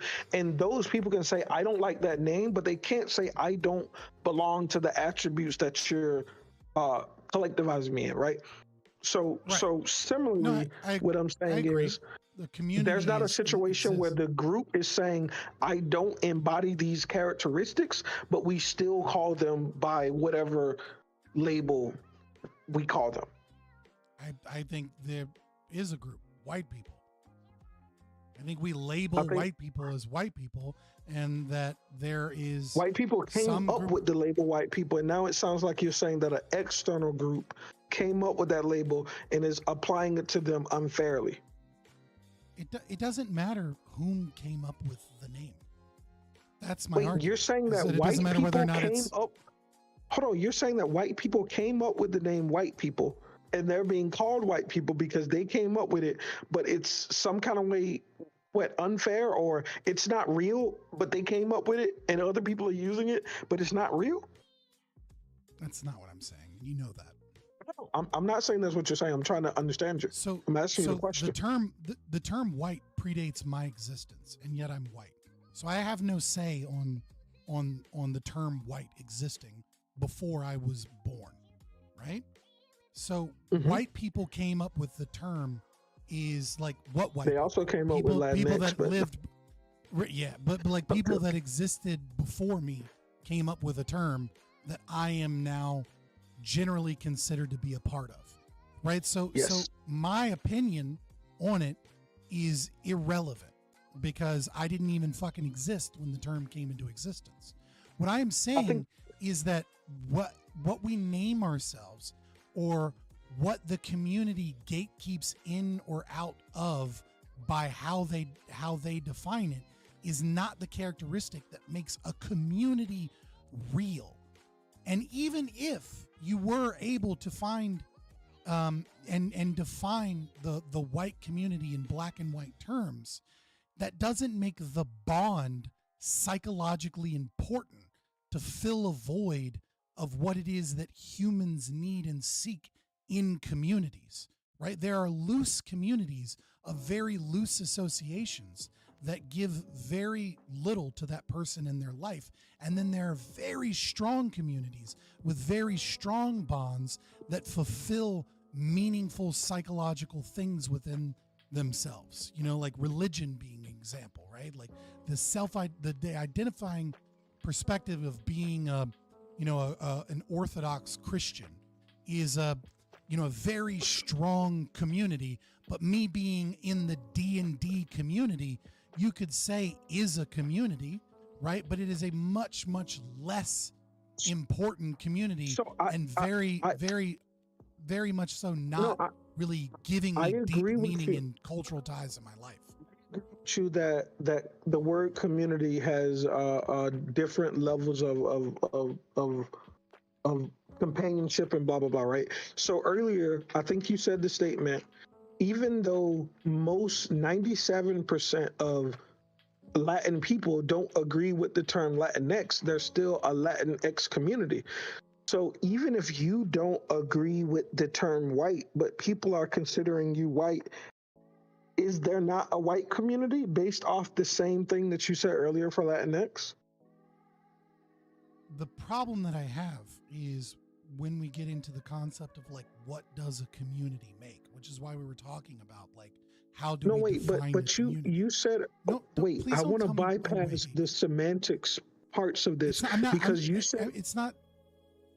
No, wait. You said earlier Latinx is a community, whether or not they agree with it. So whether or not you feel communities need to be strong and give all of this like energy to the people who belong to it, none of that matters because I don't. You said earlier Latinx I'm not saying people. No. I never said that the Latinx community is a legitimate community. I did say that for blacks, though. You said if an anthropologist looks at a set of things and names it, that person is right, essentially, regardless of whether the people agree with it. I'm saying they're. And now No. Please relax. I'm saying that a community's self-identification is irrelevant to whether or not a community exists. If there is a Latin community and someone calls it Latinx and they reject the name, it doesn't matter because the community exists So independent if you of reject whether or white, not they does it accept or matter, or reject it. can you be white and say that white doesn't exist, so we must listen to it? What's happening? What do you mean? What's A happening? Latin person can say Latinx is not my community. I don't agree with that. I don't abide by that terms. I don't know what the hell that means. That has no significance to me.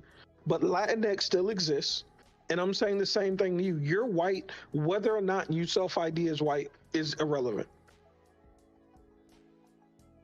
But I think you So feel that I now would be accept- you unfair. now ex- now you accept that whether or not someone identifies in the community is not a definition of the community. No, I which told you. gets No, back wait. to the I said problem.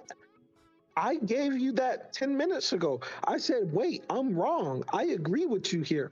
Whether or not the people necessarily agree with the name is not important. It's about the attributes. I gave you that 10 minutes ago. So what I'm saying right now is, It could be the hey, attributes as well. but what I'm saying right now is, hey, whether or not you agree with the category of white, the vast majority of Americans agree that there's a thing that's called white, and we also agree that you are white, whether or not you want to be white or not. We're switching in between white and the white community. I do agree. No, you're a that part of the white. No, wait. You're a part of the white community, whether or not you want to be or not. Okay, yeah, but that's a different thing. The white community and white are different things. No, You agree wait, to that? bro. Hold on. Let's not, bro. I'm just trying to repeat stuff you back agree to or you, and disagree? sometimes I might say a different word, but the essence of what I'm saying. The reason why I went to Latin community is because I was talking about community, not just Latin. So what I'm saying is, you can say that you are not a part of the white community. I'm saying that you are because everyone else is saying that you are. Okay, so I am in a community because people say I'm in a community.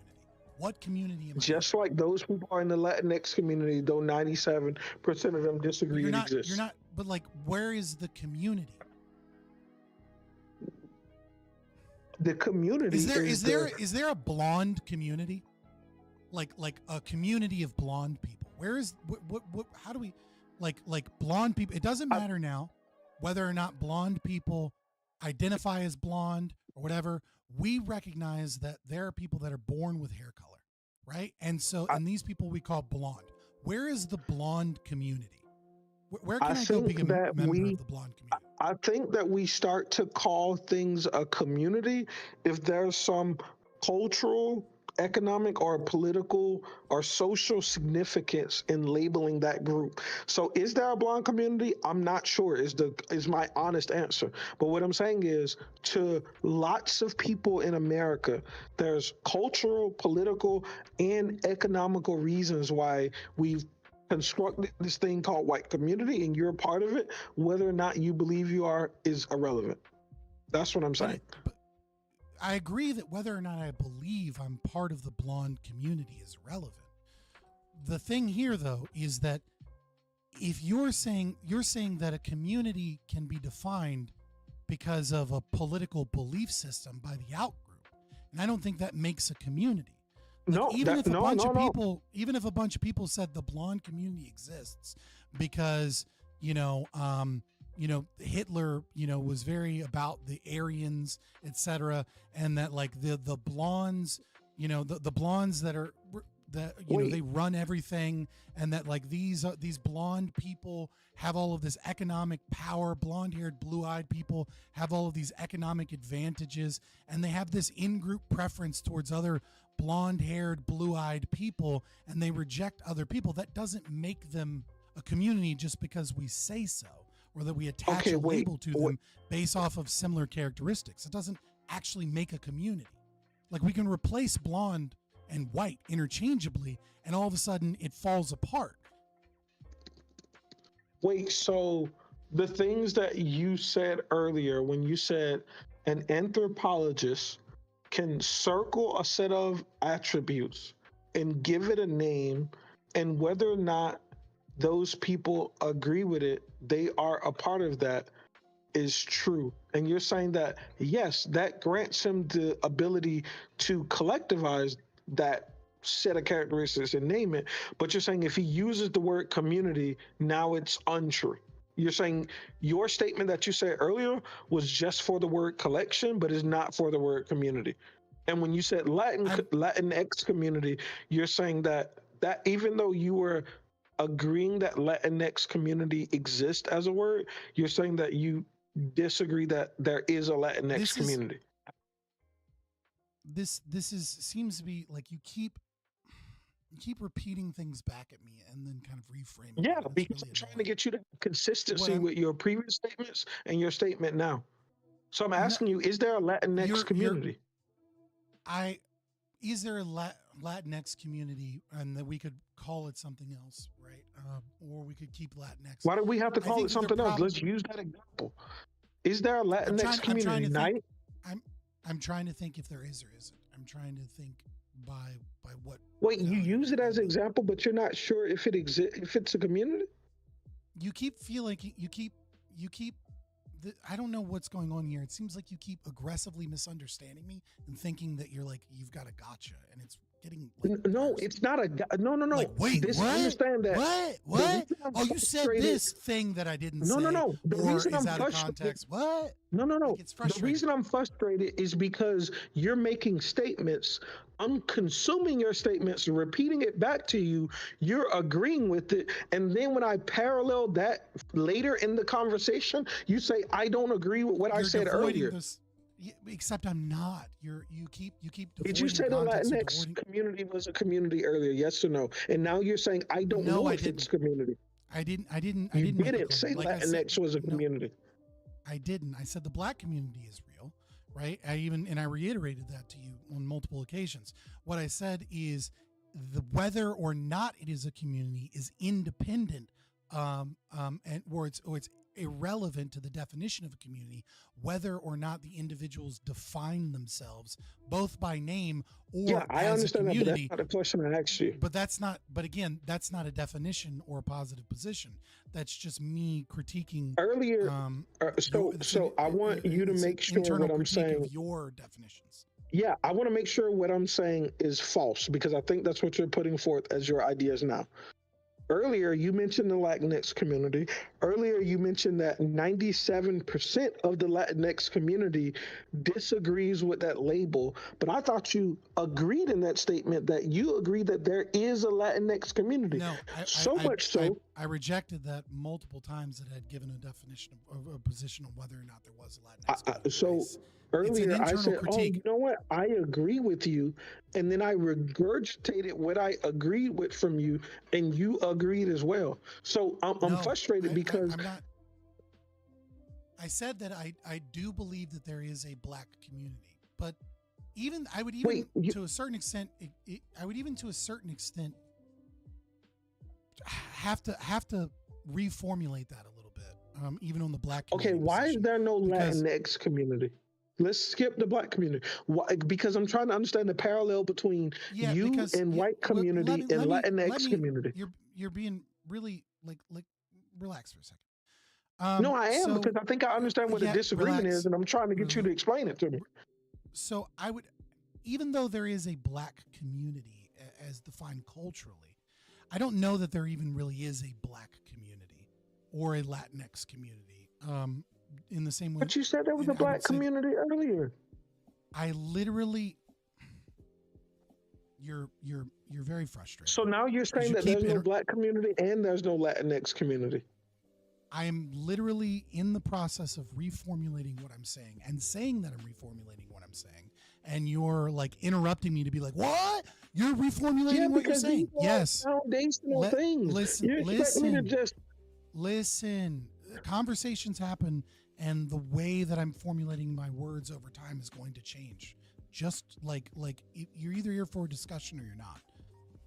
No, I'm here for a discussion, but this is my complication. I can listen to you right now, and I'm going to consume your ideas. My frustration is you may say right now what you're saying in 10 minutes is not true, and that's what I'm frustrated by. It's not that you're modifying vaguely certain you're things. Just having a, you were saying before conversation about constantly trying to get me to say things I'm not saying. You were saying before I joined to Prime that black people have this black community and they're lucky because this and because that. Maybe you didn't use the word lucky, but you were saying all of these things about the black community and why a black community exists and how we aren't part of the American community and we've segmented ourselves off. And there's this thing using words interchangeably to try and black community doesn't exist at all. Stop.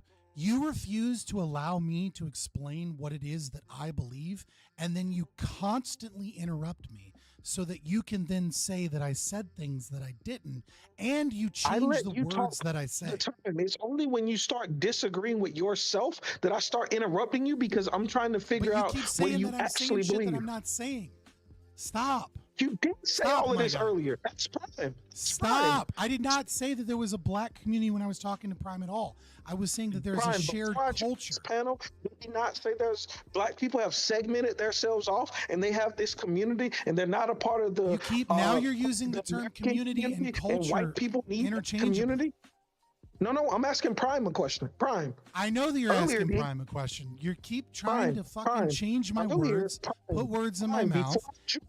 You aggressively misunderstand what I'm saying constantly. Okay, that's what I'm asking Prime. What a fucking internal critique is. Like I did earlier when Prime agreed with everything, I'm asking him again as a third party to understand if I'm confused or if you're confused. So Prime, earlier before I joined, you don't need to ask a third fucking party whether or not what I'm saying is what I'm saying. Stop trying to gaslight me into saying that I said shit that I didn't say. You. I'm trying to stop you from gaslighting me. Prime, I'm not gaslighting you. Hey, Prime, earlier before I joined, was it not stated that black people segment themselves off from American culture and they've created this black community and there were attributes about what black community is? Was that not said by Fabian before I joined? Am I wrong? Yeah, there was some.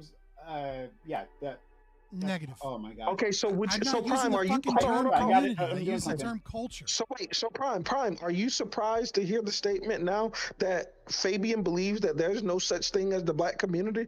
I'm definitely a little busy right now. So I'm sorry, I can't. No, stop jacking off. No, stop jacking off. Yes or no?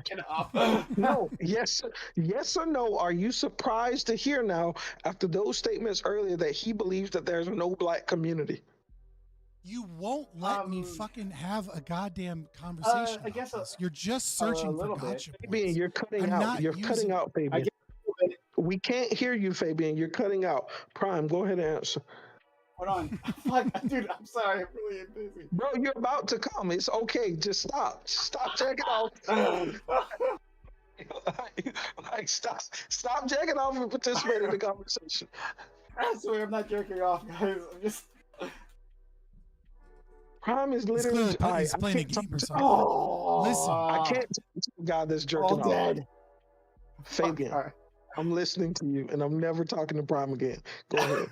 All right, so I wasn't checking off. Like I was playing Elden Ring. I'm sorry. All right, go ahead. Like I said, I am reformulating my previous.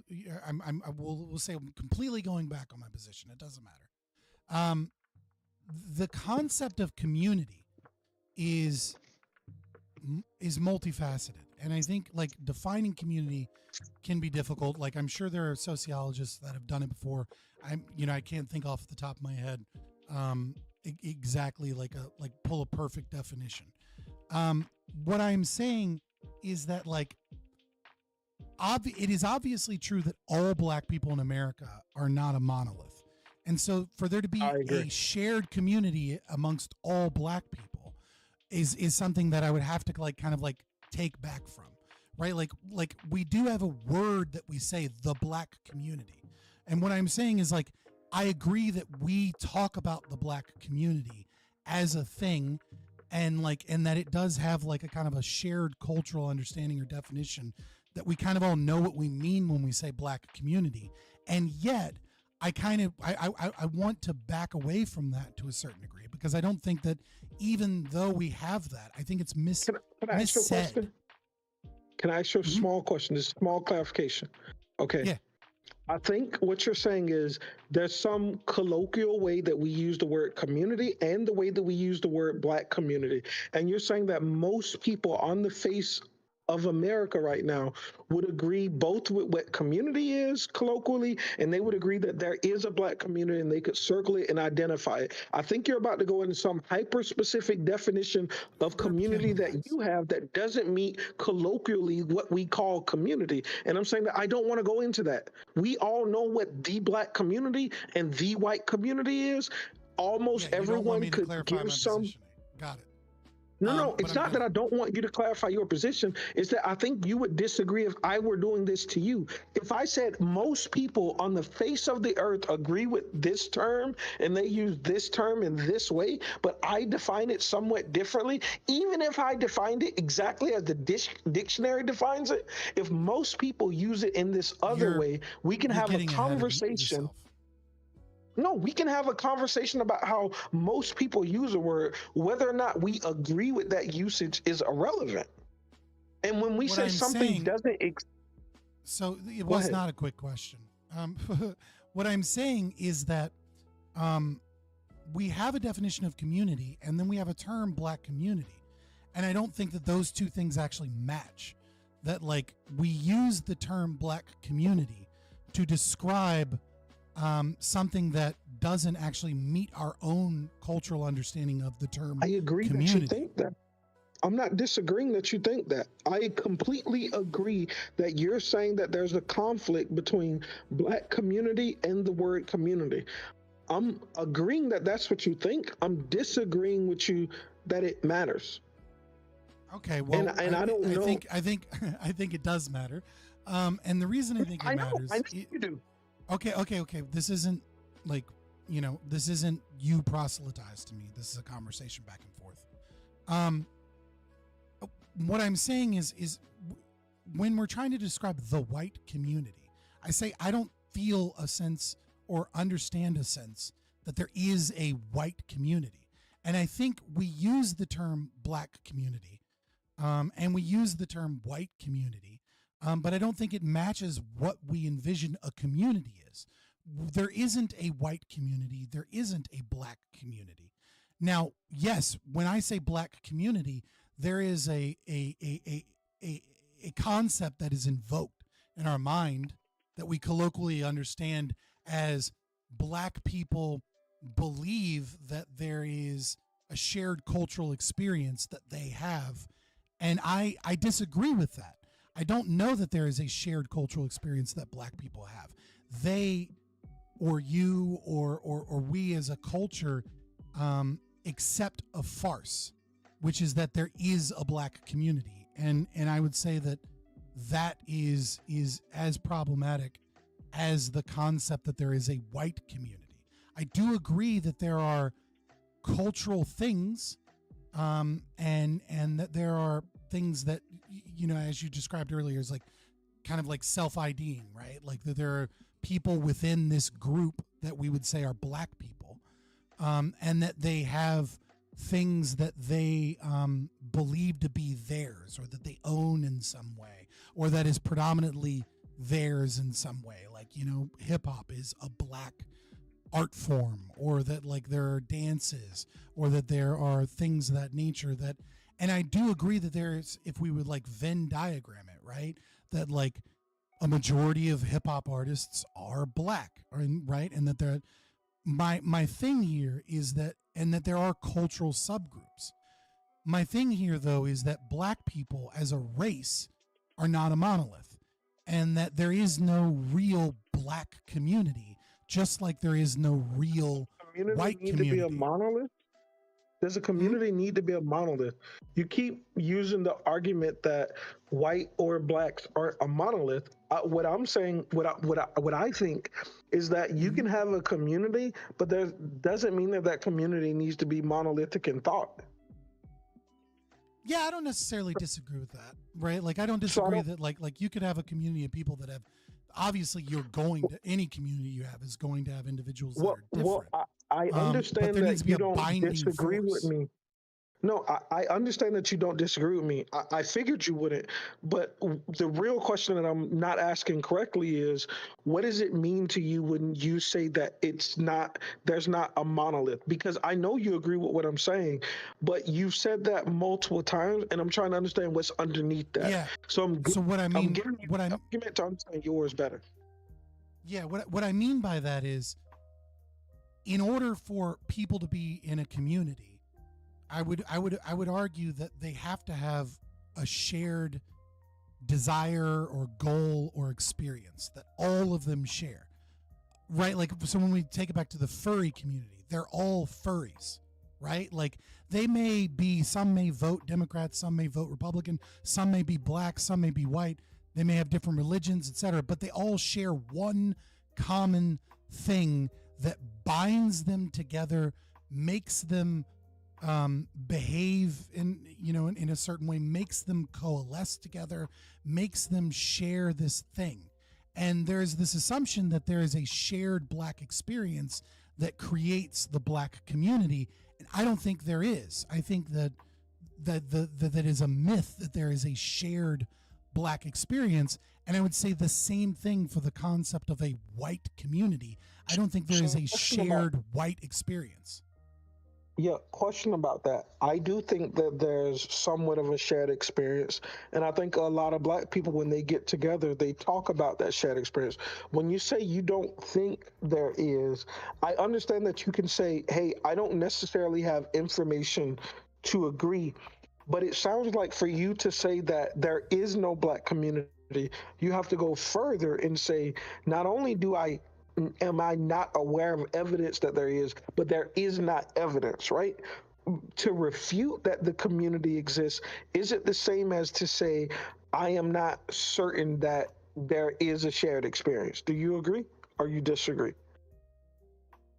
I don't think that there is. I mean, to say that, to be agnostic, right? Like for example, to be atheist is to say that I don't believe there is a God. That's not the same thing as saying that I believe that there is no God, right? So I mean, like, yeah, I know, but you're saying the possible, statement, it does. right? No, like, I agree. I'm saying I don't think there is a wait, God. Wait. Mm-hmm. I agree with you, Fabian, Why do and you that's always what I'm interrupt me saying. when I'm trying to explain things? Like, because you're explaining, but I'm agreeing with you, so you don't have to go deeper.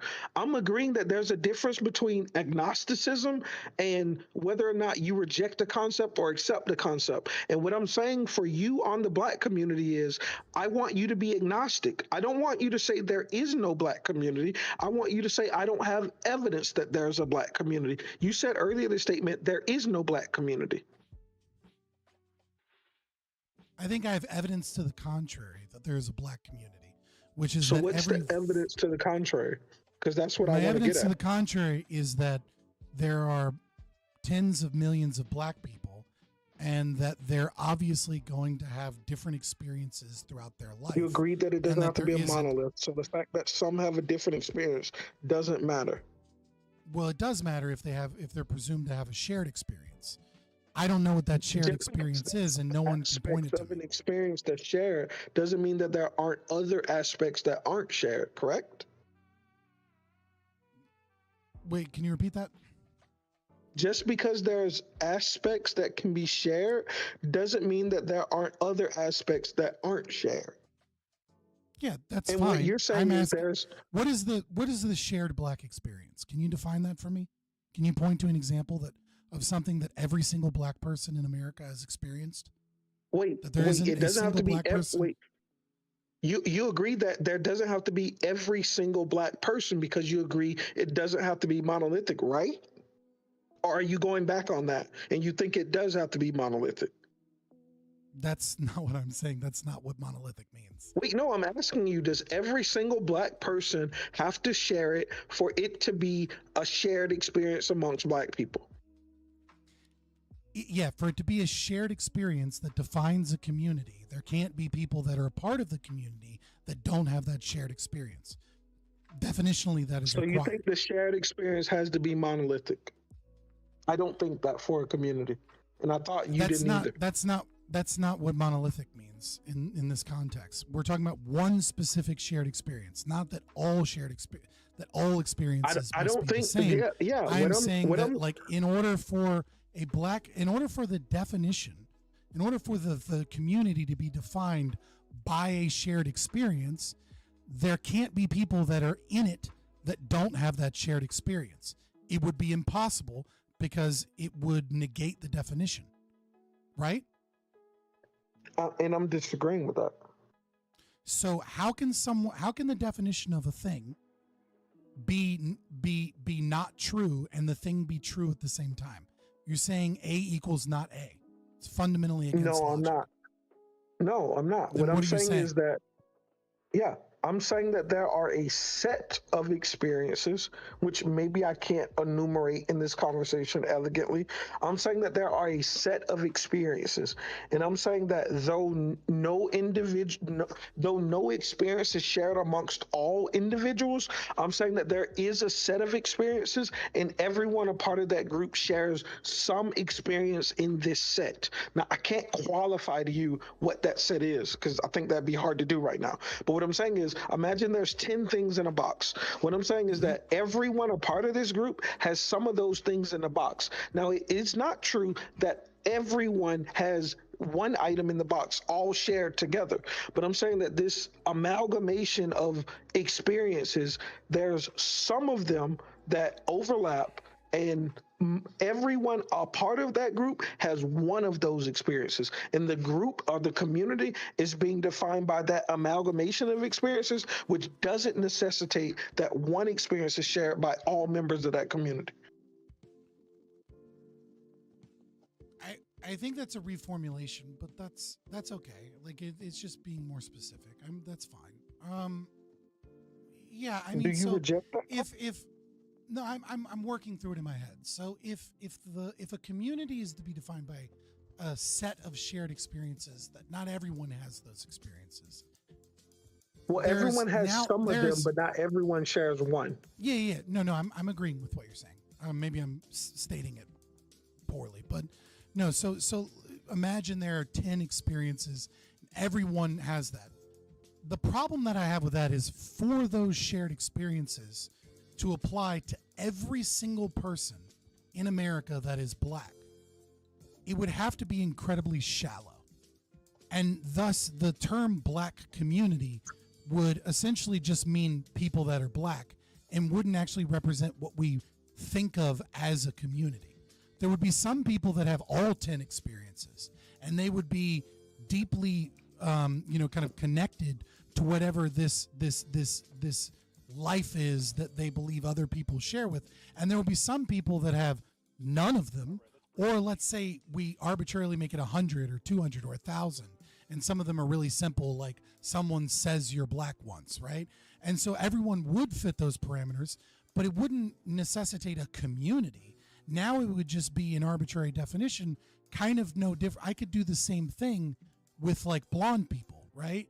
And I could say that blonde people are a community because they have a set of shared experiences. And then I could pick experiences that like are maybe really bad or really good that most blonde people have lived with. And then I could pick ones that are kind of shallow so that like all blonde people would be included, but it still wouldn't mean that like a blonde community exists, that there's like this community of people that are blonde.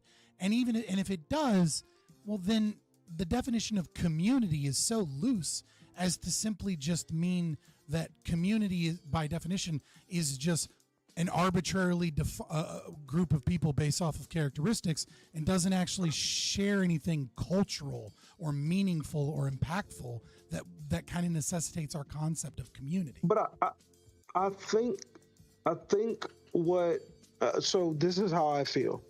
I'm not saying that this is true, but let's say this box has 10 items in it. Only 10. What I'm saying is that this group of people that has this collective shared 10 things can create a culture that makes music about that set of 10 things. They make art about that set of 10 things. They do all of they have deep conversations and podcasts and blah blah blah about this set of 10 things, and though all of them don't share those 10 things, a sufficiently large amount overlap to where they can create meaning from having people who collectively share these 10 experiences, and that can be extremely impactful and empowering to them. So the fact that none of I'm with them you on have this. I like this. Yeah. I like this. And the reason I like this is because I think that kind of what you're describing, we can instead of calling it a community, we could call it a cultural subgroup here, like, or we can even say community. I agree with that. What I'm saying is that if we were to say that thing is the black community, there will be some subset of black people that are not a part of that community, right? Like that aren't necessarily sharing those experiences, are not engaged in the culture around those experiences, right? Like imagine, an adopted black person, that grew up in an all-white neighborhood and went to an all-white school. Joe Lewis is a part of the black community. I'm joking just because that's Joe Lewis' background. Right. Like, no, it's okay. But that community or that cultural subgroup, I agree with that. What I am saying is that once we add this moniker, that there is like this shared, there is this group of people that have these shared experiences, that have podcasts about these shared experiences, that make culture around these shared experiences, that in a way exists for black people in a way that it doesn't for white people. That white people don't have this set of shared experiences where we develop our own dances and our own culture and our own music around it in a way that is large enough of a net to include white people. That it does exist in like the metalhead community or in like, certain cultural subgroups that are predominantly white, but that there isn't a white community, so to speak, right? Like once we add those monikers of how the culture surrounds those things, I think that can apply to a large portion of the black people in America, and it doesn't for whites. Yeah, I agree with a lot. Hold on, I'm like getting some water out of the refrigerator. Give me 1 second.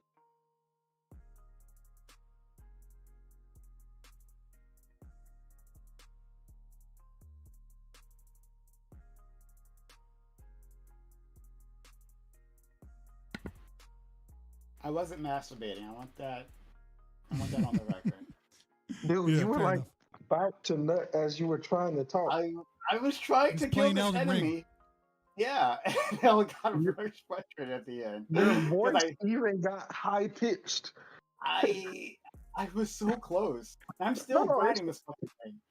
Like, No, listen. I find it flattering that me and Fabian can be having an argument and you can masturbate to it, dude. Like, yo, I'm flattered, dude. It's fine. Hold on. Alright, So Fabian, I agree with everything you said. And what you just said is how I was trying to describe earlier.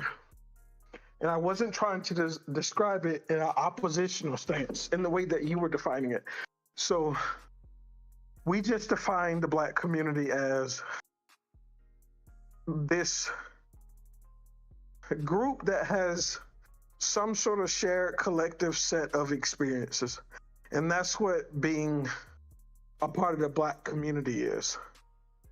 Right. And we I'm not added defining the this. moniker, or not moniker, but we added that that there is cultural additions to this, right? That have meaning, that bond people together, right? That's what makes the black community a community and doesn't make the blonde community a community, right? And this is what I was saying. And this may be a little bit of a stretch, but I want you to try to follow me here. Okay. Me and you both agree that you can't define something as not so. Well, you can, but it's not a new categorization. It's just not like hot and cold. Hot and cold are actually real, and they're like the reverse of each other, right? And what I'm trying to do is not define white as the opposite of black.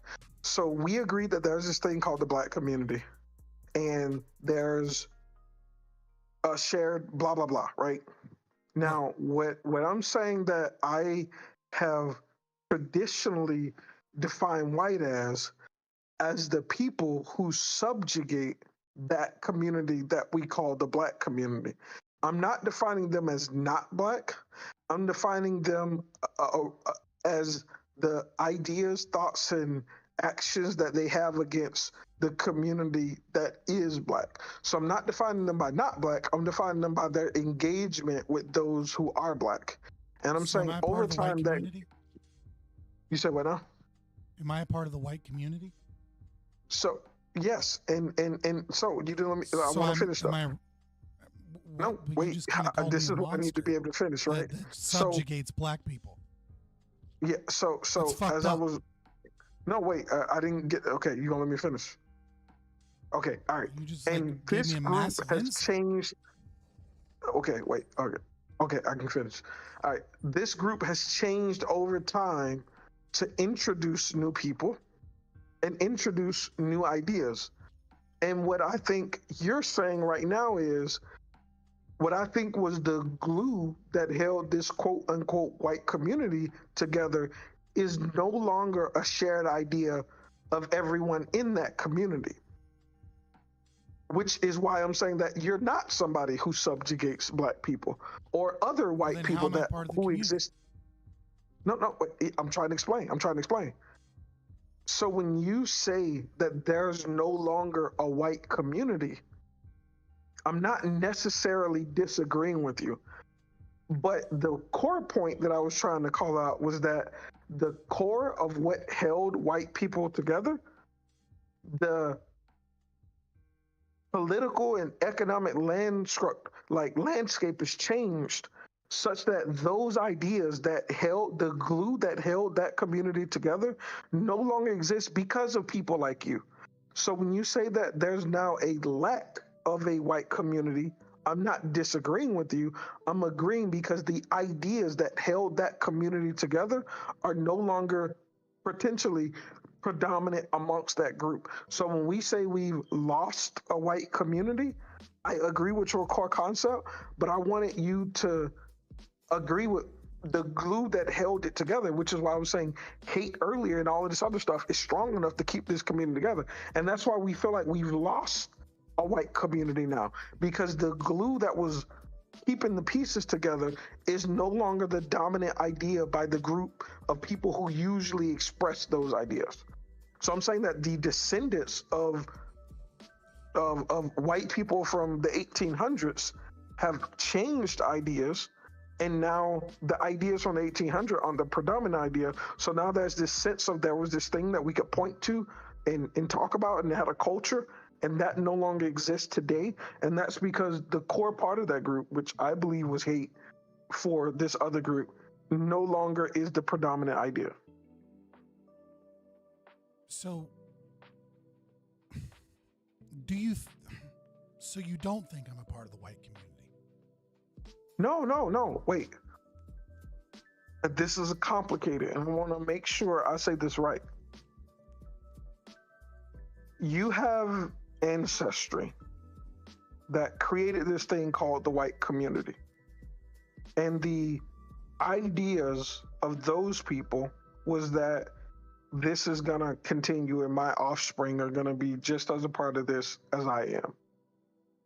Now, you were born, and for whatever reason, you have different ideas along with millions of other white people. So when I say you're a part of the white community, I'm saying that you're a part of the legacy of what created the white community. And in most cases, not part of the white community. Yeah, but I'm saying that there is a way, there is an argument I think you could make to say I'm not a part of the white community, and I think that's valid. I think that there's a way that people could collectivize you based off your ancestry and say that you are a part of the white community. Whether and I don't think just because some people will say, and I would be one of them, would say that you're a part of the white community, that doesn't mean that you're planning to continue to subjugate black people, even though I think that was the predominant idea of the white community. If that makes sense. I know that's like a word salad somewhat. So yes, I think. I just think it's racist. I don't think. I mean, I Wait, think how would that be racist? How am I essentializing you? Like what? What? I mean, I think it's deeply racist. Wait, how is it deeply racist? What is that? What does racist mean to you? You're saying that I am to be defined as someone of the white community or not of the white community is up for grabs, and that based upon my ancestry, that I am by some to be a part of a community, and that this community is not defined by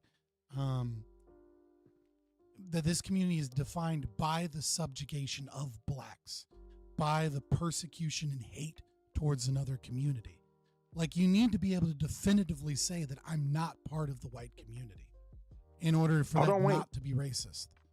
Wait, you and I agreed earlier that ancestry was a big part of what it meant to be white, correct? Well, is that true or is that false? Because okay, of right? race, yeah, because it's race. Yeah, exactly. So ancestry was a big part of what it meant to be white. And you have shared ancestry with those who held those beliefs. I'm not saying you hold those beliefs. Yeah, I'm saying and you vice have versa. shared I've shared ancestry with black slaves as well. But before you answer that question, I just want everyone to know that I beat that enemy. So I did it. Yeah, I'm pretty sure you Fair beat enough. it pretty good. So I have Pretty shared sure ancestry. it took about 15 minutes probably. Say that again? Yeah, I have shared ancestry with black slaves as well. I'm not disagreeing with that. Okay, so we have to be able to. You're saying that the white community is this this group of people who defined themselves as a community and bonded together on the subjugation of black people, correct? Or am I incorrect? Am I missing something? At some point in history, yes. Okay. And that you can't definitively say that I'm not a member of that community. I feel like you took all of the nuance out of what I said. So I'll restate my nuance while agreeing with your framing. I think that this group over time can change, just like any other social category, right? What we consider XYZ today, if you take me 2,000 years into the future, that doesn't mean that XYZ is the same. So I think that there were deeply racist beliefs. I think even the category of white was constructed specifically because of racist beliefs. So I think there were heinous racist beliefs that constructed this category called white. A core part of that being in that category was ancestry. Now, unfortunately, or fortunately, however you want to look at it, depending on what conversation we're having, you belong to that ancestry. Now, the good news is that you have the ability. The good news is because you're a part of that community, you are a part of what defines what that community believes. And it could be like you're saying, hey, I have such a psychological or whatever difference between me and those ancestors that I am not a part of this thing that they started. And I think that's perfectly valid for you to be able to say. Or you could say, hey, my ancestors believed XYZ, but today we're defining ourselves based off these other beliefs, which are different from XYZ. It's ABC, right? So I'm saying that you have multiple things you can do. You can, one, still embrace the name, and you can say that it stands for a different set of things. And if you get a sufficiently large amount of people to agree with you, that will become what being white means in 2024. Or you could say, hey, I'm just not a part of that. That shit has a whole bunch of baggage that comes with it. So I'm not going to identify as that. And I'm saying that you can do both of those things. Now, what I'm saying is, go ahead. Well, I'm just curious, would you consider William Lloyd Garrison to be part of the white community? I know that name, but right now I can't recognize who that So historical figure is. he was probably the most prominent and famous abolitionist, and was close friends with Frederick Douglass in doing everything That's why I he could remember. to stop the subjugation and slavery of blacks. Was he part of the Mhm. white community? Because this is definitely during a time For where sure. you're claiming that like whiteness is defined in by your definition in towards of subjugation and racist Wait, against you the other. you disagree that the term white comes up for the reasons I stated? I don't disagree that people decided to define themselves as white Expressly opposition because of the per se. reasons I laid out?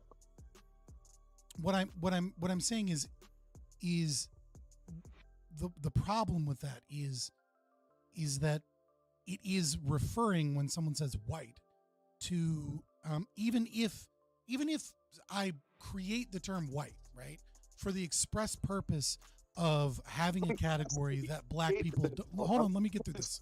Let me get through this. I even if it is true, like I do think that there are historical there is historical evidence of what you're saying. Yes. Sorry. Let me answer that quickly. Gotcha. Okay, gotcha. Right, but even though that is true, we'll just say that is true, right? And we'll work with it. Even though that is true, it doesn't negate that someone could be considered white, and by being white, that they are somehow a part of that community, right? So there has to be a line now. If you're defining the white community as this collective group of people that are identifying themselves as white for the express purposes of subjugation of blacks, William Lloyd Garrison considered himself white, stated that he was white, and very clearly does not hold those beliefs at a time that is not today, right? That at a time where you're saying that whiteness is constructed for that reason. So it kind of throws a wrench in it unless you don't think he's white. No. I think I would grant William the same thing that I granted you. So William can say, I'm a part of this and I want to redefine what this means. Now, that doesn't mean that William's ideas was popular in the white community and that most of the white community wouldn't disagree with him, right? So William can say, so I can say I'm black and I can say, look, as a black person, I am some negative concept. And But black he's people not a can be furry. like, huh? But he's not a furry. Like going back to our furry analogy, right? Like he's not a furry. He's not white. He can't be white if whiteness is to be defined by that degree, which means that William Lloyd Garrison doesn't have a race. He's non-race existent. I disagree because earlier we said that everyone within a group doesn't have to be a monolith, and everyone in a group doesn't have to share each experience that defines that group. So there's some set of ideas. One of them is strongly the will or want to subjugate black people if we're talking about pre-Civil War America. And there's other aspects of being white that William does share. And when William says, I'm white, he's referring to those things that aren't the subjugation of black people. And he also wants to change the majority opinion of white people to no longer want to subjugate black people. But then if he's saying what I'm saying is white, he's white, it necessitates that white isn't that. It can't be.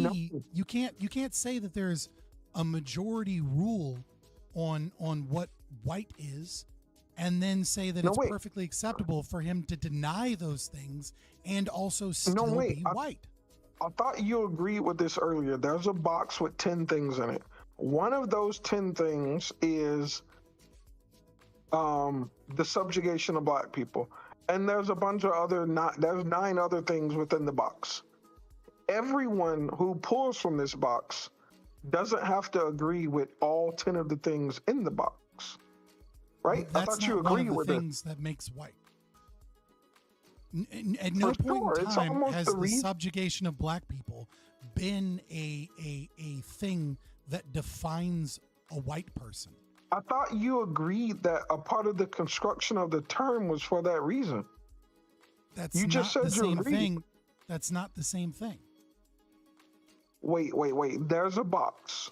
I just want to make sure I'm understanding, because I thought we were We're getting going somewhere. back We into better. the same thing where you're Yeah, defining I thought we were about to go to a whole different conversation, but now I feel like the same thing is happening. There's a box with 10 things in it, right? One of those things in the box is the will to want to subjugate black people. If we go back to Williams' America, no. Do you agree that the predominant amount of white people would agree that that thing is in the box? No, I don't agree to that. I don't agree that the predominant amount of white people today would agree that in any one point in time, and even if they did, it wouldn't matter that they did.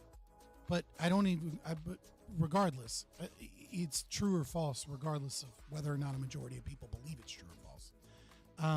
But even if that's irrelevant. But what I would say is that the concept that the will and the desire to subjugate black people is a defining characteristic of what it means to be white is a deeply racist idea. That it is ascribing hate, it is describing negative emotion to a race of people as a defining characteristic of who they are. This And it's no different than saying ascribing. it's no different than saying This that isn't one of the ascribing, it's describing. That is It's one of the describing. no. It is saying it is no different than saying that one of the defining characteristics of being Native American is the desire to be cannibals and to eat people. Like, that's fucked up. You can't say that one of the ways that you describe what white people are is a desire, a human motivation to commit atrocities against another race of people. That is a deeply racist idea. That's expressly how those white people define themselves. I'm describing, not ascribing. I feel like you're trying to modify history. You're trying to act like white people pre-Civil War weren't completely for and okay with the subjugation of black people. Like, this is extreme gaslighting. Let's say for The core example, component of let's being say, white for and being example, excluded let's from say, being for white. example, let's say, for example, a majority of black people committed violent crime. I'm not saying it's true at all, but let's just say, hypothetically, it was true. In that world, to say that a defining characteristic of what it means to be black is the desire to commit violent crime, and that you, as black, part of your identity is to be defined as a violent criminal. And yes, there are some people that are black that aren't violent criminals, but part of the essence of blackness is violent crime and against other people. That would be a deeply racist thing to say. No, that's not true. It is true. If it were the case that most black people were violent, and somebody said blacks are violent people, that would be a true descriptive statement. That wouldn't make it racist because it's true. Okay, so if it's a part of a set of shared experiences, what percentage of black people need to be violent criminals for me to say that part of the intrinsic nature of blackness is the desire to commit violent crime? So you asked me this question earlier, and I told you I couldn't give you a specific number because I don't think that's how we think through this. I think that there's some predominance or some sizable some group percentage. that we theoretically, yes, for sure. But what we would say is that representative of most people or some sizable portion of people, and would they agree to that? And if we took, but you can't wait, give you a keep cutting me percentage. off. You keep cutting me off. If we took white people pre-Civil War and we said, hey, do the vast majority of you agree with the subjugation of black people? It would be a resounding yes. And for me to descriptively, like, for me to identify that and for you to say that that's somehow racist to recall what is just true about the past in this country is the biggest gaslight I've heard in my life. I'm not gaslighting you by calling you racist. Yes, you are. I'm saying that that a defining characteristic of white is an evil desire. I think that is a deeply racist belief. You agree that it would be recounting history.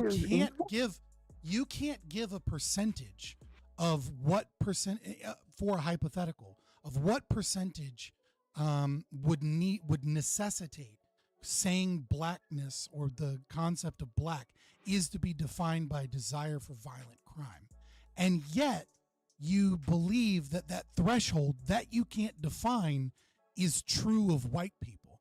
I don't think it's fair that you can say that for white in the definition of white and not do so for black. No. What I did was I expanded and I said two things. I said, do the predominant people of that group agree with this thing and identify with it? And is that true? You said, give me a number. I said, I can't give you a number, but I gave you an idea. So 51%? I'm not giving you a number. I've said it multiple times. I'm not giving you a number. I don't care. You can't refuse to give me a number, but then say that it's true for white. I can.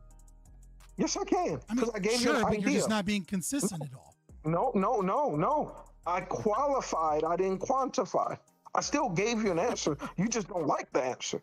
I gave you an answer. Your answer is I vibe it out. No, that's not what I said, unless you didn't listen to me. If you want me to say it again, I can. You can't give a percentage. You can't give a percentage. I don't need to give a percentage. You absolutely need to give a percentage. No. You're just trying to put me into some stupid argument. What we can say is, no, I'm asking you to be consistent. Most people, do we believe that most people think this idea? And would that group say that they think that idea?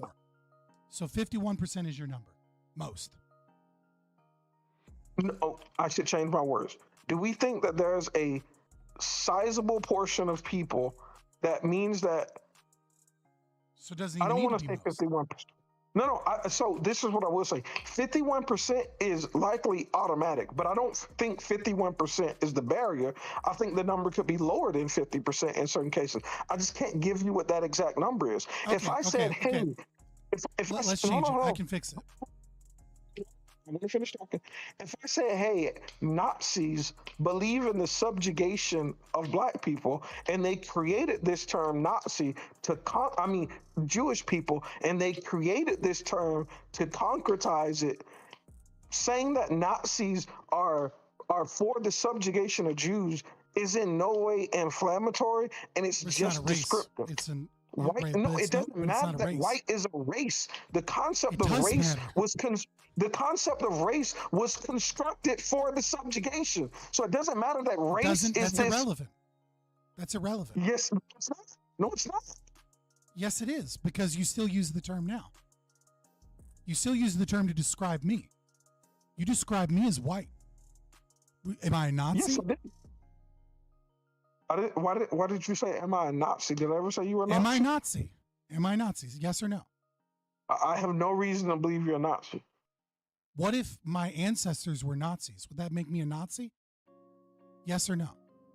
Let's say I reject Nazism fully, but my ancestors are Nazis. Would that make me a Nazi? I think Nazism is a term that we use to describe people at a specific time in history.